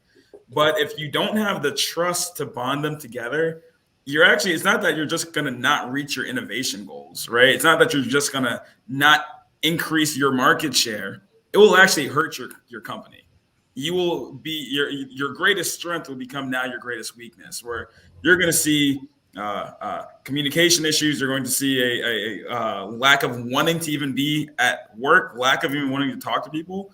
And so the biggest differentiating piece and there's a Harvard Business Review article on this as well, is trust. Being able to have a space where everyone can feel free to talk with each other, feel like they want to talk, right? I love this call. I trust y'all. I'm like, dang, I gotta figure out a way to work with Brandon. So what can we do, right? Like, I love this. And if we're able to really replicate this in the workplace on a greater scale, we're going to see innovation levels that are going to impress us, but really elevate and optimize the potential that we have within our organizations, but as a country, as a world, and really on a technological front and everything in between. Awesome. Christina, going to come to you. What are some of the trends you're seeing in the space that you're working on? We actually run workshops on futures thinking here or at Unpacking, and what we center is looking at patterns and what's going to grow, what's going to collapse, what is going to be constrained, and what's going to completely transform like over the next 10 years. And so when I think about growth, I examined the trends and signals from today that are showing obviously remote. I think that's like a given, but we're also seeing conversations look differently. And so accountability is something that looks different than what we've seen in the past, and just saying, hey, this is going out to the public, or you made some public statement, there also needs to be a consequence. So does that consequence look like your budget gets restricted? Does that consequence look like there's a rise in the... I'm so sorry, you guys. I have to pause for 1 second. I apologize. I'm going to come back after the next person goes. No problem. We're going to kick it over to Darren. To Darren next. I mean, let's talk about trends in the space that you're working on. So working in. Yeah. Well, remote work is certainly a huge trend, and it's been something that I've been working in and enabling in different ways for many years now. So for me, it's something that I understand from many different angles, and have built really a sort of a worldview and a philosophy around that I think is more and more relevant. And a lot of companies now are starting to, I think, see some of the same things that we've been seeing for a long time. So the trends inside of remote work are something I can speak to. Certainly hybrid work is this hybrid workplace is something that that is now becoming quite popular, especially with companies who are seeking to sort of bridge the gap between the old and what they see as being the new, or the uncertainty. Hybrid work is not something that typically most individuals will champion to the level that a company wants to. And so I think that one of the trends that we're looking hard at is the friction that's being created right now between organizations and their employees, and where that's going to lead. Now, remote work in general, and I put hybrid work under that umbrella, because there's every model that is proposed, there's a significant amount of remote work that's included in that, or work that's offsite. But when you work in this fashion, trust is key. Trust is the thing that will enable you to build a category defining culture. It's the thing that will enable you to not only be productive, but ultimately affect your bottom line. And so the companies are really grappling with this right now, and they're setting the stage for what is likely to be a rocky and tumultuous next couple of years of trying to figure out how to do a hybrid experience well. In many ways, of all the opportunities to sort of change how we work, and some of those happening to us and some of those that we can be proactive about, the hybrid solution is the hardest. The hybrid approach is the hardest. It creates often a creates a dynamic where there's gripes or friction for everybody. The people who are in the office often are struggling to engage people who are out of the office, and make sure that what they do is communicated in a way that does allow them to transfer knowledge effectively. The people who are out of the office feel left out from those conversations, and often feel like they're not a part of the in the room decision making, which is a reality. And then everybody feels as if maybe they don't have the access to the people in the ways that they might need to in order to advance their careers and to feel connected and to build these strong bonds. So it's a really difficult thing, and I think that's something we're looking at hard, and certainly a trend that I'm watching. And the other trend that I'd say that is happening right now inside of remote work is just the understanding of how difficult it is to create a strong culture when you don't have the crutch of physical proximity, which is typically what it has become for most of us over the last many decades. We haven't been super intentional about how we've come together. We certainly, made people come together, and then what we did as humans sort of took over. We're good at being social. We're good at connecting, especially when we're nearby. But when you're not so close, when physical proximity is not a luxury that you have or something that you choose not to have, you have to be much more intentional. And that's hard work. And hard work means change. And change is not something that a lot of people engage in, willingly, often, especially at an organizational level. So I think there's a lot of friction. That's the trends that we're looking at, a lot of friction, but also a lot of solutions that are coming out to address these sort of things. And I think we'll catch up pretty quickly. It'll be a couple of years, but I think we'll see these frictions for a little while now. Nice.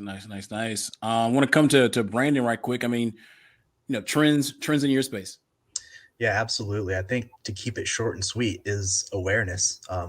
Corporations and big organizations now are really starting to pay attention and be proactive instead of reactive. Well, maybe at this stage, it could be reactive at how late it's kind of been for them to start opening up their eyes about this. But one of the main things is digital accessibility. I know we've seen Microsoft and Google, and definitely Microsoft is the one I pay the most attention to, that has been working so much in the space of digital accessibility, making their video games and their website experiences and other people's website experiences, like the things that they do as far as making sure that you are compatible with, with CAG audits or compliance, essentially, and things of that nature. So it's been really cool to see big organizations.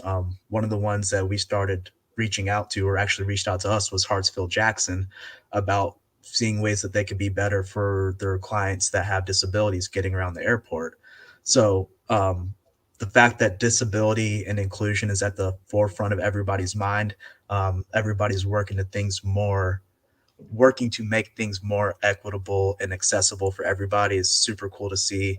And that's kind of where we are with Passport, where we do the parking equity, and hopefully that expands into retail spaces, sporting venues, and everything else of the like, essentially. So it's just cool that people are talking about this conversation, and they're starting to realize that we don't travel alone. We tend to come with friends and family. And if you make sure that we're comfortable or kind of look out for us, you're going to have a consistent customer and a loyal customer.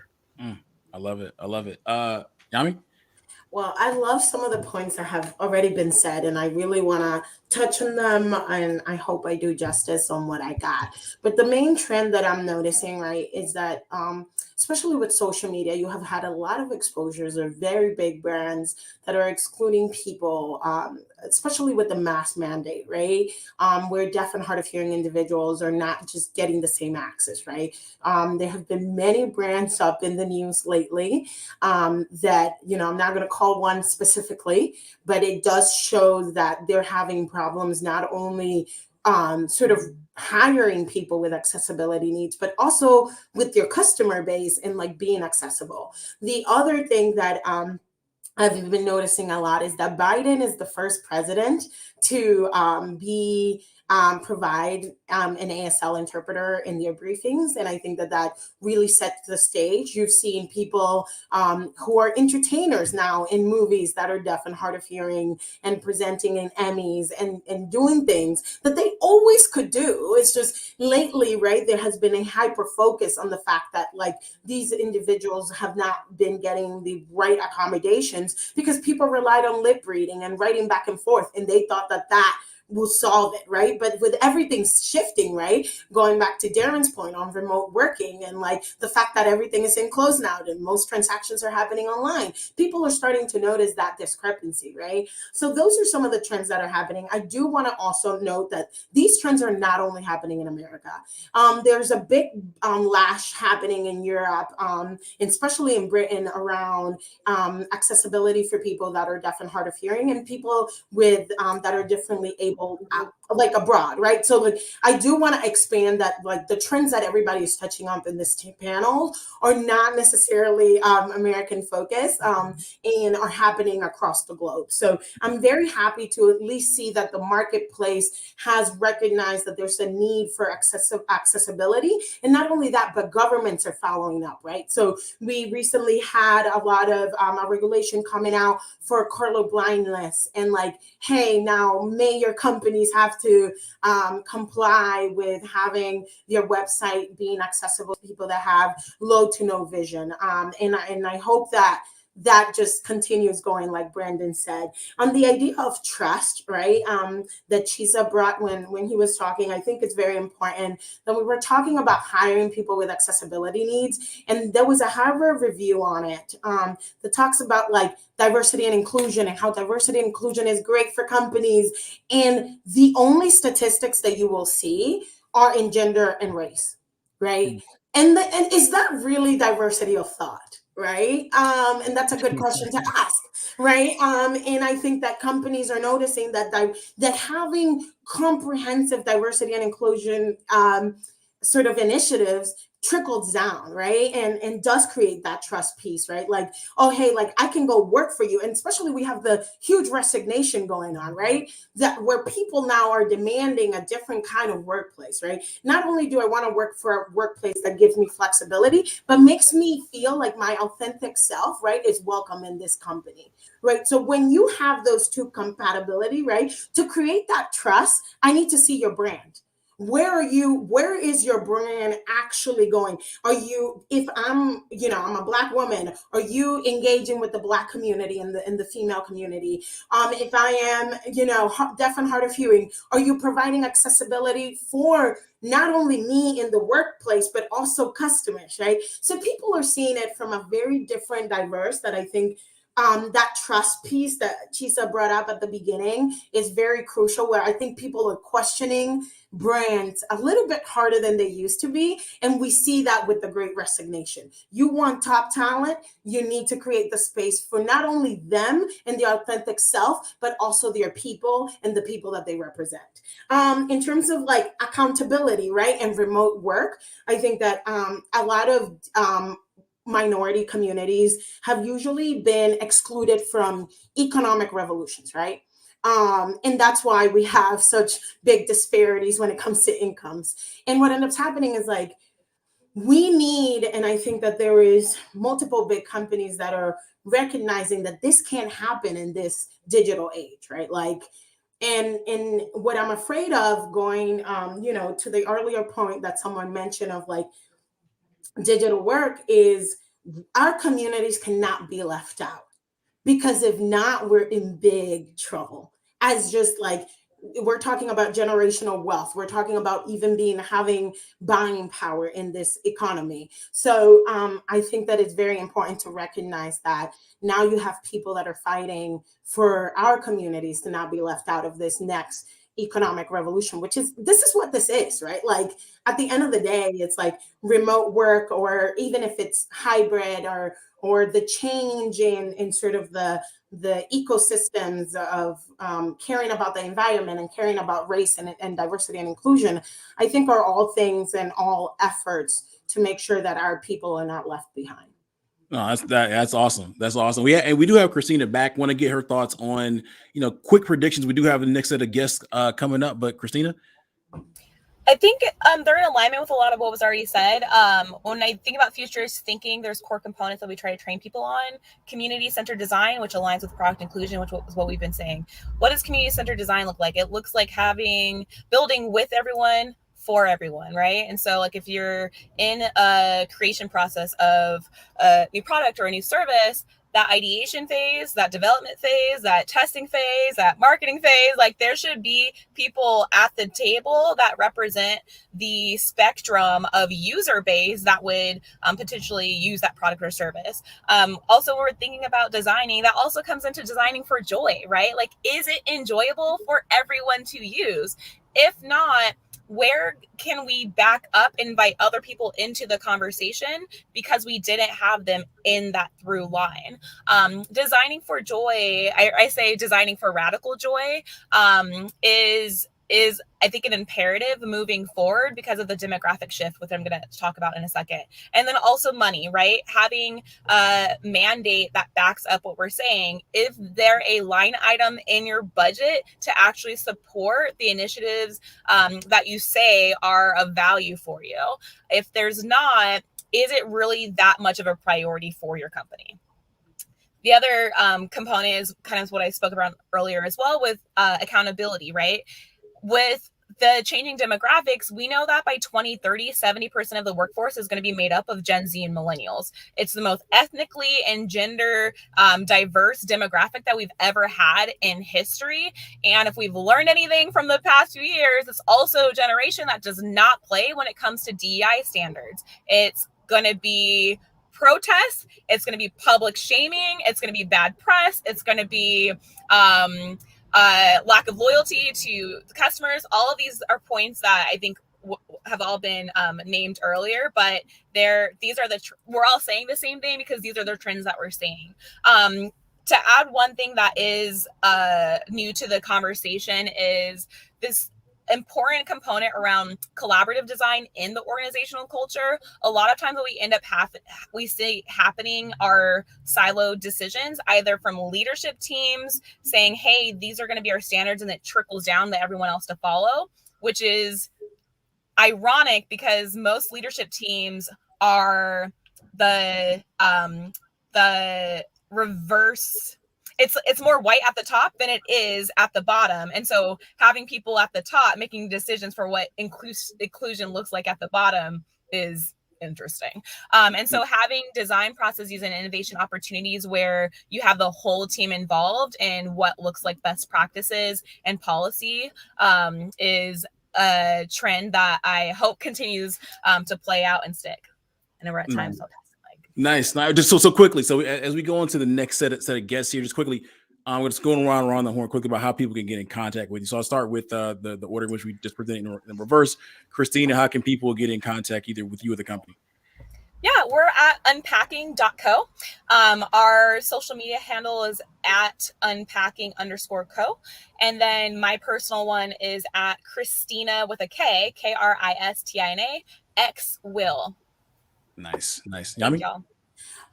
We have a website called sign-speak.com, and people can find sort of how to contact there in our social media there. You can also just Google us, SignSpeak, and we're very responsive in terms of inquiry. So I know that accessibility is something really new, especially when it comes to the deaf and hard of hearing community. So if anybody have any inquiries or just want to ask like a question that most people might be like, oh, I'm afraid to ask because I don't want to get canceled, like we're the team to call on, so feel free to do that. Nice. Darren? Yeah, our website is workfrom.com, WORKFROM. Personally, you can reach me on Twitter, which I'm most active at Darren Buckner, DARREN Buckner. And I'd love to help with anything. Right now I'm doing a lot of hands-on work with teams who are transitioning to remote work or some sort of hybrid model. Because my passion runs deep, I just want to get in and help. So if there's anything I can help with, shoot me an email and we can talk about something, or we can get our hands dirty together. Nice. Chisa? You're muted. I think you're on mute. Man, I almost got the whole thing through without doing it. It was so close. But you can reach me at Chisa, CHISA at pedal.com. That's PEDU education, L.com. I'm super active on IG and Twitter. So it's Chisa Mane, CHISA MAYNE. That is Chisa Mane, like Gucci Mane without the Gucci. So feel free to hit me. I'm available. Love to talk to anyone. If you are part of an organization, or if you're looking to intentionally diversify your workforce, don't be a stranger. There it is. And then Brandon. Yeah, we are iAccessLife on all social handles, so pretty easy to find there. iAccessLife.com, and me personally, very active on Instagram usually, BMW 937. And I do like BMWs, but it's just my initials. So don't come at me. There But it yeah, is. find me there. And thanks for your time, man. This has been great. No, this has been an awesome conversation. I love it. I love what you all are working on. Loving the trends here. We got a next set of founders up to talk about some of the same things. So peace out, y'all. And we're bringing the next folks to the stage. Appreciate y'all. Thank you. Cool. So we do have a few extra people here. We have Mandy Price, we have Sarah, and so here we got a few minutes to talk about your origin story and some of the predictions and things, trends and predictions you're seeing in the space. And so let's start first with Mandy. And the reason I'm saying that because Sarah, what you're working on, like the actual thing you're working on. Just quickly, Mandy, what's your name, company, once in the description, two in the description, but I also want to hear a little bit about your origin story. Yeah, sure. So thank you so much for having me, Joey. My name is Mandy Price. I am the CEO of Canaries, and we are based in Dallas, but we have, just kind of like your other panel said, we are remote. So our team is everywhere. So we have people in Atlanta, we have people in Seattle. And what we do at Canaries is we are a technology company that provides the tools so organizations can create long-term systemic change around diversity, equity, inclusion. We do that by deploying assessments to their employees so that they can help measure inclusion in the workplace. We do assessments around equity, around looking at their entire kind of employee life cycle, looking at talent acquisition, performance management, pay practices, to help them identify better policies and practices and procedures that promote equity. And then we benchmark all of this for the organization so that they can see not only internally, but external benchmarking on how their organization is comparing with respect to DI metrics. We pair our software with DI experts on our team that are able to help organizations really implement these DI best practices into their organization. So I know you asked a little bit about the origin story. So I started the company 4 years ago, and I came from a kind of unexpected background. I practiced law for 12 years prior to that. I was a partner in a law firm, was heavily involved with our DI work there. But really, I've been involved with diversity, equity, inclusion, kind of, I say my whole life, but definitely since I was in college. So this work really started when I was at the University of Texas at Austin. Like many college campuses, we had some challenges when it came to creating that environment around inclusion. And so the president of the university at the time, President Faulkner, created a racial respect and fairness task force. This is after numerous racial incidences, including the MLK statue being egged several times. And so I was one of the 4 student representatives that was on that task force that was charged with kind of how's the university look at their policies, their practices, what kind of initiatives need to be in place to ensure that they're cultivating a climate of inclusion and equity. That led to the Division of Diversity and Community Engagement, which is still there today, which Canaries now partners with. So to really see life come full circle. And that work continued on when I went to Harvard Law School, and I did a lot of research at the Harvard Civil Rights Project. So this is something that, you know, like I said, although I stepped away from it a little bit when I was practicing law, I've always been involved in it. And so really excited that I get to focus on this work full time. Nice. And Sarah, I'd like to learn a little bit more about, you know, tell us a little bit about the company and then the origin story there. Oh, I think you're on mute.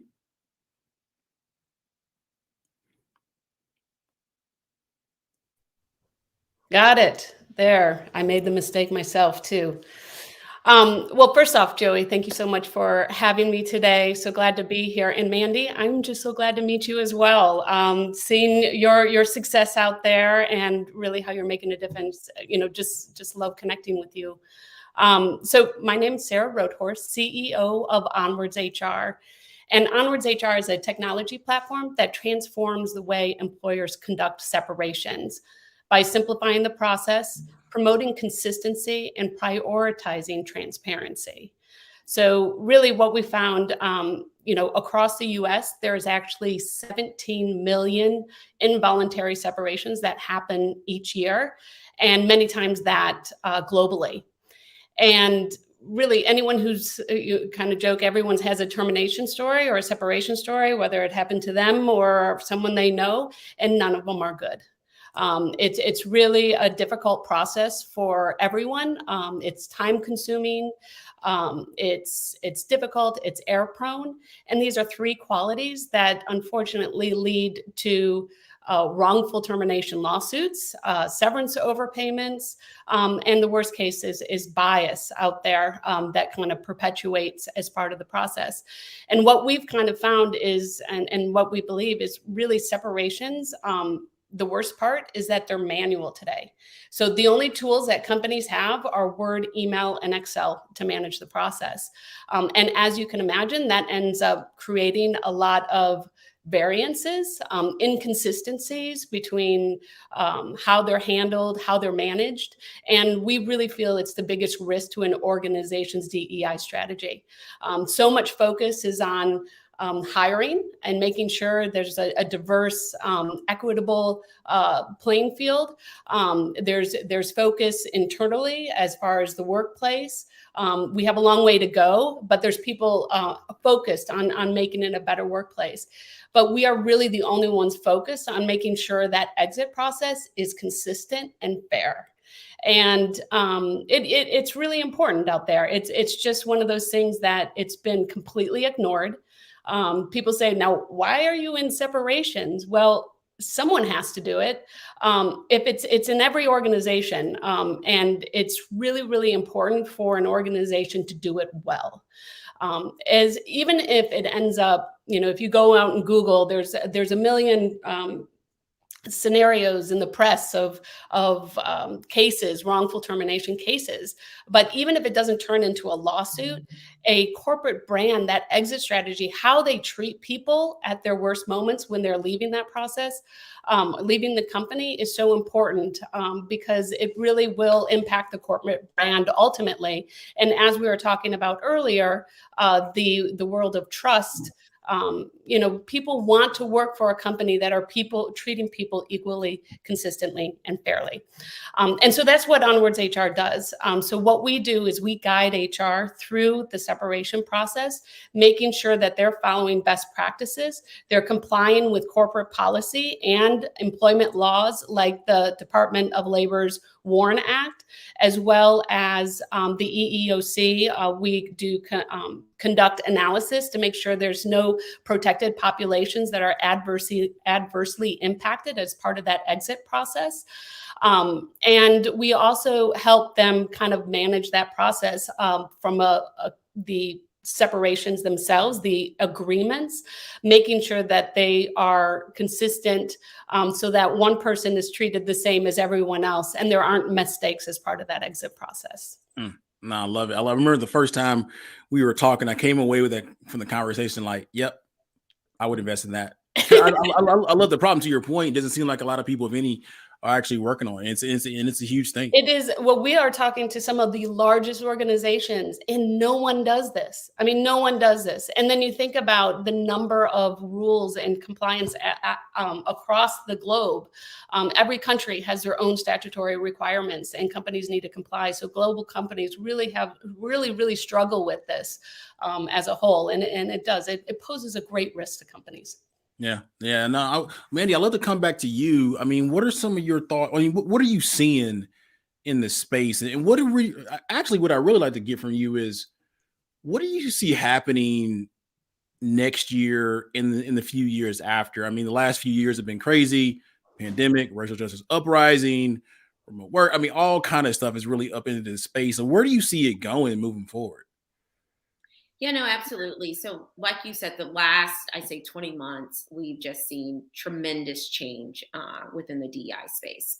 There's been many industries that have been really focused on this work for a long time. When we think of a lot of professional services and consumer goods and those companies, they, really have had DEI strategies for decades. But what we've seen is that overall, right, and I know the panel before talked a lot about this as well, is that because of the influx of Gen Z and millennials, that this is something that companies have to pay attention to, that it's not a nice to have. It's not DEI is something that falls up under HR. It's DEI is now a part of our key strategy as a business. So we're seeing all kinds of racial equity audits that are brought on by shareholders. We're seeing governments as well as private entities. So the SEC has done a lot of signaling. We've seen things like from NASDAQ, as well as other governmental bodies as well, around making requirements around board diversity and disclosures around DEI metrics. We've seen organizations like the Business Roundtable talk about that DEI is something that organizations need to prioritize, and they need to have reporting around DEI. Business Roundtable is the country's kind of largest organizations. And then what we've seen is really an influx of organizations hiring DEI practitioners for the first time. So LinkedIn said that a chief diversity officer was the fastest growing C-suite title in 2020, growing by 84%. And then what we've seen is that the chief diversity officers before, right, were up under HR. In the other panel talked about this a little bit before too, didn't really have their own budgets, that we're seeing organizations actually start to dedicate funds and budgets towards DEI, that chief diversity officers being reporting directly to the CEO.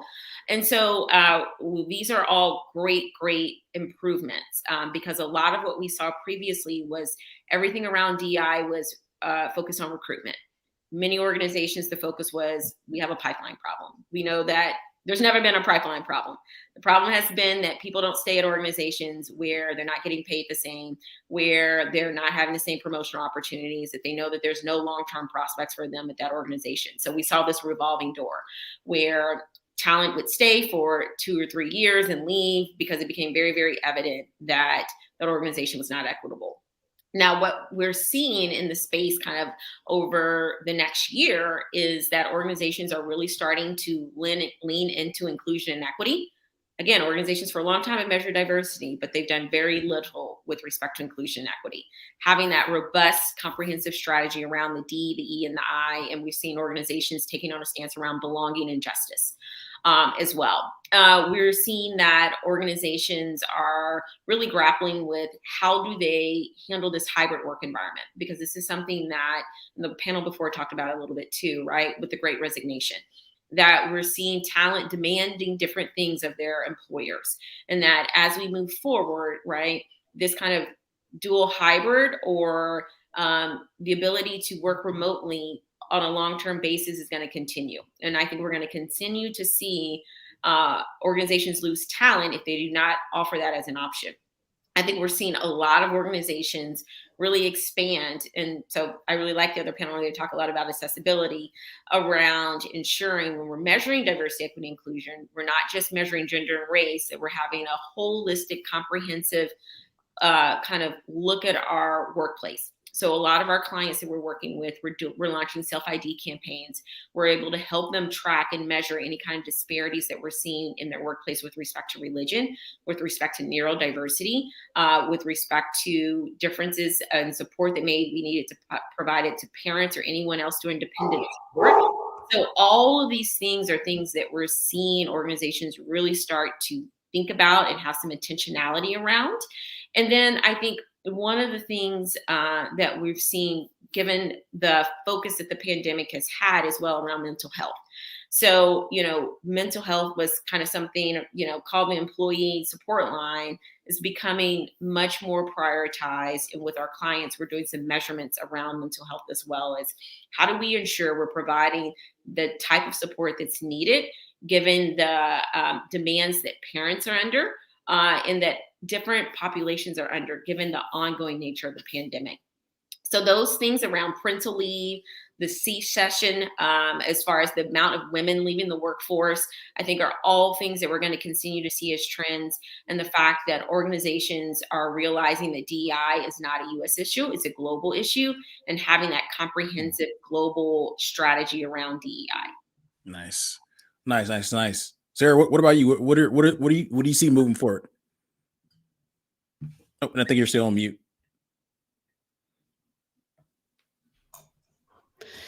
What we've seen, we're in a space where it's largely manual right now. So a little bit at our area, they're playing catch up a little bit as part of trying to automate the process, streamline, and use technology to be able to drive those consistencies. But in large part, it's driven to help.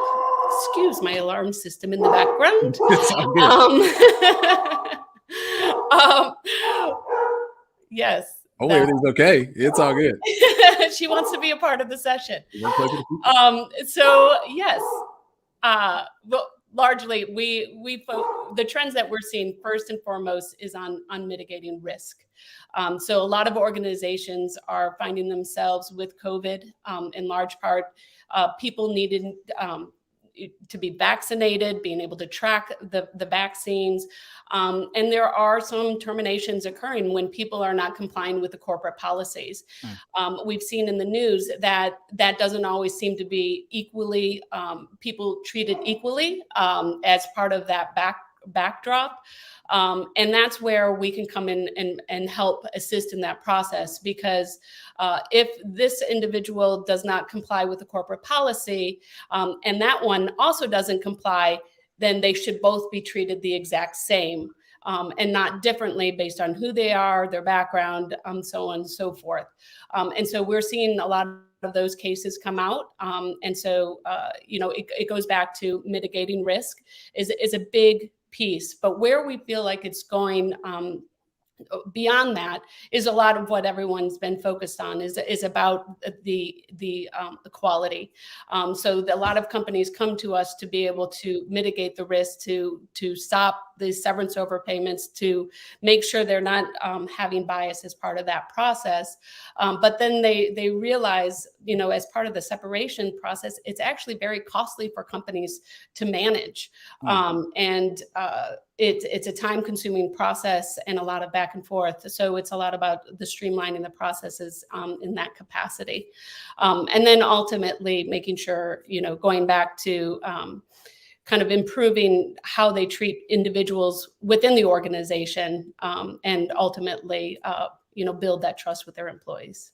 Nice. So as we come to the end of this session, Sarah, I want to stay with you for a second. I mean, how can people get in contact with you? And I know we got to ask the question now that we have the platform. How can people who are watching or listening a little bit later on help you? Oh, yeah. Well, first off, we're onwardshr.com. So we have a website out there. Also on LinkedIn is a great way to connect. Just Sarah Roadhorse. And, really, we're out there to help. I mean, help organizations, help others. If they have questions, if they're facing, a lot of times companies are not choosing to have a reduction in force. It's something that they're forced to do. And but they do have options in how they manage it. And if they are kind of not sure what to do, we're happy to kind of walk them through what the process and how best to treat their employees through that. But you can also reach me at email, sarah@onwardshr.com, and Twitter as well. Awesome. Mandy, what about you? How can people help out? And then how can people get in contact with you? Yeah, so you can reach us on all social media at Canaries, Kanaris Inc.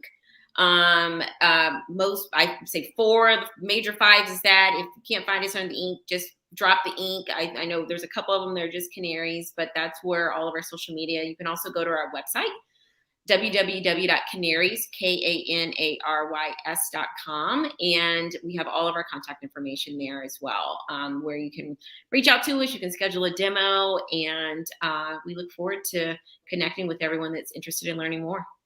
Awesome. Well, Sarah, Mandy, this has been a great conversation, as well as with the previous set of panelists on creating the workplace of the future. I know that I learned a ton about what's going on and what's going to be happening moving forward.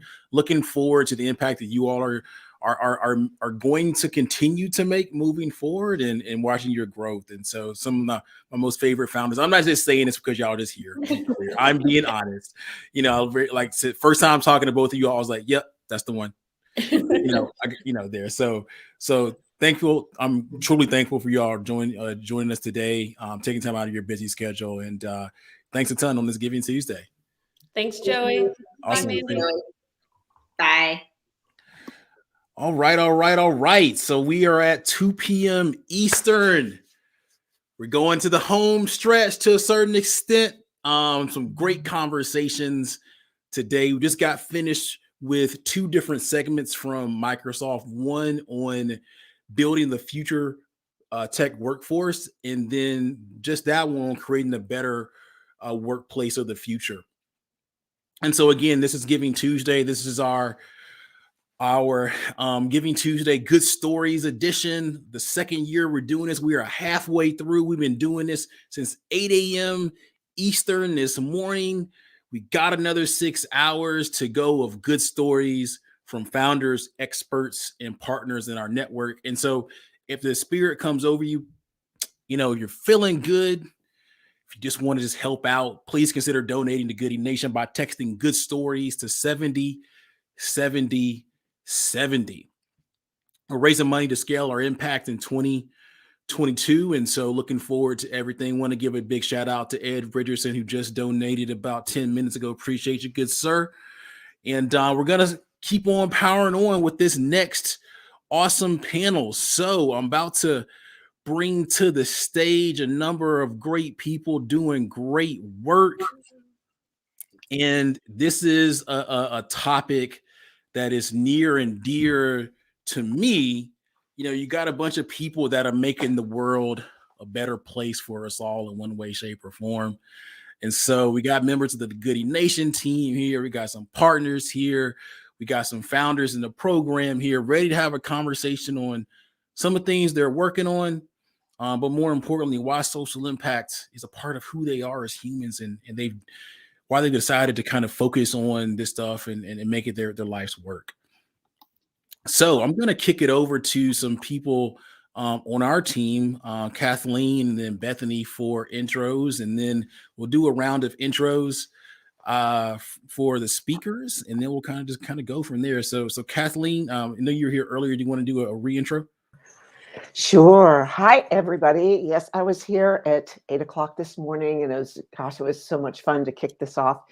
And I'm Kathleen Curry. I am portfolio manager and huddle facilitator at Goody Nation, and I actually have 3 huddles, which are early startup stage, tech stage, and also growth companies. And it goes for everything from health tech to all kinds of cross-sector tech, and from companies that are doing medical device companies, so needing FDA requirements for allergies and safe workplaces, to media and communications and networking, and it's just really, really great. So thank you so much for to be here. I have to say that my heart is in social impact, both always in my life when I was a volunteer at a lot of nonprofits, and then when I found myself at Georgia Tech teaching a social entrepreneurship class, having grown to healthcare tech companies. And I said, I know what it's like to build a revenue line and a margin and to teach that, but I want to also understand what it's like to have social impact, and then became CEO of a technology nonprofit and got to live through that. So yeah, thanks for having me here, and looking forward to this hour. Awesome. I'm gonna kick it over to Bethany. Hello, everyone. Good afternoon. For those of you who are tuning in Eastern Standard Time, good afternoon. My name is Bethany Wilkinson. I'm also a portfolio manager with the Goody Nation team. I support the Social Impact Huddle, which we're getting into today, as well as the Financial Inclusion Huddle. It's a real joy to be able to support founders and encourage them on their journeys. And so I love being a part of this team.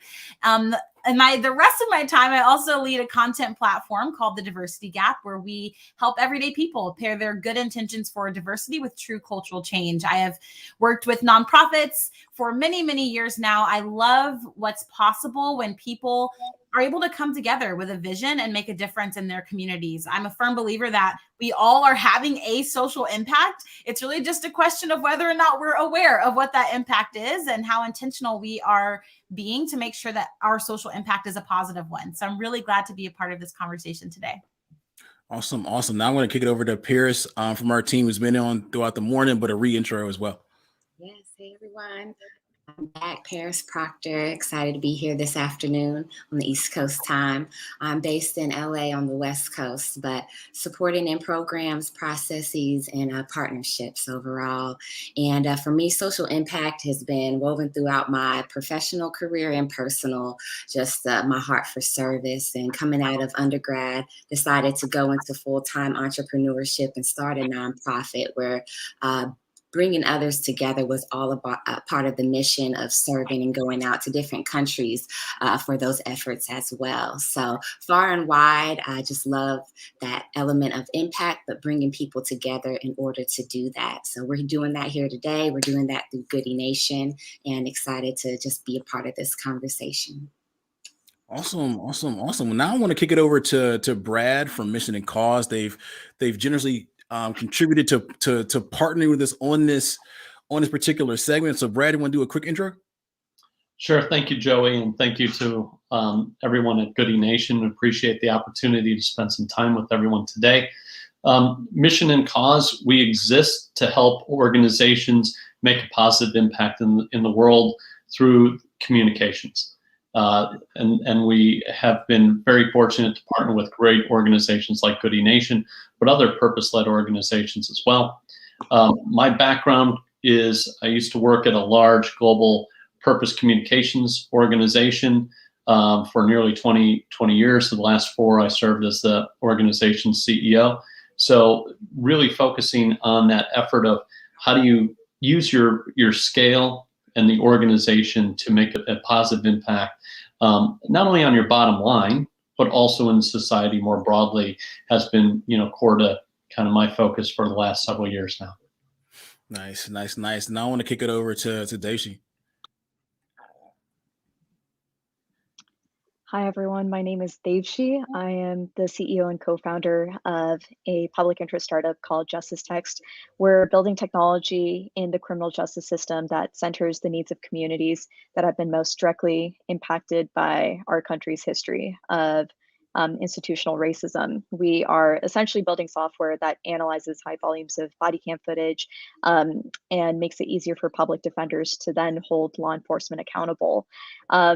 I think for me, a big source of motivation has been just realizing the wealth of resources, whether it be human capital or just innovation that exists in the tech industry, and wanting to find a way to just channel a lot of those resources towards the public sector and around issues centered on inequality. So really excited for today's conversation, and thank you, Joey, for having me here. Awesome. And last but not least, we have Philip. Hey, how you doing? My name is Dr. Philip Hickman. I am the founder and CEO of Playbook, which is an innovative reading technology that uses artificial intelligence, natural language processing, and speech recognition to help children learn how to read. We really are tackling what we and what has been coined nationally is that there's a national reading crisis, and they feel like it's a new national security risk, with the fact that information is always given on devices, and everybody's going to have access to information, but you have to be able to obviously read and decipher what's right or wrong. But the true issue is my background. I did everything in the field of education. I have 5 graduate degrees and a doctorate, from a teacher to a superintendent at some of the largest districts in the nation, Houston Independent School District, and then some of the rural districts in the nation, Mississippi, and in Chicago and all those things, and been an adjunct professor for 20 years as well. It was, I didn't want to be a part of the problem, I wanted to be a part of the solution, meaning that 75% of children in the United States read below grade level. That's 3 out of 4 children. And it doesn't matter nowadays, regardless of your zip code. And so it's a heightened problem. And we all know that 70% of crime in the United States is created by high school dropouts. And 82% of prison inmates have a reading, some kind of reading deficit that was never corrected or never resolved. And so we want to kind of close the gap on that and make sure that we can prepare our kids for the future. Awesome. Told y'all, great panel full of people doing great work. So here's how this session is going to work. I'm going to start off with the first question, and then I'm going to kick it to the Goody Nation team, Kathleen, Bethany for their follow-up questions. And it's a kind of a big group conversation. I'll probably kind of be dipping in and out and stuff like that. So a lot of the people here on the Goody Nation team know what I love, which is origin stories. And so a lot of you all have gone a little bit into your origin story, a little bit more, but I want to dig a little bit deeper. And I've heard pretty much everyone's origin story before. So Dave, I'm going to start with you for, what is that origin story? What is that one moment that led you to start or co-found Justice Text? Yeah, definitely. And I started building Justice Text while I was still a student in the city of Chicago. I attended school there, lived there for 4 years. And 2 months after I started my freshman year on campus is when the police dash cam recording of Laquan McDonald's murder was released. And one of the things that I noticed time and time again, every couple months, I would see a new headline in the news about a technology pilot, whether it would be, facial recognition software, whether it be a predictive policing platform that was being rolled out within law enforcement.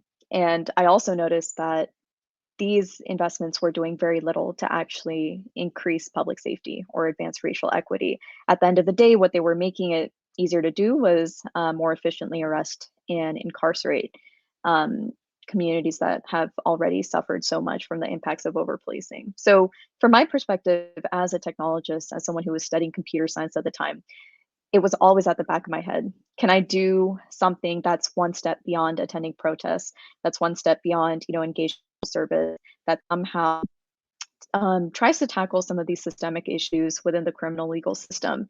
And what we ended up doing was reaching out to our local public defenders, who essentially told us that one of the biggest challenges for them is that over the past 5 years, there's this explosion of data that's being collected in the criminal justice system from body cameras, interrogations, jail calls, but no infrastructure to actually manage it.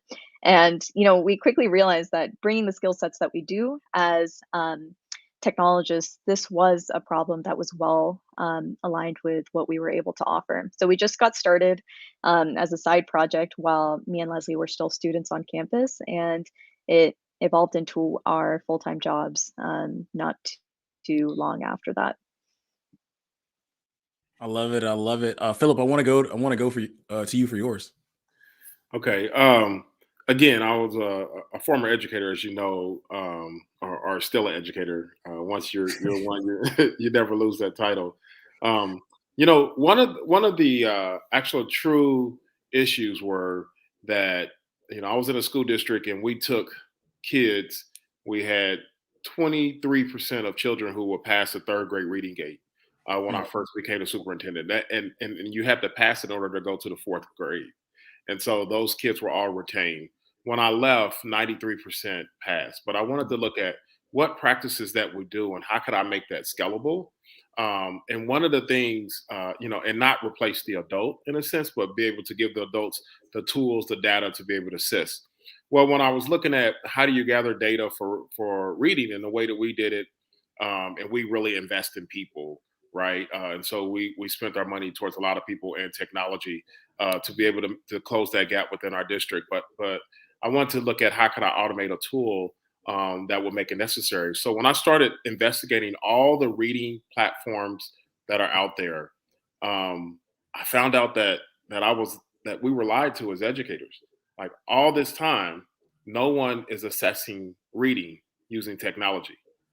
And I say that because the way that we assess reading currently now is you have kids read a short paragraph or a story and they answer multiple choice questions. Well, common sense will tell you that that's reading comprehension.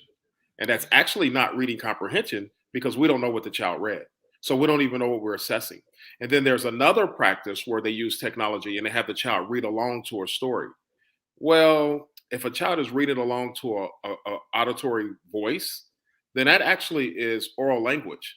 And a child is born with the language acquisition device. You're born with the LAD. So you're born to speak orally. You're not born to learn how to read. So all the technology out there has been missing the point. But I mean, it's $1 billion industry. So they've been selling to education, and they actually have not been addressing reading. And so for the first time, we use speech recognition. And, speech recognition can be floppy, right? So if you look at Alexa, if you look at Siri, but that's because Alexa and Siri is trying to get billions of words and figure out what someone is saying. So we use our algorithms, we use AI, and we use natural language processing to be able to close the gap on that, to make sure that we know what are appropriate vocabulary words per grade level. Here's the text, and create a custom language model to make sure that we're 98% accurate. It took me a while. Everybody wanted me, because in technology you say get the ugly baby out, right? Just automatically get it out and start getting sales. I didn't believe in that because I didn't want to hurt kids in the process. So I wanted to make sure that my technology was so accurate before I released it, and we bootstrapped it. So, all the hard-earned money that I made and saved up and did odd jobs, and I became an entrepreneur within an entrepreneur. I started other companies to feed me money to be able to build this company to do what's best for kids. And that's where we came up with Playbook. And so we use speech recognition that is accurate. We have a assortment of books, both in English and in Spanish right now, and we're working on other languages. And then we use also gamification to motivate kids, and we use digital currencies. And so as the kids read proficient each page, we have an algorithm that leads to these digital coins that they actually learn financial literacy because they put it in their savings.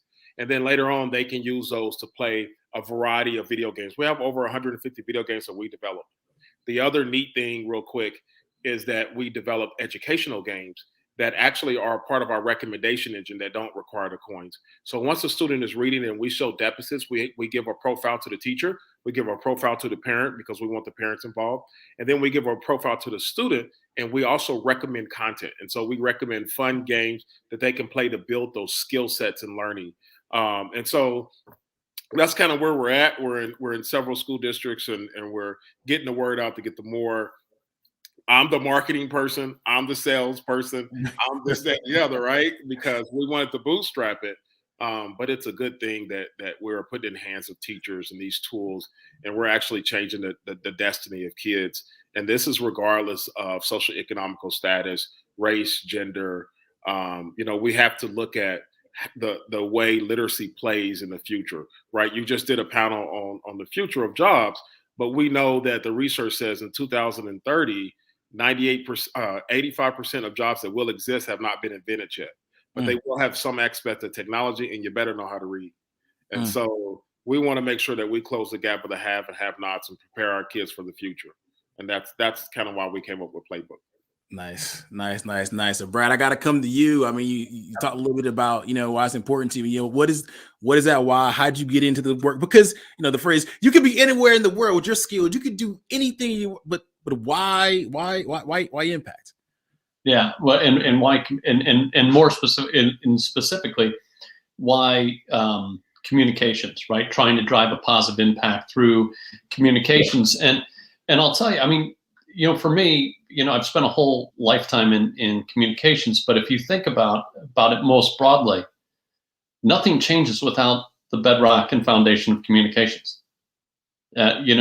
Communications has that opportunity to create awareness where there was no awareness before, to educate where education is needed, to influence where we want people to go or what we need people to understand, and actually even help change behaviors. So, when we just think about this, it's so commonplace that we don't necessarily think about the power of communications, right?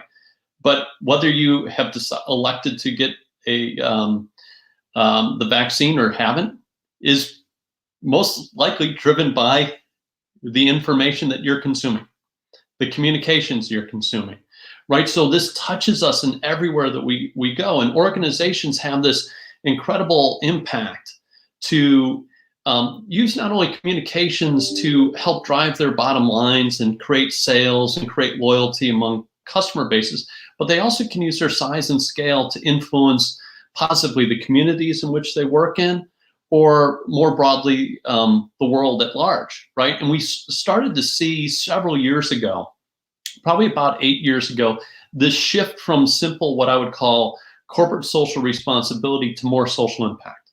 How do we use our size and scale to take a stand on issues that are important to either us as an organization based on our core values and beliefs, or based on our customers and our employees and those values and beliefs, right? And you started to see this groundswell of real big demands. So like if you take just as a general rule, 66% of consumers will purchase from a company that is purpose-driven. But if you look, that number jumps to 91% for millennials. So when we start looking at millennials and Gen Z, the next big buying blocks and the big audiences, they're very purpose-rich and very belief-centric in focus. Edelman's done a great study in their trust barometer. 80% of consumers believe that corporations have a role in improving society. And if you look at, on August 19th, 2019, the Business Roundtable even said, you know what, corporations, organizations need to think through all their different stakeholders, not just their financial shareholders, right? So for, going back to the original question, which was the origin story, seeing this all come together in real time. But I will tell you, not all communicators truly understand the power and the impact of communications. So for us, working with organizations on, communication for impact, communication that can lead to your growth, and people-driven communication, who are the people driving this, is critically important. So that's how we got there, Joey.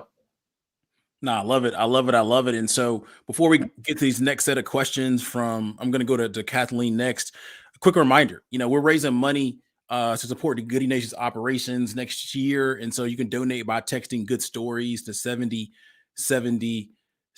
Y'all, I appreciate everything so far. I want to recognize Kristen Slink with the latest donation.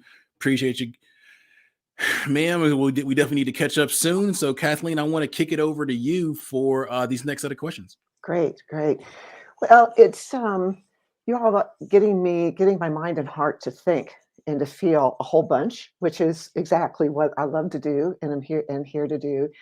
And it dawns on me, for all the years, it used to be that impact were called nonprofits, and they were in the guise of United Way, and they were in the guise of smaller nonprofits that were helping specific populations and all those kinds of things.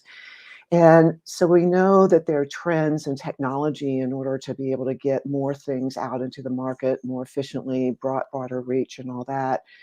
But the other thing that, in terms of thinking about trends, so trends as technology, is a number of years ago when I was in Louisville, a group of us launched something. It was the Center for Women and Families launched something that was called Fit for Me, which was for girls, grade school, who were in lower economic areas, and just to work on a physical education sort of program.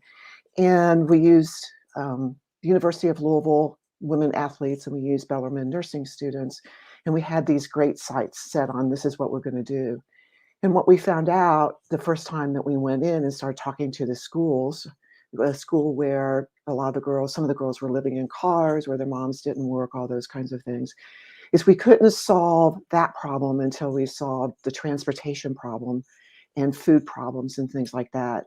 And so there's all these barriers when we're talking in great kind of, we can do this and we can do that, and yet change begins one person at a time.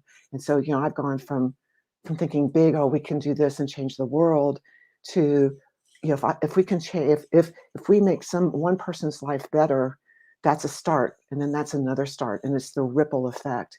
So in terms of trends over in the past, let's say the past 5 or 6, 7 years, in the different areas that you're in other areas, what kinds of trends are you seeing across that spectrum to get us teed up for today and then moving forward? So Philip, you're in education. Let's start with you. So, I think that the trends today, obviously COVID kind of set a different structure in place for education. Education, to me, I always say, is the last .com frontier.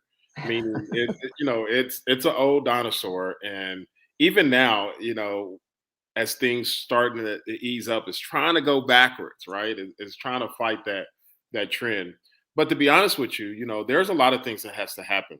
there's a lot of things that we're ignoring as far as in education, meaning we have a national teacher shortage.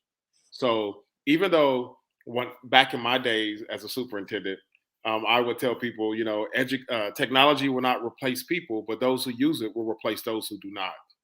But we do have to look at some aspect of how do we involve and create technology that actually will teach some of those basic skills. We're working on our real-time voice assistant bot. And we have some technology with NVIDIA. We're partnered with NVIDIA, which is, the leading force in AI. And we're getting a bot to kind of go back and forth and have conversations, and that they're, taking a breath, and everything is natural as it's getting across information to that child.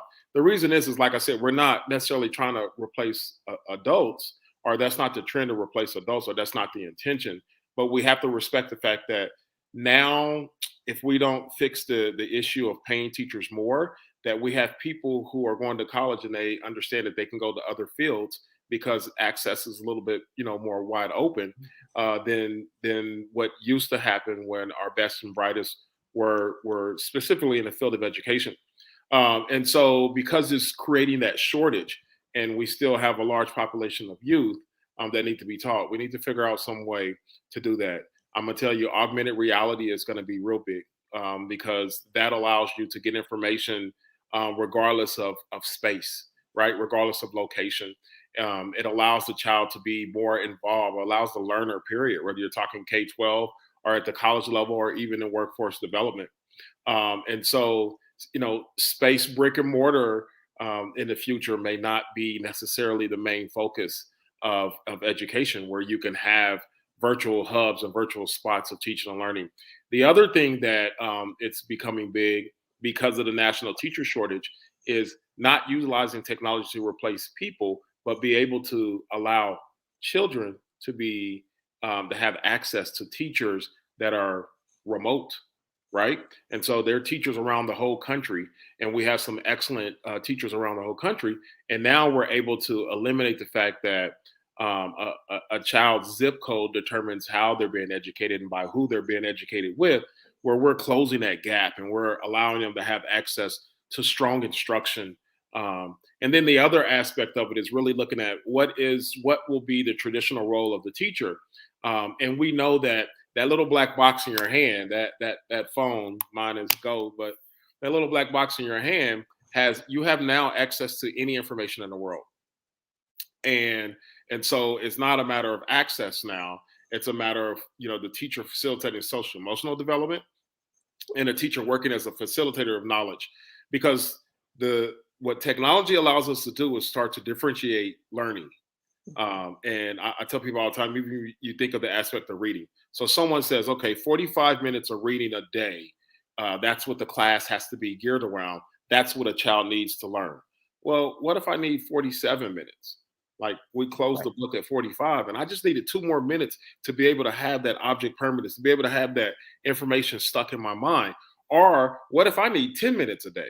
I have to sit through the rest of the 35 minutes of instruction, because remember, our gifted kids are also our largest population is dropping out of school.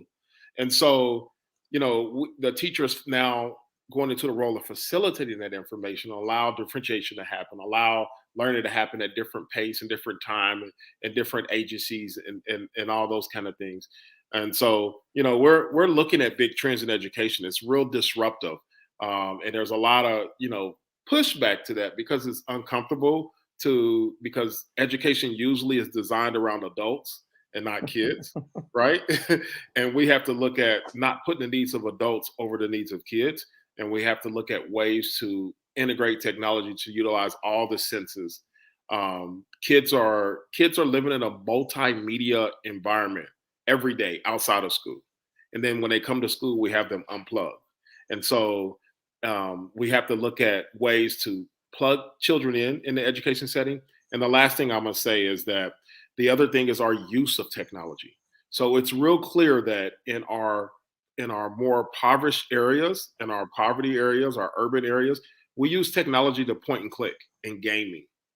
Where in our more affluent areas, we use technology to create, to explore, to research. And so we have to make sure that we're not causing that separation, because that's how we're going to have to utilize technology in the future workforce, right? Because automation is already going to happen. At point and click, those robots, they're already replacing jobs. And so as a human, your worth is your creativity, your ability to create something new, and to utilize technology in that sense, as opposed to those automation skills, which right now the most important thing in school is the ability to memorize information and regurgitate facts.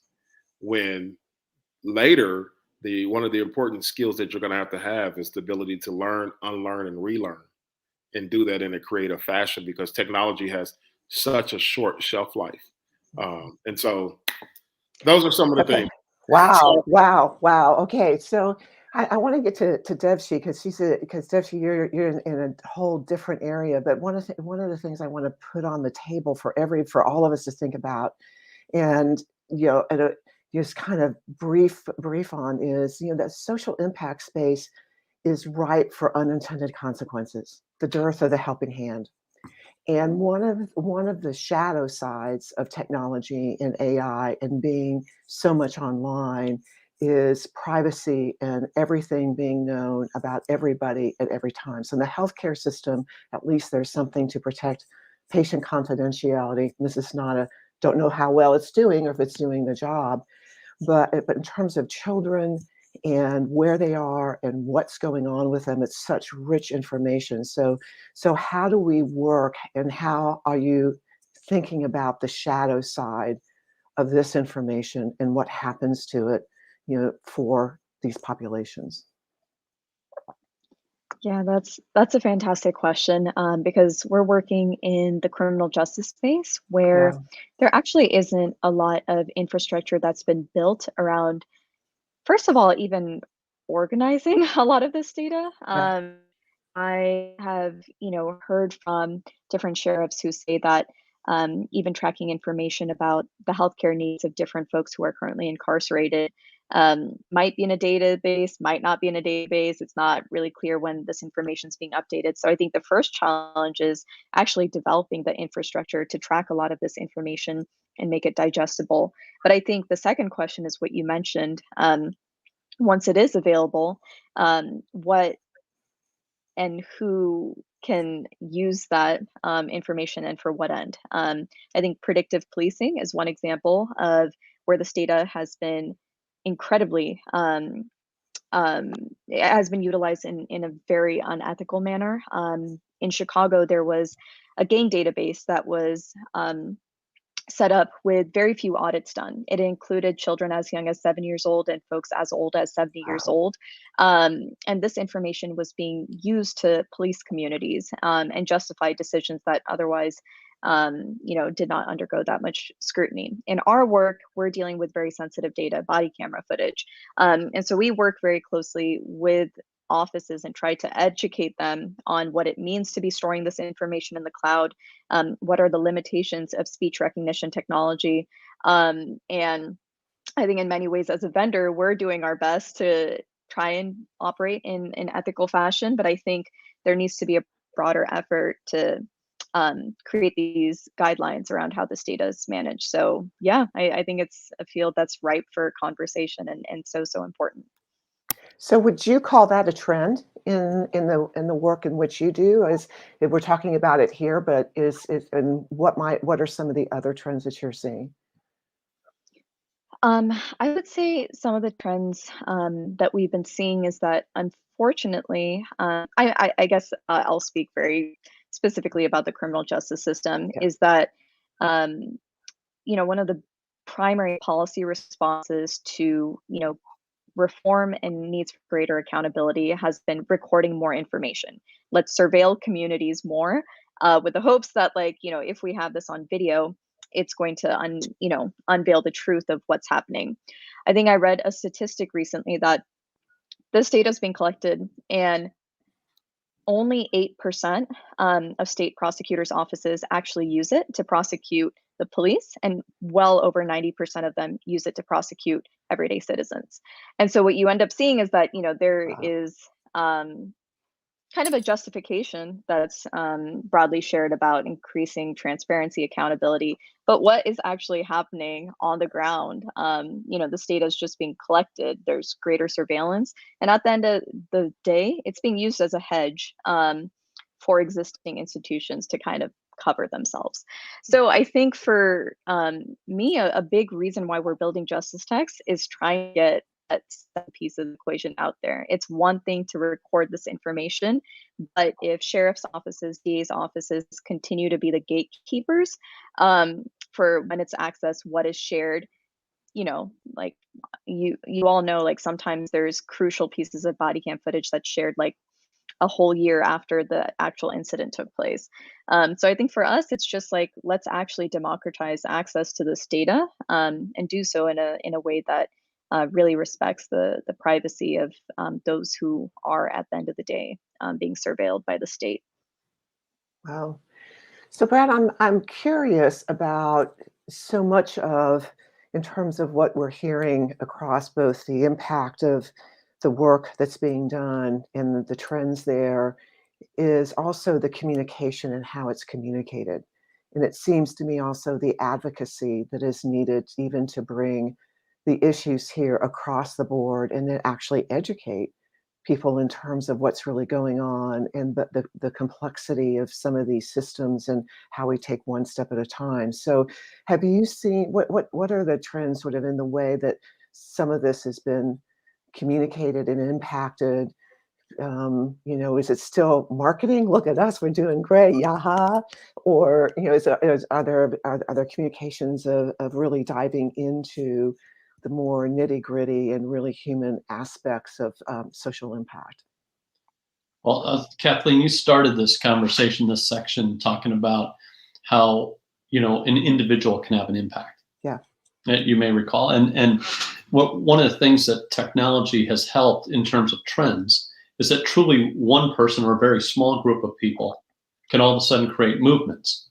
And in ways that wouldn't have been possible 20 years ago, 25 years ago, 30 years ago, right? And you know, if you look at March for Our Lives, you know, the group from Stony Brook, and or if you look at Greta Thunberg, or, you know, a lesser, you know, perhaps a lesser known individual in a Miley Diaz, who's trying to, you know, get 10,000 books for black girls in a single state, and then get, you know, through the power of social media, ends up getting more than 30 states involved and Oprah involved, and all of a sudden how many tens of thousands of books donated and collected, right? So part of that power on the trend side is that we're able to take these various different social platforms and any new platform that comes too, right? So it's not just, you know, the Twitters and the Facebooks, but also the new ones, the TikToks, and we can start to laser focus into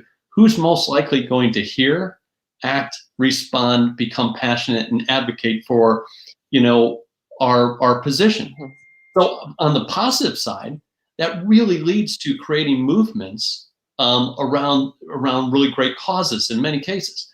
On the flip side, it also means that those same technologies that exist for promoting exist for disinformation as well. And we've seen that, right? So it's a real tension here. And, you know, Philip said earlier, and I thought it was great, you were talking about augmented reality and things. What does it start to look like when, you know, instead of protesting in a single town, in the future metaverse, we can have global virtual protests to state our position on a particular issue or a cause that makes, and then do governments and local governments, do they take that from just well, let's weed out all the people that you know are not from here, or do you have to encompass that almost everything that you do is not going to just be local, maybe much broader in terms of the reach? I think all these implications, we're not sorting through all of them just yet. We tend to look initially to all the positives, which are great, and then there's some moments where we start to think through the consequences. But I get excited about this opportunity because it's not just the next TikTok, it's not just the metaverse. Like, what do those things come together that helps promote social impact in such a way that voices carry much further than we ever thought that they would. Awesome. Well, I'm gonna pop this over. Goody Nation, when we're in a group like this, we popcorn it back and forth. So I'm gonna popcorn this over to my partner here in social impact, Bethany, because we've got some more questions we have for you. Yes, absolutely. Thanks, Kathleen. I mean, it's so rich to learn from all of you because I don't know enough about what any of you do. So I'm like taking it all in, and I hope to be able to go back and rewatch this and keep learning from all of you. So when I think about social impact entrepreneurship broadly, I'm curious to hear what you think needs to change in the social impact entrepreneurship space as a whole. What gaps are you seeing? What supports do you hope will be created as we move into the future? And I'm actually going to kick this question first to Paris to see what you're thinking about over there. And if there's anything from before that you're thinking about that you want to share, you can add that in too. But yeah, what do you think needs to change when we think about social impact entrepreneurship as a whole? Yeah, the 2 points that come to mind for me is the longevity of the programs and the capacity to continue them. I do come from a United Way background where we supported over about 200 nonprofits within our system. But for us to be able to support them internally, we needed more infrastructure. We needed more just different areas of support that maybe as a nonprofit, always fundraising or always out there trying to really protect the program. I think there's an opportunity, if it's corporations, if it's other offices, to just see that we all need this help together. And in order to sustain the program, it just takes more than just one entity to support other entities. And those entities support so many stakeholders across that area. So that's just one point, capacity and hopefully the longevity of the program. It doesn't start and then stop. And then another one's built to help that need and then start and stop. Wow, that's so true and so powerful. Just that need for collective impact, because the problems we're trying to solve, they are cross-sectoral problems, and they have so many different players, and there's so many dynamics that are at work. And so I definitely appreciate that perspective, Paris. What do you think, Philip? What needs to change as we think about social impact entrepreneurship? Yeah, I mean, the respect and funding. I think that we're so caught up. And don't get me wrong, Playbook is a for-profit, but we're so caught up in unicorns and creating companies that yield hundreds of millions of dollars of in return, and therefore people are starting to get a hold of that bug, and they kind of turn their back on programs and companies that do the world a lot more good. That's priceless, right? And so, it's just kind of put the respect back and put the focus back in doing good and doing the right things and in understanding and respecting and funding companies that are mission driven, that kind of change the moral fabric of what we're looking at in our country. The other thing is kind of what he alluded to, the advocacy of it. We're in a weird space where we're trying to figure out how to utilize technology from a social impact standpoint, right? Not just shining the camera on people doing negative things, but how do we spotlight those positive things, and how do those algorithms fit in TikTok, and how do those algorithms fit in Facebook, right? Like, how do we intentionally go to those individuals, because people are there. The funny thing was, I do a lot of grassroots things, and obviously there's a belief gap. I wouldn't say age gap, but there's a belief gap, right? And so, we're fired up. We have information that we want to disseminate, and then everybody says, "Okay, let's go door to door and put signs on doors." And I'm like, "What? I can push a button in 1 minute and reach thousands of people before you even reach under 100." But and so, from an advocacy standpoint, we haven't figured out how do we utilize technology. because, I'm a firm believer that you have to walk the talk, but you have to talk the walk. You have to talk the walk. And so if you're not talking the walk, it doesn't become infectious. It doesn't spread. You're just helping that small population when there are more people who suffer from whatever it is that you're bringing to the table. And so it's just, it's really just trying to figure out social media. It's trying to figure out technology. It's trying to figure out ways that we can shift it over from a social impact standpoint that is meaningful, and that we have tools that are created specifically for that. And we're not a byproduct of using tools that are created for other things. And we're trying to force, mission-driven things within it. Awesome. Great recommendations. Incredible insights. Brad, what about you? What do you think needs to change when we think about social impact entrepreneurship as a whole? Yeah, I'm going to start with a really, really great positive, which feeds into what I think can be amplified. The great positive is when you bring social impact entrepreneurs together, you try to get them out of the room. In all seriousness, these mission-rich organizations, for-profit or non-for-profit, are more than willing to share best practices with each other because they realize that there's something bigger and broader than just the business or organization that are running. They're trying to accomplish something. They're trying to make an impact, right? So every time you see, whether it's Sustainable Brands, 3BL, these big conferences or anything, people don't go. They just share and share and share, right? Well, during the pandemic, there have been fewer opportunities for people to physically get together. So one of the things that I would love to see, as we get into 2022 and 23 and beyond is let's find more opportunities to bring people together, virtually, in person, things like what Goody Nation's doing here today, to share best practices, because when we're really accomplishing, you're accomplishing something good for the world and not just good things for your business. So more partnerships will stem out of that. More mentorship opportunities will come out of that. Philip talked about the need for more funding. Like all those things occur in that ecosystem when people come together. And this is just a ripe opportunity for that. Incredible. What about you, Devshi? What comes to mind as far as big changes in the social impact entrepreneurship community? Yeah, definitely. My Wi-Fi is a bit spotty, so let me know if you can hear me. We can hear you. Okay, perfect. I completely agree with everything that was mentioned, particularly around funding. A lot of social impact ventures, for-profit ventures, interface with government. And one thing that I've noticed is that it can be incredibly difficult to figure out how to navigate government procurement, how to get grants for work, whether it be education, healthcare, criminal justice.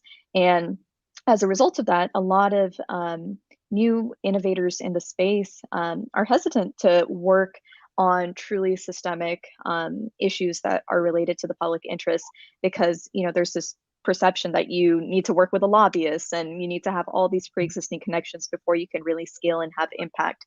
And so when it comes to funding, I always hear about these massive companies who are getting certain deals, certain grants.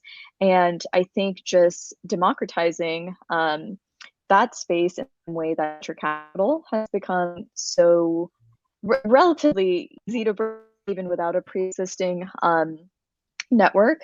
It's still not easy, but relatively. I think that could actually have such a massive impact on scaling social impact solutions. Awesome.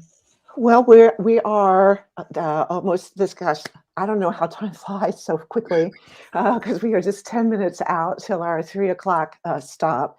And I'd like to pose one last question to all the panelists and not to everybody here. So there are 6 of us. And the question is one of the things that it's a view of life that I have, which is for everything that I've been doing, I thought I was creating something outside of myself, a business, impact, students, all the different things I've done in my life. But what I woke up one day realizing is through that whole process, I was creating myself as a human being, which is, a high spiritual value for me because creation is spiritual and divine. So what I'd like So as we go around here, what I'd like for each of us to be able to say, how are we creating ourselves? And how is the work that we're doing creating ourselves as we move into the future? And I grew up in Richmond, Indiana, which is in the cornfields of Indiana. And there's a college there, which is called Earlham College, which is a Quaker college. I lived in Kentucky for many years. There's a place there called Shakertown, which was a Quaker community, beautiful, that's still there today. And so we're going to do this Quaker style. So the Quaker style is that anybody who's called to move and to speak, when you're called to speak, to go ahead and do it. So we'll just take a breath and, how is this creating you? Yeah, I would have to say, even though it's mission driven, I think the mission is basically what God has designed for me. Like, I'm living in my destiny. Like, what I figured out, I tried to do other things. I can do other things, but what I figured out was, if it's gonna work, it's gonna work by doing what my divine plan was, and that's first and foremost is children. The betterment of children, the betterment of underserved is the second, and the betterment of women in the sense of single mothers and those kind of things. So as long as I live in my destiny, all things work out for the good. So that it's me it is me. So what I'm doing is not fake. What I'm doing is not, it fuels me. It's what keeps me up in the morning, and it was what keeps me up at night. So I'm grateful.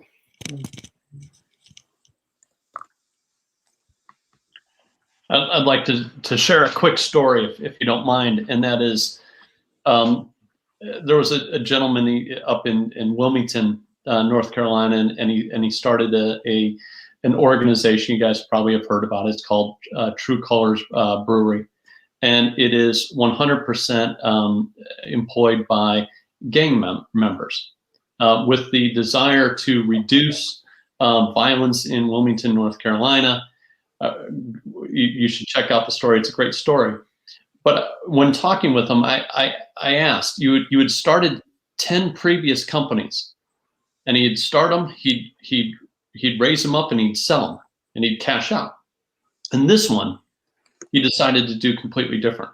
So I asked him, will you start other organizations, and will they be impact driven, or will you look at driving revenue and selling the company and all that? And he just paused. He said, I'm currently building 2 other companies, and they're all based on impact. And it's a belief and a theory that I have, that once you have done this type of work and you connected personal gain or financial gain for an organization along with creating something good, you just don't go back.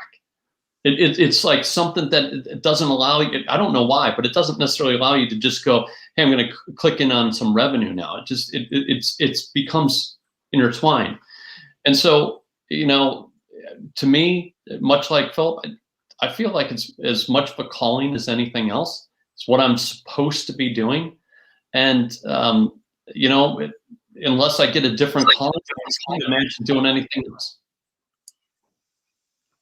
I'll build off of that momentum, Brad. I know with the call, that is definitely the feel that I have as well. And that call, that momentum, but also feeling it like continually, even though you might have to be still, surrender, and then pursue again. And I've come to those many points, but each of the end of that was all about service, all about just building communities or being a part of that to give something beyond myself. And so that for this and creating now, but also the future I want to carry with me through Goody Nation, through just what we do day to day. And I hope that's a big part of it, but continue to be that stream through me.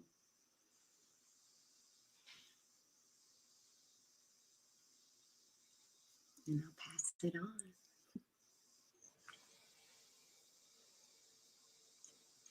So in the silence, Bethany Devshi. Devshi, I know that your internet is a little spotty, but it's been working for us. So if you want to go ahead and try. Okay, yeah, sounds good. Awesome.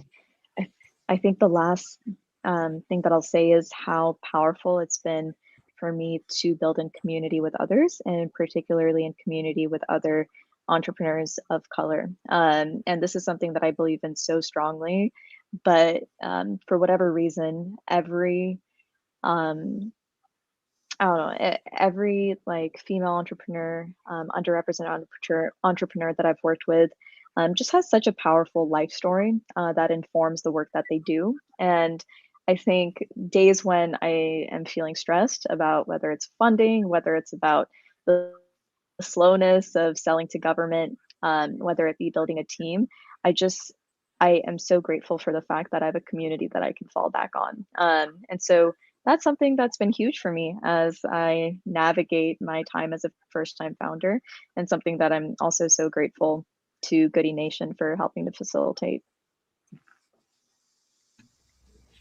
Okay, Bethany. Well, I wasn't sure if I was going to share or not. I think this is a really good question. It's a really beautiful question. I keep thinking as I listened, I heard a quote once that said, "If it's your calling, it will keep calling you." And I really resonate with that when I think about my work, not only with Goody Nation, but with other nonprofits. I just think service in this way, it's what called me, and it just keeps calling. Even when I try to be something else or work in other sectors or industries, the thing that calls me home is service, especially with impact organizations. I'm just really inspired by people who see a problem, they see their gifts, and they decide to use those gifts to solve that problem. It's a really simple equation, and I just hope the world is filled with more of that. That's awesome. That's awesome.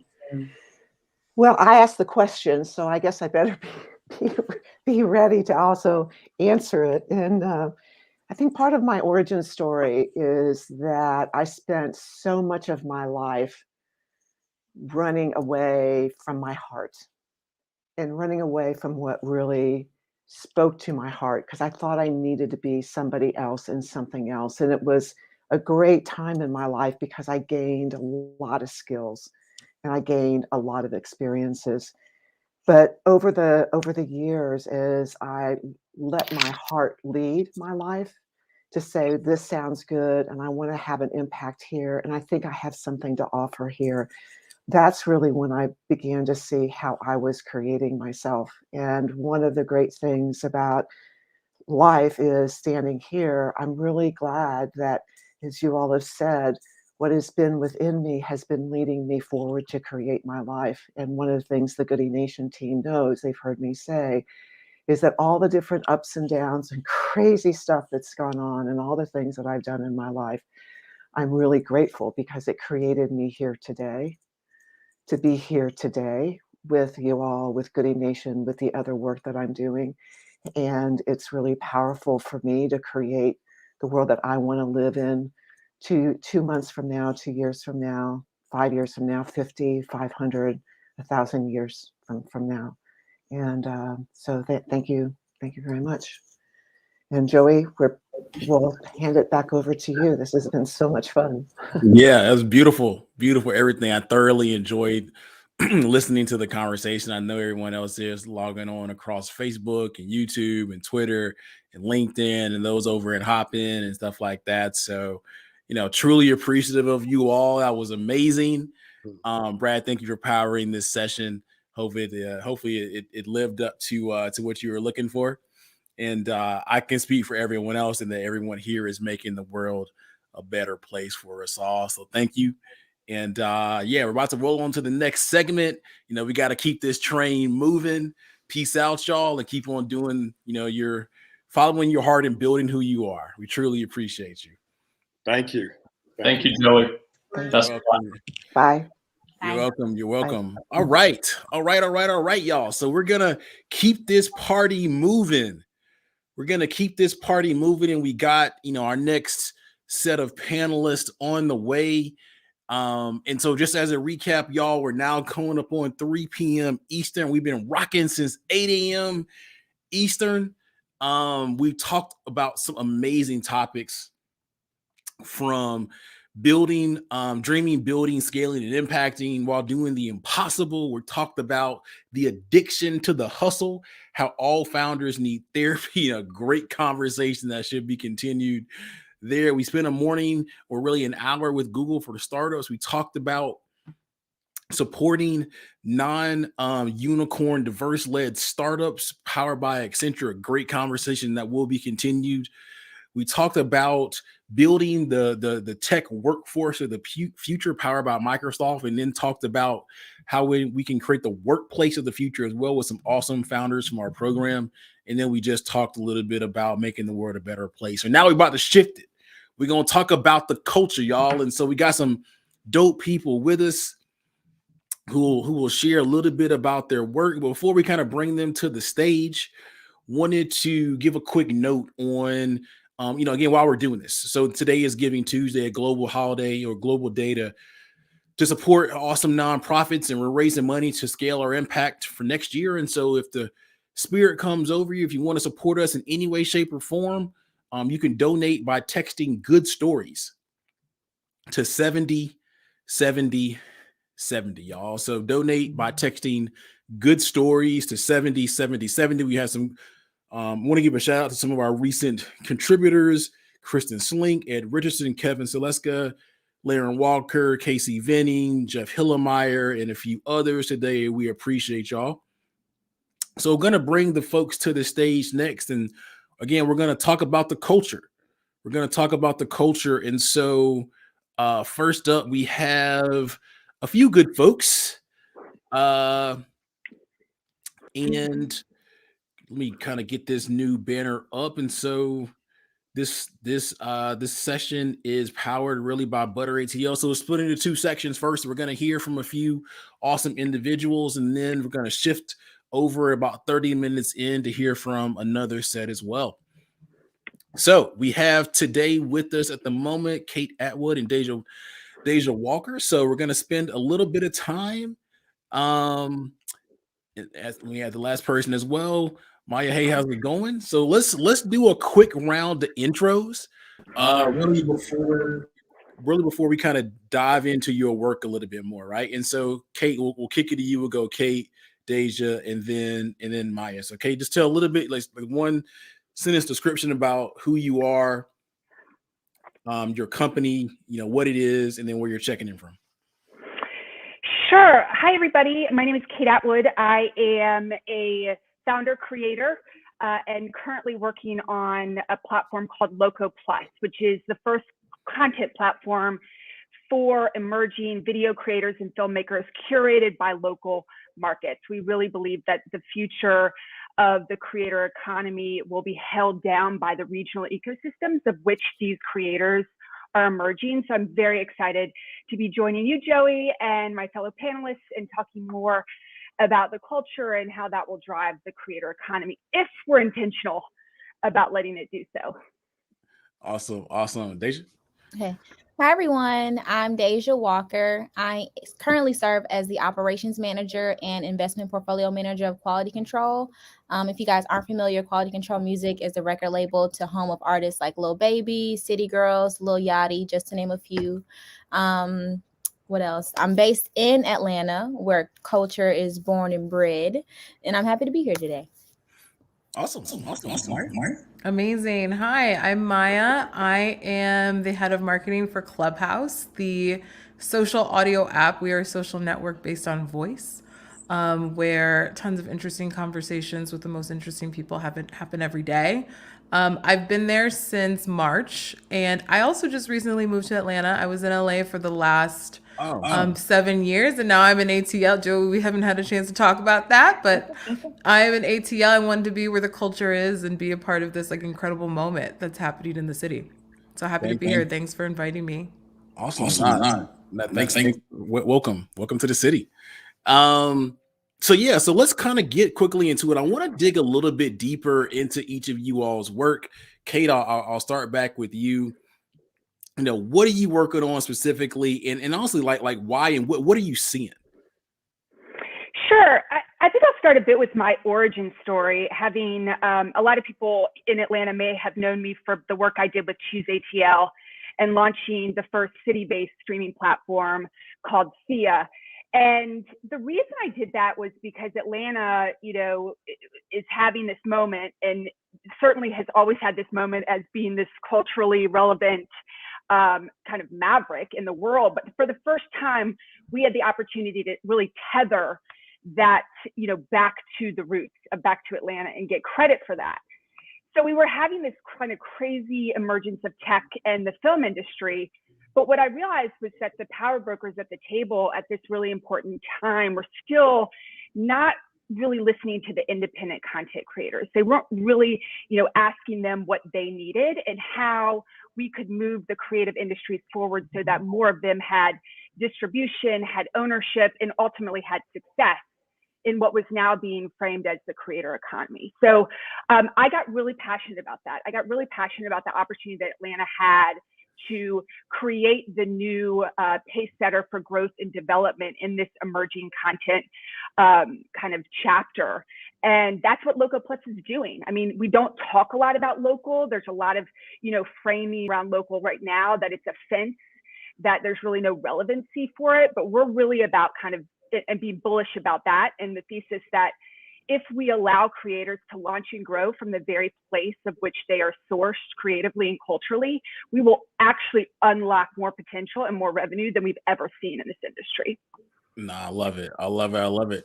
Deja, let's go into a little bit of your origin story. And I think you're unique, part, record label, part investment. I know you're also with HBCU VC as well. I mean, I think you are, and you heard me say this before, like you represent the future of what it looks like this intersection of multiple kind of spaces. So how'd you get into the space and why? Oh, I think you're on mute. Okay, there we go. So a little bit about me. Like I said, my name is Deja. I'm originally from Chicago, born and raised. I transplanted to Atlanta to attend Spelman College. I graduated from Spelman in 2019, so I'm not too far removed from undergrad. During my senior year at Spelman, I started interning at QC. And then from there, upon graduation, I started working here full time, and I've been here ever since. So I've been here for 3 years, and now I kind of wear two hats, doing operations and now in the role as the investment portfolio manager.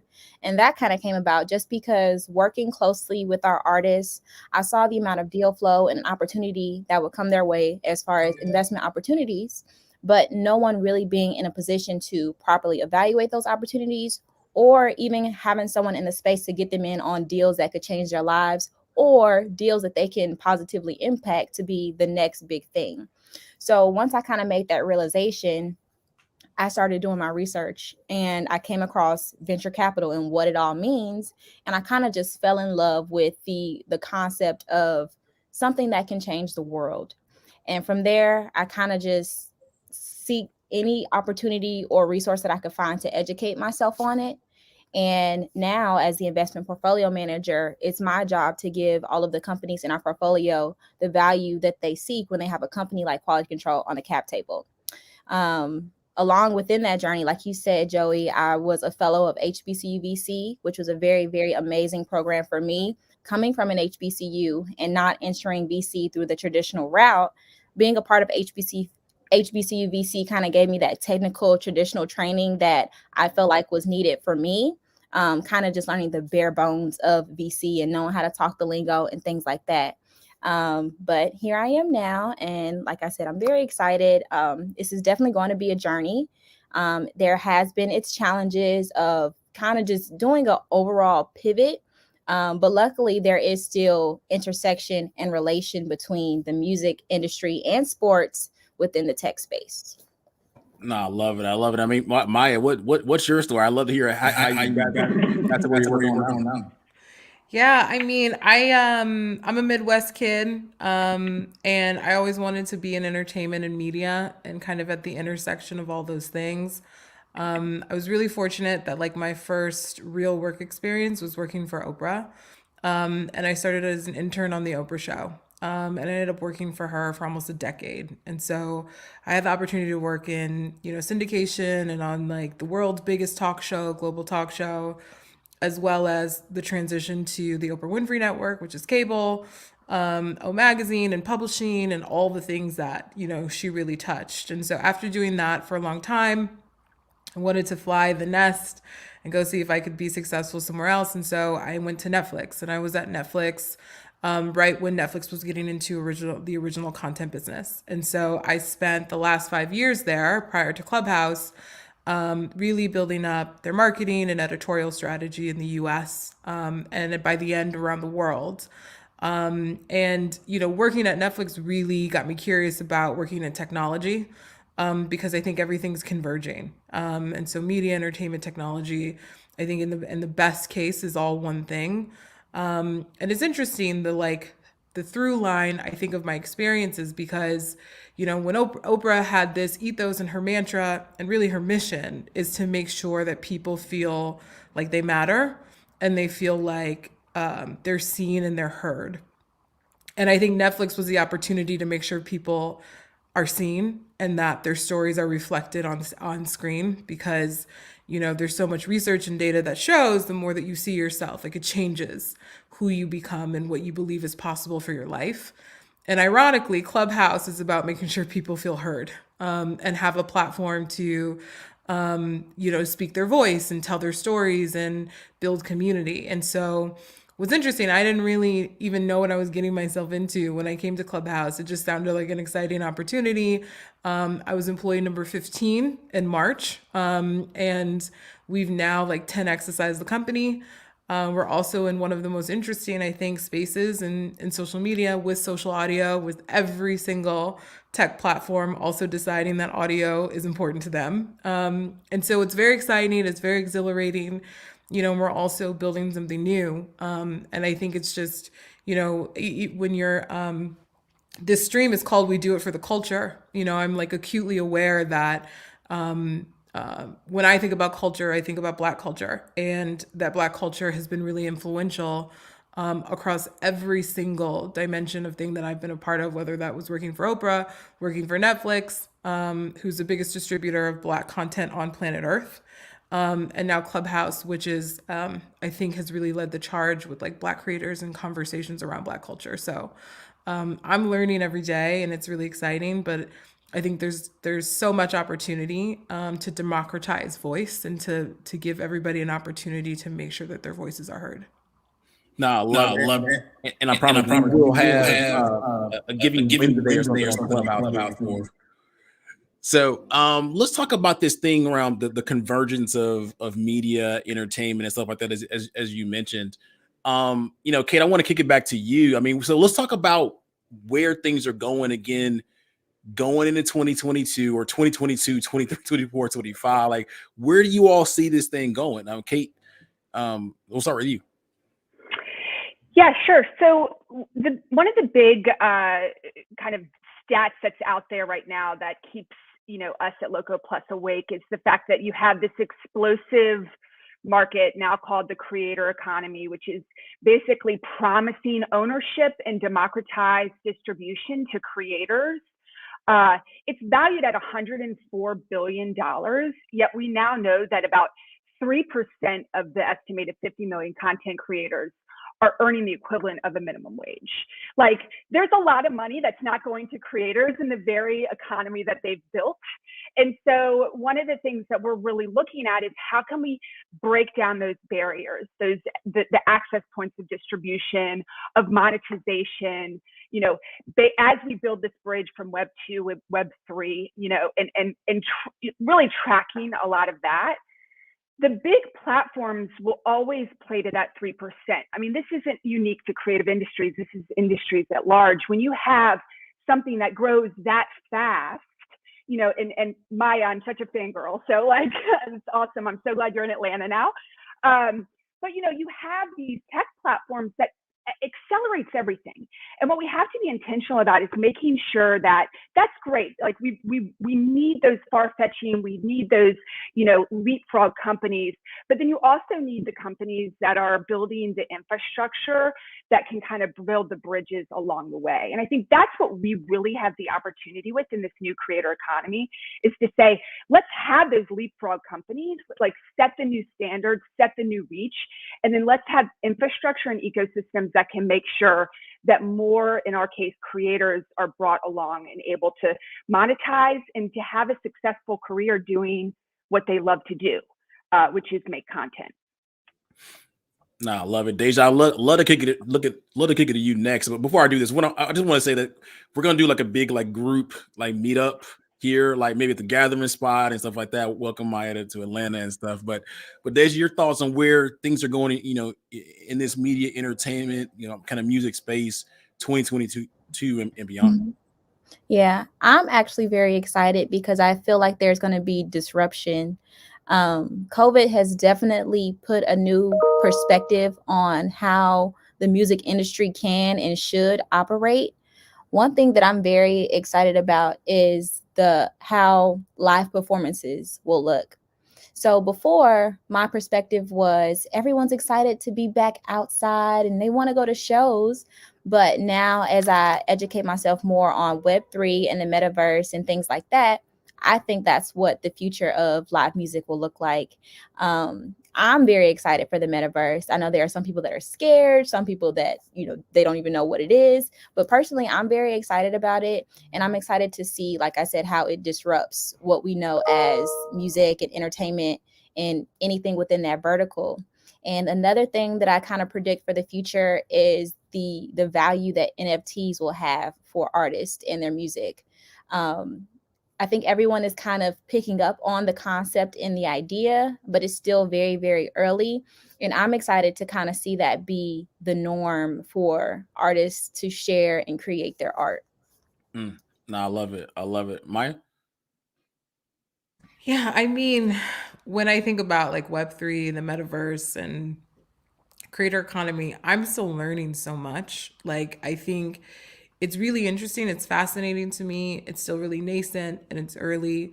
I think that I really agree with the idea that it's unfortunate to me that we have we don't really have a middle class for creators. And so, I think that's something that we think about all the time is we're thinking about monetization and how are we going to create tools and things for people to be successful? But how can we do it in a way that does feel like it's fair and people have an opportunity to be successful? When I think about our space in particular in social audio, I think even the term social audio, people don't know what that means. And our evolution as a company has really transitioned. When I started in March, we were invite only on iOS. We weren't even on Android. We haven't expanded globally. We didn't have DMs or search or, all of these new features that we have today. I think the most exciting one to me is replays, which is our version of recordings, which is taking the live nature of Clubhouse and making it accessible over time. And people can start to build a library. And so, the thing that I think about and what keeps me up at night is I think we're headed towards this world where Clubhouse can be almost like the YouTube of audio in one sense, which is the way that YouTube was able to disrupt video and give everybody the opportunity to become their own video content creator. Clubhouse has that same propensity to do an audio, and it's not just a distribution, it's also the type of content, right? And so in video, it used to have to be super produced and you had to have certain distribution to be successful and certain access. And now we're all watching iPhone videos and TikToks, and that's acceptable consumption to us, And I think in audio, you have a very similar model with radio and with podcasting, but there's still very few who win, very really big. And it's still very produced and it's still, recorded, in isolation, and it's not dynamic and it's not community based. And so what happens when conversations become the new kind of audio consumption, and it's messy and it's deeply human. So I'm excited about thinking about that. But also how does that intersect with Web3 and communities and creators having full ownership. And so how do you solve all that? I mean, I guess that's the big idea, you know, why we kill ourselves spending time thinking about these things. But I'm super optimistic about where we're headed, I think, as Clubhouse. But in general, I think I'm really excited about creators having more consciousness about their value, you know, to platforms and to, you know, the broader creator atmosphere. No, I love it. I think I want to pivot the conversation a little bit to how honestly we can help you all, right? And hopefully this is okay. So, you know, we're just, as we close out this first half of this particular segment. So I'm looking to figure out how, when I say we, like everyone listening across all these platforms, and we'll continue to listen to it afterward. And Kate, I'll start with you. Like, where are you going? How can people help? Well, our big thing is hashtag support local creators. I mean, if we talk about one of the biggest things that we've come to understand in working with our creators, we had, you know, over 100 creators sign up for our platform in the first 90 days ahead of any platform launch. And 96% of them said it was because they believe they can be more successful with the support of a local platform. So even in this age where you can have universality on these major, you know, streaming platforms, the idea of giving these creators a community close to their home is still very valuable. And we're really out here to prove that, right? We're out here to prove that on both the consumer and the creator side. So I think the other thing that you can do and when we say support local creators is understand that there really is still a huge learning curve with creators. Creators have historically always had a sell all your stuff and maybe you can have a chance to make some money, or, you know, be the starving artist type of mentality. And we have the opportunity to completely change that. As Maya mentioned, we have the opportunity to actually have like a middle class structure and ecosystem. But two things have to happen. One, we have to help creators understand that, yes, it's about creating it's about, you know, protecting your IP, but it's also about understanding how to activate it, right? So when we talk about NFTs and Web3, that's activating your IP. Well, we can meet creators where they're at, having them understand that the application for that is selling tickets to a live event, have a meetup that, you know, the consumer wants to know, you know, how the content is made, engaging that consumer earlier and activating your IP and using the tools to do that will set so many more creators up for success. So understanding that there's a learning curve, and for the people that are consuming content, get more involved and more engaged in what those creators need to just help them get that flywheel going. Nice. Maya, I want to kick it to you for this one. And I feel perfect because I want to after that. Yeah, I mean, I really agree with Kate. I love that. I was literally taking. I was like, "Ooh, that's good." Ownership and activation. I think for us, listen, the last 18 months of Clubhouse it's been an insane roller coaster. You know, what I really ask of people is like patience and grace, like as we build. And I think as these things emerge, I think we live in a culture today, which is like, it's in, it's not, it's over, it's dead, it's this, it's that. And it's like great things take time to build and require patience. And also just require like investment, you know? And so I know for myself, like I spend a ton of time in our own community every day. I was in a room till like 2 o'clock in the morning last night. I was like, what the hell am I doing in this room at 2 o'clock in the morning? I have to go to work tomorrow. But it's like, we're learning and we're building this together. And so we are a company that builds in public. We like to build transparently. Social audio allows for that because you can talk directly to people as they're using the technology. And so we ask for feedback, like, how can we be better? You know, root for us, help us figure out how we do this and be patient as we build. Because I think in success, we can create so many opportunities for people to be successful, to make money, to make a living. But we really want to do this as a collective, because I think we understand we're not sophisticated enough as our own team to figure it out, and that really the innovation and the best creativity comes from the people and the creatives who are using the platform. And so we want to have just like an open dialogue about it, because it's exciting. And I think that's where like the best work comes from, is through collaboration. I love it. And Deja? Yeah. I would just say I love connecting with founders and people that are creating and people that are innovating. So if you're a creator out there, a founder, please reach out to me. I would love to have a conversation with you. I can drop my social handles. I don't know, is there like a chat box or something? Or should I just say it? Yeah, just say it. Okay, you can find me on LinkedIn, Deja Walker. You can follow me on Instagram at Deja, just my first name. And yeah, let's talk. Let's have a conversation. So before we kind of go back to even to Kate and Mike, just for how people in contact or follows the work you're doing, I want to quickly just share, and I think JJ, you started off with the talk around Web3, right? And so I think being in the entertainment space, so my original starter was in entertainment, like hearing people in this particular space talk about the technology as it's still relatively new is like a dream come true for me. Like tons of education has to happen for a lot of different people across a lot of different spaces, but to hear people in this space talk about and getting on the trends and kind of being a part of the train before, or the rocket ship before it kind of takes off, is an amazing opportunity. You all will be creating many more opportunities, I think, for the next generation of people who are probably in middle school right now. So just know that you all are having an impact on people, again, that are probably 12, 13, 14 years old, people that are 20 something years old, people in their 30s. So you all are the expression of a lot of dreams of a lot of people that have been in this space for the past 10 years or so. That's one thing.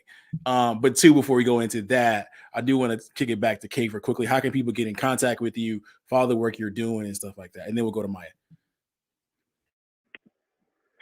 Cool. Yeah, I want to talk about Web3. No, people can find Loco Plus on Instagram at Go Loco Plus is our social handle across all platforms. You can sign up for Loco Plus. We just launched, so we have our first users. GoLocoPlus.com is where you sign up. We also have our apps now available in iOS and Android. Creators, we'd love to have you. We sit in between the user-generated platforms and the premium streaming services. So we do have a submission process. We're just doing quality control. And then you go live on our platform. And we like to say Netflix in the front, YouTube in the back. So you have kind of a curated experience of the content you're consuming and the creators you're discovering. But the creators have independent management of their channel, of their creative IP, and of their monetization. So we love for creators to sign up. Right now, we are only in Atlanta, so we are launching in Atlanta. I think everybody on this platform knows why. And then we will look to scale beyond. So we're excited to have our subscribers and our creators meet at Loco Plus. Amazing. Yeah, we are Clubhouse on all socials. We actually just launched on TikTok today. So if you're a big TikToker, check us out there. Download Clubhouse. Check it out. I think what's really interesting about it is it's a place where you can come and have real-time conversations about anything. Your phone is your microphone. And you can go live and you can participate, you can listen, you can be as engaged as you want to be. Every day we have more than 700,000 rooms being created a day, and people are spending up to 70 minutes a day on the app. It's remarkable. And I think the reason people love it is because it's real human connection. It's not about likes. It's not about trends. It's not about hashtags. It's about, what do you have to say? And you come as yourself because you're in your purest form, which is your voice.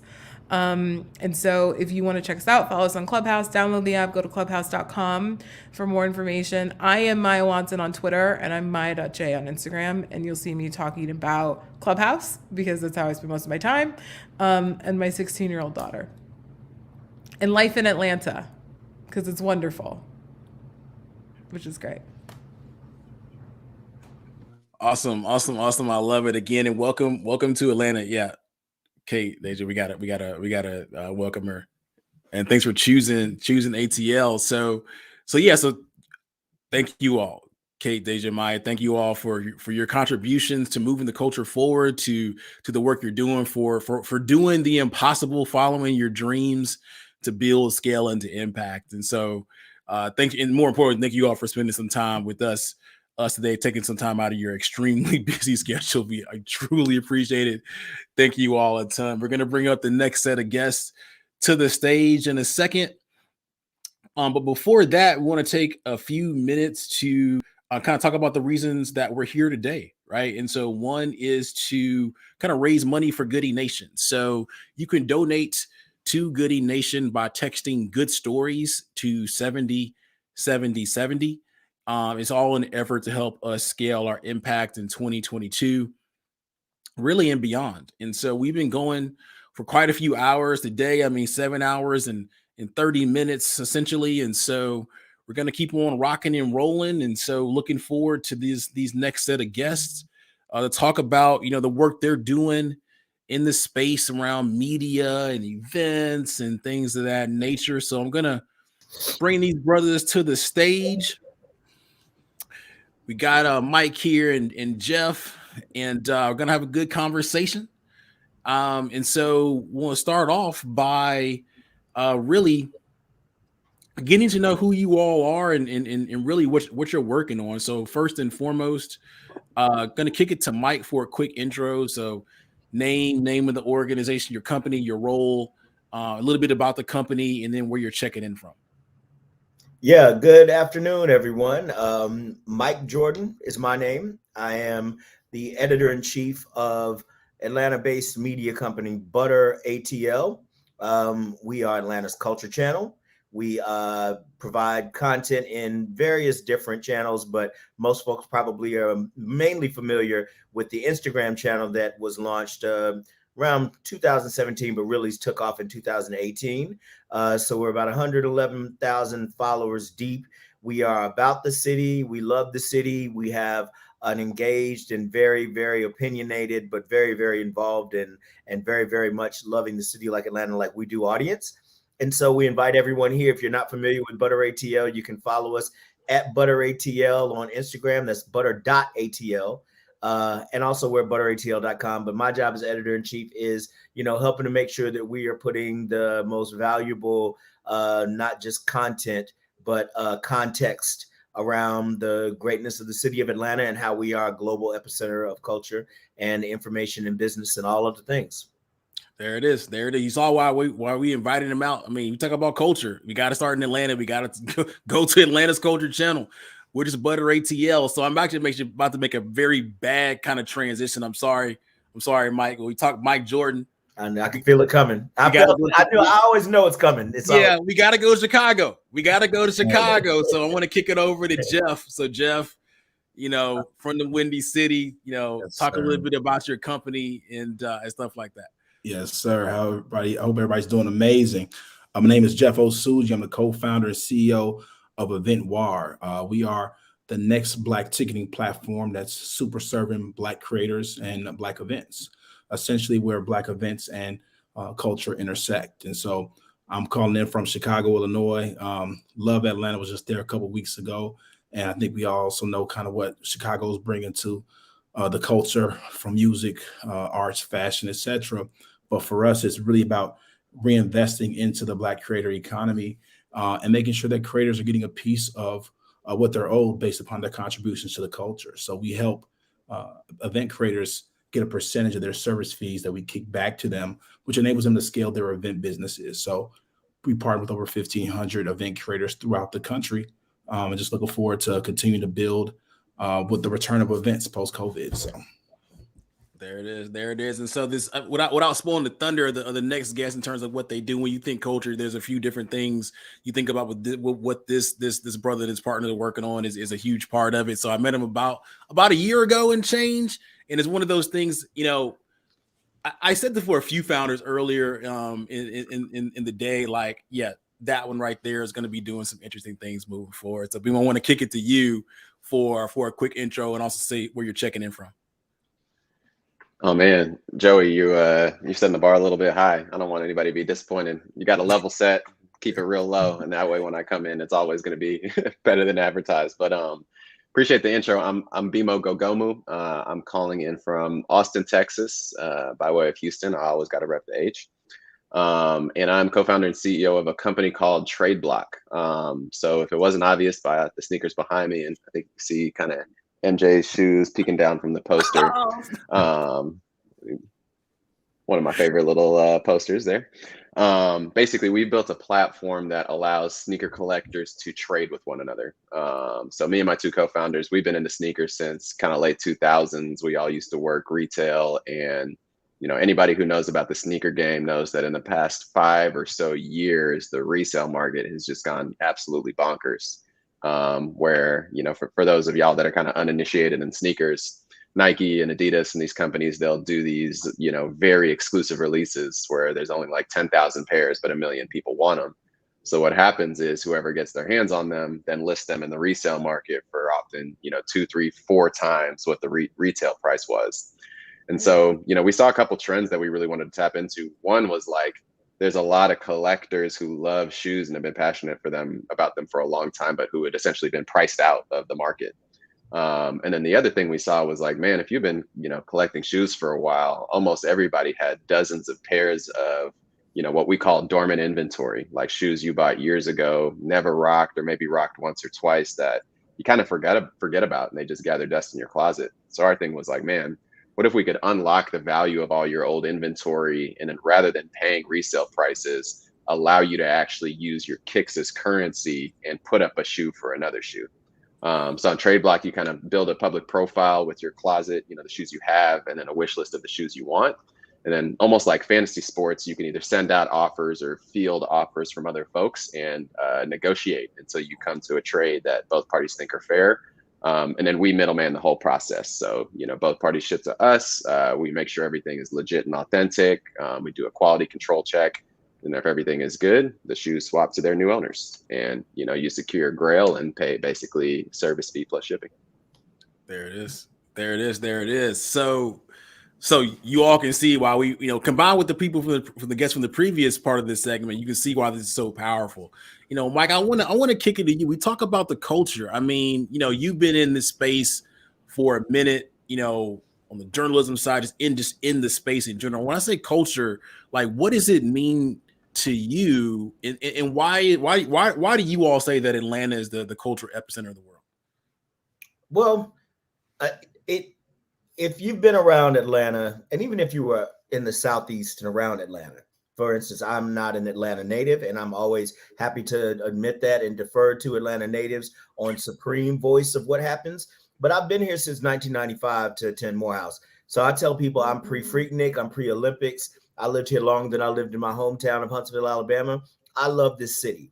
And, I've got a lot of ties to a lot of things that developed culturally. So if you were around the Southeast any of the last few decades, you've seen Atlanta grow its cultural impact, not just in the state, but again, the region. And then you saw it nationally as Outkast, am I on the wrong side? There we go. As they became, a thing, and they become such a thing now where I always tell people, the gentrification kid of Atlanta comes with an Outkast t-shirt. That's not to speak ill of Outkast at all. It's to say that they are so now embedded in, if you come to Atlanta and you need, street credibility, you need your, cool points.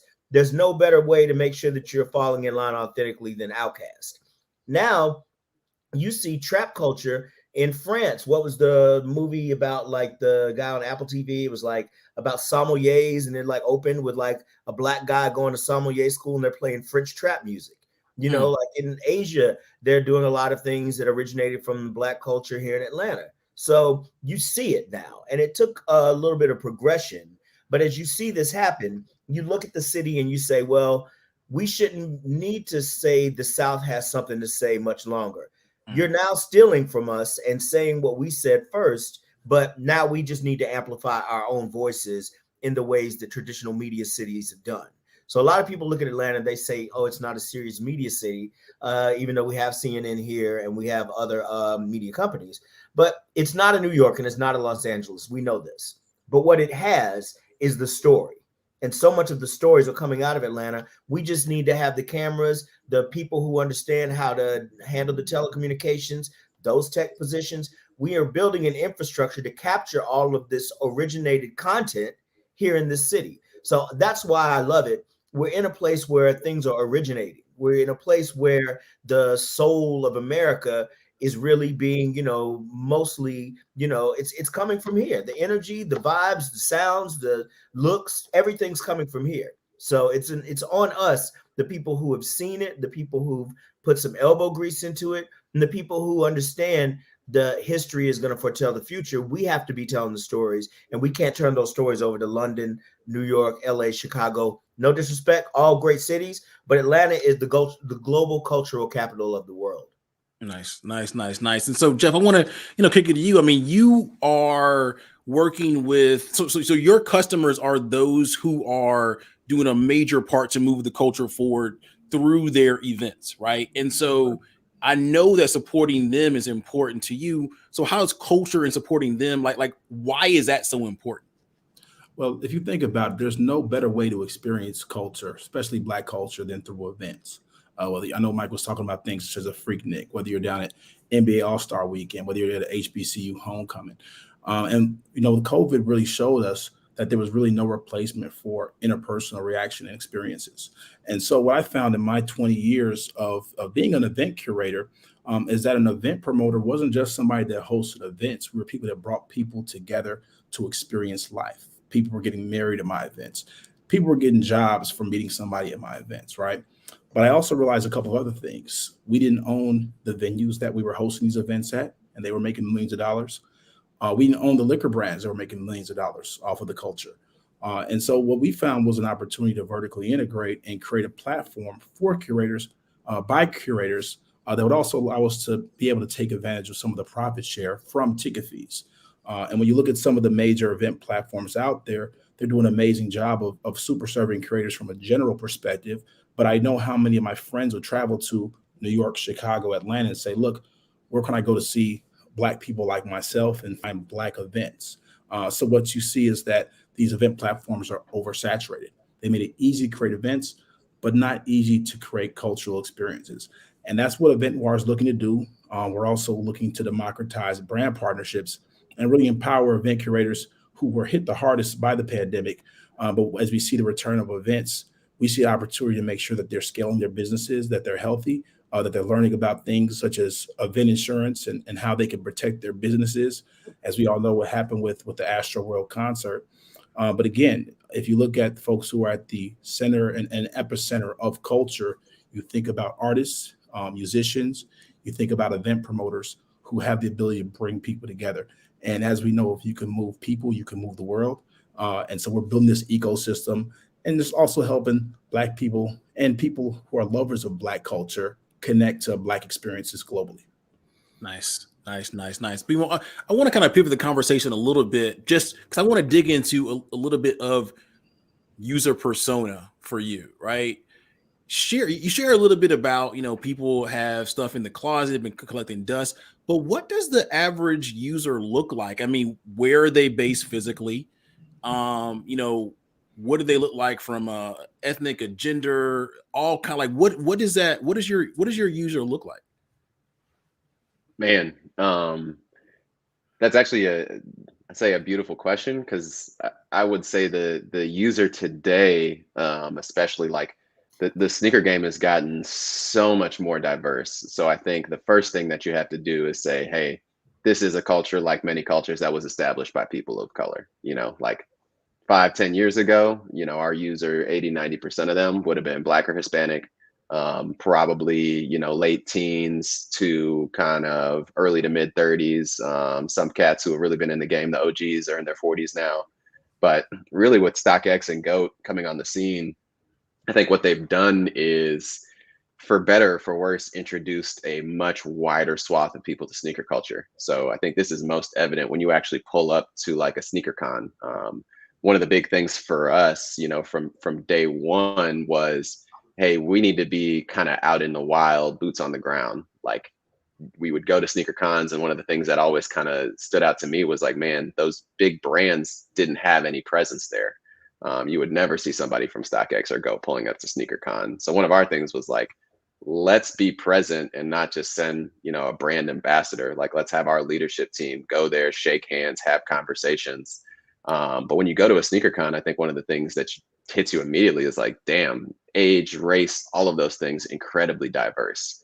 I think the thing that stands out to a lot of people is, you know, quite frankly, you'll see a lot of like kids 8, 9, 10 years old, like walking around with shoes up in their hands. Like the kids oftentimes are actually the most savage deal makers too, because they have, you know, like, you know, no social anxiety around kind of getting their price or whatever the case may be. So yeah, I think for us, it's really trying to capture that full diversity and make sure everybody feels like they can be kind of a unique and, you know, contributory part to the community, while also making a point that, hey, all of this stuff only exists because people of color were passionate about this thing and made it cool. I always think of this this episode of The Office when I have these sorts of conversations. For all y'all who watch The Office, there's that episode where Dwight kind of creates a gym in the office, and there's like a cut scene where he's like, yeah, everybody knows to make something cool, you got to get all the black people to come first. And then he's like, then you got to figure out how to make them leave. But yeah, I think that's the reality. And one of the things for me that's really been super meaningful is I can't tell you how many times we pull up to an event and have people who are like, oh, y'all are Trade Block? Like, I already thought this was super dope, but I'm shocked that it's 3 young black dudes who founded this company. Like, I'm just so used to the CEOs and executives of these companies being white guys from Stanford or from New York, or like, oh, wow, like one of your best friends is the owner of the Cavs. Like, well, that's really convenient to get you started. So yeah, I think that's been the most meaningful thing for me, is just being able to represent the people who I think kind of represent the quintessential culture and allow them to be seen. Maybe, you know, part of the conversation is going here, but I also think it's just such an incredible opportunity to introduce these folks to the worlds of sort of like business, economics, and tech. It's like, hey, all of these things really intersect on this thing you're already passionate about. And you actually probably know a lot more about business and these sorts of things than you realize, because you're tracking trends of prices on shoes. And, you know, if we can help build that bridge to be like, look, you know, you're basically speculating on assets. Like, this is what the guys on Wall Street are doing, just with a different asset class. I think it's just a powerful opportunity to really reveal to people, you know, stuff that they're already, you know, maybe more familiar with than they would give themselves credit for. Yeah, no, I love it. I mean, actually, I want to double down on that. I'm gonna kick it to you, Mike, around the opportunity to support diverse founders that are in this culture space. But before I do that, actually, I asked you around the question around the user persona for a reason, and hopefully, you know, my wife is not actually watching this at the moment, but I spent really too much money during the pandemic buying rare sneakers and stuff like that. I don't think she's actually seen them come in the mail, but that actually has happened, probably like 10 pair. Anyway. So, are they in your Trade Block closet though? You know, so here's the thing. Again, so the user persona, right? The short answer is no, but here's the thing. Like, I don't even really know what to do with them. Do I wear them? Do I not wear them because they cost so much money? I mean, I'm not really that persona. I'm like, midlife crisis. I wanted these shoes when I was 12 years old. Now I got the actual money to pay for them instead of asking my parents. You know what I'm saying? So actually that's what I wear them. Maybe I don't even know. So again, but I feel like I'm not your user persona, like your typical one. At least not at the moment, but I will be creating an account pretty soon. I think I'm going to put some up there and see what I can get. All right, let's pivot the conversation to the opportunity to support, you know, diverse founders that are in the culture space. Mike, what do you think about this? I'm big on it. I mean, I've been here long enough to see some people who I interned with grow up and become millionaires and be very successful in all sorts of endeavors. So I believe in, you know, not to just pull it back into Atlanta, but I believe in, again, this city and the wider South and everywhere where there are, you know, where there are representations of Black excellence in, you know, culture to shine. I think on the supporting Black founders things and founders of color, whatever we're calling them, I think there's supporting them in ways that they need support, and that can mean multiple things. That can mean on my side of the table, there's news coverage. There is, I've got to launch a product that I've got coming out, this new platform, this new this new good or service that I'm putting on the market. So there's certainly ways, because a lot of times, our folks, whether it's access to capital and many of the other roadblocks that keep us from, being right there and having the opportunity to find success and or fail on the way to success, you have to kind of meet them where they are, and you look for opportunities to support. So it starts with the intention of, I am looking for opportunities to support, historically underprivileged people who are going forward in entrepreneurial endeavors. That's a beautiful thing to do. Another side of that is being, and in our culture, there's somewhat of a consigliere kind of thing that happens when you're in media and you've covered a bunch of things. You kind of become an advisor of sorts. You can tell folks, because you've seen it before. You've seen a lot of origin stories. You've seen people be successful. You've seen people fail. You've seen people come back. You've seen people not come back.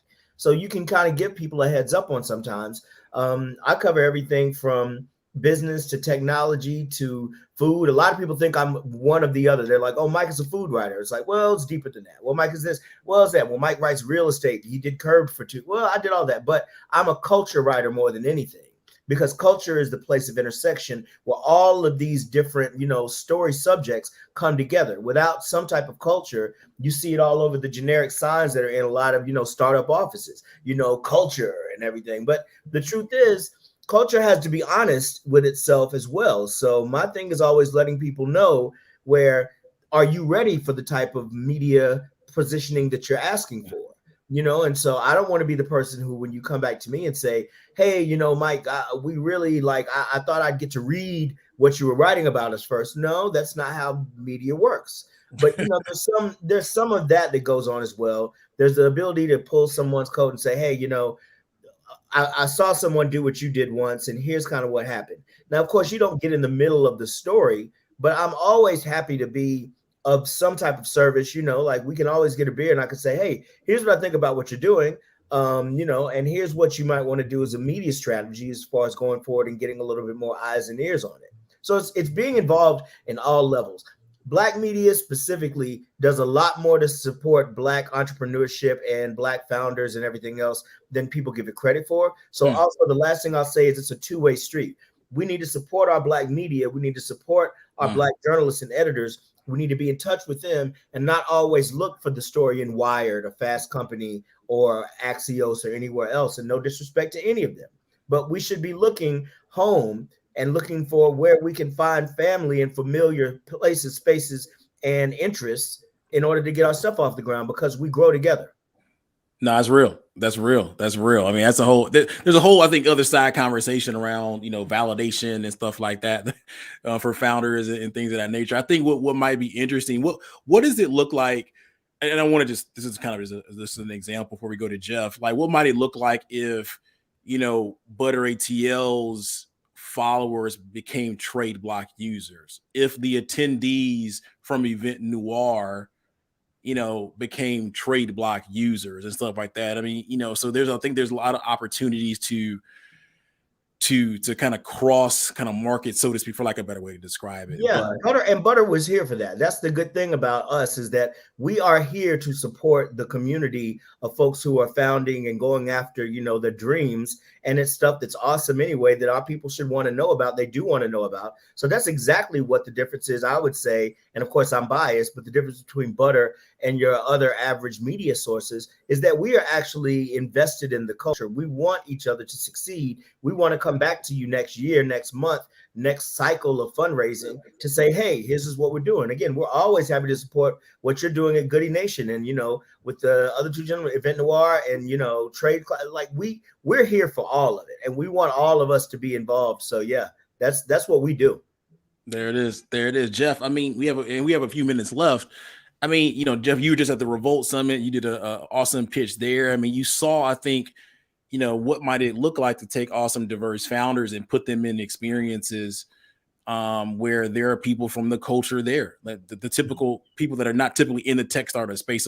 So the question here to you is, similarly, is what is the opportunity to support diverse-led founders in the culture space? Well, it's huge. And Mike really touched on a little bit. There's a huge opportunity for us to network horizontally. I think oftentimes we're looking for validation outside of our community, and we don't realize that we are enough.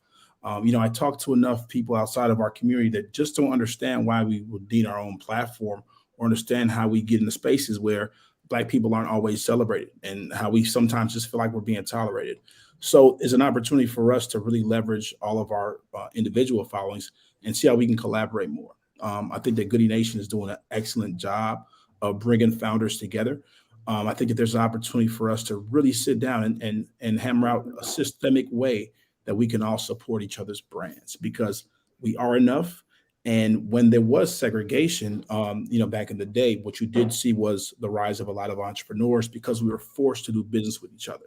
And what I see with a lot of older entrepreneurs, there's two personas for Event Noir. There's an older Black community, professional organizations. Shout out to Jack and Jill of Atlanta and my wife in the background. And so for us, Jack and Jill of Atlanta hosted an event, and the conversation we had was, look, Black platform founded by Black folks.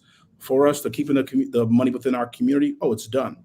I think that as we are, the younger generation, we ask questions. Hey, okay, tell me more about the technology. Tell me more about this. We have to figure out a way to be extremely intentional about supporting the businesses that come from our community.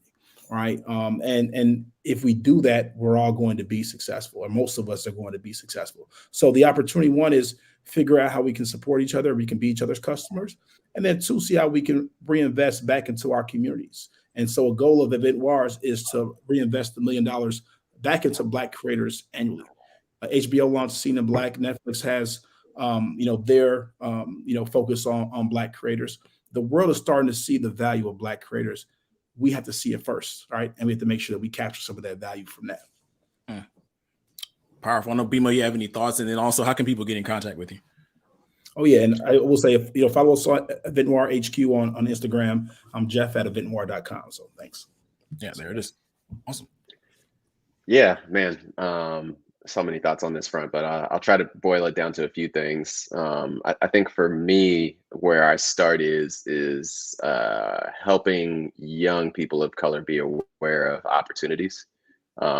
Before I was in the startup world, I was working in the design program at IBM, and I spent some of my free time basically trying to sort of bootstrap a program to diversify our hiring pipeline for designers. And one of the things that you would just see over and over and over again was you'd have a Black candidate who literally didn't know being a professional designer wasn't a thing until like their second to last year of college, right? And now they're like, I'm going to go to General Assembly. I'm going to try to do all these things to upskill myself. But the reality is a lot of the kids they're competing with, like, they've known about these opportunities since 6th or 7th grade. And so they've had a lot more time to sort of prepare themselves for them. So I think that's one thing, not only to the kids. I think what we found is it's almost more important to help educate parents, because a lot of parents are like, my son said he wants to be a designer. Traditionally it's like, I hear artist and I hear you're never going to make any money. And then I tell this parent, like, our entry-level designers at IBM, never make less than 70K. And they're like, wait, what? So I think it's making people aware of those opportunities earlier. I think number two is, how do we help, people of color tell their stories in more compelling ways? Like, I think one thing that I see in almost, every candidate from an underserved community is they're hungry, and the level of hustle that they are, willing to put out there to get stuff done. Oftentimes from a hiring perspective, like, I care way more that you came up with some super creative way to fund this event or to get people there than I do about how good was your kind of design on the flyer, right? And I think oftentimes we do ourselves a major disservice trying to fit our own experiences into a box or resume, because that's what people have told us, versus like, how do I communicate that I'm a beast? And like, whether or not my skills still have some room for improvement, you're going to get way more value out of me because I'm going to work way harder. I'm way hungrier, and I'm more willing to work outside of the box to get stuff done.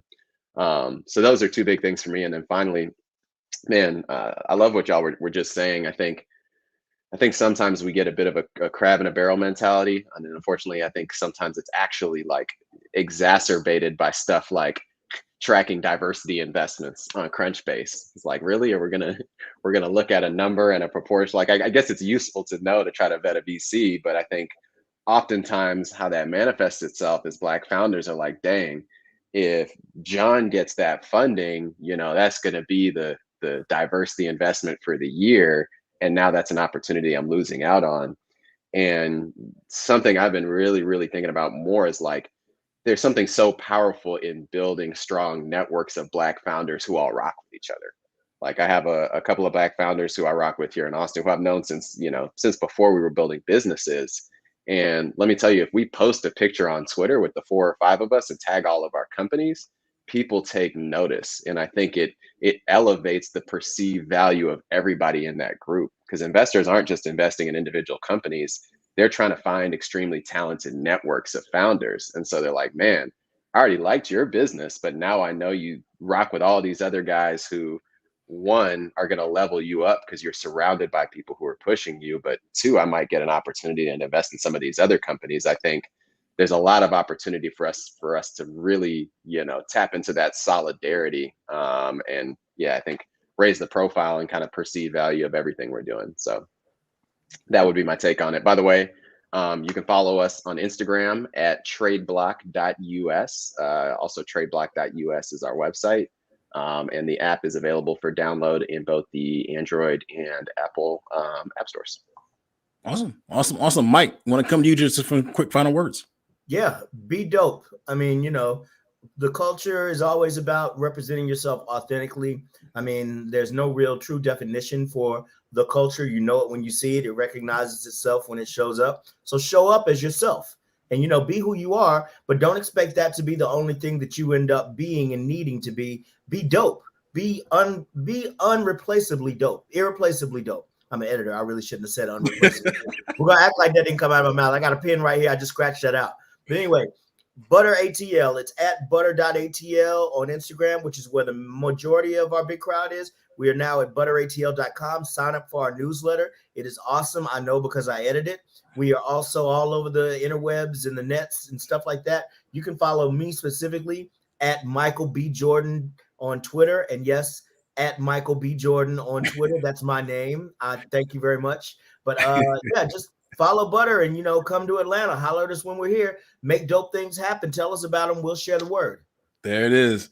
Appreciate y'all, fellas. It's been an awesome conversation, a good hour talking about the culture. Mike, Butter.ATL, we appreciate y'all. Jeff, BMO, do your thing. We appreciate y'all as well. I'm going to get that TradeBlock account tonight. I got you as soon as we end up. Cool. Already. Peace out, y'all. Appreciate y'all having me. Great being on here with you, fellas. Good luck. Goody Nation. Give money. There it is. There it is. There's nice little segue.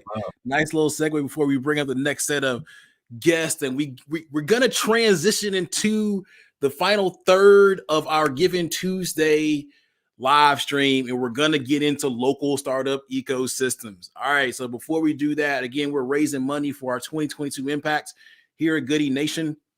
You can donate any amount. Really helps us out here. So if you text good stories to 707070, it helps us out a ton. So we appreciate y'all. We appreciate everyone who's contributed so far. Been great conversation. I want to shout out Eric Thompson, who's been watching and commenting, Natalie Black over on YouTube. So we truly appreciate you all. And so let's bring up the next set of guests to the stage. We're going to go local, y'all. We're going local. And we just got finished talking about culture. And we talked about how Atlanta is the global culture capital of the world. And so let's get into what's happening in the local scene in Atlanta. I want to talk a little bit around some awesome startup founders, particularly some of those who have actually recently moved to Atlanta during the pandemic. And so we're excited to also have another journalist with us as well, Atlanta's voice when it comes to technology. And so I'm going to kick it to Maya first for a quick intro. and then we'll kind of go around the horn from there. So somebody want to do a quick intro? Absolutely. Thank you so much, Joey. This is a true honor, and I'm so excited to be here with Goody Nation. I'm Maya Ellinger. I'm the current editor-in-chief over at Hypepotamus. We are a tech publication. We cover tech startups, entrepreneurship here in Atlanta and the Southeast, and the larger innovation economy. I'm excited to talk to founders here today because it has been an incredible year for Southeast founders, and in the particularly here in Atlanta, but excited to really talk about what that means, why Atlanta is the place to build right now. Awesome. I want to kick it over to Melissa first. So quickly for the intro standpoint, name of the company, the 1-2 sentence description of the company as well. Okay.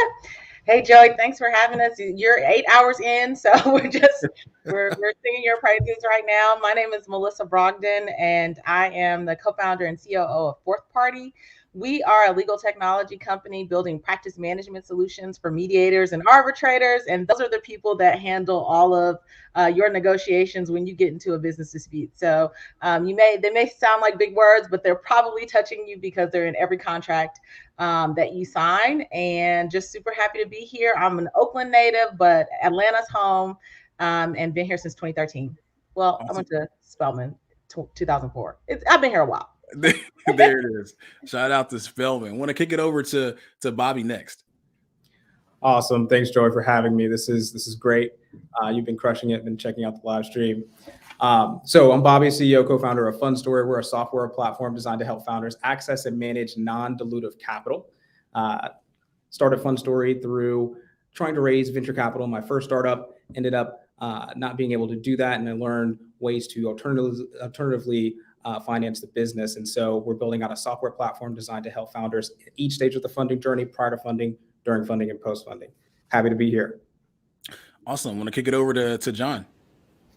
Hey, Joey, man, thank you for having us. This is awesome what you guys are doing. And I know a lot of funds are going to be funneling through, but John York, I'm the CEO of Spoke Up Incorporated, and we are a social community app or platform that allows users to create public and private communities, stay in touch with people who care about the same things that you do. We take advantage of data metrics, artificial intelligence, as well as augmented reality in a pretty unique way. And again, we're just really excited to be here. Awesome. And last but not least, we have Donald. Joey, thanks for having me, brother. What's going on to all of Goody Nation? I'm Donald Boone, the CEO and founder of Boxed Up. We're an on-demand rental marketplace, effectively like the Airbnb, but for stuff. If you think about it, the creator economy is booming, but the cost to create some of that content can be expensive. So we help out people, content creators, get access to gear, and we connect them with people and equipment owners that have idle inventory. So if you want to start a podcast, you need to shoot some video, you need some fancy camera equipment for a live stream, Boxed Up can help out. And you all notice, I'm sure, the quality of the camera that that Donald has today, and so it makes a huge difference. So let's kind of get right into it. Maya, I want to, you may have some questions here, and so happy, feel free to jump in with questions and stuff like that. But I want to kick it off to those that've been in Atlanta for a minute at least. What makes Bobby? I'll start with you. I think I've known you the longest in terms of entrepreneurship and stuff like that. What makes Atlanta, so to speak? We get a lot of press recently and stuff like that. What makes Atlanta as it relates to the startup ecosystem? I think for me, the culture of giving back. So I started my first startup right out of college in 2015, 2016. And the Switchboard community welcomed me with open arms. This was when they were just starting their first location downtown. And they were very welcoming and really just helped me acclimate to the ecosystem here. And it was during that time where I learned a ton about the ecosystem, networked, built strong community. And then I became more aware of the other ecosystems, like the Atlanta startup community in Buckhead, Atlanta Tech Village, and then what we have here in Midtown with ATDC.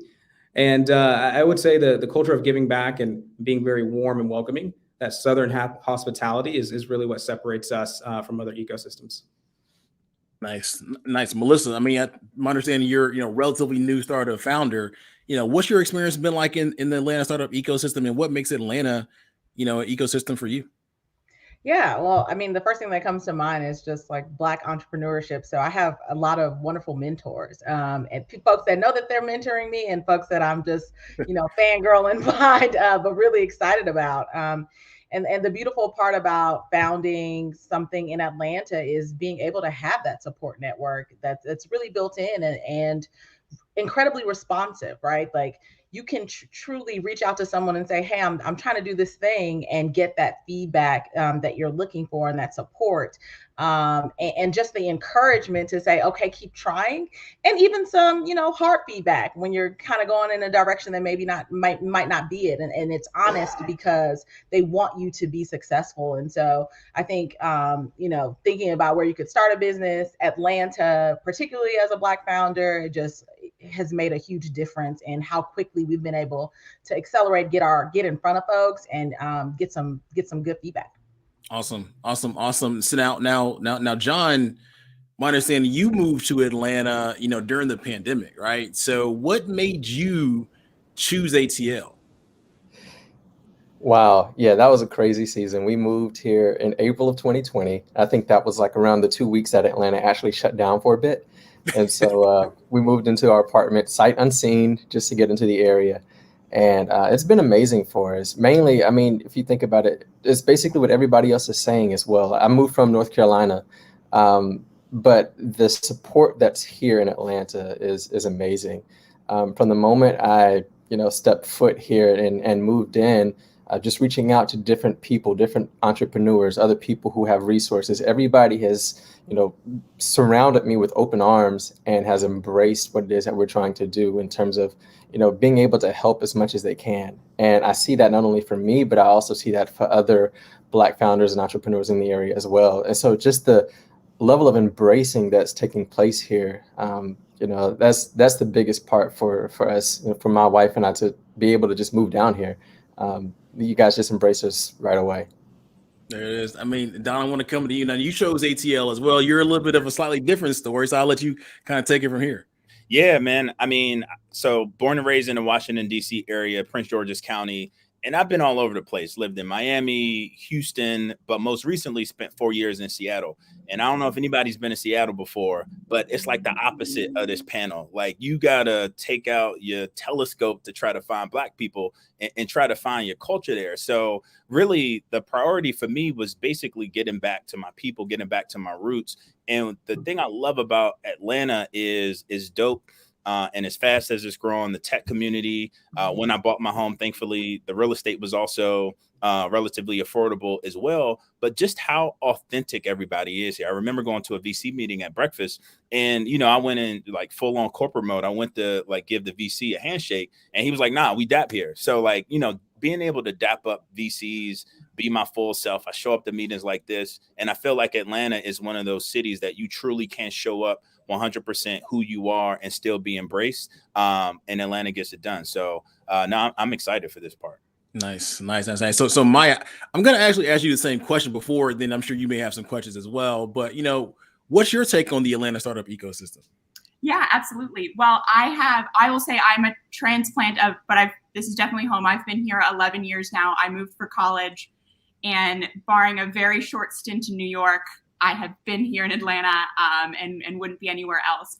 For me, every day I get up and I'm so energized because I get to talk to founders across Atlanta and the Southeast who are energized builders in a way that I've talked to, other tech journalists across the country, and they don't see that as much. And so I think for me, being able to really understand kind of what gets entrepreneurs up in the morning makes it such a unique time here, which kind of rolls into a question that I have for the panel, if people are ready.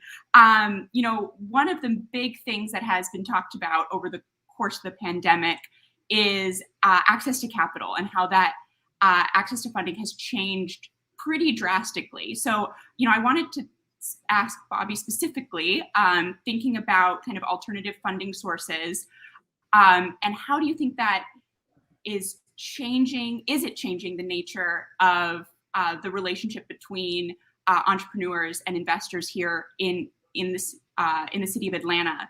And then to the panel, I would love to kind of understand a little bit more about what your investing journey has been like, and has Atlanta played a part in that investing journey to date? Thanks for that question. I think speaking about access to capital specifically in Atlanta comes down to a panel I had with the cohort over at Atlanta Tech Village. It Takes a Village.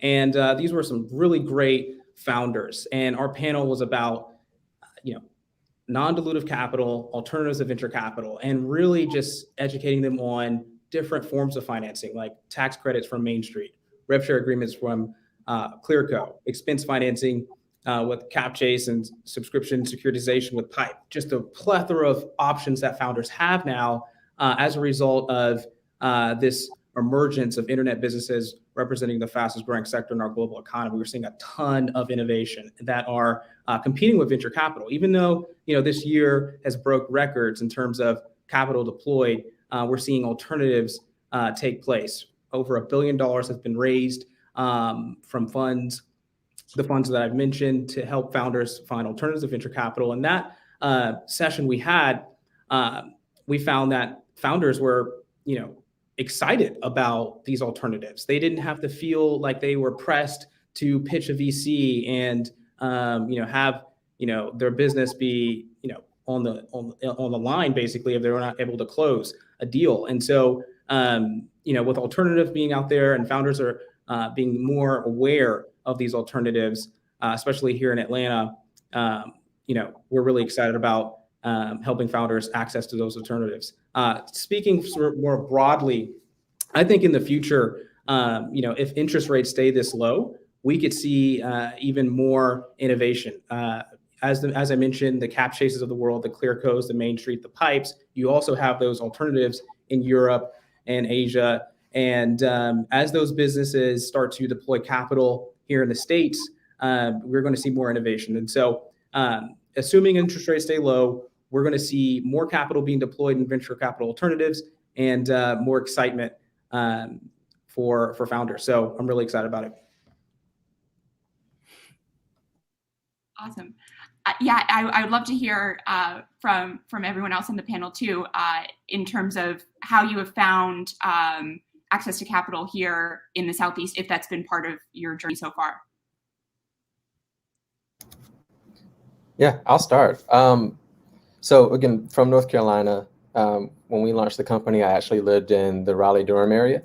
And our journey was very interesting. It really was backed by relationships. We had a relationship with a lady who became our lead investor. What she was able to do for us was open up her investment groups to us. And so for about 3 months, we would actually go to the bottom of a Black-owned bank in Durham, and we would pitch to about 30 to 40 people, every week, once a week, for about 3 months. And it would be a new group of 30 people. Some would come back and, she would stand up and say, hey, I believe in these guys. I gave them their first investment. You guys should do the same as well. And so we were able to raise, probably in less than a year, just within Durham, with about 90 to 95% of our money being Black, we were able to raise about $2.2 million, which was pretty amazing for us. And so that was the start of our journey. We're looking to raise about another, we're looking to raise another round right now for just a little less than that, just to continue to move forward. But so our journey was very interesting. The way that we decided to do it, because of how it took place, was using the mechanism of a convertible debt note. And that was helpful for us because it allowed us to not necessarily have to give up any ownership quite yet. And so that was really the route that we took, and it was really beneficial for us during that time. Yeah, I'll go second. Mine is a big TBD, so I'll come back to you in 30 days. We're in the process of raising $2.5 million of seed funding for Boxed Up. What I'll say is what COVID and the pandemic did first is sort of democratize access to where you decided to fundraise from, or who you decided to fundraise from, because now everybody's home. So now you can get access to people. But what I found is, especially as the world returns back to normal, things are starting to drastically snap back to local. Where are you? So a lot of what the narrative that we've been trying to make sure we tell is like, look, Atlanta is home. We're coming back. We're scaling in Atlanta. And I think that's definitely helped us gain some momentum over the last couple of weeks. I can jump in. I mean, we're very early in our fundraising journey, so we've been able to bootstrap and self-fund up until this point, and then we're very lucky to receive the Black Founders Fund, Google for Startups, $100,000 non-dilutive cash injection in the last couple of months. So that's been amazing for us. I think what's heartening for me, understanding some of the disparities around representation in the VC space, I'm seeing a lot of young Black folks jumping on the call when it's time to jump and have these conversations as I'm building relationships with VC firms. And so that's been nice, to Donald's point, being able to kind of take a deep breath and feel a little bit of confidence and camaraderie and be able to kind of show up as yourself.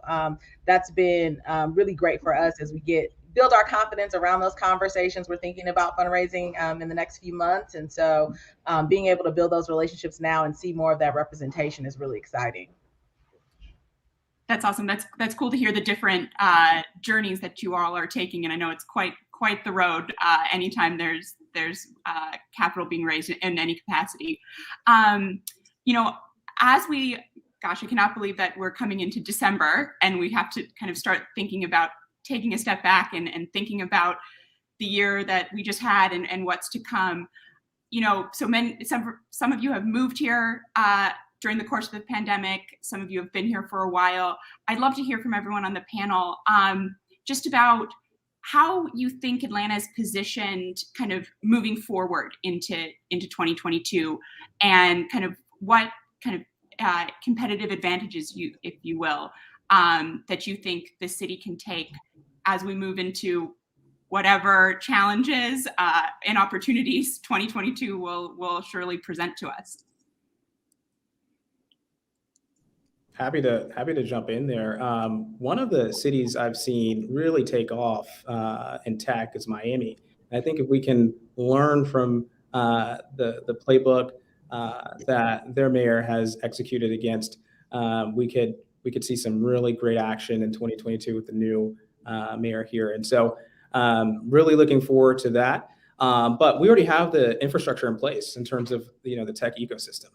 We're on the map. Venture capital dollars are going into the ecosystem. Startups are being created. We have burgeoning hubs here in Atlanta, ranging from downtown to midtown to Buckhead. We have the infrastructure, so we just need leadership. And I think following the playbook from Miami would be helpful. Yeah, I think to add to that, I think in terms of infrastructure, there's also a great talent pool. I mean, that was also one of the many reasons that I chose Atlanta. Is like, all right, if I'm looking to scale a startup, there's already an existing pool of talented people that are already there, and enough motivation to get people there. So the last 4 years of my career, I spent at Amazon. Well, what a lot of people don't know about Amazon in Seattle was a really tiny, small city prior to the entire sort of makeover that transformed over the last 20 years there because of the growth of a large corporate entity. So I think what Atlanta's got going for it is it's cooking at both ends. You've got this burgeoning startup ecosystem that's growing rapidly, but then you also have these large tech companies, Google, Microsoft, Amazon, that are also coming here as well. So when you have that kind of growth from both ends, you've just got this huge influx of talent. And if those people stay as they likely are, you're just going to see a revolution and continued growth over the coming years. So I think that's what's exciting is as these people leave these large tech companies, they start their startups in Atlanta, and then you'll just continue to see the growth of the ecosystem.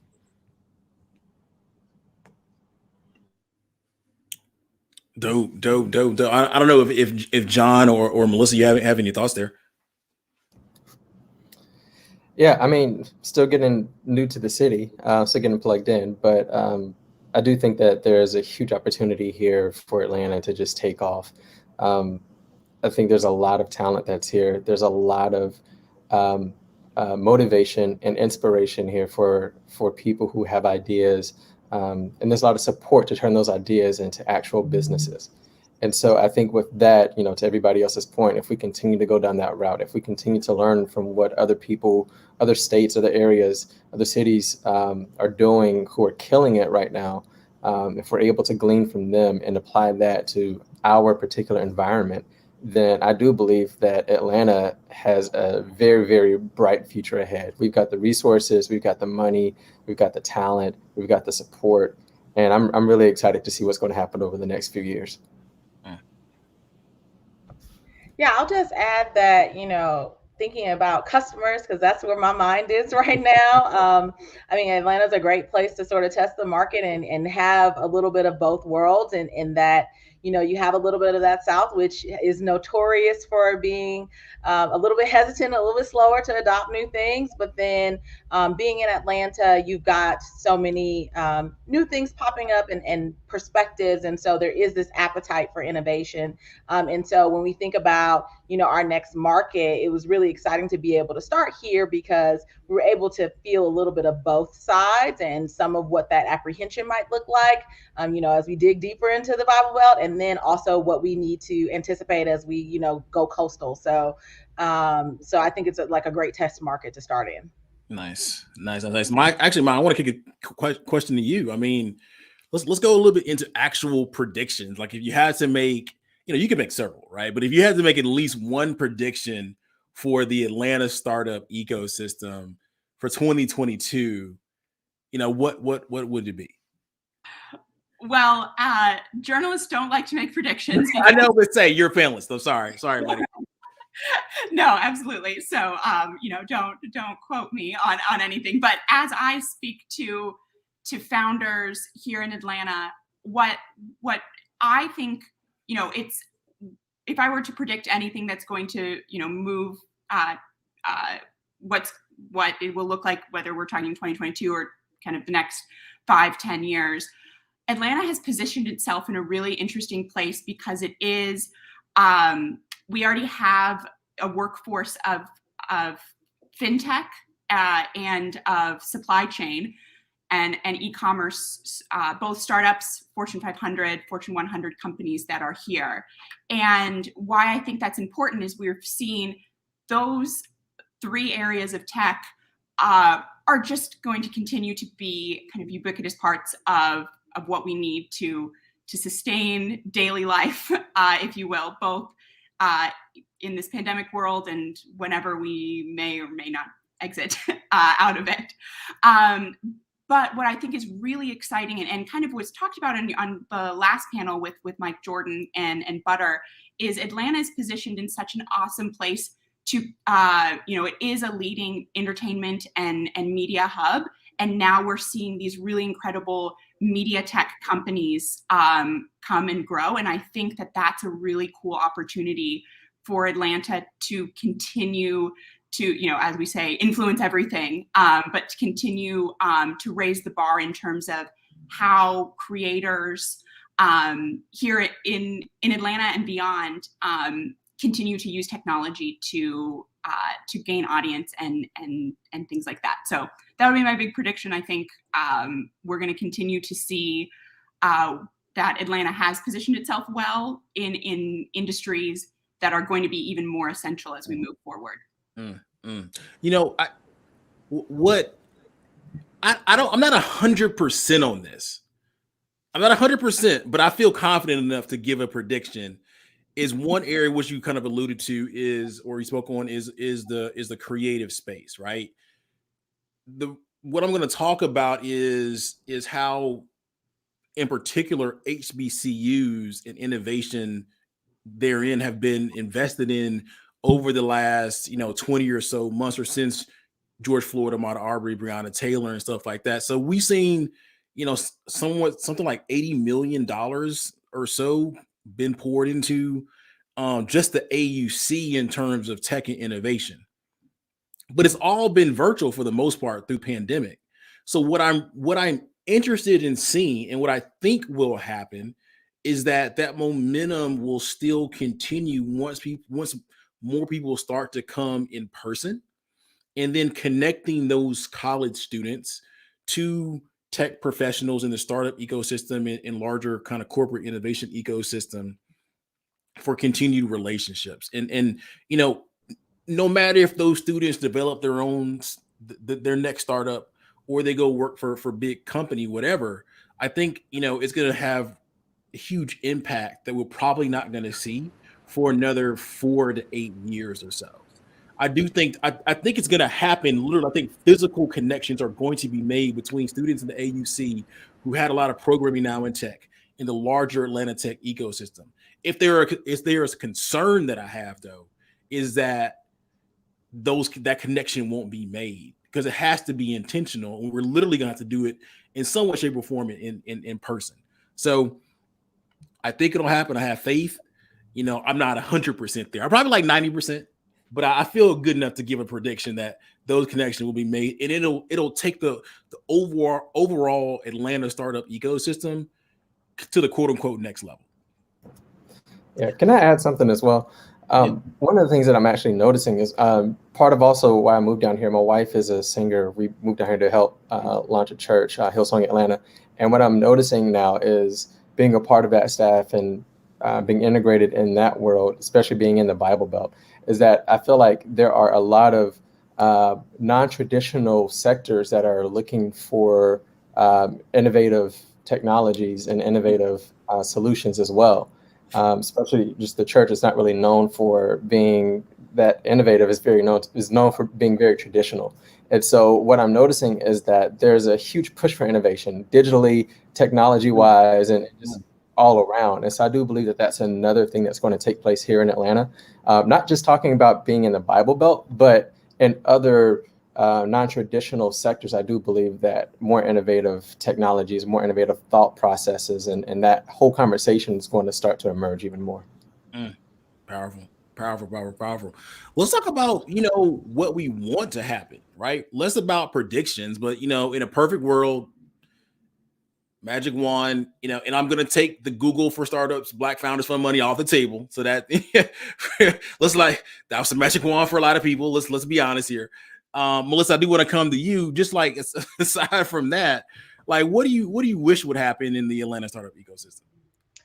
Yeah, well, I think what comes to mind is thinking back to my point earlier around mentorship, that the education and the support and all of the ways that corporations and also individuals are trying to plug in come with some financial backing and support. The opportunity for us to sort of fail forward and have the opportunity to have those cash injections that allow us to investigate and experiment and really have 6, 9, 12 months of runway to figure out if the thing is a thing. I think that there's certainly plenty of people who being in some of the these founder prep courses, there's folks who have amazing ideas and don't have the capital to even try to, get an MVP, get a team to even start thinking about what the MVP is going to look like.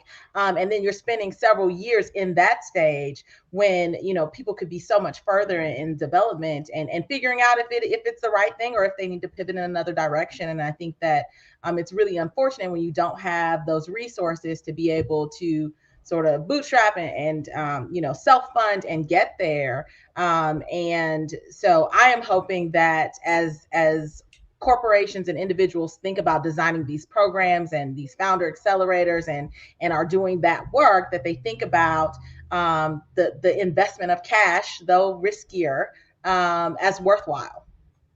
I love it. Bobby? Yeah, I would love to see more acquisitions. I think that's going to be helpful in terms of the downstream effect on the angel community here. This year is very exciting. You see players like Green Sky get acquired by Goldman, MailChimp obviously by Intuit.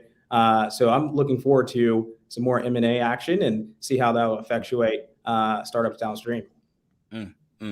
Donald, you mentioned some examples a little bit earlier you've seen from other startup ecosystems. I mean, you got anything you want to just say? Like, if we could bring X from X ecosystem to Atlanta, it would be dope.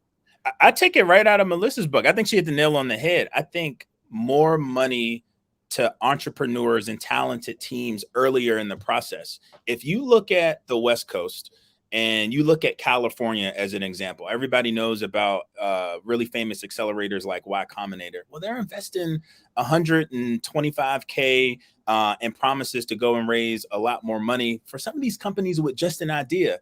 Things like that don't happen in the Southeast, mainly because people are more conservative. But my hope is that with these acquisitions and with all of this money that comes is that people start taking bets on talented teams and talented founders earlier on in the process. There's so much death in those early days of startup and just trying to figure it out. I think what the West Coast has figured out, and honestly, New York has as well, is how do we place bets on talented people earlier in the process, knowing that we're going to definitely miss some, but we're also going to smack out a few home runs. So I think doing some more large bets like that. So I would love to see Atlanta break into the top 10, at least top 20 in VC funding. And it's just not quite there yet, but that's one of the big things for me. Nice. And so I want to shift the conversation a little bit, and really, I do want to talk about, 2022 and 23 and stuff like that. And before we do that, I want to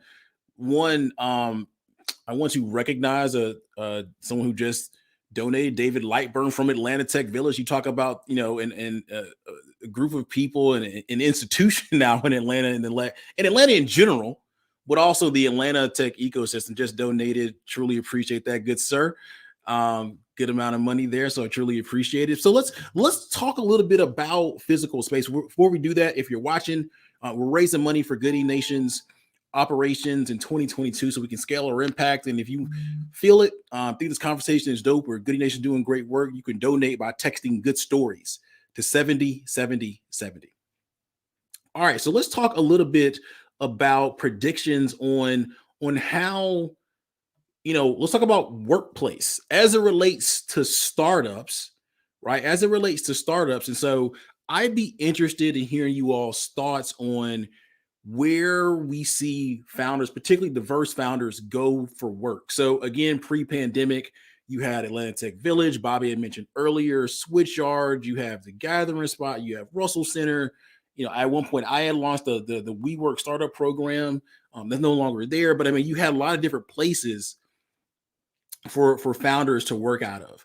And before I kind of go into the question about how you all essentially see it playing out when people start to do, more stuff in person, Goody Nation is built on relationships. So that's our whole thing, is around social capital, creating relationships that lead to stuff like financial capital, but it also leads to things like better professional development for founders as CEOs. It leads to customers. It leads to less stress. It leads to better access to talent. So how do you all, I know Atlanta's open, right? But I don't feel like it's just as open like it was, obviously, pre-pandemic. And I really kind of, I know, unfortunately, as a journalist, I guess what I've learned during this call, you can't make any predictions, but I ask you to maybe put that hat off for a second. Where do you think it's going in terms of where people are going to work? Do you see scenarios where people will just go back to where they used to work out of for the first place? Do you see people being, for the most part, remote? Do you see people doing some type of hybrid environment, or is it a scenario where, let's say Monday I'm out of the Gathering Spot, Wednesday I'm over at ATDC, Friday I'm over at Atlanta Tech Village for particular things, or it could be something that I haven't even mentioned yet. How do you see this thing kind of playing out from a place standpoint? I would say potentially up to 75, 80% of the people, of the founders that I talk to, when I say, where's your team? They immediately say, we are a remote first company. And I think what that genuinely means, when I kind of dig into that a little more, is, they may be located here in Atlanta, but they are excited about the opportunity to have talent across the country. Atlanta, of course, has a great talent pool and workforce here. But when you talk to founders at different sizes who may need a very specific skill set to join their team, having, be able to hire someone on the West Coast, up in New York or around the world, opens up a lot of doors. That being said, I do think remote first will be around for the long term. There's a lot of benefits. The other thing that I'm seeing a lot of, or hearing a lot of, are people and companies and startups downsizing and either saying, hey, we're going to have a place in a co-working space, pop in when you want. Maybe you just need to get out of the house. You can go to Switchyards, you can go to WeWork and things like that. But still having that central gathering place, which especially for young people starting companies or starting out in a company, I think founders and leaders at companies are starting to see, it's an important opportunity to give networking, get in rooms with people, because that's where the magic happens. Not that great things can't happen over Zoom, but I think having a smaller physical footprint, but still maintaining that, is going to be the way to go. Nice. Melissa, I kick it to you. I mean, does that resonate with you? Any other thoughts? Yeah, absolutely. So, I'm a member of the gathering spot, but very rarely do you see me co-working there because, what they've been able to really do successfully is build community and this sense of belonging, even if you aren't at that place. And so what I'm trying to grapple with right now as we built our team is how to create culture and community virtually and what it looks like to convene people without having that physical space. So we are planning to be remote and, but we've got to figure out a way to engage people in who we are as an organization and figuring out how to translate that digitally.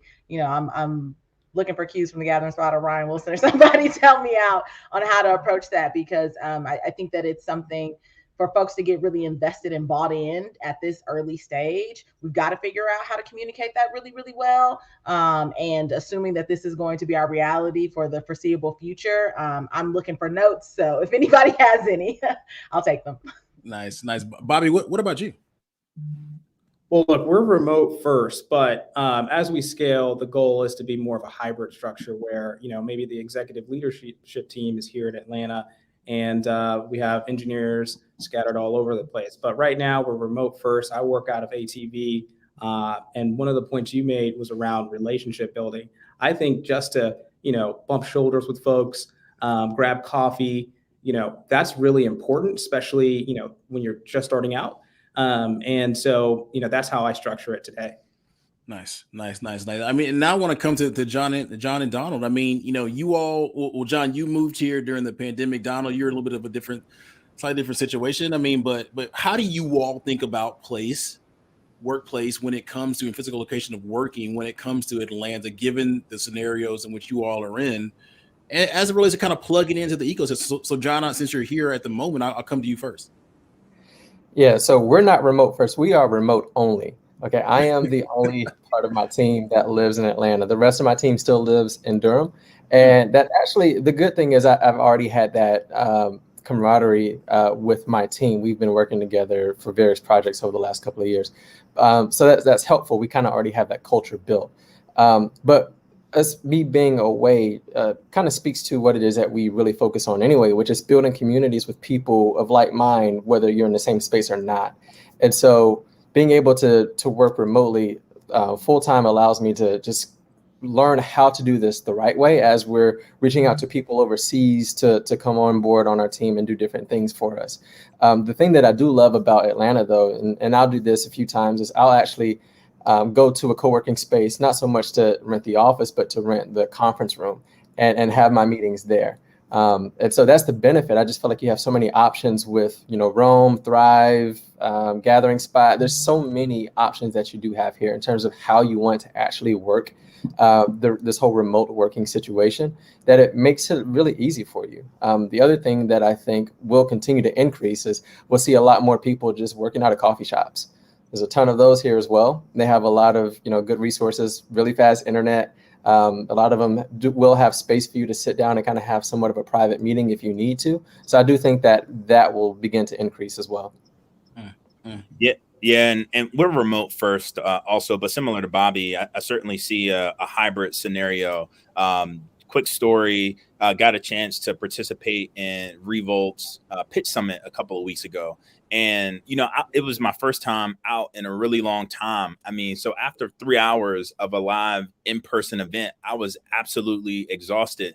But what you forget about is just how much energy you get from people and being in the same space and feeling all of that. So I do think that there will always be a hybrid layer, a remote layer that is extremely valuable. To Maya's point, get the talent wherever you can get the talent from. It's 2021, soon to be 2022.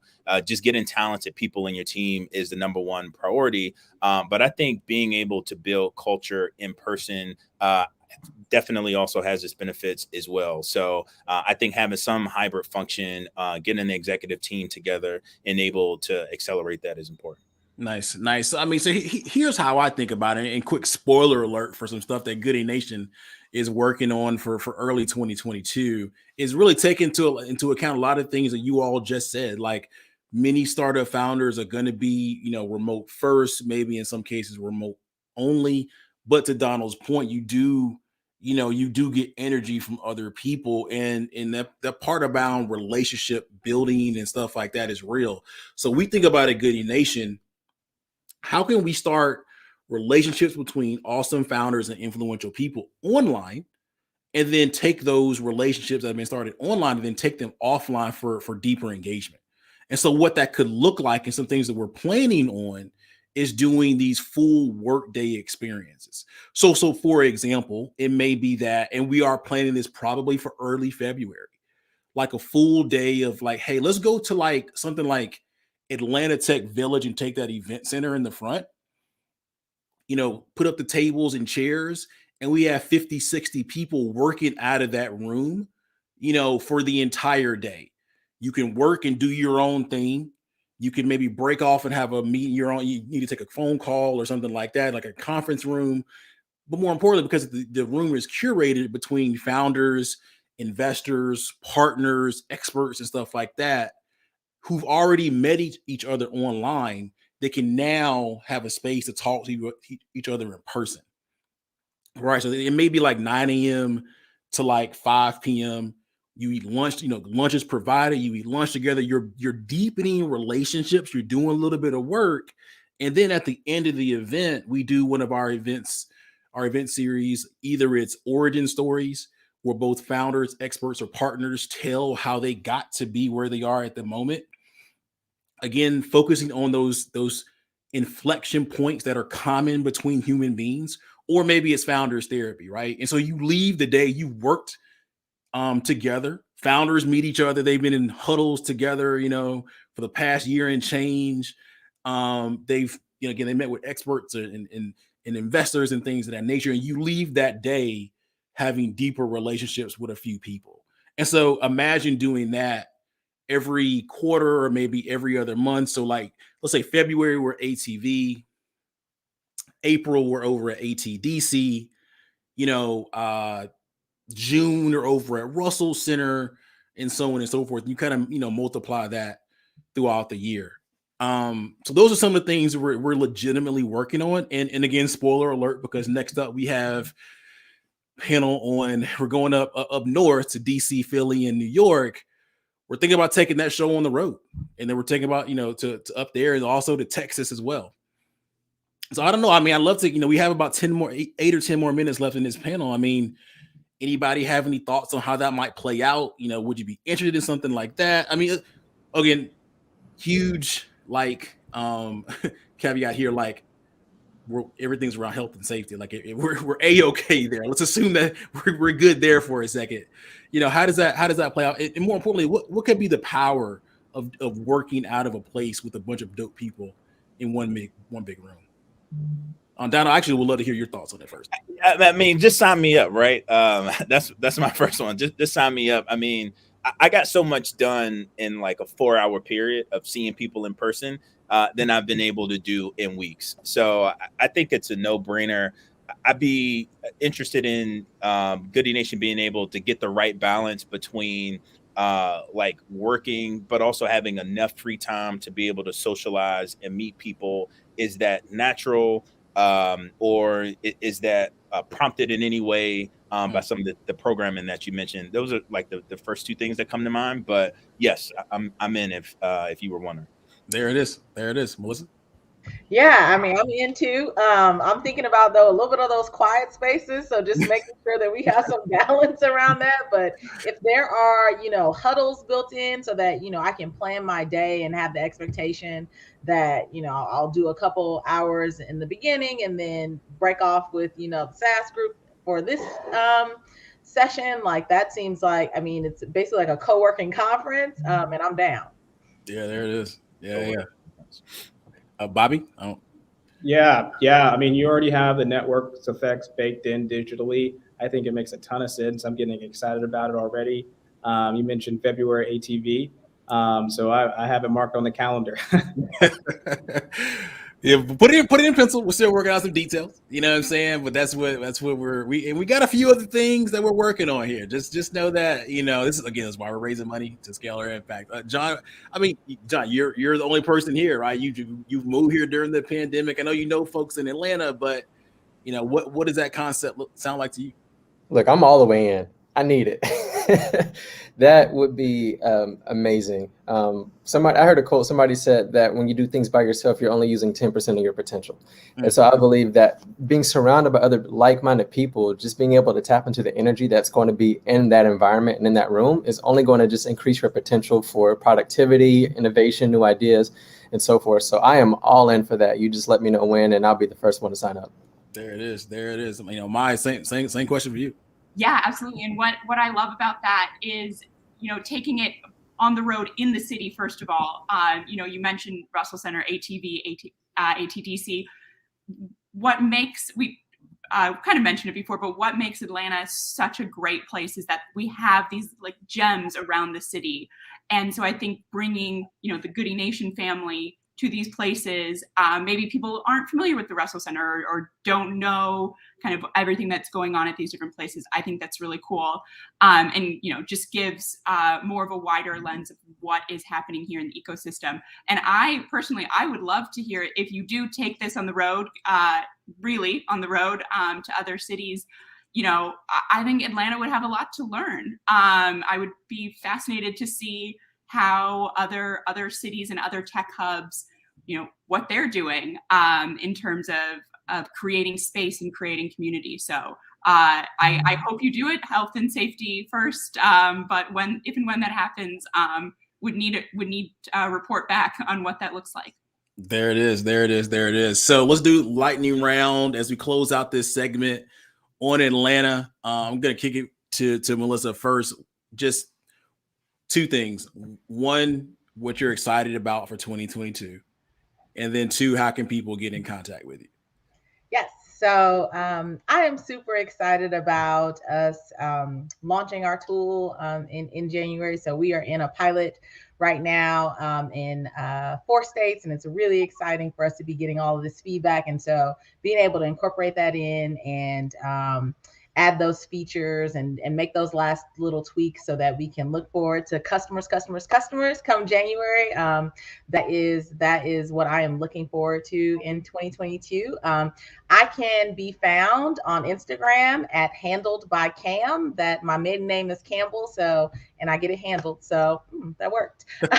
So I'm at handled by Cam on there, and then on Twitter it's Melissa B. But if you are looking out for me on LinkedIn, just look for my name. I'm looking forward to connecting to folks and always want to have conversations. So I'm looking forward to talking to more lawyers in California in the new year so we can make this thing a reality. There it is. There it is. Remind me to connect with my guy Paul. I will.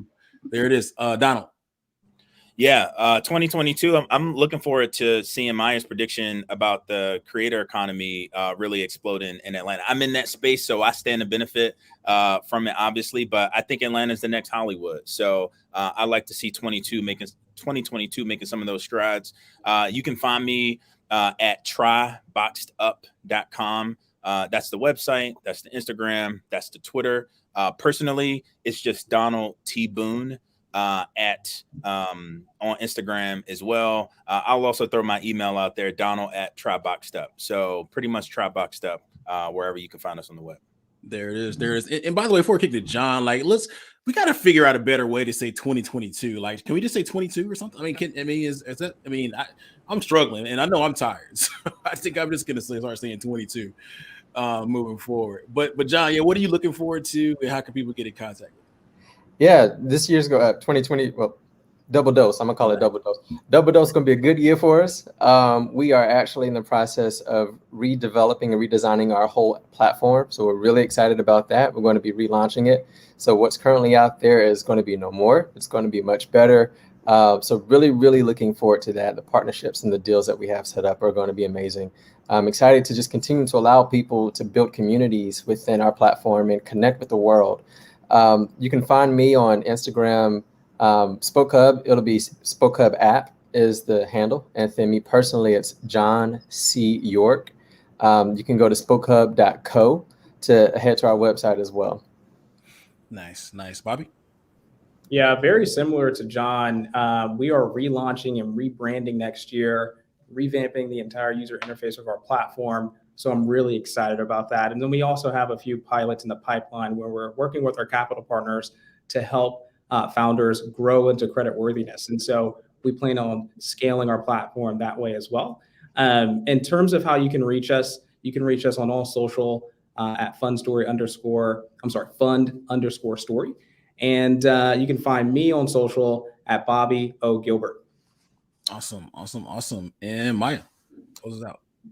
Yeah, for me, when I think of 22, what I'm most excited about, I'm looking forward to seeing this this momentum. 2021 was an inflection point for Atlanta in many ways, but I'm excited to see those stories continue. But I'm excited to be able to what Hype can do and what our focus can do in terms of speaking to new founders that are maybe finding entrepreneurship for the first time or who are starting their next venture here in Atlanta. I think we're going to see a lot of the startup success stories that have happened are going to, there's employees and founders at those companies that are ready to start their own ventures coming up. And I think that's a really exciting kind of next iteration for the ecosystem.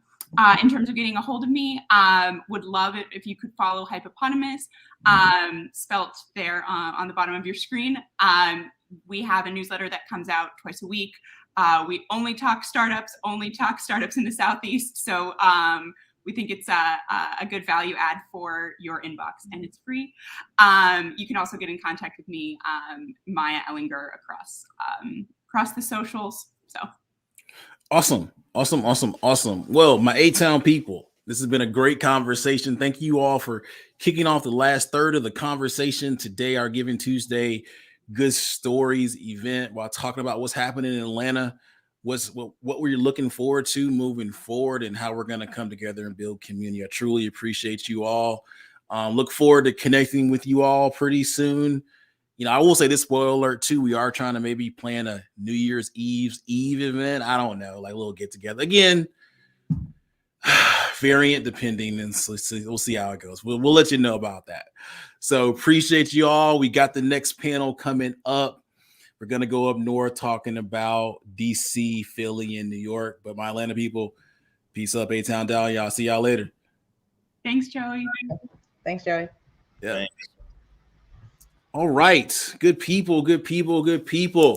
It is almost 5 p.m. Eastern. We are now going into another segment. We've been here since 8 a.m. today. We've been here since 8 a.m. I'm powering through, been joined by I don't know how many people so far, 40, 50, 60 folks. We're raising money for Goody Nation to scale our impact in 2022. We've had some amazing conversations with founders talking about doing the impossible, dreaming, building, scaling, impacting. We've had some amazing founders, both small business entrepreneurs, artists, and scalable startup founders talking about the addiction to the hustle and all the things that come from that, from the chase of revenue, and how all founders need therapy with our partners in Science Gallery Atlanta. Amazing conversation. We spent an hour with Google for Startups, talking about all the amazing things that they are offering and have coming down the pike. We spent some time talking about how we can support diverse-led non-unicorns. So an amazing conversation that we definitely have to continue, powered by our friends from Accenture. We then went into, building the tech workforce of the future with our friends from Microsoft and some amazing, both students and also people doing direct work in the space. Then we went into actual startup founders that are creating the workplace of the future. So once we get the future tech workforce in a company, like how do we work with them and to make them even better? And then we started to have some very nuanced conversations, one on in areas like social impact. And then we went into founders in the culture space, so media, music, entertainment. And for the past hour, we've been talking about what's happening in Atlanta. So now, I got to give them their props. I got to give these folks their props. Well, now we're going to take it up north. We're going to talk about what's happening in tech ecosystems, up north. So I'm going to ask DC, Philly, and New York City to stand up and talk about what's happening here, right? So, my Atlanta folks will say, if you're a founder, you should be in Atlanta. But I'd be interested to see what's happening in ecosystems up north and in the Northeast. And to be clear, if you're not really in Atlanta, and you just kind of go north in some way, shape, or form, you're still up north. Midwest is still north to us. I'm not even gonna lie. So Northeast, bear with us here, right? So we're doing this though for our folks in the Northeast and stuff like that. So before we start talking about what's happening in your local ecosystems, trends, predictions, how might you all work together, so on and so forth, let's do some intros. All right, let's do some quick intros. So I want to just quickly hear, your name, the company you're with, maybe any projects you worked on, and the quick kind of description of those projects, and also where you're checking in from. And then we'll start the conversation. All right. So first, I'm gonna kick it to Tiffany. Actually, I'm gonna start people that I think are closest to Atlanta. I'm sorry, and then kind of work my way up north. So I'm sorry. I'm gonna go. That's what I'm doing. So I'm gonna kick it actually to Hadil first for intro. Hadil. Awesome. Hello, everyone. My name is Hadil Altashi. Joey, before I say anything, kudos to you. It's 9 hours in. I joined, at 8 o'clock when I was getting ready to leave for work, and here you are standing strong. So I'm really impressed, but sending positive energy and much love to you and the Goody Nation fam. So hi, everyone. My name is Hadil. I am a community builder based in the DC area. I support early stage founders and connect them with various resources and help them scale their ventures. I ran accelerator programs. I've created hubs for entrepreneurs to thrive. And I'm currently building a community for HR tech startups at the Society of Human Resources Management, in particular SHRM Labs, and that's SHRM's venture capital arm. Very excited to be here. Awesome. We're gonna stay in DC. Kick it over to my family day. So you want to give us a quick intro, name, company, quick, 1-2 sentence description. And I say you're checking in from DC. If you want to get a little more detail about where in DC, that's fine too. DMV area. DMV. Scott. For sure. Joey, good to see you. Thank you so much for organizing this. Ade Omituoju, here in DC, Northeast DC to be specific, by way of Atlanta, Georgia. Proud FAMU grad. Currently serve as managing director of the Black Venture Capital Consortium Fund. So we're an early stage fund that focuses on seed and early stage investments in high tech companies. And so background in private equity, did a lot around ecosystem building and accelerator support. And yeah, really, really happy to share some insights on what we're seeing on our side. Nice. Gonna go now to Philadelphia with Tiffany. Hi, everyone. I am definitely from Philadelphia representing, because Philly is a city of many firsts. I love Atlanta, but Philly is the 6th largest city, just to let you know.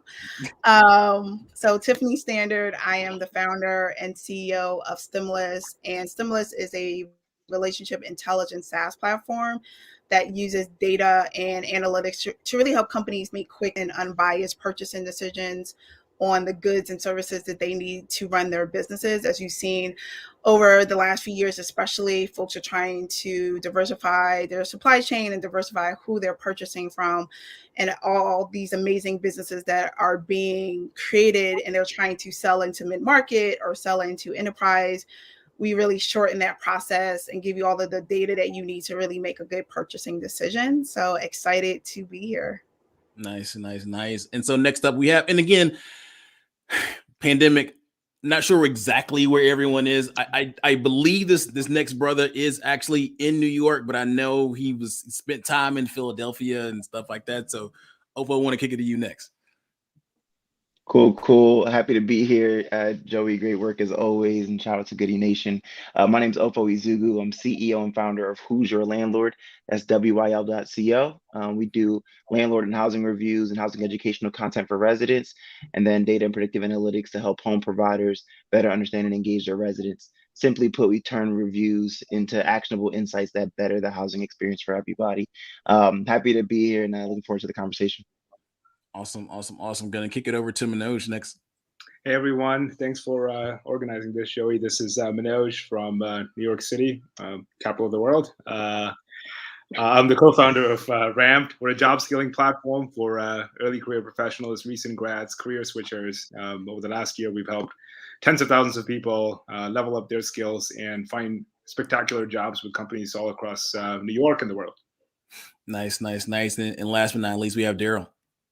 What's going on, y'all? I'm Daryl. I'm reporting in from Harlem, New York. I'm the founder of Revival. In short, we help borrowers buy out and eliminate their debt for the same pennies on the dollar rate that it gets sold to debt collectors. Thanks for putting this together. I admire your energy this late into the day. But yeah, happy to be 9 here. hours.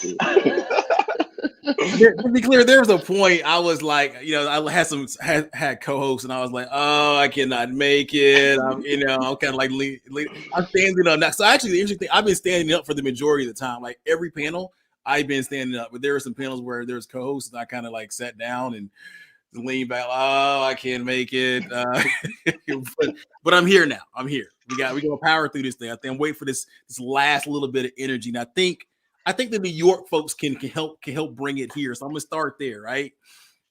As Manoj said, the capital of the world. What I've always been intrigued by is ecosystems in other cities, right? So coming from Atlanta, we have what I've learned recently is a pretty unique experience in the startup ecosystem. But I love to hear what it's like to be a founder or a person in the tech startup ecosystem, in New York City, the capital of the world and stuff like that. I mean, it's a different experience, just living in New York. And I think we all know probably a lot of the reasons why, like how New York is different and awesome and things of that nature. But, Manoj, so I'll kick it to you first. Like, what is it like being a startup founder in this particular ecosystem? And let me just preface it by saying this. Is it an ecosystem or is it a community? And the reason I break those two things out, how I define the two is a community is a group of individuals, but an ecosystem is community working together for a greater good, right? Yep. And so is New York is it a community of people with startups, or is it an ecosystem of people working together? It's both, Joey, and I say it's the capital of the world jokingly. A lot has changed in the past year, but if you look at New York, right, for hundreds of years, it's attracted people from all over the country and the world. Right, for example, myself, I was an immigrant and I moved to New York. It's been a city of dreams. It's been a city of my dreams when I was younger, and over time, it's been a place where hard work, talent, grit are valued, and it's a melting pot of people. Right, I could walk out the street and I could find people that look like me and talk like me, and I can call it home very fast. And so to answer your question, at the micro level, it is a community, right? It's a small city, but it's very dense. It's got a lot of people. So at a micro level, it is a community. You can go find folks like yourself, whether it's through background, whether it's through things that you're interested in, other founders that are working on in a similar space. There's a bit of that. But also at the macro level, oftentimes these communities get together and find avenues where they can work together and support each other. And so it's a bit of both. And for us, launching a business like Ramp, it made a lot of sense to do it in New York. We're working on unlocking meaningful access to jobs and economic opportunity, and the city was an obvious choice. But here's what's interesting. Things have changed in the last year. What we're seeing now is, because of the pandemic and things being remote, folks that live outside of New York can tap into both the community and the ecosystem within New York. I haven't stepped out of my apartment for a long time last year, and I was able to connect with folks all across the world. And so to me, it's a great thing where we've had no choice but to open up everything that New York has to offer to every other city and town in the US. I love it. I love it. Daryl, what's your experience like as a founder in the New York tech ecosystem? I think I would like echo his sentiments. Like, you kind of like create your own community, but then like your community is like a I guess like an active part of that ecosystem. And like I also like saw like the same thing, but I guess like kind of like the inverse of it. And like, so I guess like people who are looking to take that next step for their business, like the pandemic opened up the world to them, whereas people were able to come and get the resource of New York. New York founders were also able to get those resources from outside. And I saw that a lot happening as well. Nice. Now, Ofa, you've been a part of several ecosystems, if I'm not mistaken. So, what is your view on it? Yeah, so I'm actually, I didn't even realize I didn't give my shout out. I'm in Bed-Stuy, Brooklyn, as I speak. So I gotta give love. But that's a good point. I think my experience in New York has been more of the communities that you pointed out, right? Where I think there's a lot of individuals that have maybe common goals in terms of personal goals, and that's where there's overlap. But I got to give a shout out to groups like Alley NYC. We're not there anymore, but I know we were there as a co-working space. Like, that became a tribe. Like, the people on your floor, you became really close to, went to similar events together. You looked out for each other. You made introductions for each other. So that was where more the ecosystem, those things kind of lived. And then I found like individuals in my New York City experience that I wanted to work with and kept working with over time. But holistically, though, it's definitely more like, there's a New York hustle, there's a New York like energy and mentality that's very prevalent. And I look at groups like CCNYC, shout out to Imani and her team. I think they've done a great job of like galvanizing a lot of the creative class of New York City, but I haven't seen that same kind of energy in the entrepreneurial space. That said, I think that's also because there's just so many different routes you can go with entrepreneurship. So I think as an entrepreneur, you're actually seldom looking for other entrepreneurs per se to work off of every day. You're more so working for like people in different areas. And so that's what makes like Goody Nation special, right? Is that you have a bunch of entrepreneurs in the same space that all look very similar, or at least different from the common traits, and can work together to make something happen. Nice. And so I want to stick with you for a second, Ofa. I mean, I'm not sure when the last time you were in Philadelphia kind of working in the ecosystem, but what was it like what was the Philadelphia ecosystem like when you were there? Yeah, so I've done work with Backstage Capital. That was the last time I was like really kind of, sticky in the Philly space. I do, as you mentioned, I do a lot of bouncing around now between Philly, DC, New York City, and Buffalo, New York. Philly, I mean, Tiffany could hit on it as well. I mean, Philly is such a dope city with just good people. But what's kind of funny is, well, I think, I say Philly's actually more like New York than Philly realizes. I think there's a lot of individuals that are doing really cool things that kind of touch off each other and work off each other. But what I will say is I think it's easier to grow an ecosystem in Philly because it's just not as big. So it's, you can find people faster, you can get in front of important people faster. But I think what comes with that, it tends to be a little bit more political, in terms of micro communities and stuff. Whereas New York City, it's a hustle. So, getting in front of people it might be harder, but it's less like red tape or invisible red tape, where I think in Philly that can still exist, because once I own a domain, I keep that domain, or I want to, because that's my value to the city. Whereas in New York, there's so many people, if you move like that, it's just corny. So That's my experience. Interesting. Philly. No shade, all love. But just No, saying. I mean this is why I want to have these things. So Tiffany, your thoughts on the Philly startup ecosystem? So true, Ofo. So true. So we're considered a city of neighborhoods. So we're definitely a community trying to grow into an ecosystem, right? Because once you're known for that in the city, and it's hard to kind of go beyond that. But with Philly, there's such a good mixture between music and art and tech. And this city is really big on biotech and tech in that way. And we're finally growing to the city of like SaaS and big exits and things of that nature. So we're finally growing into the city that we've always been, but just the politics, the separation of communities, we're keeping folks separate from each other. And I think with the pandemic over the last 2 years, it really brought folks together to collaborate more, right? Because you didn't have a choice. Everybody was trying to do a bunch of digital events from in-person events. Folks that you were reaching out to in New York and DC and on the West Coast finally came together and were doing more work in Philadelphia, and people in Philly were doing more work in other cities because you can now do it digitally. And then now, even with like government and stuff like that, are trying to lift some of the political restraints to be like, hey, how do we help you more and partner with more private companies so we can help startups and give more money to you guys, the way we've kind of seen in either New York, Miami now, right? Giving money to startups and stuff like that.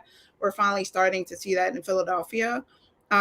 So I love our city of neighborhoods. Sometimes it could hurt us, but it makes it easy to kind of live and grow here. But we're still expanding to become that real tech ecosystem.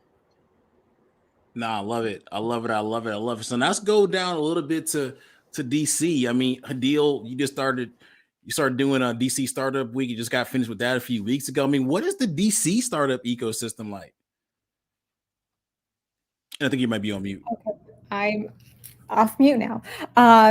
Yeah, so if DC as an ecosystem, it's one of the top ecosystems in the world. I think it ranks at like the 11th right now, where it's just the best place for early stage startups to succeed. I will say that over the past years, and Ade, I'm curious to hear your thoughts on this, but I do feel like the DMV area, we are seeing the ecosystem expand. We're seeing a lot of collaborations, and we're seeing communities. So like, for instance, in Northern Virginia, I feel like, the past 5 years, a lot of the concentration was in DC. If you needed any kind of resources, an entrepreneur, it was focused there. But we're seeing a lot of opportunities, a lot of communities, a lot of resources in Northern Virginia. And again, it really depends on the sector too, Joey. So like if you're in cybersecurity, right, Northern Virginia is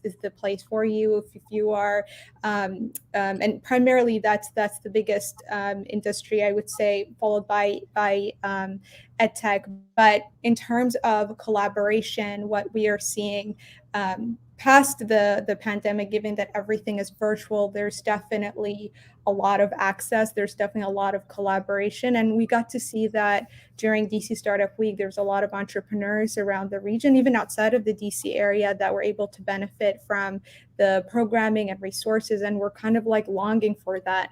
And just wanted to, find their community, whether it's based on what they look like or the industry that they're in, or if it's just in their home, community of a region that they wanted to be part of. Nice. Yeah. No, I mean, shout out to the deal. I mean, we had collaborated a lot on putting together programming for founders before COVID, and I think she's right in the sense of the ecosystem is vibrant, but I think it has a long way to go. Been here for 10 years, and I remember being one of the only Black founders in one of the early co-working spaces, and we were like, this is whack. Let's just figure out, how many other people think that this is whack, and 500 people showed up, and that kind of turned into its own platform. And so, I mean, how it is, Joey. It's like you ask the question, it's like, where's everybody at? And once you create the platforms and then just get out of folks' way, like that's when really things, beautiful things happen. And I think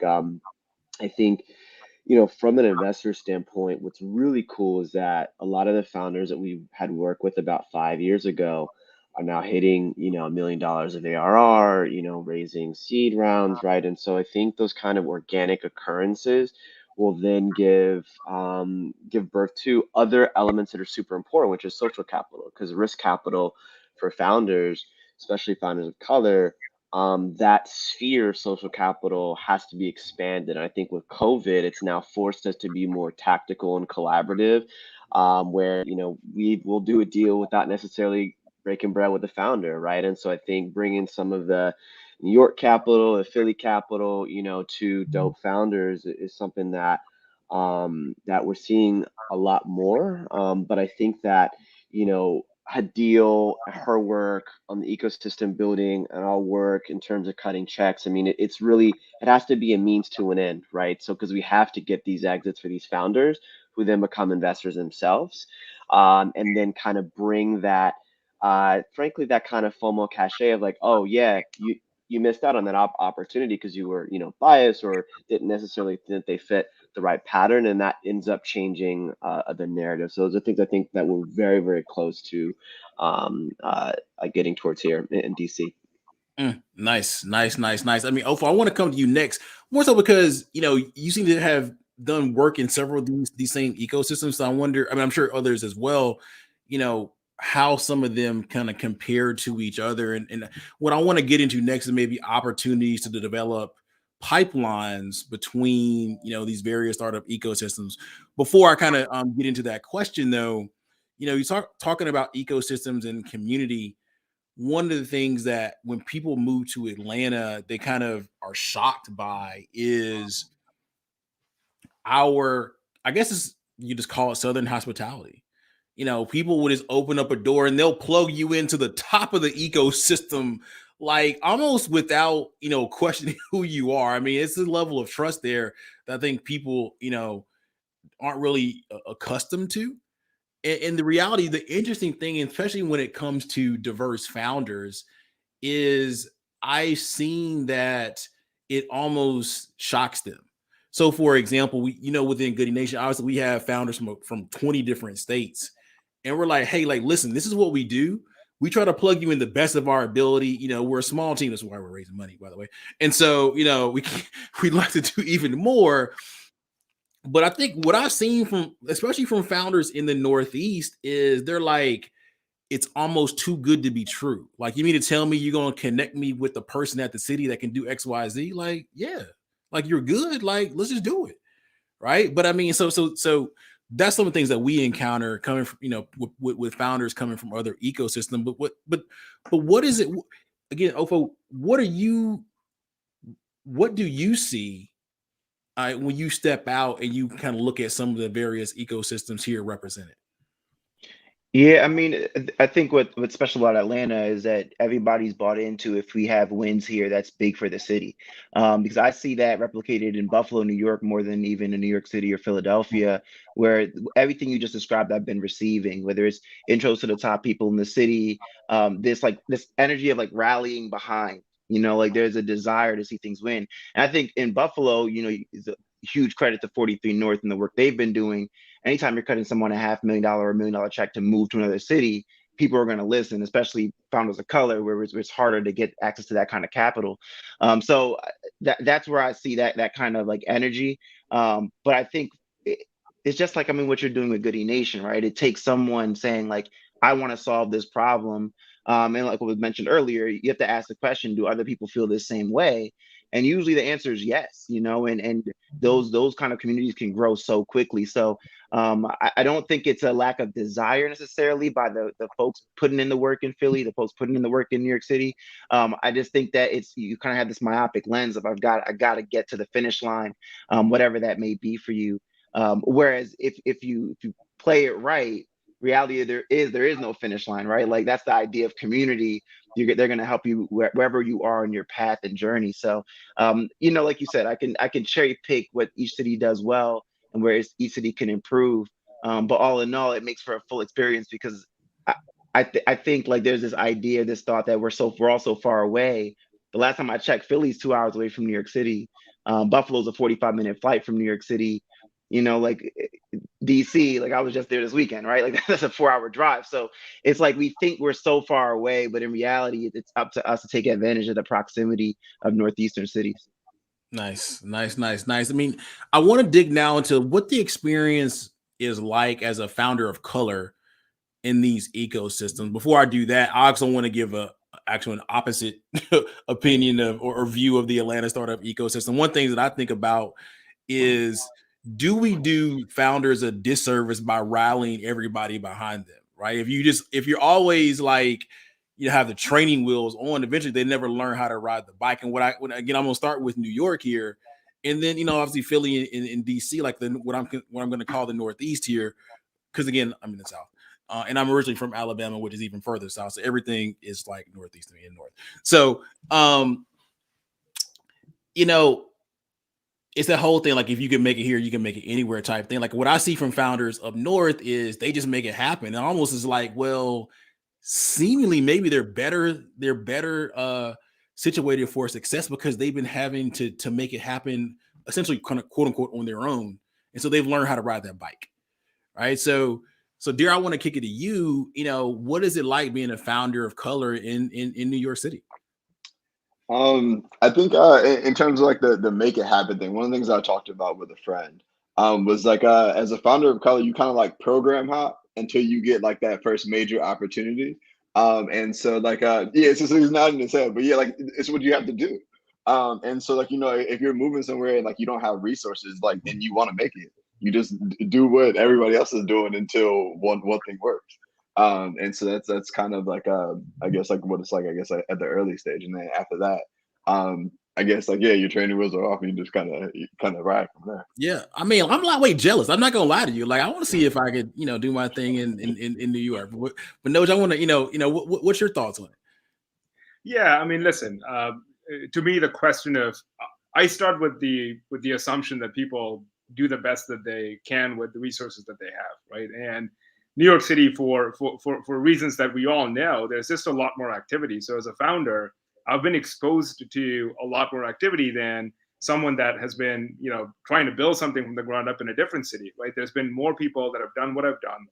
I've just simply had access to more resources. And so to me, I think it's less about, folks in New York for some reason are better or can fight through challenges more so than other cities. It's simply because living in New York, I've had access to better resources. And if I'm in a different city and I need more training wheels in order to level the playing field, then so be it, right? And that's what I love what you folks do is just provide those training wheels and level the playing field. And when you get everyone to the same level, I think founders are founders across the world. So that's my perspective. I think the ones in New York just have an unfair advantage simply because there's just a lot more people, there's a lot more activity. And if others need a little bit of help to get them to that level, so be it. Nice. Can I add one quick thing to that too? That I think is missed with New York a lot. There's also like less judgment, if that makes sense. So like if you don't have a washer dryer in your apartment, like it's cool. If you're on the subway and you've exited a company or two, like it's cool. Like there's not that race of like I want to make sure I stunt on people because don't nobody care about you. Like that's the reality in like New York. Whereas I think in other cities, if you have an exit or if you're known in the community, you got to have a decent whip. You got to have a decent apartment. Like, or if you don't, you feel that pressure. And I feel like in New York, you don't even got to have a car. So like those things help in terms of just having that, again, that focus on just working on what you're working on versus getting caught up in the politics, I think, of many other smaller cities.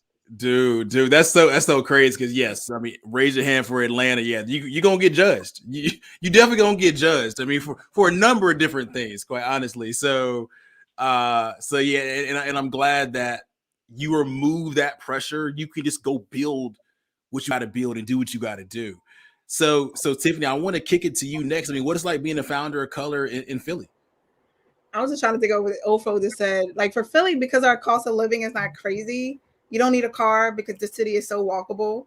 I have a car just because, I need one. But for other folks, you can just hop on the train, our train system, all of that. So you don't necessarily need to stunt in Philly because you can make $75K and live in a really nice apartment here in the city. So, or even less of that, depending.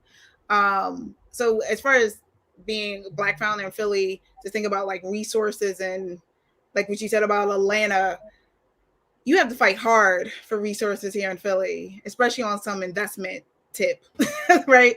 So if you do get some investors here, you got it after getting investment from other cities, and people are like, hey, I saw you got it over here. I'm gonna support you now here in the city. And all of like the accelerators and resources that we've gotten thus far has been New York or DC and other cities, not necessarily here in Philly. We just started to get like accelerators and stuff here that are actual, local. So it's definitely one of like, if you can make it in Philly, you can make it anywhere. And it's this thing when you're a small business, especially, that more of your customers are in other cities first before they are actually in Philadelphia. And then once you start to kind of rise, then all of a sudden you have Philly customers, which is so backwards. But I don't know that's most cities, but it's definitely Philly. Like, 90% of my customers are New York or San Francisco. And then you turn around and really grow your customer base here locally. So it's definitely, you have to fight for kind of all of your resources. So when you make it or when you grow to wherever it is you're trying to grow, you knew that you did it with, a little support of the community, because you definitely are getting more resources now. Philly Startup Leaders and Pact, that I'm now on the board of and have watched those organizations grow over these last few years. But probably just over the last 5 years, I really started seeing resources here locally that I was getting from everywhere else. So I don't know that whole training wheel situation in Atlanta you got, because I was on my own for most of this 15-year journey I've been on as an entrepreneur. Yeah. But I would love a little hand holding going forward, because I'm it's tired. Like, yeah, it's interesting. I mean, that's how we came up with the phrase revenue over everything, because founders were doing a lot of the hopping and stuff like that. And it led to a culture of them being professional students. We like, yo, go build a business. Like you're not here to get into another program, but there are valid reasons for people, hopping to programs, as Daryl said, to look for opportunities. So I want to kick it over to the DC folks. I mean, you kind of, they already kind of talked about it a little bit, but anything y'all want to add to the conversation on what is it like from a diverse side of things in the DMV? Yeah, Adil, you want to go first? I'm just gonna say, Joey, the reason I joined Goody Nation in the summer to help out, to have conversations around this, I do feel like there has to be a lot more resources to support founders of diverse backgrounds. And same thing, why I'm very passionate and a huge champion of 1863 Ventures. I do feel like there's a lot of underrepresented founders that don't necessarily have the resources needed, and there's a lot of work that needs to be done there. So as a community builder, I am identifying that gap. I do realize that it does exist, and that's why I'm a huge champion of the work that 1863 does and Goody Nation. That's the point that I wanted to make. Go ahead, Ade. Yeah, no, I mean, I think there's a real opportunity to, so let me put into our perspective. What's very interesting is that what we're seeing at the early stage, a lot of the funding rounds and the valuation sizes are actually pretty ridiculous.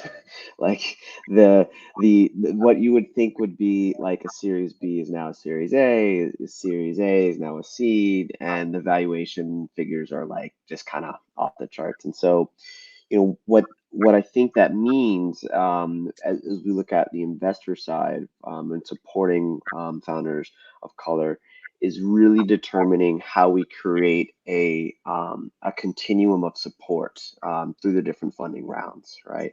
Knowing that we know there are dope Black and brown founders that are building great products, oftentimes with more traction, but need greater social capital to be introduced to folks to then be able to close out those rounds, right? Not only for that round, but then there's this whole concept we talk about, the all Black cap table from the seed to the Series A to the Series B, right? And so I think what's exciting to us is seeing a lot of these companies come out of the woodwork, building biotech companies, alternative protein companies, cybersecurity companies that are doing great work.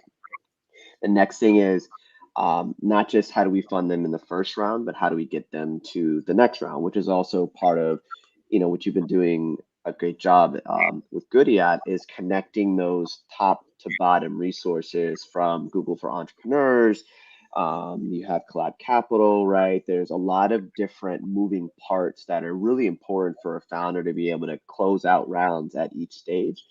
But I think getting into 2022, inflation, if you will, is not just based off of how much your milk costs or how much healthcare costs. It's gonna reflect in the startup space. So it really serves as a challenge to really determine how we support in a real way founders at the early stage. Nice. So let's kind of shift into how do we create connections, pipelines, whatever you want to call it, between these three areas, right? And so, Ofa, I'm going to come to you first, right? I mean, so we've heard around New York's got a ton of resources. Tiffany's over there feeling a little bit alone, like that, not a lot of stuff there. And the DMV has, their own set of resources, especially with programs and investors and stuff like that. So I see an opportunity. To create these pipelines, these highways, so to speak, connection points between these three different markets. I mean, what is that? What is the opportunity there, Ofo, for you? For us, it was like tranches of capital, right? So Philly was where we launched our company, and it was great initially because Philly has a lot of universities, like top tier universities. I think the only city that probably rivals in terms of numbers of universities or the percentage of people that are in school probably Boston. So Philly's a great starting ground. The problem that I found was that, like Tiffany pointed out, it was very hard to get capital. And I shout out to like Temple University for having their Be Your Own Boss Bowl. And even Dream It Back having, being one of those accelerators that was in the city. But that's where it kind of stopped. And then at that point, we weren't getting we were doing the angel investor dance, but it was exactly that. It was a dance. And I started learning more numbers as to how many people were actually getting funded or how funding was actually happening. Didn't really jive. So you could argue if we got the funding we needed, we absolutely would have stayed in Philly, but that didn't happen. So we went to New York. A little bit more funding there, was able to, we're in real estate. So New York made a lot of sense in terms of the connections we were making. And then Buffalo was that first opportunity for us to get like a real check, right? $500,000. So for us, for me, it was a no brainer. I had a little bit of family legacy there. My parents had met in the city. But still beyond that, if they didn't, it's $500,000. I was going to bounce to Buffalo, like, let's be real. But what I think I've seen now and is like, as you can see, it's like that piggybacking off of what each city did or didn't do. What I know now is like with 43 North, I'll refer founders from all over the country to that program because I know that they will cut the check and then they'll support you kind of like how you described Atlanta. But if you think about a Philly and New York, like, yeah, if you want to, I think getting customer traction in either of those two cities, getting recognition in those two cities, it means a lot, in the grander scheme of things. So every city or ecosystem has a role to play. We just been privileged enough where I say privileged with the context of we worked for the privilege. We worked for the connections and the community in these cities. And so we have the privilege now of being able to bounce between them to continue to grow our business and add to our team. But that's what I'd point out first. Like it was already mentioned, we do a lot of program hopping in the beginning because it's people that are willing to cut checks. But for us as founders, we have to move from what I call sustenance mode, where it's like you just cobble money together to keep it going, to like growth mode. And that's what you want to close around for. So you can sit back as an investor yourself and invest in different parts of your business to grow it. No, I love it. I love it. Daryl, your thoughts. I mean, what's the opportunity there to connect, these three, cities or areas? I think exactly what he talked about. And it's just like where you can't find those opportunities here. If someone else is like, going to give you something elsewhere, go. And of course, everybody, wants to stay in New York City. But like the thing is, like you have to go where like the opportunities are and where the checks are. And at the end of the day, like that's what matters, especially for founders of color. Nice. Tiffany, I do want to kick it to you first. I mean, you're resource strapped there in terms of support. What do you think is the opportunity? I mean, you sit between, again, my geography is a little bit off. Everything's up just north of me. So, what's the opportunity there to connect, the three different kind of ecosystems together? Yeah, so what I've done, from being these different accelerators, whether in person or digitally over the last year and a half, I went into them money, one, and then two, growing my network in New York and Seattle and the other places that the programs were. So anytime that I finish a program, I'm constantly, recommending folks to Google for Startups or Goody Nation afterwards. So that allows their ecosystem to grow as well as my network and their network externally. And then here in Philly, because of them seeing me expand and grow as an entrepreneur, being invited to be on these boards. So now I'm bringing that ecosystem to Philly. So we're now expanding, right? So from Philly startup leaders focusing on start, stay, and grow here in Philly. So what does that look like? That's resources, that's connecting you, whether you're going to keep your base here in Philadelphia or have a second location in another city or completely be in another city, but still have that representation that you started here in Philadelphia. So being able to do that, advisory boards and stuff like that, I think we need to see more people of color as advisors, EIRs, and board members where you can bring your expertise locally or digitally elsewhere. So I'm growing that over the last couple of years. And it's so hard when you're a founder to jump on somebody's board or be somebody's advisor, but time is so limited. And sometimes it feels like a part-time job or full-time, depending on what your role is. But it's so important for us to do that because I'm really giving all of the expertise, all of the programs, say, hey, you don't need to do this one, you should do that one. Please don't be a professional program person, like do a couple and then focus on growth of your business, because I've been through so many and I know the good ones, I know the bad ones at this point. And helping to grow us from there and figure out that's how you get that social capital. Because when you go from a nonprofit board to a corporate board, right, where you're actually getting paid to be on those boards, is how we grow our network and really grow the pipeline in those different cities. Nice. So we got about 15 minutes left, and I wanted to shift the conversation for the next few minutes on, predictions for what you're seeing for your individual ecosystems, in 2022, right? And I'm going to start with the DMV folks. I mean, again, we've been in a pandemic, probably still technically in it. We'll see where these variants go and how things kind of play out. And I think that, the interesting part is that every city is acting a little bit different, from Florida to Georgia and of you all's way. And I'll start with a deal here first. What do you see is happening in the DC, the DMV startup ecosystem in 22? I see that we're going to see a lot of startups launching, coming from SHRM and seeing the whole Great Resignation. I think a lot of people are rethinking life post-COVID. Maybe you want to start their own ventures and explore that. So I do think that we are going to see a lot more startups booming. I see that there's a lot of opportunity given that geography is not as important anymore.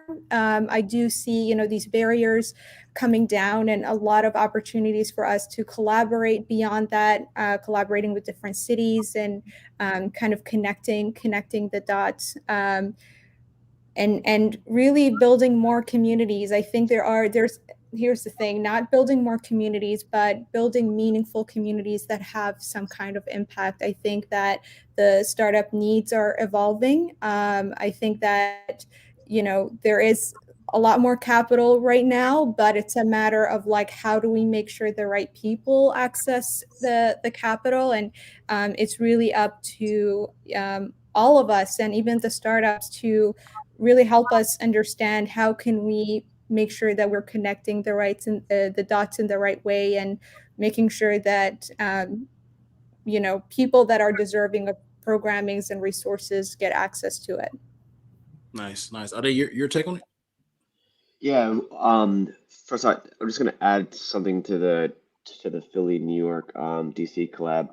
I think one of the unique opportunities is doing micro sprints for founders around maybe tactical areas such as customer acquisition or brand hacks, etc. I think that there's this kind of midway point between if you're in a program or coming out of a program but still need to dig deep. A lot of founders either lack the time or the insights to redo their entire acquisition funnel, rethink their value proposition, et cetera. So I think there's really interesting opportunities to help companies do that without it taking several weeks. So maybe like a couple days. And you got a lot of creatives in Philly. There's a lot of awesome programs out of New York. So I think that is something that could be super beneficial between the three areas. I think for 2022, on a macro standpoint, we're probably going to see more bifurcation between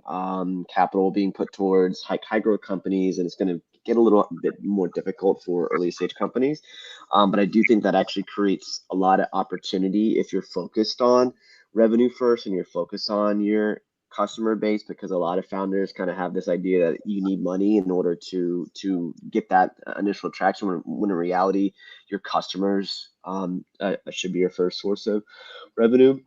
But I also think that we're going to see a lot more conversation around what crypto can do for wealth creation in the Black and brown community. I think there's a lot of kind of silent investors that are going to come out of the space in 2020 that have accumulated a lot of wealth in crypto. I mean, somebody spent $650,000 on a digital yacht and it didn't even look good. So I think there's just like a tremendous amount of new money that's going to come into the space, and I'm actually excited to see how it's helping a lot of Black and brown folks like level up. I mean, frankly, so I don't know, man. I mean, I think with everything that you're doing with Goody and just the folks on this session, it's happening. We're all imagining the same reality that we want, and there's more and more people that are imagining it together. So it's really a matter of time, and then just kind of keeping unapologetic around supporting Black and brown causes, honestly. Nice. I want to go to my New York people, and so I'm going to start with Manoj. I mean, what do you see from the New York startup ecosystem, in 22?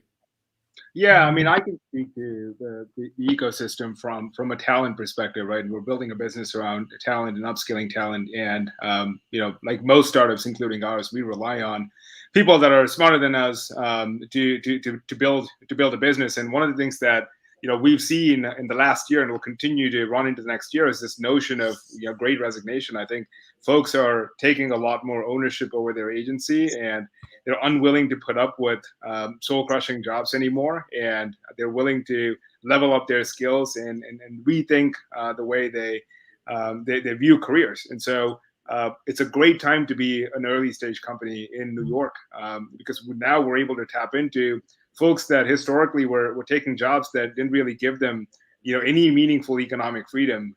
We're seeing folks that used to be retail workers now selling software and making 7-8 times as much as they were making before. And I think that's a great place for any early stage company to tap into. Just a wonderful workforce that has a lot of skill and talent that I feel like the world has taken advantage of them for the longest time, and now they're starting to realize that it doesn't have to be that way, and early stage companies can benefit from it. Nice. This is awesome. I mean, I don't know if anybody has any follow-up questions or points to make, because I was going to do a round of how can we help. And before that, let me just, anybody have any follow-up points to any of this? I do have a how can we help. We also want to talk a little bit about what Goody Nation has planned for 22. But any follow-up points to any of this? Are you good? Okay, cool. So here's and I kind of did a spoiler alert in the previous session with the Atlanta folks. Here's how we think about kind of building community and stuff. And so again, fingers crossed we can go to do more stuff in person, really no matter the location. And so the way we think about building community is starting with connecting awesome founders to investors, potential customers, partners online, and then taking those relationships that have been created online and then deepening them through in-person experiences. And so what we're planning on for early February here in Atlanta is like what we're calling like the Goody Nation House, or like a work day where we pick like a co-working spot, and then we have people out there basically from like 9 a.m. to 6 p.m. You're all in one big room together. You work out of the same space, right? And so you can do your thing on your own computer. You can take a meeting like in a conference room or a regularly scheduled meeting. So think like 40, 50, 60 people. And then, or you can meet with people that you've already connected with, either founders or again, experts, customers, so on and so forth. You eat lunch together that's provided. The last hour and a half or so is either a founder's therapy or origin story session.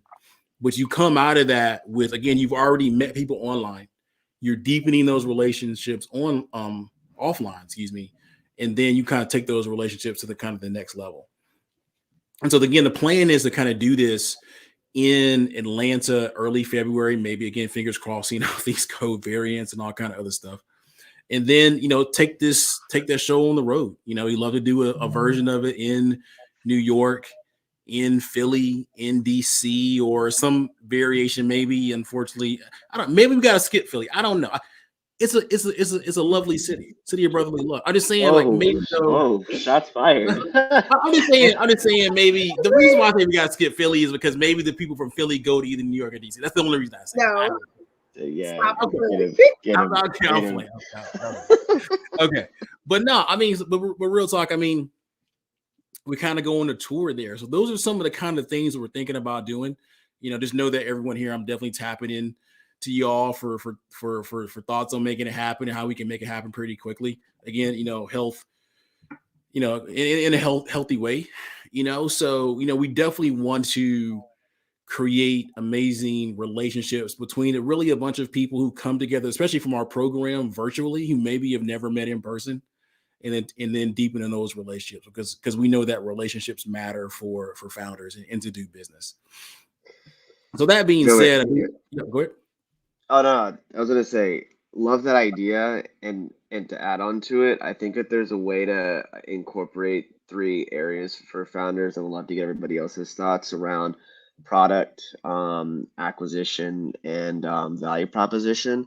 Like just like bringing maybe some sprints around that. That would be incredible because like a lot of founders struggle with things like email automation or just things like tactical things to help them grow and scale their business. And oftentimes these things are done in a silo alone. And if you're not in a program, you're using Google, and like half the time that shit doesn't always get you, what you need. So if there's a way to kind of look at some of those key areas where you can dig deep into your product, maybe collaborate with others in terms of improving it, looking at ways in which you can scale your acquisition and your funnel, I think that would help a lot of folks. We're seeing like CPG companies mastering the same skill sets that SaaS companies are doing now, and they're really, really seeing a lot of healthy results as it relates to their customer acquisition costs, lifetime value, those different types of things. So happy to talk further, but really, we love that idea. I love it. I love it. So, as we kind of close this session out, and again, I love DC, Philly, New York. I know the Atlanta people are probably watching, but let's act like they're not watching, they're not listening later. Darryl, I'll start with you. Let's do a round of 1. What are you excited about going into 22? And then 2, how can people get in contact with you? No doubt. So working in the debt industry, I think the biggest thing that I could be excited about is Biden going to cancel student loans? That's like the biggest question, I guess really on anybody's mind. But of course it makes like a significant impact in our industry. And then also how do you position your business going forward? Do you work in that industry? Do you leave it alone? All those kinds of things. And I guess if you want to see how I react to it, you can find us at revivalfunds.com. And Revival Funds on all the social media platforms. Nice. Ovo? Here we go. For me, I won't get into specifics right now, but we have closed on some funding, so I'm excited to grow our team in the new year and make that happen. And then I think, for us to get in contact, hit me up. We're at WYL Community on social, on Twitter and Instagram, and then Chief_Ofo personally for me on the same Twitter and Instagram. Nice. Manoj?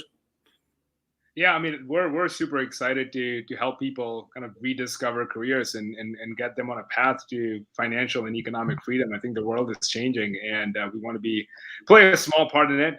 You can find us at Ramp Careers, where that's our business name on all social, and I can be contacted anytime. Manoj at rampcareers.com. I'm more than happy to help any founder that's working on a mission-driven business. Nice. Tiffany? Hear me? Okay. So yeah, I'm excited about our industry just getting a lot of interest across media and social, people finally understanding what supply chain means and procurement means and making a purchase means, especially as a consumer or just a B2B business. And it's helping companies simplify how they purchase and simplify them working with amazing companies like yourselves and shortening that long ass procurement process to a few months versus a few years, especially for people of color. So very excited about that. We're also in the process of closing on some funding. So look forward to announcing that at the top of the year. We're finishing, as we talk about accelerators, we're finishing the Morgan Stanley Accelerator early January. So very excited for that. You can find us on social media at GetStimulus, GETSTIMULUS, or GetStimulus.io. And then my personal website is TiffanyStandard.com, which is TIFFANIESTANARD.com. Nice. Hadil? Awesome. I'm excited for three things. One, I love that I'm seeing slightly more women and people of color that are becoming investors, and seeing more founders, who happen to be female and of color that are succeeding. That's always refreshing to see, and I'm excited to see more of that in the new year. I'm excited for through Sherm Labs, excited to launch a couple of programs in the workplace space for founders that are in the HR tech. Please connect with me. Happy to tell you more about that. And most importantly, I'm excited about doing the roadshow and bridging between the three cities and hosting something together here in DC, Joey. There it is. Are they? Being a parent, I'm excited about these schools being open, staying open. Listen, that's half the battle. Also, I think next year we're going to see some acquisitions that are going to validate what all of us have known for a while, that Black and brown founders are incredible, and I think that's going to accelerate a lot more attention. And a lot more focus on really putting resources behind accelerating it. So nice. We'll everyone give it up for this amazing session with some dope people in the startup ecosystems in DC and Philly and New York. Thanks for enlightening us on what's happening. I love what you all are building, what you all are doing, and thank you for your commitment to everything. It's been a great session. And so we'll follow up later. And so we'll follow up also with details on this road show, and let's try to make this thing happen, y'all. Peace out. Thank you, Joey. Great job, Joey. Awesome. Thank everyone. Take care. Thanks, everyone. Awesome. So, 10 hours in. Looks like we are 10 hours in with an amazing set of panelists so far. Again, we're raising money for Goody Nation to scale our impact in 2022. Again, I am Joey Womack, founder of Goody Nation. And it's been a great day. So I got 2 more hours. I got to power through this thing. If you want to help us reach our goal and scale our impact in 2022, please consider donating by texting good stories to 707070. We are about, we just finished our first segment or second segment on startup ecosystems. So I'm going to do a recap of the day. We started at 8 a.m. today for Giving Tuesday. Today is a global day of giving to awesome nonprofits that you love. We started out at 8 a.m. talking about doing the impossible, the mindset that founders have to have in order to dream, in order to build, in order to scale in terms, and also in order to impact, right? We then went into the founder mindset of revenue over everything causes all founders to need therapy, essentially the addiction to the hustle, in partnership with Science Gallery Atlanta and the awesome exhibit they have coming out next year on the topic of addiction. And so that whole conversation really could have gone on for another hour or two, and we'll pick it back up at another point in time. But the chase, the hustle, does cause several levels of addiction for entrepreneurs, particularly of color. We then started to talk about startups. So we spent about an hour with Google for Startups, talking about all the awesome programming that they provide. We went into a conversation on how to support non-startups that are diverse-led, powered by Accenture, alternative sources of capital, connecting them to supplier diversity programs or initiatives at large companies, connecting them to cities. We then went into how we build the tech workforce of the future powered by Microsoft. And then how do we create the workplace of the future powered by Microsoft with a bunch of amazing founders. We then started to go into a little bit of some vertical specific content. So first focused on social impact, and then second focused on founders in the music, media, entertainment, or AKA the culture space, powered by Butter.ATL. And then for the last 2 hours, we've gone into the startup ecosystems, first focusing on Atlanta with our partners from Hypepotamus. And then we just got finished with this segment on startup ecosystems, what I call up north. Again, everything's north to me, being from Atlanta. So DC, Philly, and then New York City. But now let's go a little bit west, y'all. Let's go a little bit west. Let's go to Texas. And so we have some awesome founders in the building from Texas who are doing their thing.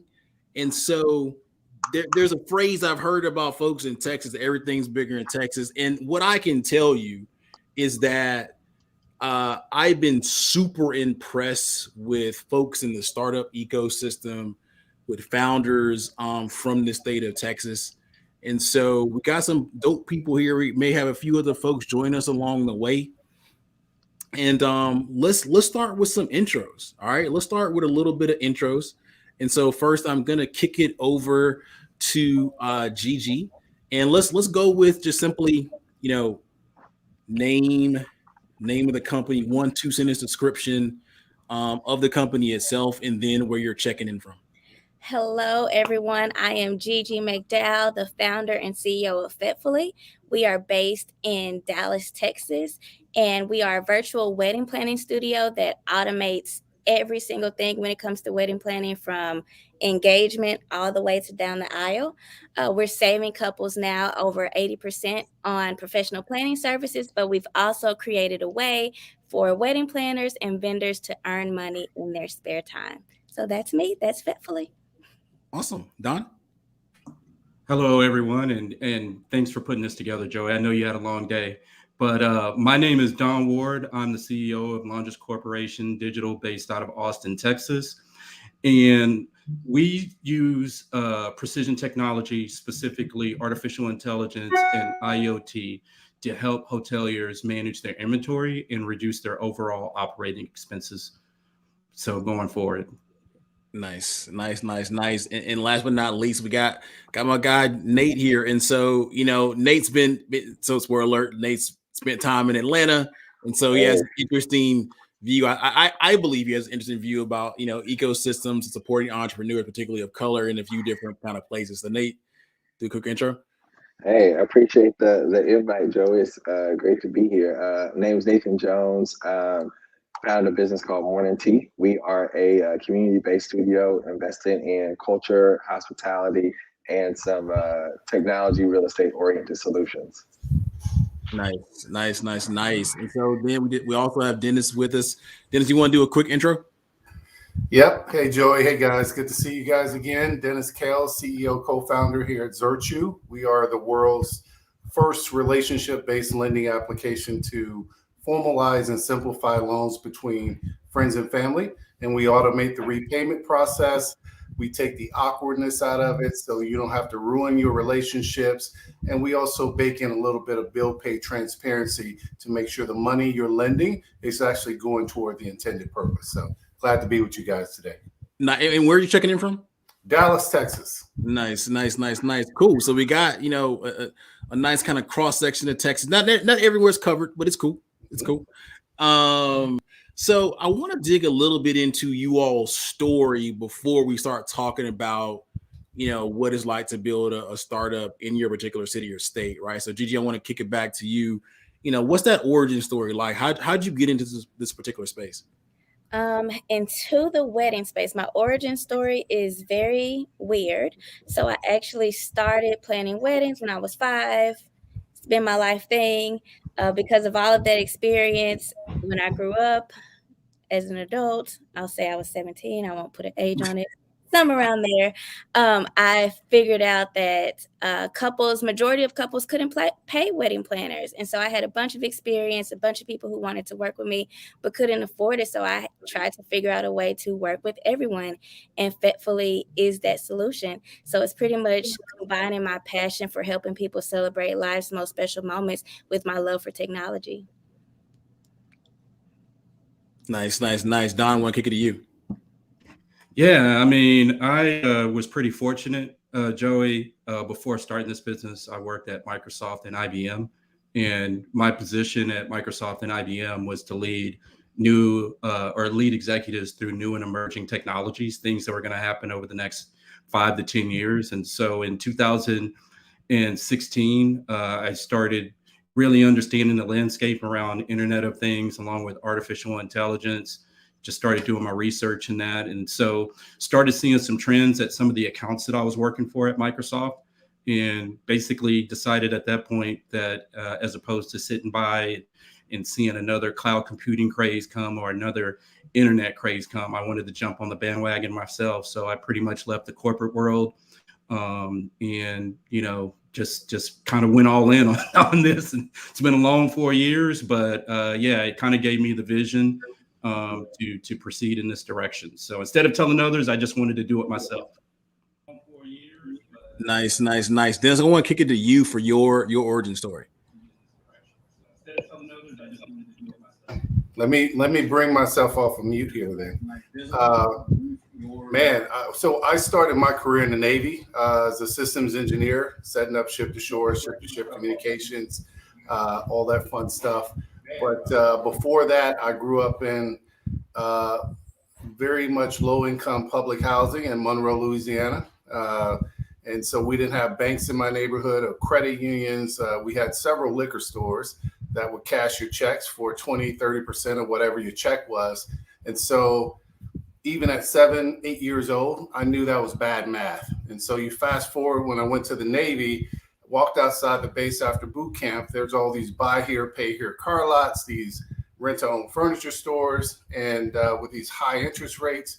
And it just hit me in that moment. All these predatory lenders are targeting every demographic I've been a part of, which is low income, minority, and military veterans. And so that's what planted the seed, a couple of decades ago, at least, that if and when I had the time and resources to chip away at this issue, so that people can get fair and equitable access to capital without paying a 400% interest rate, that I would. So, that's sort of, and then I, moved to Dallas, went to SMU, all that fun stuff. And first job out of undergrad was with IBM, building e-commerce platforms before I started my own boutique M&A advisory firm that I ran for several years before exiting that company to PwC. And I led their M&A practice for 4 years as part of my earnout. And so the last 3 years has been all about Zerchu and, going back to that origin story, in terms of the why, that's really what's driving, our mission to drive financial inclusion, one relationship at a time. So. Nice. Nate, I want to kick it over to you for your origin story. Yeah. I was I'm born and raised in Dallas, Texas. And I think that really kind of sets the stage for, what I'm working on now with Morning Tea, which is really just a business that is dedicated to try to making cities a better place to live through culture, hospitality, and real estate. As Joey knows, I spent a fair amount of time in Atlanta for about, I guess, 8 years plus school, helping to build a business there, which really kind of informed a lot of insights of, how to try to, work with different stakeholders to try to make cities more equitable and better places to live, especially for people of color.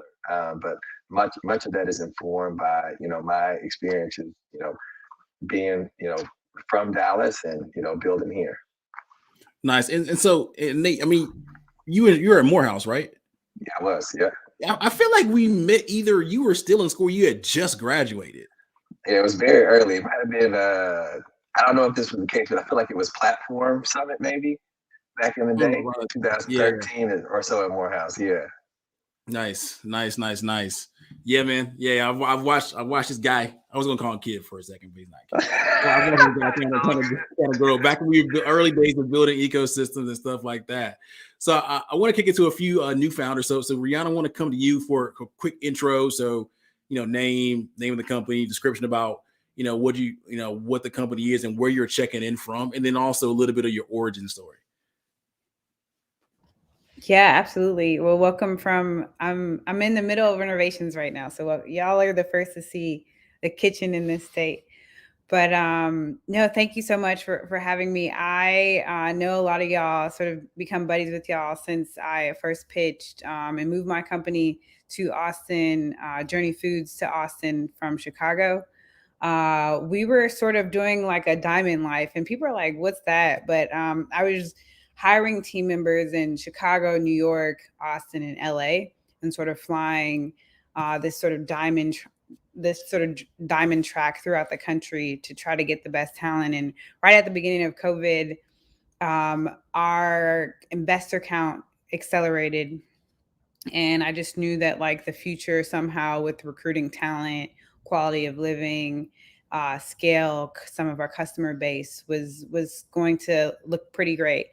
Moving everything to Austin. And my company, Journey Foods, we're a software company. We offer cost, nutrition, and sustainability data to some of the world's biggest food companies and beverage companies. We also service wonderful, fast-growing food startups that are run by founders that look just like us, as well as we try to accelerate the impact in getting more food companies run by minorities that are at national scale. I've been in the food industry and food tech for more than a decade now. Spent time at the White House and Google, between the Bay and Chicago and DC. And my favorite place to build a company is in Texas. And I'm happy and thrilled to share what we've been doing and how we've been scaling over the past couple of years as well. Nice. And Derek. Yeah, good afternoon. I want to make sure you guys are hearing me without any feedback because I was getting an incredible amount. Are we good? Yeah, you're good. Wonderful. Derek Miles, I'm the founder and CEO of CoreMed. When we started the company, we were actually a concierge delivery of prescriptions company many, many years ago. But we learned that business was, very low margin. And because of the pandemic, we've actually pivoted into delivering, I would say healthcare products and services. So think at the beginning, again, when you think of a product, it could be a prescription, it could be a high-end vitamin, PPE, CBD oil. Again, that's super low margins. So we just didn't see that as a path to becoming a unicorn. By partnering up with companies like Microsoft and Google and Amazon behind the scenes, we learned that we could expand our verticals into services. So when the pandemic hit, we started delivering vaccines and monoclonal antibodies. So I'm a big CNBC watcher, and today that's all they were talking about was monoclonal antibodies that people can get to avoid being hospitalized or even death of COVID-19. So this Omicron variant, they're saying vaccines may not work that well with it, but the monoclonal antibodies does not work in the same way. So I think it was some type of inhibitor that the vaccines try to attack, where the monoclonal antibodies don't act that way. So with a monoclonal antibody, you can actually survive and not be hospitalized. I'm originally from Florida, so we've actually just opened up our second regional headquarters in Miami. The reason that we did that is Miami is a clear leader when it comes to concierge healthcare. Companies like Baptist, South Florida are already putting telehealth, telemedicine apparatuses into luxury homes and condos. So CoreMed can bolt onto that. So if I had to explain our company today, we're a concierge healthcare and wellness company. So for those who may not understand concierge medicine is where an individual pays a particular fee. It can be a yearly fee, it can be a monthly fee to have 24-hour access to a physician. But with concierge healthcare, we actually bolt on, right? So now you get a concierge nurse, you get a concierge pharmacy, and then you get CoreMed with the concierge delivery of healthcare products and services. So now it's an end-to-end concierge experience for healthcare. We truly believe that it's the future, and we're leading the way. Awesome. And so I want to kind of shift the conversation into what it's like to build, companies or be within the ecosystem, in particular markets in Texas. And first, I want to start with Dallas, and it was a little bit of assumption that these ecosystems are different. So Dallas is different than Austin. That's an assumption. But that being said, maybe just all as Texas is the same. So I want you all to kind of describe what it's like for these cities. Before we do that, again, we're raising money for Goody Nation. If you think we're doing awesome work, and you want to support our ability to help founders moving forward, please consider donating by texting good stories to 707070. I want to give a quick shout out to some recent donors. Diana Kaplinger just contributed as well from Truist. She's already asking for a list of founders, like, yo, we want to send it to the venture team at Truist there. I want to give a shout out to Alfred Dixon, and then also a huge shout out to Cynthia Curry from the Metro Atlanta Chamber.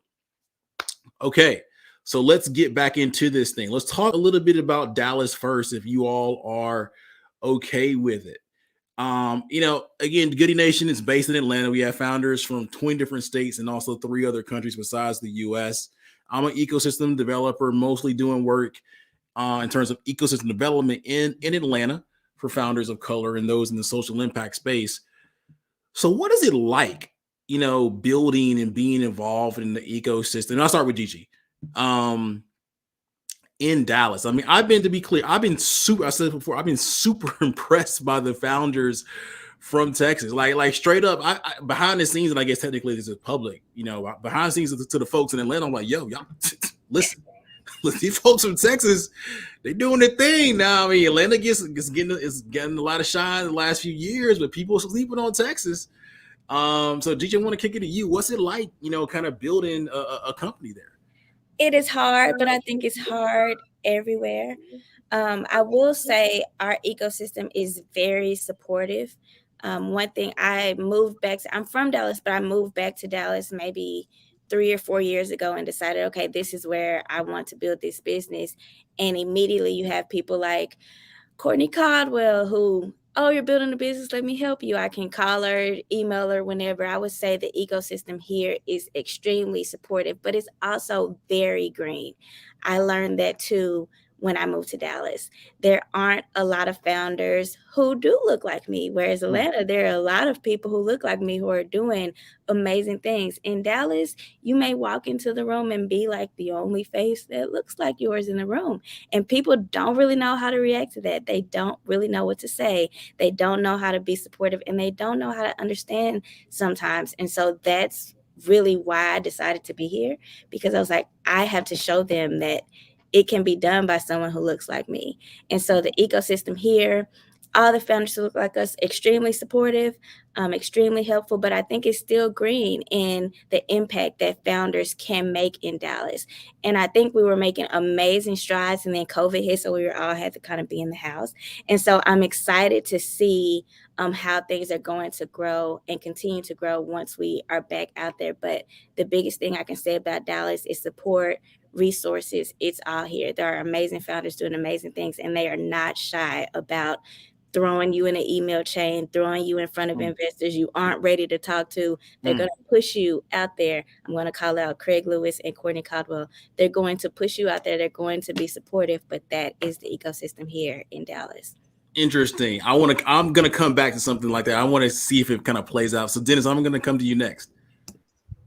Yeah, I mean, I would echo all of that, because I think there's a genuine interest in what I would probably better describe as a spirit of everyone wanting to see each other be successful.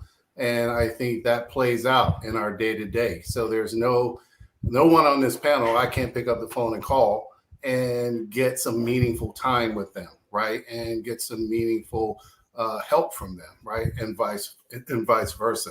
And so, and I think that's something that we all kind of find comfort in because, this is our sort of tribe, if you will, and we're all kind of dealing with the same challenges and opportunities for that matter, right? So I think it's just as important to share opportunities with each other as it is to share issues and challenges and concerns. And so I think that's what you get, and I think, I don't even look at it as a Dallas versus Austin versus Houston thing because, I mean, we get love all over Texas, right? And I think as Black founders, we have to be intentional about what we're doing. And what I see and what I'm encouraged by is that intentionality that I see from each of these founders, including the ones that are not on this panel, whether, you're talking about a Canaries, Gigway, SheerShare, and all those guys. I mean, everyone's being very intentional about what they're doing in their own space. And we're always, quietly looking out for opportunities and ways to help each other and support each other. So for me, I think that's how you get to a place of success. And we're going to start to see a lot of companies out of Texas, to your point, Joey, start to not just show up, but show out and, do things that are really big on a global scale. And so that's what I'm looking forward to, just seeing that and just being part of this ecosystem. So nice. Derek, what do you think? Yeah, I want to piggyback on both of all those comments. I want to go a little bit more personal. Dennis, by having conversations with Dennis put me on the phone with some investors. I'll talk to some investors who invested in Dennis's company. He felt comfortable enough to send them my way, and I had discussions with them. You talked about SheerShare. SheerShare has free office space because they're in McKinney, like CoreMed is in McKinney, and we received a grant to get free office space for I think 3 years. And then we were able to recommend SheerShare. So the space that SheerShare is in that's complimentary for the next 3 years is because of those conversations. So I think Dallas is a wonderful place to start a startup, even if you're outside of the, I would say, city limits like we are in McKinney, because McKinney has everything that you would have in the Dallas proper, but we just don't have the sports, right? So they have the Mavericks and the Stars that they get to participate in, but outside of sports, everything is here in McKinney. Last thing I want to mention is the world's most profitable company, or had the highest market cap, has its second largest headquarters here in DFW, and that's Microsoft. So that's been very influential for CoreMed, being able to have access to those decision makers to help us grow our company. Nice. What, again, Nate, you've been in multiple ecosystems. I mean, what's it like in Dallas for you? Yeah, it's my hometown, right? So I don't know. I've got some thoughts that are, I think, more critical, and then I've got some thoughts that are in line with what everyone said. I've always known Dallas to be an entrepreneur's town. It's a place where people are big dreamers and they get it accomplished. I mean, I think the history of our city and the folks that have, done a great job here are super supportive, as is reflected, as everyone said.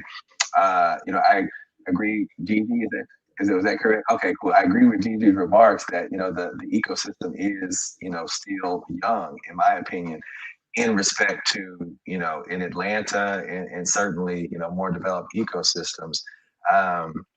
I only say this because I've been gone for quite a while and just moved back during the pandemic, and I found it's a little difficult to get plugged into some of those places, right? So those kind of central gathering spaces, if you will, right, where there are a number of founders that are connected, organized by kind of a central ecosystem, which I think used to be kind of a capital factory. It's been more difficult to connect into those spaces, but every time you do see a founder, especially a founder of color, it's all love. I mean, it's whatever you ask for is done, and it's done, almost immediately. And it's so great to be, on this, call fundraiser with so many different, founders of color, because it's hard to see sometimes in Dallas. And the resources are there, the people are there, the talent's here. I mean, the city's growing by leaps and bounds. I'm sure we'll talk about that in quite a bit. But it's a great place to build a business. Yeah. I mean, so before we go to Austin, here's what I've observed about the folks in Dallas and Gigi, going back to some of your comments, it seems like as it relates to Atlanta, you all have less diverse, or I should say in this case, Black founders, but the founders that I've seen from Dallas are further along. I've seen more founders in Dallas further along than Atlanta. So Atlanta, you got Paul Judge, you got Jewel, you got Tote Callan, you got George and Lee Square, and they're like way up here, right? But then, you all represent the ones that are, kind of the next stage and have the potential to get to that level. But Atlanta, there's kind of like almost like a void at this point. You got people at the earlier stages, but haven't made it kind of where you all are. So I think it's interesting in Atlanta, we have seemingly more Black founders, but you all, despite having lower numbers, are further along in terms of some of your companies. So it's interesting. And I'll kind of go back to that in a second, but I want to go over to Austin a little bit. Kick it over to Don for what it's like, building a company, where you are. Yeah, I kind of had the best of both worlds because I'm actually from Dallas, went to University of North Texas, then moved to Austin about 9 years ago to work in tech. And so the one thing, Joey, that I'll say is like the whole ecosystem here was just way different 5 years ago. Austin was at the point to where it was starting to become really deep, heavy in the tech. As Nate said, Capital Factory was here. So you had you had some kind of ecosystem building that was bigger than just the Black ecosystem, Black founder ecosystem. But the one thing that I'm actually happy to see is like over the last couple of years, you've had other founders like Rihanna, you had Harold on earlier that are moving to Austin. And I think it comes down to the fact that, it's not where you are, it's kind of where you can find the resources. And so when you're in a place to where, you can go find programmers, you can go find business analysts, you can go find all these people that can help you to build a business, that makes it a lot more attractive, right? And so I think just specifically here in Austin, for me, having access to the resources and knowing that, it's not 7 degrees of separation here, but it's 3 degrees of separation. I mean, I haven't seen Rihanna in a couple of weeks, but I'm sure I'll see her again. And then you can start bouncing off ideas. I think that really helps in a lot of different respects, not only from the resources, but it helps you to understand that you're just not alone in the journey too. And you kind of become more close knit. So yeah, I think overall the ecosystem here in Austin is changing dramatically. I think we'll have more founders coming in here, and that's something that I'm excited to see going forward. Nice. Rihanna, I know you kind of alluded to some of this earlier, but transplant, what's it like been building, a company in Dallas, especially recently? I'm sorry, no, Austin. Yeah, in Austin. No, I mean, Austin, it's been great to run into Don, here and there, especially over the summer. And other founders, I mean, we have really strong, like sort of Austin group chats. And we're trying to meet up, like have dinners together, talk about different Web3 hacks, just like put everybody on so we can all win. And that's been great about the community. Austin is not as diverse as other parts or other big cities in the state. Houston and Dallas have a lot more, like a lot larger Black population. and they have a lot more flights coming in and out of there. And so it's not the first stop for Black people out of state. You know, if they're coming from Chicago or other places, they're going to Dallas or Houston. One thing that's been quite interesting is like seeing Black talent on the tech side come from the Bay and LA and sort of like infuse this same energy. For me though, I just love, I mean, I still run a almost 20-person remote first company, right? We got people in 3 different continents. A quarter of our people now, soon to be a third, will be based in Austin. We just go to the office 2-3 times a week. But what I'm most excited about is like the energy that's bubbling up around the city, you know, like giving people access to like knowledge transfer. And, you know, soon we'll have South by Southwest again. And, you know, some people just dip for Art Basel, but, you know, it's happening. Like you can feel the energy building up. And I love that. I also feel like one thing that you see in the middle of the country that you don't see on the coast, and Joey, I'm still open to seeing data on this. I know that there's some very successful entrepreneurs in Atlanta. I think we look at like who's raised the most money or who has a bigger team or who gets the most press. But there are a lot of people that are building like high revenue companies with like high margins that are not raising money, that don't have a lot of press, that are building in Texas, that are building in Atlanta as well. And I want to make sure that we continue to highlight them. I'm super grateful to be on this platform and talk about that. But there are entrepreneurs that I work with and see all the time here in Austin that are building some like really dope companies that don't have the same backings or, you know, press junkets as like Capital Factory and some of the other investors that come through. I hope we can figure out a way to highlight them more. But the resources that we are getting from places like Capital Factory and connections like Google Fund and other things, I mean, that's tremendous.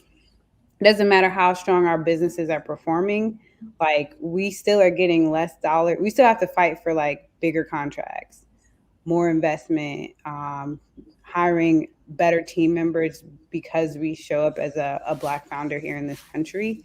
And so I do appreciate, you know, Goody Nations and the Capital Factories and they're spotlighting Austin, and that feels great right now.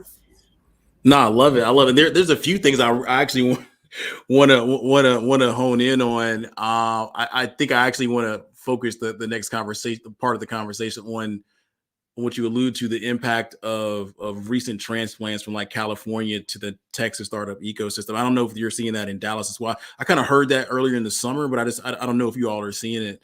But a few things. One, I think in many cases, a lot of, you know, people in tech, they're the majority of their experience with Texas is Austin because of South by.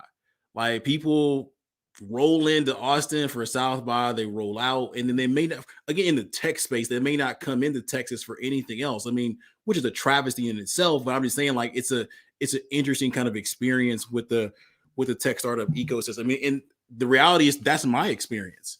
Like, I haven't been, which again is sad. It's actually, I'm sorry, my cousin went to law school, Texas Southern, and so I went to her graduation.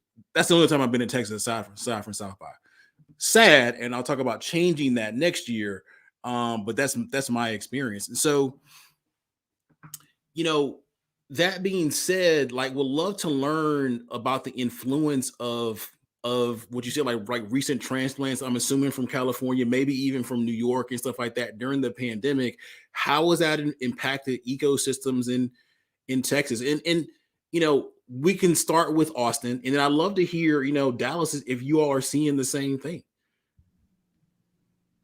Yeah, I'll jump in and make some comments on that, Joey, because I've been in Austin for a while now. You know, I think the precipitous to this was South by Southwest. Everybody knew Austin through South by Southwest.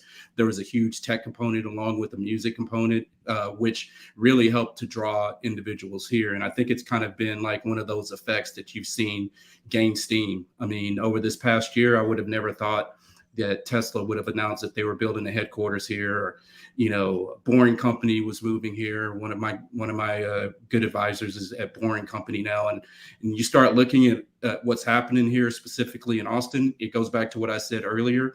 It's just one of those things that gives you additional resources in terms of being in a community that you might not have in other places. So as far as like the people moving to Austin and moving from all these other places like California, it's kind of like a good and bad, right? So if you live here, the real estate prices are starting to jump. My house is dang near doubled in the last 5 years. You know, and then, you know, if you're adding team, you're going to have to pay a little bit more for those individuals that are moving here.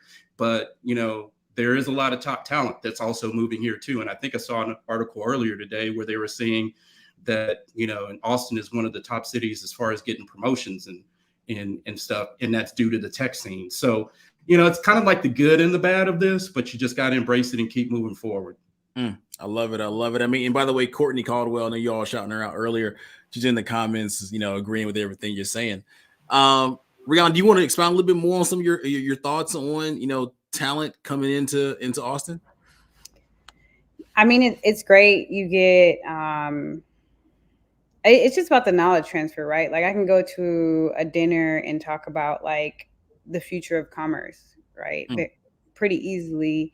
And that's something that gives like a founder a leg up on like how they should build, how the industry might change, what pivots they may consider. And that's why I think so many founders can go to New York or the Bay and have like quicker success, not just because the VC ecosystem is less risk averse there, but you're just learning faster. And, you know, mentioning Courtney or other folks, I mean, you get this also with like group chats, but it's not the same feeling from getting a ping on like a grant opportunity or investor intro that you may get with like just having a chill conversation at 5 p.m. one day. I think I've had some good conversations with Don over the past few months, just like seeing him rolling up and you see some VPs from Google sitting at, you know, a table and you just start chatting about different things. And so I think that's awesome. I would say the only drawback is like it's getting more competitive. So like hiring here, living here is like becoming insane in the past 6 months. You have to start thinking about like paying people, you know, almost LA, San Francisco salaries to live here, especially when the average house is going to be $600,000 soon. So it's pretty crazy. But, you know, if you can get in still now and figure out ways to balance, I think it's a great opportunity to move to Texas. Nice.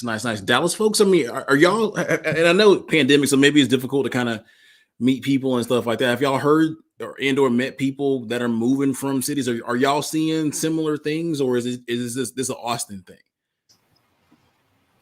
Yeah, I could chime in here and then let Gigi and Derek chime in, of course. But I think we're seeing it in Dallas, but we're seeing it for different reasons. At least this is sort of my perspective.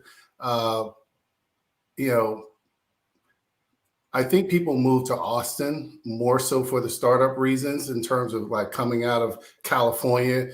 I mean, Austin has that climate that's very similar to a California, and you know, it just fits, right? And it works. And as Brianna said, I mean, they're busting at the seams. So now everything's going up, and Don mentioned this too, housing prices. I can't afford to move to Austin right now, right? Because housing is just so expensive. So, which is a good problem to have, but, you know, I don't know if I ever want Dallas to be to that point. And so I say that to say companies are moving into Dallas, sort of transferring their entire companies here, whether you're talking about Toyota and other people. So people are coming into Dallas for different reasons. They're coming into Dallas to be an employee by transferring out of California into Dallas, versus in Austin is really more about that startup ecosystem that it just continues to feed over and over. And so I think the reasons are different, but I also think that's why, you know, Dallas is somewhat, you know, if I look at pros and cons, a little bit more attractive to me, because you have 50 of the Fortune 500 companies with their headquarters right here. And guess what? I can go meet with the CEO or whoever, CXO, and get them to partner up with Zerchu, which is what we do every day, right? And so that is a huge advantage, not just for Zerchu, but for any startup that's looking for customers, enterprise partners right in your backyard. Whereas, so for me, I prefer that type of environment to just build a business. And I can still hire people at decent salaries and things like that. But guess what? I'm looking for people all over. And it's hard to find people, not just in Texas, that are going to come in at a fair and equitable salary. I'm hiring people out of Alabama, wherever I can find them, that have the skill sets, but don't require these sort of nosebleed salaries that I can't afford to pay on a startup, budget. So, I think we just have to make it all work, and those are the things that we all talk about amongst ourselves and try to figure out how we can scale our business without going broke paying salaries. So I love it. I love it. Anybody else want to chime in? I agree with everything Dennis was saying about the companies coming and being employees, but I think another cool thing that I've noticed about Dallas and the ecosystem, and when it comes to like transplants from the West Coast, we are getting companies, but the founders and the people in our ecosystem here, they are leaving and then they bring the resources back here.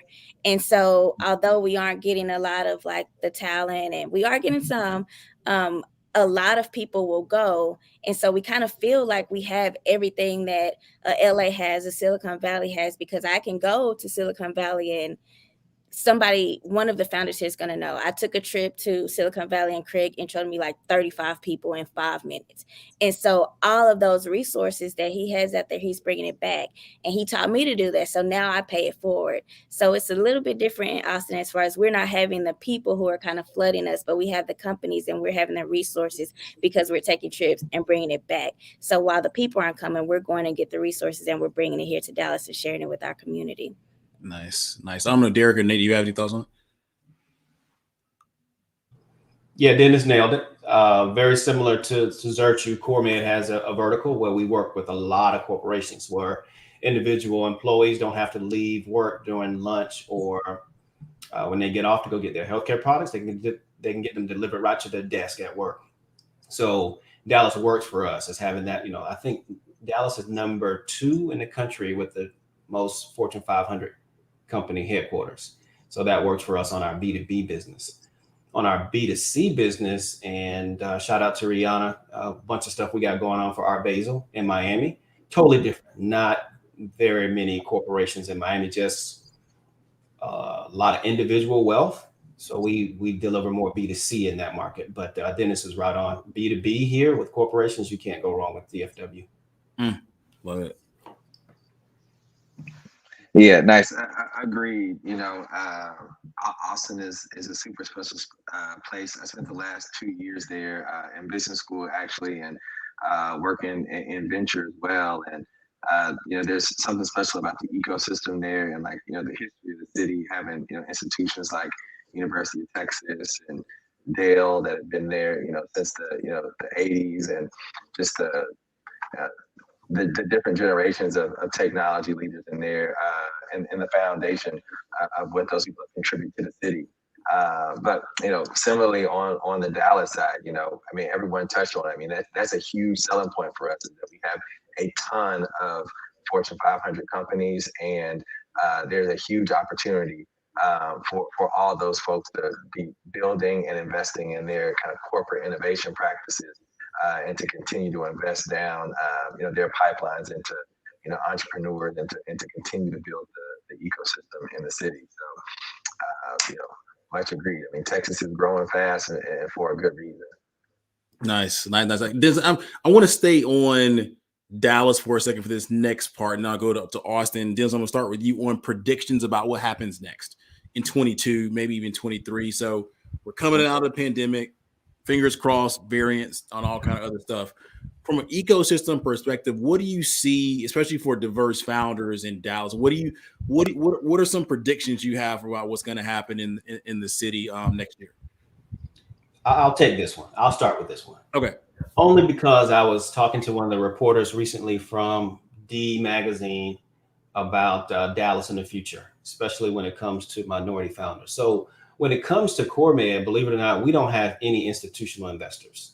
We've decided to shy away from that. So we just have friends and family, and then we just have corporate investors, right?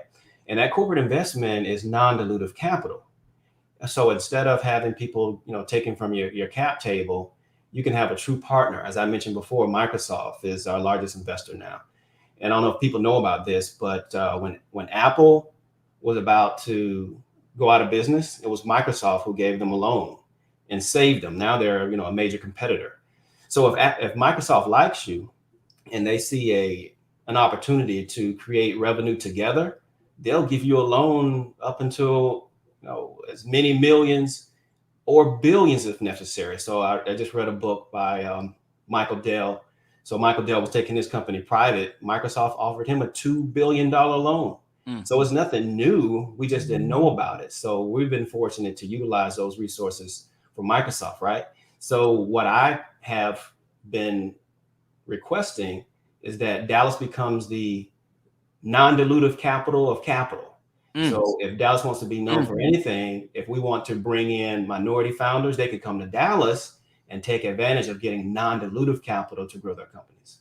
I love it. I love it. Remind me to connect you with the people actually from one of the previous panels, Bobby Gilbert from Fund Story, actually a Black Founders Fund 2 recipient based here in Atlanta, focused on non-dilutive capital. Anybody else from Dallas have any thoughts? I mean, predictions for next year? What's going to happen? Yeah, I think just to add to what Derek said, two things. So my prediction is Dallas, Texas in general has just been a sleeping giant in terms of the whole startup scene.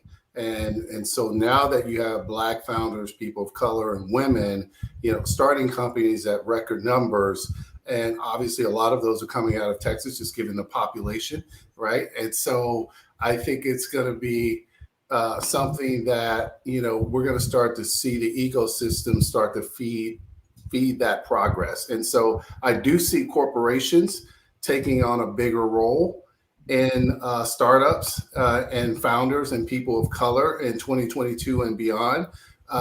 Very, very much so, Joy, like you guys have had for a decade plus in Atlanta, right? And what I've noticed about the Atlanta ecosystem is that all the major corporations in that ecosystem are very much committed to the success of the startups that come out of Atlanta.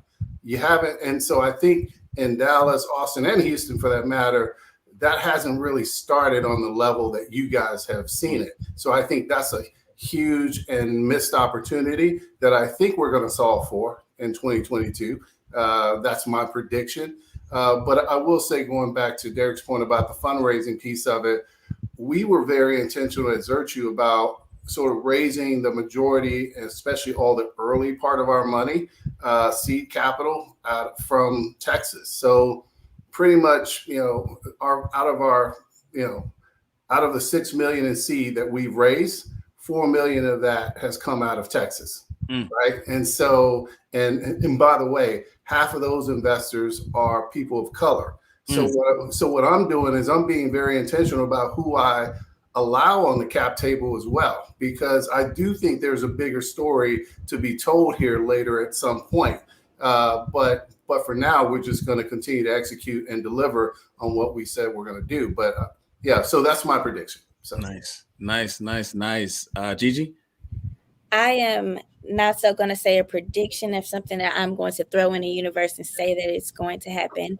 I am predicting and saying that Dallas is going to be more supportive of B2C companies. We are a place for B2B companies to thrive.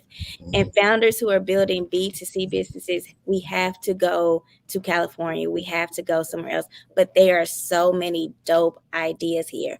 And my second part is those dope ideas are coming from people who don't have the background and the backgrounds and the connections and the relationships of people who get funding and people who know what to say, people who know how to even put a pitch deck together, not to send an NDA in the first email, people who don't know those things. So I'm going to predict that we're not only going to be more supportive of those types of companies, but founders who don't necessarily have the knowledge, but share an experience with millions of people on the earth who don't have the knowledge and experience that teach them and for them to know how to correctly communicate their business to investors. We need to, and we are going to be more supportive of those type of companies and those types of founders. I love it. I love it. And I know, Nate, you just kind of came back during the pandemic, but any thoughts on any predictions for your hometown? Yeah, I do think the city is ripe for an opportunity, and it will probably happen sometime very soon, if not, in the next year, the year after. I know we kind of touched on this a little bit earlier, but Dallas is obviously one of the fastest growing cities, and kind of I think where the hub of the resources are a little slightly north of the city in places like Plano and McKinney and Frisco. Those have been some of the fastest growing cities in the country over the past decade. From the census report of something like 70 net new residents to those three cities a day, which is crazy. And that cultural exchange from other cities to those cities, I think, is a really powerful tool that the city is just now starting to step into.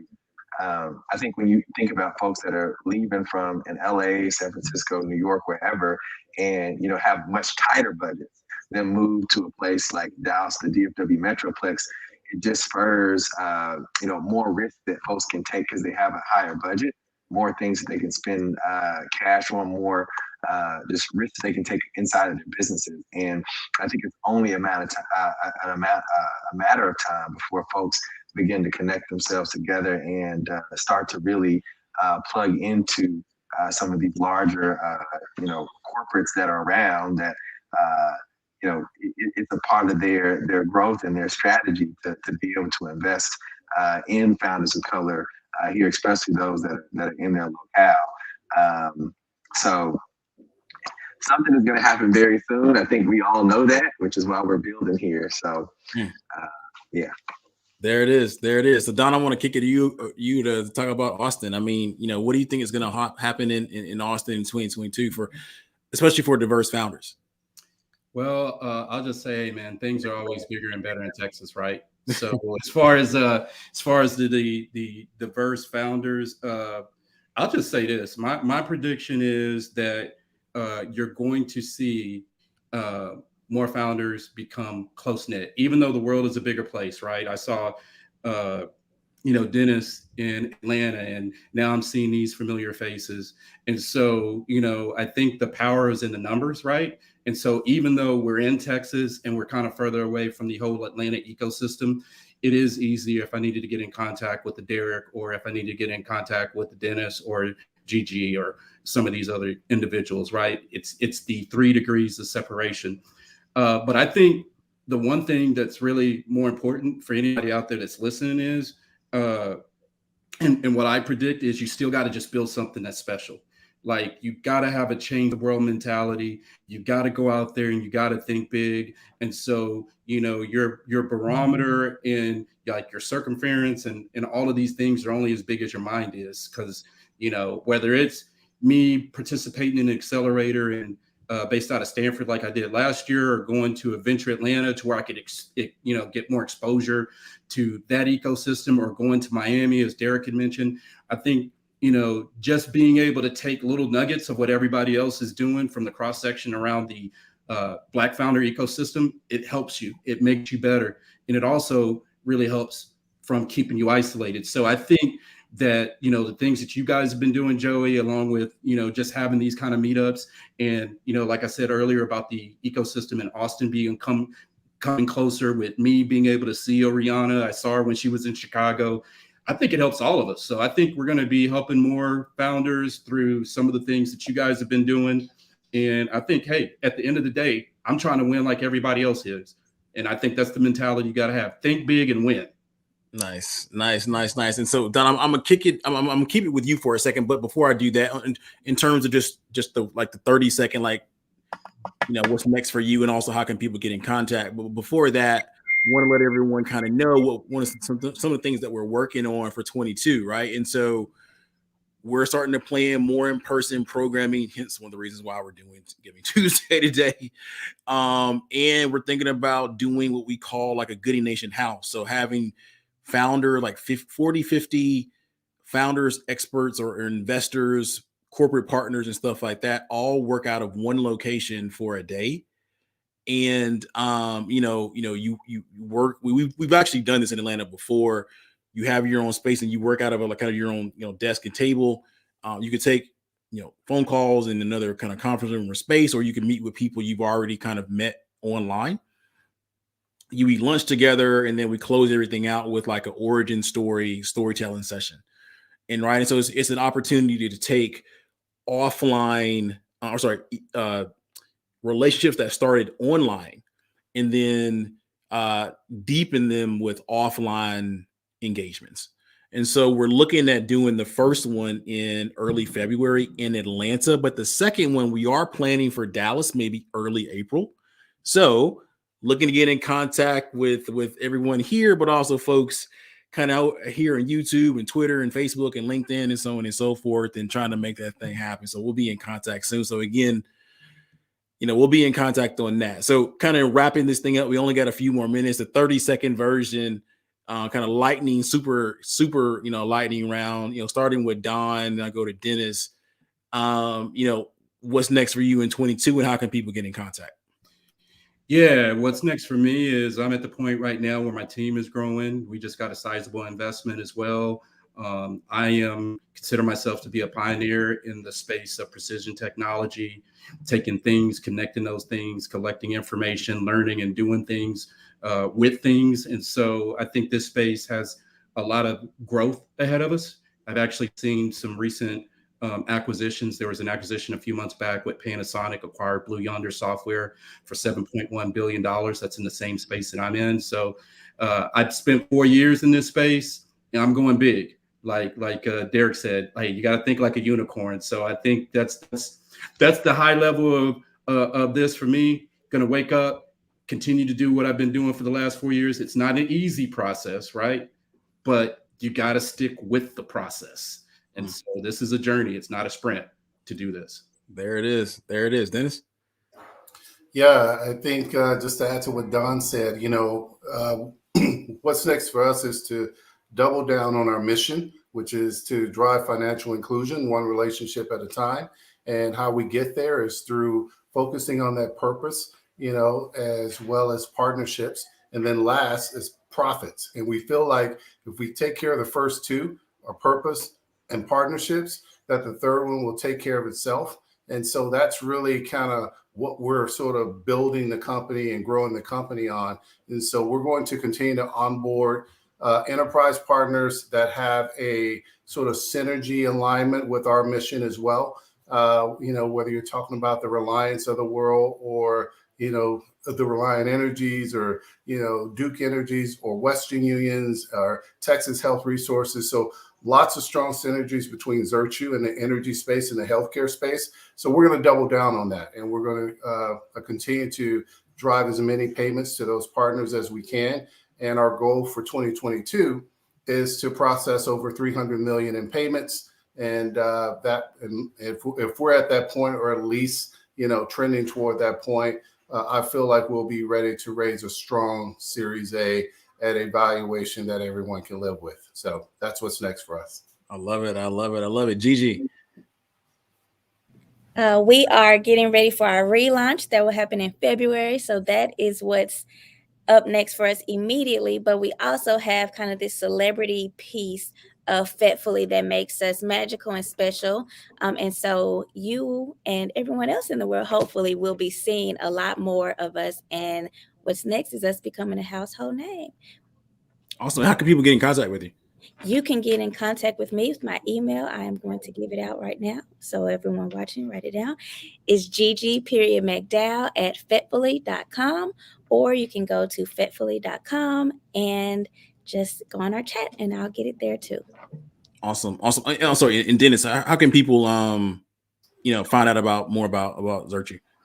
Obviously, Zerchu.com. If you want to reach out to me direct, LinkedIn is the only social media that I use personally.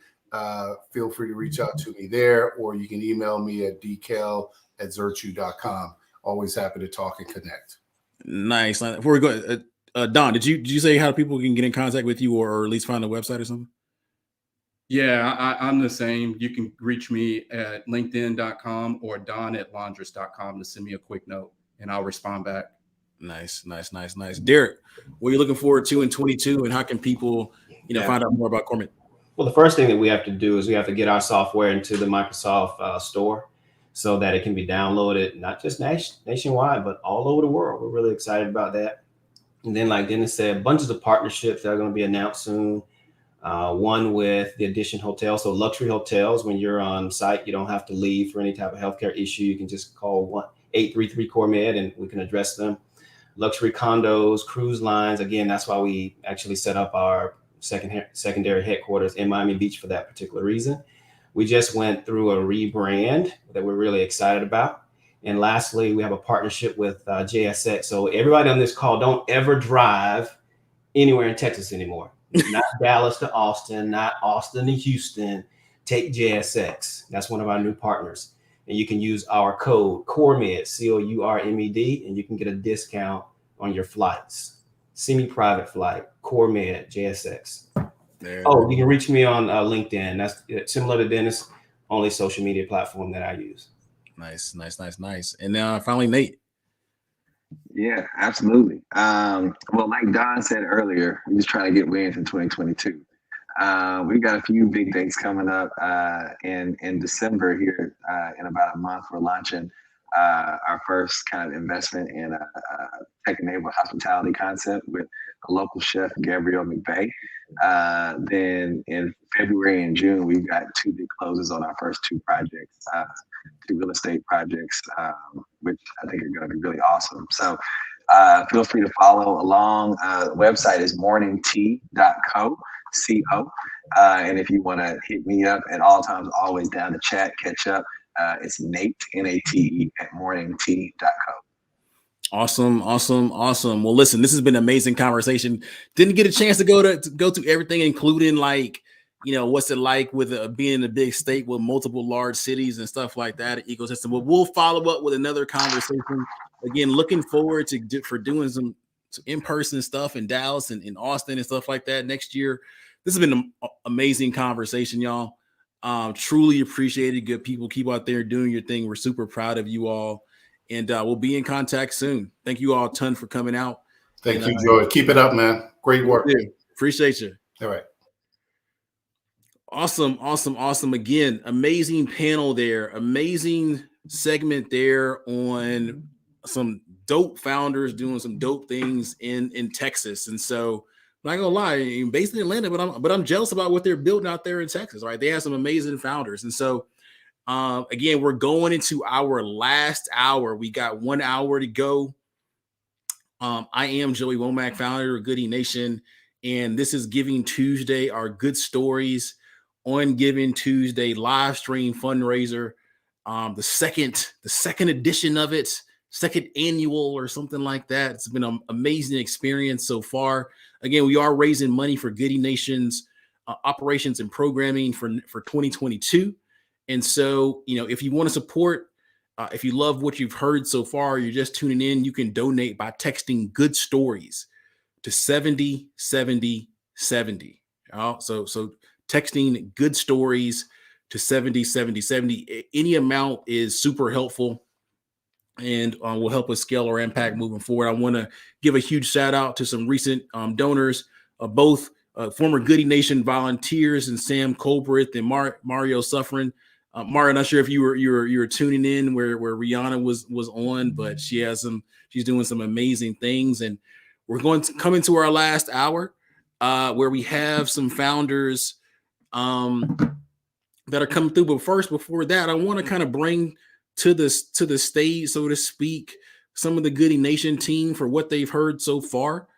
It's been 11 hours of content, y'all. And so what I'll do is I'll kick it to Kathleen, then Paris, then Tracy for any of your thoughts so far. Here, I'll get myself unmuted here. Hello, everybody. Welcome to the last hour of our Goody Nation Good Stories and Giving Tuesday. And I truly hope that everybody has enjoyed it.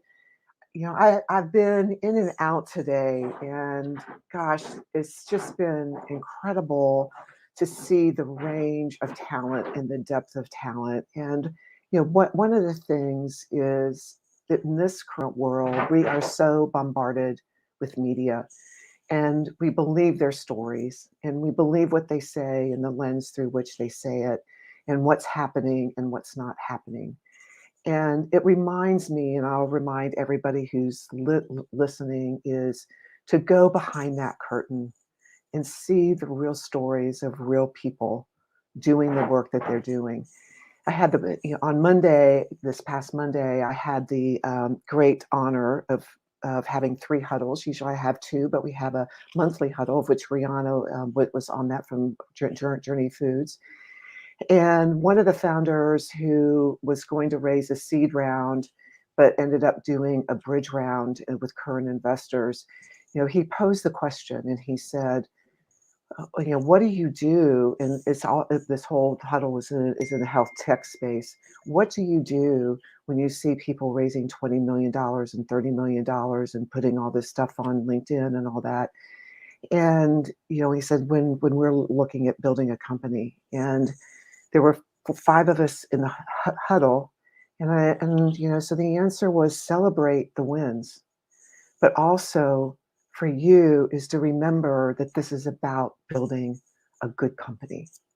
This is about customers. This is about creating your margins, creating really cool things, bringing your heart to it. And the company that Dell is building with his co-founder, Tiffany, is opening research to get more diversity in clinical research and drug trials, which is, for anybody who follows that, you know that that's really, really important.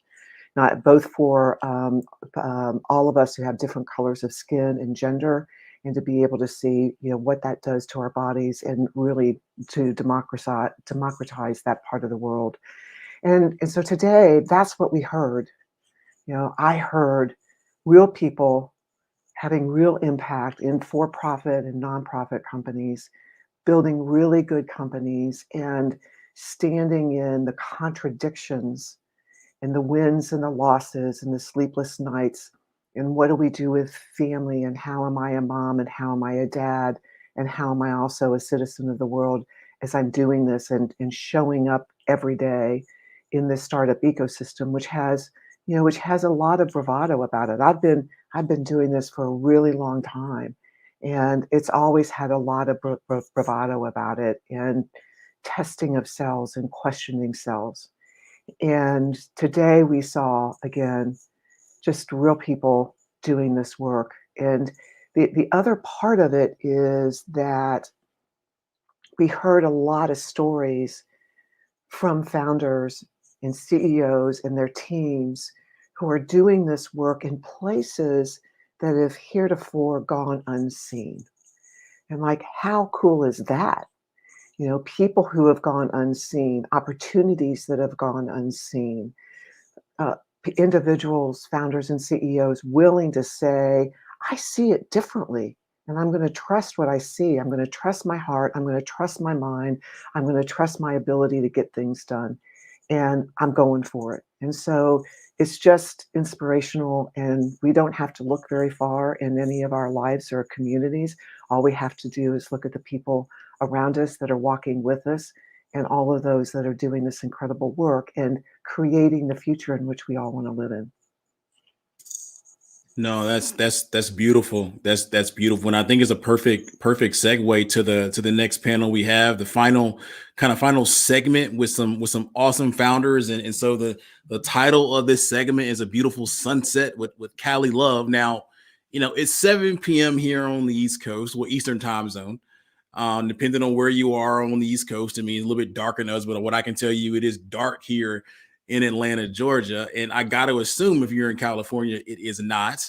But maybe it is, right? Maybe who knows? I don't think it's dark right now. So for you all, it's still the afternoon. For us, it's dark outside, and so I don't know if the sun's going to set in the next hour or so. But let's spend a little bit of time, focused on you all's story, and what's it like to build a company out in California, right? And so for many of the founders, we all, everyone for the last 20 plus years in the startup ecosystem is like, yo, you got to move to California and build, and that's where opportunity, more importantly, capital is and stuff like that. But very rarely do we hear from especially diverse founders that actually live out there in terms of what their experience is on an everyday basis. So I want to kind of dive into that. So before we do that, before we get into that stuff, I want to get some quick intros for you all. And so I want to bring up Chloe first for just quickly, name of the company, quick description about what the company is, and also what part of California you're checking in from.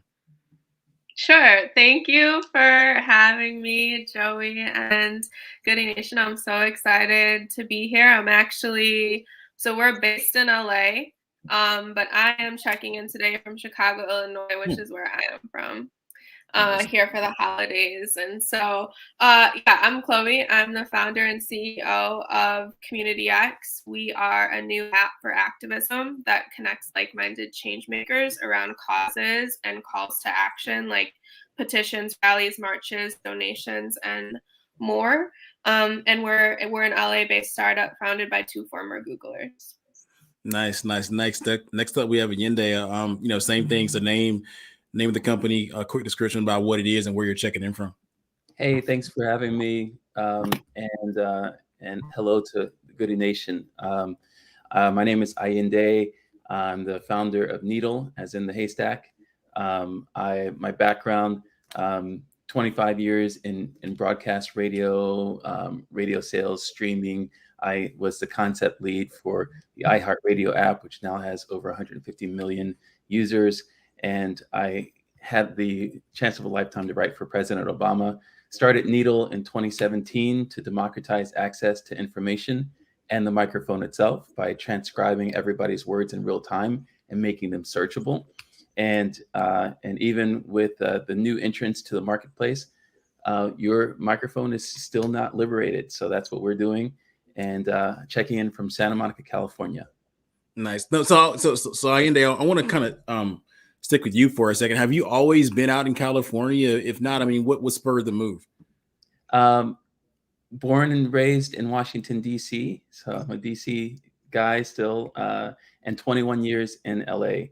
I moved out because I felt like in D.C. you just always seems to be a pressure to get your PhD.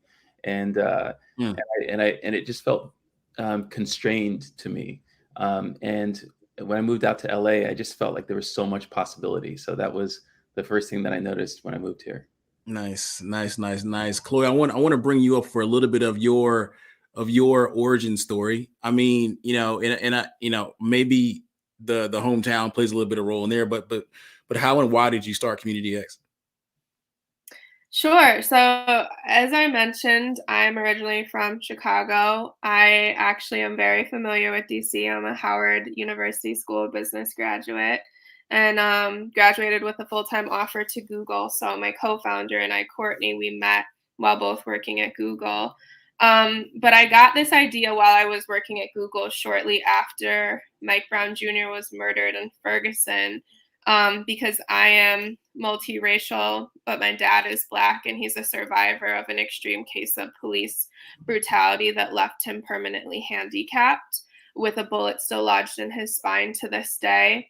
My dad grew up on the south side of Chicago in Hyde Park, like decades ago. So before it was the Hyde Park that everybody knows now. And was getting ready to work a shift one evening. He was a college student at the time, and Chicago police raided my grandmother's townhome unannounced and opened fire on my dad, only to realize that they had the wrong address and it was a case of mistaken identity. They planted drugs in my grandmother's townhome. They physically assaulted my dad after they shot him. and they didn't call an ambulance in hopes that my dad would just die. He made it to the hospital, but doctors told my family he wouldn't make it through the night. They ended up operating on him anyways and stabilizing him, and then operating on him again. Over a 72-hour period, he had about 10 surgeries that ultimately saved his life. But by the time my dad was finally able to leave the hospital, he was not only going through a lifetime of physical recovery where he had to learn how to regain all of his motor skills. He had to learn how to walk again, eat on his own, hold a pen, open a book, all of the things. But he was also fighting for his innocence in court against the city of Chicago. He was facing 20 plus years in prison until I was about 12 years old. And so my entire childhood was consumed by the issue of police brutality specifically.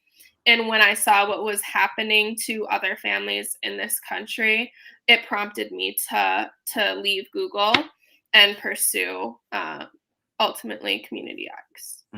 Powerful story. Powerful story. And so is Google how you got from Howard to California?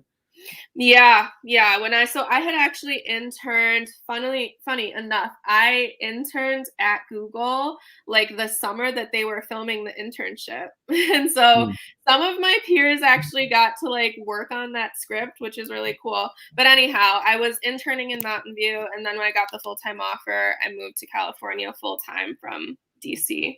Nice. And so I think this actually may be an interesting case for why maybe some people may be moving out to California. I think there's several other use cases, but or scenarios. But is my assumption correct that after you left Google, you just stay in California, or you Mountain View, but you're in the LA area, right? Why LA? I was in Mountain View for 7 years. I did a fellowship. After I left Google, I did a fellowship at Lorraine Jobs, Emerson Collective. I was working in their energy accelerator on Oahu.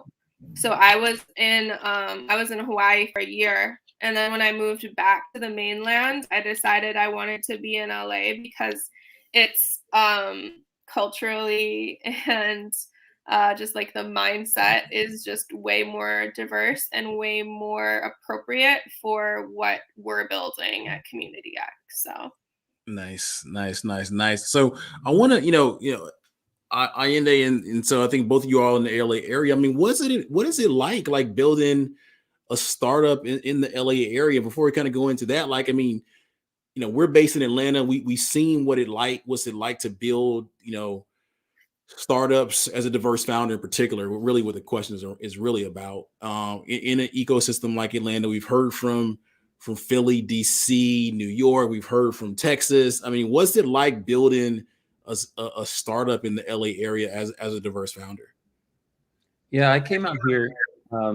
So I started off in radio advertising sales in Washington, DC, at WTOP, if anybody knows that station. And then I got recruited by AMF Mount here before they got bought by Clear Channel. Long story, but so September 11th happened. So this is dating back, and then I realized that I was pretty much selling my soul. I was the top paid person, but I was like working for Howard Stern and completely against all of my values. But so I quit my job, and then I just I pursued a passion of mine for a couple of years, and then, like any smart person, you want to start a business when you have no money left over from your savings. So that's what I did. So it wasn't sort of like, I want to start a startup. This is back in 2003, before I think that word was being used. It was just more like, I want to control my destiny. And it happened to be in LA, and the other things kind of just fell in place and just kept you going in LA. It never really occurred to me to move to San Francisco, because it never seemed inviting from a cultural or a weather standpoint. Chloe, what about you? What's it like to build a startup out there? Well, when I first left Google, before going to Hawaii, I was in Mountain View, Bay Area for a little while working on Community X. And through some of the people that I had met just working in tech, I managed to get like initial pitches with a lot of like the really well-known VCs that are based in like Sand Hill Road. And that was like the most horrible experience of my Oh, wow. it was terrorizing having to like go into these rooms as like a young woman of color pitching a social impact focused business that the people who are sitting across from the table from you, just one, they didn't connect with our founding story at all. This was before there was this national reckoning of like, now everyone wants to understand. When I was, no one even cared to even listen. They were like, okay, just skip that slide. And then like going from there to talking about the business, it was like, well, is this a business or is this a nonprofit? And so it was just like I was it wasn't equal footing when I went into the room, and after doing like dozens and dozens of those pitches, I was like, this is not the right environment for me. I had reached out. My dad actually grew up in Hyde Park with Secretary Duncan. So Obama admin connection. Former Secretary of Education Arnie Duncan and my dad grew up together, ended up leaving the administration to go to Emerson. And so I reached out to him. He got me the job there. And then I kind of just like built up my skill set as a founder and learned all of the fundamental things that a lot of people told me that I was lacking, and sort of built myself back up and then moved to LA. And I was fortunate enough, like once I got to LA, Baron Davis was one of the first people that I met with. And it was like night and day. I pitched him in a cafe and he was like, I'm on board, I'm investing, and I'm going to help you raise even more money for your company because this product needs to exist. And he did exactly what he said he was going to do. And so, yeah, that's been our experience. And I don't think I'm glad that so many other startup ecosystems are forming across the country, because I don't think that the Bay Area was the place for me. And I've heard that from so many other founders as well. Yeah, I mean, it's so interesting because, again, all we hear, especially in places like Atlanta, even going back, 10 plus years, is you got to go to California. It's where it's at. I remember the first time that I went out to California, to San Francisco, so the Bay Area, went down to Silicon Valley as well, is like, my thing is, if I'm going to talk about, being in tech, and it is when I transitioned from my startup to supporting other founders, like I got to go to the center of tech. Right. And so really to your point around not really to your point, but you brought up Sand Hill Road.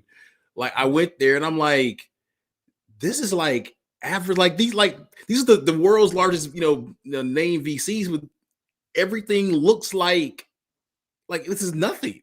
I mean when I say nothing, it's like so like bland, like unless I was in the wrong place, like everything looked the same. You would like, my assumption was that all these awesome VCs had these awesome offices and it looked like a college town, very sparse. Yeah, I'm like, what is this? Like, yeah. Which was interesting, like, very like subtle name on the office building or something like that. Like everything looked the same and stuff like that. I mean, it's kind of somewhat of a letdown. I mean, no shade on those folks. I mean, well, Chloe, you had some bad experience, but generally speaking, it's no shade on it. But it was like, wow, like I will say we got an opportunity early in our startup life. So we started in 2017, and in 2018 we got accepted to the Matter Accelerator, which is no longer, by the way, in San Francisco. So I actually moved for 5 months to San Francisco, but it was a privilege because I got to build our business in the heart, as you say, of technology, and it was very fascinating to walk into bars. After I don't drink, by the way, but to walk into bars during mixers, and every single person is talking about tech. And so that was interesting. And as a Black man, what I also noticed was people seemed to be less fearful of me on the street, because it was clear that in San Francisco, unfortunately, you're either homeless and destitute or in tech if you're a Black person. In LA, they don't know where you are, but people weren't so scared of me in San Francisco. Wow. I'm 6'4", by the way, so. Wow. That's crazy.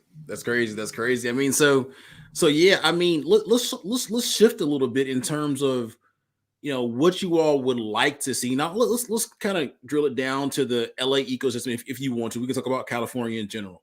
But what would you all like to see from the LA startup ecosystem for diverse founders? Chloe, I'll kick it to you first. I think LA is doing a really great job. I think there are a lot of amazing co-working spaces being built where especially early stage founders can go and meet other people who are on the same journey, but also have access to office space at a really reasonable and affordable rate. I think a lot of Hollywood is being more and more supportive of like the startup space, especially diverse founders and especially companies that have some sort of like triple bottom line. And I think that's really good. I mean, I think we could have a more diverse VC presence even still. But I think those are all just a result of like being a budding startup ecosystem. We're Silicon Beach, right? So like we're a little bit behind, but I think we're really going in the right direction. Nice. Ayende? I just echo what Chloe said. I mean, keep doing the same things that it's doing. It's doing great. And a shout out to Backstage Capital for doing great things in the community as well. No, I mean, yeah. So let's spend a little bit of time there. I mean, who are some of the key players out there? I mean, obviously you just mentioned Backstage Capital. You can talk a little bit more about what they're doing out there for those that aren't familiar. But are there any other, kind of key players? Chloe, you even alluded to some of the co-working spaces and stuff like that. But I'll kind of stay with you for a second. Sure. And so it was my third startup, and I was trying to figure out, okay, well, how do we get some money so we can make some money this time? And I was like, okay, so I'm a Black man. How do I let me stop going away? This is 2017, before the national reckoning, so perfectly stated. And I was like, okay, let me just double down on just being a Black man, just find Black investors. So I spent so the two things that I did that I'm proud. The one thing that I did that I'm super proud of, and this, even though it's my third venture, even though I have a track record with creating big products, I knew what I needed to do in 2017 was be a big fish in a small pond. So rather than I joined a pre-accelerator, and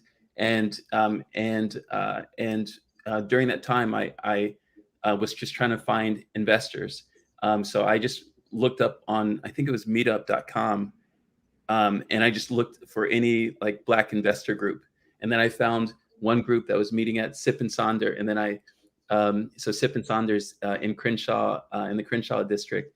And so I went there.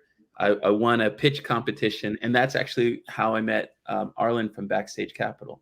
So I sort of just doubled down on like, I removed ego from it, right? So typically somebody with my pedigree would be able to attract more dollars, I would think. So, but I just removed ego from it, and then just sort of doubled down, and then went directly to the Black community where I knew my message would be heard rather than my skin be seen.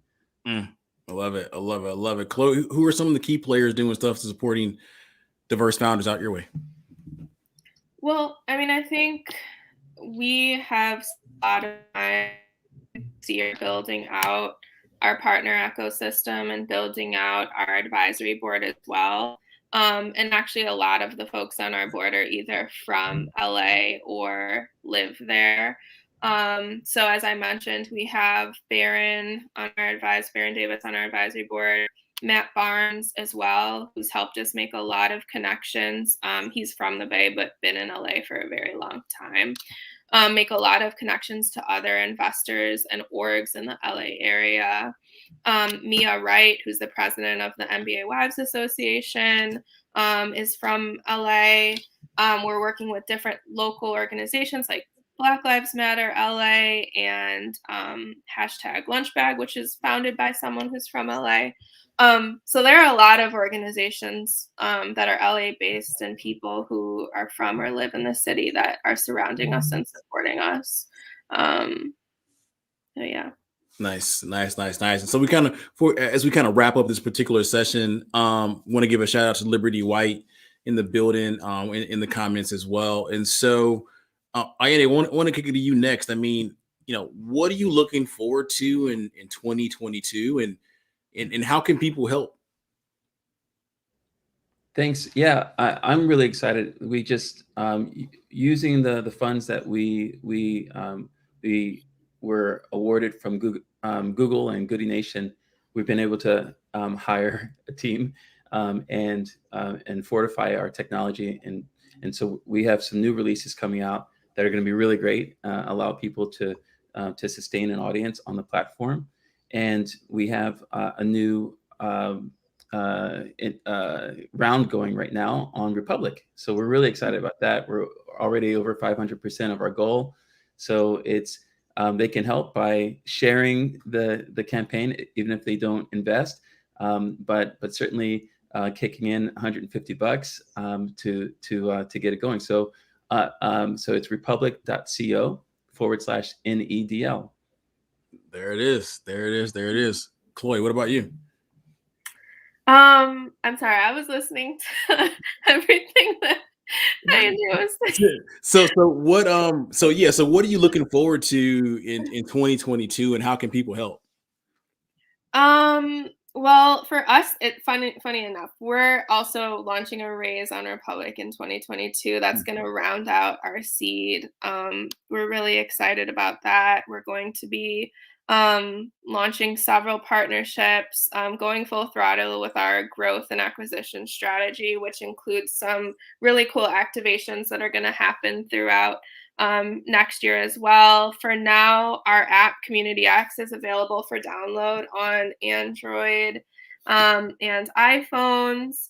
And I would just also say that as far as the LA ecosystem goes, we definitely could use, now that I think about it, more people like you, Joey. I think what I tell a lot of people is that, like, we've gone through the accelerator process. We've, gone through all of that, but I even still have very few people in our network who are as accessible and as supportive and as hands-on and invested as you are in all of the companies that you work with. So I wanted to make sure to share that with everyone, because it makes all the difference. The amount of energy and effort that you put into all of us, it just makes all the difference. Yeah, thank you for recognizing that. I mean, and great segue, because we are looking to do a few things out in the LA area in 2022. So what we imagine is a scenario where every city looks a little bit different, right? But we imagine what we call a Goody Nation Workday, where we invite a few founders out to one space. We invite a few investors out. We invite also a few maybe partners out, and we all work out of the same space for the day. Now, also considering pandemic and where we sit, so fingers crossed, put that aside for a second. We can do it on the beach. There it is. Perfect. There it is. The event is being in California, and so we work out of the same space for a day. You can you're right next, working next to somebody else, like, so you all two could be right next to each other doing your own thing. You could take a meeting out in the conference room with someone else, or you can meet with people who you can meet in person with people that you've only met online before. So you start amazing relationships online with founders or investors or partners. You deepen those relationships offline through these work days. You eat lunch together. We close out that day with like an origin story, kind of storytelling session, and kind of sitting around in a circle. And then everyone walks away with deeper relationships. So we are working on that kind of a tour. We're going to start in Atlanta, probably early February, maybe go down to Texas in April, and then kind of reassess a few things after we've done it a few times. But LA is definitely on the roadmap for 2022. And so we'll be reaching out to both of you all for that and see how we can make it happen. I know every city and ecosystem looks a little bit different. But that is our plan, and figuring out ways that we can, rally up support for dope founders, so we'll let y'all know about that, both you all here, but also everyone kind of listening in. So any immediate thoughts on that? Any ways how we can make it better, or who we can loop in or stuff like that? That sounds great. I'll be glad to help when you call, for sure. There it is. Cool. So let's so as a Good Nation team, we got 28 minutes left, and so we're gonna do some closing thoughts. But before that, Chloe, I'll kick it to you first. How can people get in contact with you? By downloading the Community X app and sending me a DM. Those are the only DMs that I check. Gotcha. Everything else is closed. Gotcha. There it is. And then Allende, how can people get in contact with you? Yeah, so you can just go to the nedl app, download it on. I love Chloe plugging the Apple and Android. Do the same thing with us. Download the app, and then you'll see I do welcome sessions for new users. So that's an easy way. You can call into my live radio show, and I'll bring you on air, and then we'll have a chat. But then of course, Republic, I'm always watching the numbers, so check us out. Nice. And Liberty Weisover, she is on LinkedIn, but you all actually, Liberty, I don't think we can actually drop the link to LinkedIn. I think maybe Dylan from our team may be able to do that. So, Chloe, I'm gonna start with you about how to actually, where to go to actually download it, or the name of the app or something like that. It's Community X, one word. It's like the first search result in either store. So you can go to the App Store directly, or you can go to our website, communityx.tech. And find the link to download there as well. Nice. And same thing we are Allende. Yeah, so I'm just downloading Community X right now. So same thing with us. It's NEDL, needle. We own the phonetic spelling of the word needle, so it's just 4 letters. And you can go to nedl.com, or you can, again, if you go to the Republic. Did I say we're on Republic? Yeah. You go to the Republic. You can also get links there and connect with us by sending messages there too. Awesome. I'm committed to going out to that page. Actually, I've already pulled up the page on Republic, and I'm committed to doing something. So unless something happens to me in the next 24 hours, you got my 150 there. So, well, cool. It's been a great conversation. We look forward to deepening relationships out in LA. And bringing good folks together. So, Chloe, Allende, truly appreciate you all. Thank you for having us, Joey. Thank you. Continue to build. You're doing great stuff. And all the way on the other side of the country, we are proud of the work that you're doing, and you are an inspiration, whether you know it or not. So let me just say this, because Chloe is really good. Chloe is really good at expressing her gratitude. Let me just say this. It's like you work so hard, and you work hard for the people that you can't even see right now. And so you saying that to me makes all the difference to me, and that drives me further every single day. So thank you. There it is. You're welcome. Keep pushing, good brother. Cool. Well, awesome. Well, this has been a great session. Thank you both. And so we're going to close out about 25 more minutes and bring this thing on home. We appreciate y'all. We'll be in contact soon. Awesome. Thank you. Awesome. You're welcome. Okay. Cool. So we got 25 minutes left. We've been here since 8 a.m. Eastern. It is now 7:35 and 54 seconds. So Paris, I want to quickly kick it to you for your thoughts on what you've heard so far. Wow, it's been amazing.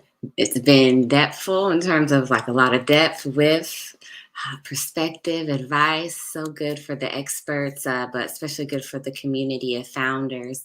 I heard a lot in the beginning, talked about how to take care of yourself, and then it felt like the afternoon went into how do you scale. So just the advice on taking care of self, if that's journaling, remember your why, and then the scaling of your business and how your personal health, mental health affects that. So I think those gems earlier in the day helped to pave the way for all to come throughout the afternoon and this evening. And Joey, just big kudos for you for that momentum and conversation and helping to facilitate as well. Thanks. Tracy? No, I have like my hairs are standing up on my arms. I feel like I've drinking Red Bull, and I don't even drink those. That's how excited I am and how like antsy I am. But I just go back to summarize what I started with earlier this morning about, the affirmation, the affirmation of I will take the limits off. I will be a perpetual student. I will take feedback. I will not wait for perfection to begin. I will do the impossible. So that's just putting that out in the universe. I feel like it's come full circle through all the conversations and all the connections. But ultimately, I think at the end of the day, and I think it's what you say best and what you do best, is you connect people, and how important the power of connection is for fuel for the entrepreneurial journey. That connection is what is needed, and I think I know you accomplished it today, and hats off for just taking on this big endeavor, but the gratitude will come back to you 100-fold. This has been awesome. Thank you. I mean, it's been super fun. Actually, it flew by. I actually went faster than last year. I mean, actually, those of you all that are listening in and will continue to kind of listen in after as this thing is transcribed to a podcast. I mean, I have a standing desk, so I stood up the entire time that I was talking. I just sat down. We got 22 minutes to go. Like I probably should have did just to say that I did it, but like I've been standing up this entire time, which is interesting. But Kathleen, I want to kick it back to you. Favorite segments? Anything, what was your favorite, or let's say top two segments? Top two. You know what? Let me do a recap, because there's been a lot of stuff. Like, I mean, we had some amazing stuff early this morning. It kind of tends to get forgotten because we've done so much. So again, we started off with Courtney Caldwell, Ashley Ammons, and then Harold Hughes talking about, the mindset of an entrepreneur, right? So I will do the impossible and dream, build, scale, impact. We then went into a session talking about the flip side of it. So the addiction to the hustle. And so when you hear that, it is, our mantra of revenue over everything causes all founders to need therapy with Science Gallery Atlanta. So great conversation that went into, self-care and things of that nature. A lot of gems were dropped. At 10, we had a session where Google for Startups. They continued on around mental health and talked about some of the things they provide in terms of investor support and stuff like that. At 11, we started to go into the session with Accenture in terms of supporting startups that are not unicorns. So how do we support diverse-led non-unicorns in 2022 and beyond? And so we were talking around, alternative sources of capital. We were talking about supplier diversity. We were talking about working with cities like Atlanta and city of Houston and stuff like that. Then we went into the sessions with Microsoft in terms of building the tech workforce of the future. And so, that was an amazing conversation. Then that kind of transitioned into after they get into a company, how do we create the workplace of the future with a bunch of awesome founders in the program in that space. At 2, we started to go into the vertical specific programming, so those focused on social impact. And then we had a session, and that was powered by mission and cause. Then we went into the ones focused on the culture, so to speak, so music, media, entertainment, nightlife, so on and so forth, powered by Butter.ATL. The last few sessions have been on local startup ecosystems. So we had the one around the Atlanta startup ecosystem powered by Hypepotamus. We went up north to DC, Philly, New York, talking about those ecosystems. We went to the middle of the country with the Texas startup ecosystem, and then we just finished up with California. So Kathleen, any thoughts on, what are your top 2, maybe even 3, if you want to go that far? So I'm going to be like out of the box here. So just a little unknown fact about me is, with all the streaming services, if I want to take a look and see something that I want to watch that I haven't watched before, I can't decide. So I end up not watching anything. So so the other thing is, a long time ago, I had said for myself, when given the option and or I choose and. So I always go, yes, I'll have both. So the makeup that I've learned of my being, so in the astrology in which I work, there's something called a chart shape, which has different kinds of things about this lifetime and what we're supposed to do. So I am an out on the edge chart. And what that means is my chart has everything in it. So Joey, you just said, here's the day and everything's in it. So what I would say is it's really difficult listening to the tapestry. This ecosystem is a tapestry. Listening to the tapestry of the ecosystem today, that's what I love.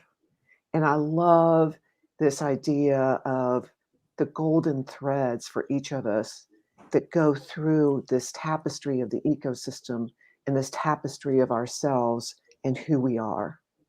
And so in that wholeness, that's the part that I really, really like.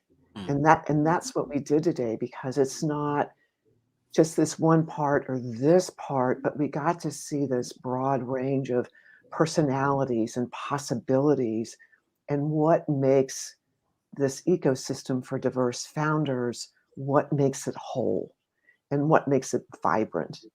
And that's what really gets my juices going. And the company that I have, a company of one, so I'm founder of me, which is sometimes a really challenging thing to be, is called Fusion Advisors, which is another one of my life sort of mantras, which is the bringing together of the heart and mind. And that bringing together of the heart and mind is in an infinity sign, again, and it's not or. And so that's also what I saw today, is bringing together these really mindful parts of what do we do and how do we do it and let's get it done.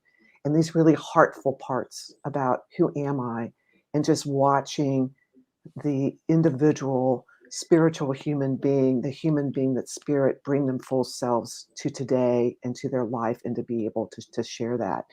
And so one of the things that was modeled today across the day is the movement. So one of the things on the infinity sign, it's not about, we can be on one side or the other. We can be in our head. A lot of times when I'm functioning as a CEO, I've got it going. We got to do this. But other times my compassion is running at full speed. And the question is not one or the other, to stay there both in one or the other, but the infinity sign has a flow to it. So we actually, across it all, demonstrated and modeled the way for everybody listening in to say, oh, I can move and I can choose where it is that I want to move at any particular time, because all these things are really needed. So that's how I That's how I answer your question, which is probably not a surprise. What might Kathleen say today? Nice. Pierce, I mean, any thoughts on which the favorite ones for you? For me, it was pretty exciting to see you in the Atlanta session and be excited just around what's going on and to hear more about from Maya to Mike, just what the ecosystem there is looking forward to. So it sounds like you guys are the next big, like what would be the Bay or what would be Silicon Valley, but that seems like it's Atlanta. And it's exciting that Goody Nation's there and that hopefully, like you said, in-person events will allow us to have more of that in-person community feel, but activate us all the more. So I think it was really cool to hear you in motion and excited in that segment.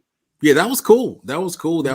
I in hearing Maya was like, hey, I just moved to Atlanta. I'm like, what? This is crazy. Like, yeah, like Clubhouse, head of marketing is here in Atlanta. Like, this is kind of a session like, oh, we should just get together with that little segment and stuff like that. And so we are joined by another person from our team, Katie Mullins, who's been diligently monitoring some of our social channels and stuff. And so Katie, want to kick it over to you for any thoughts on, just so we'll start with, what are your thoughts of today so far? Today's been great. I feel like we've had engagement all day long. I've been behind the scenes, and it's just been great to see the comments coming in, to see the different speakers. And yeah, I just feel like we stayed with momentum the whole day through. So it was awesome. I really, really enjoyed today. Nice. Any favorite segments or sessions or quotes or anything like that? Actually, I really enjoyed several of the morning sessions around mental health. Some of our all founders need therapy. I just think that as an entrepreneur myself, an area that often goes hand in hand with entrepreneurship, but is rarely spoken about. And that's been something that's been a huge part of my journey. So I really, really enjoyed that, particularly even Google for Startups talking about that kind of in the big scheme. So yeah, I really love some of the morning sessions. Yeah, that was dope. I mean, I was really looking forward to, I was obviously looking forward to all those conversations, but that one around the piece around the addiction to the hustle was something I've been looking forward to for a minute, quite honestly, and was really looking forward to the perspective of the creatives, on that particular segment, because we know what it looks like, or we talk about what it looks like at least, and we do know what it looks like for the traditional like startup entrepreneurs and stuff like that. But bringing it on home, like I think it was Floyd that says, I mean, these artists are entrepreneurs. They are entrepreneurs, right? And so I think no one really talks about artists as entrepreneurs. They're just labeled artists or creatives or something like that, but they are entrepreneurs. They are founders. And so therefore they need therapy too. And so it's interesting to hear that. Thinking back to that conversation, I think was Ash made the comment around for them, and even Floyd too, for them, it's about the look of being busy, right? Like what it looks to be busy, and booked not busy is a thing or something to that nature. And then draw that line over to entrepreneurs where, it's not the same thing, but it's similar. Right. So it see that there's some similarities there was really interesting. And I look forward to actually taking that conversation and then digging in a little bit deeper, as we kind of go into next year. But any follow-ups to that, Katie or yeah, there was even a quote about staying busy. If you just are busy all the time, then you're broke for time. And I thought that was so powerful, and I was seriously taking notes during just for my own personal self as well. So I felt it was really inspirational and fulfilling, definitely. Yeah, I think that was Julius. Julius dropped that gem. Everyone was like, "Oh, let me write this down right quick." I was like, "Oh, yes." So we have Dylan on joining us right now, and Dylan's been been monitoring the other channels, been working on social pretty hard and stuff. I mean, Dylan, first question is thoughts on today. I think great. I'm always a fan of seeing people of color doing great things. So I know we've got a good mix, but just to see so many people of color come on here and talk about what they're doing it's inspirational. I think, I can't remember, it was during the training the tech workforce, but I can't remember her name, but she said that you can only be what you see. And I think just seeing people just soaring through great heights, it's an inspiration to me. And I wish more kids and students could see it, because it is showing what is truly possible for people of color, and even women. We had several women come on here and talk about just the amazing things that they're doing, and challenges they face. So I think all around it was a really good program, and to hear from so many different voices, it's amazing. So Nice. I mean, any segments stick out to you in terms of your favorite? Yeah, so I will brag and say that I was here for all of them. I wasn't on the screen, but I was behind the screen. I think some of my favorites were, again, the tech workforce, and then also the alternative sources of capital. I think some good points were brought up there about just kind of how there's a mainstream culture or vision of being a venture backable company that doesn't necessarily work for everyone. And again, it was kind of like they were saying it's overrated in a lot of cases, just because venture capital doesn't fit all types of businesses, and that there are lifestyle businesses that can achieve 20, 30 million, but aren't necessarily going to be that unicorn, and it's okay. So I thought it was interesting to kind of hear, I guess, just a different mentality about what it is to be a startup founder. So very cool stuff. I mean, Paris, Kathleen, just before we kind of go on to the next question, any final thoughts on some of the favorite segments or quotes or something that you heard today? I know the one broke for time from Julius was a great one, but also I think that was from our first segment with Ashley and Courtney. Yep. See, Ashley and Courtney, and talking about I'm doing it now. And I know as an entrepreneur, you might think about, what can I do more? What can I do more? But it's that step by step, what can I do now? I think Ashley spoke to that as well. And I am interested, Joey, just to know maybe what was your favorite segment, or maybe what stood out to you on the 12-hour day as well. Yeah, I know the runaround culture was something I was also really looking forward to as well. And I'm glad we kind of broke it up into two different kind of halves, just so we can go a little bit deeper with each of those individuals. And that was super cool. I love the one on youth workforce as well. I mean, Matali was dropping gems after gems after gems. And so we actually, and then also from the Last Mile Education Fund, I mean, they're doing some awesome work, and we actually, some people tuning in, donated to them as well. So I'm glad that we can leverage our platform to help other amazing organizations do amazing stuff, right? I was interested in hearing the startup ecosystems as well. I mean, that's something I think we're going to delve into a little bit in the future. But yeah, my favorites, and they all went by super fast. I mean, this is tough to kind of pick the top ones, but for me, I think I would go with a top three of. I really like the conversations around the supporting diverse-led non-unicorns. I like the Google for Startups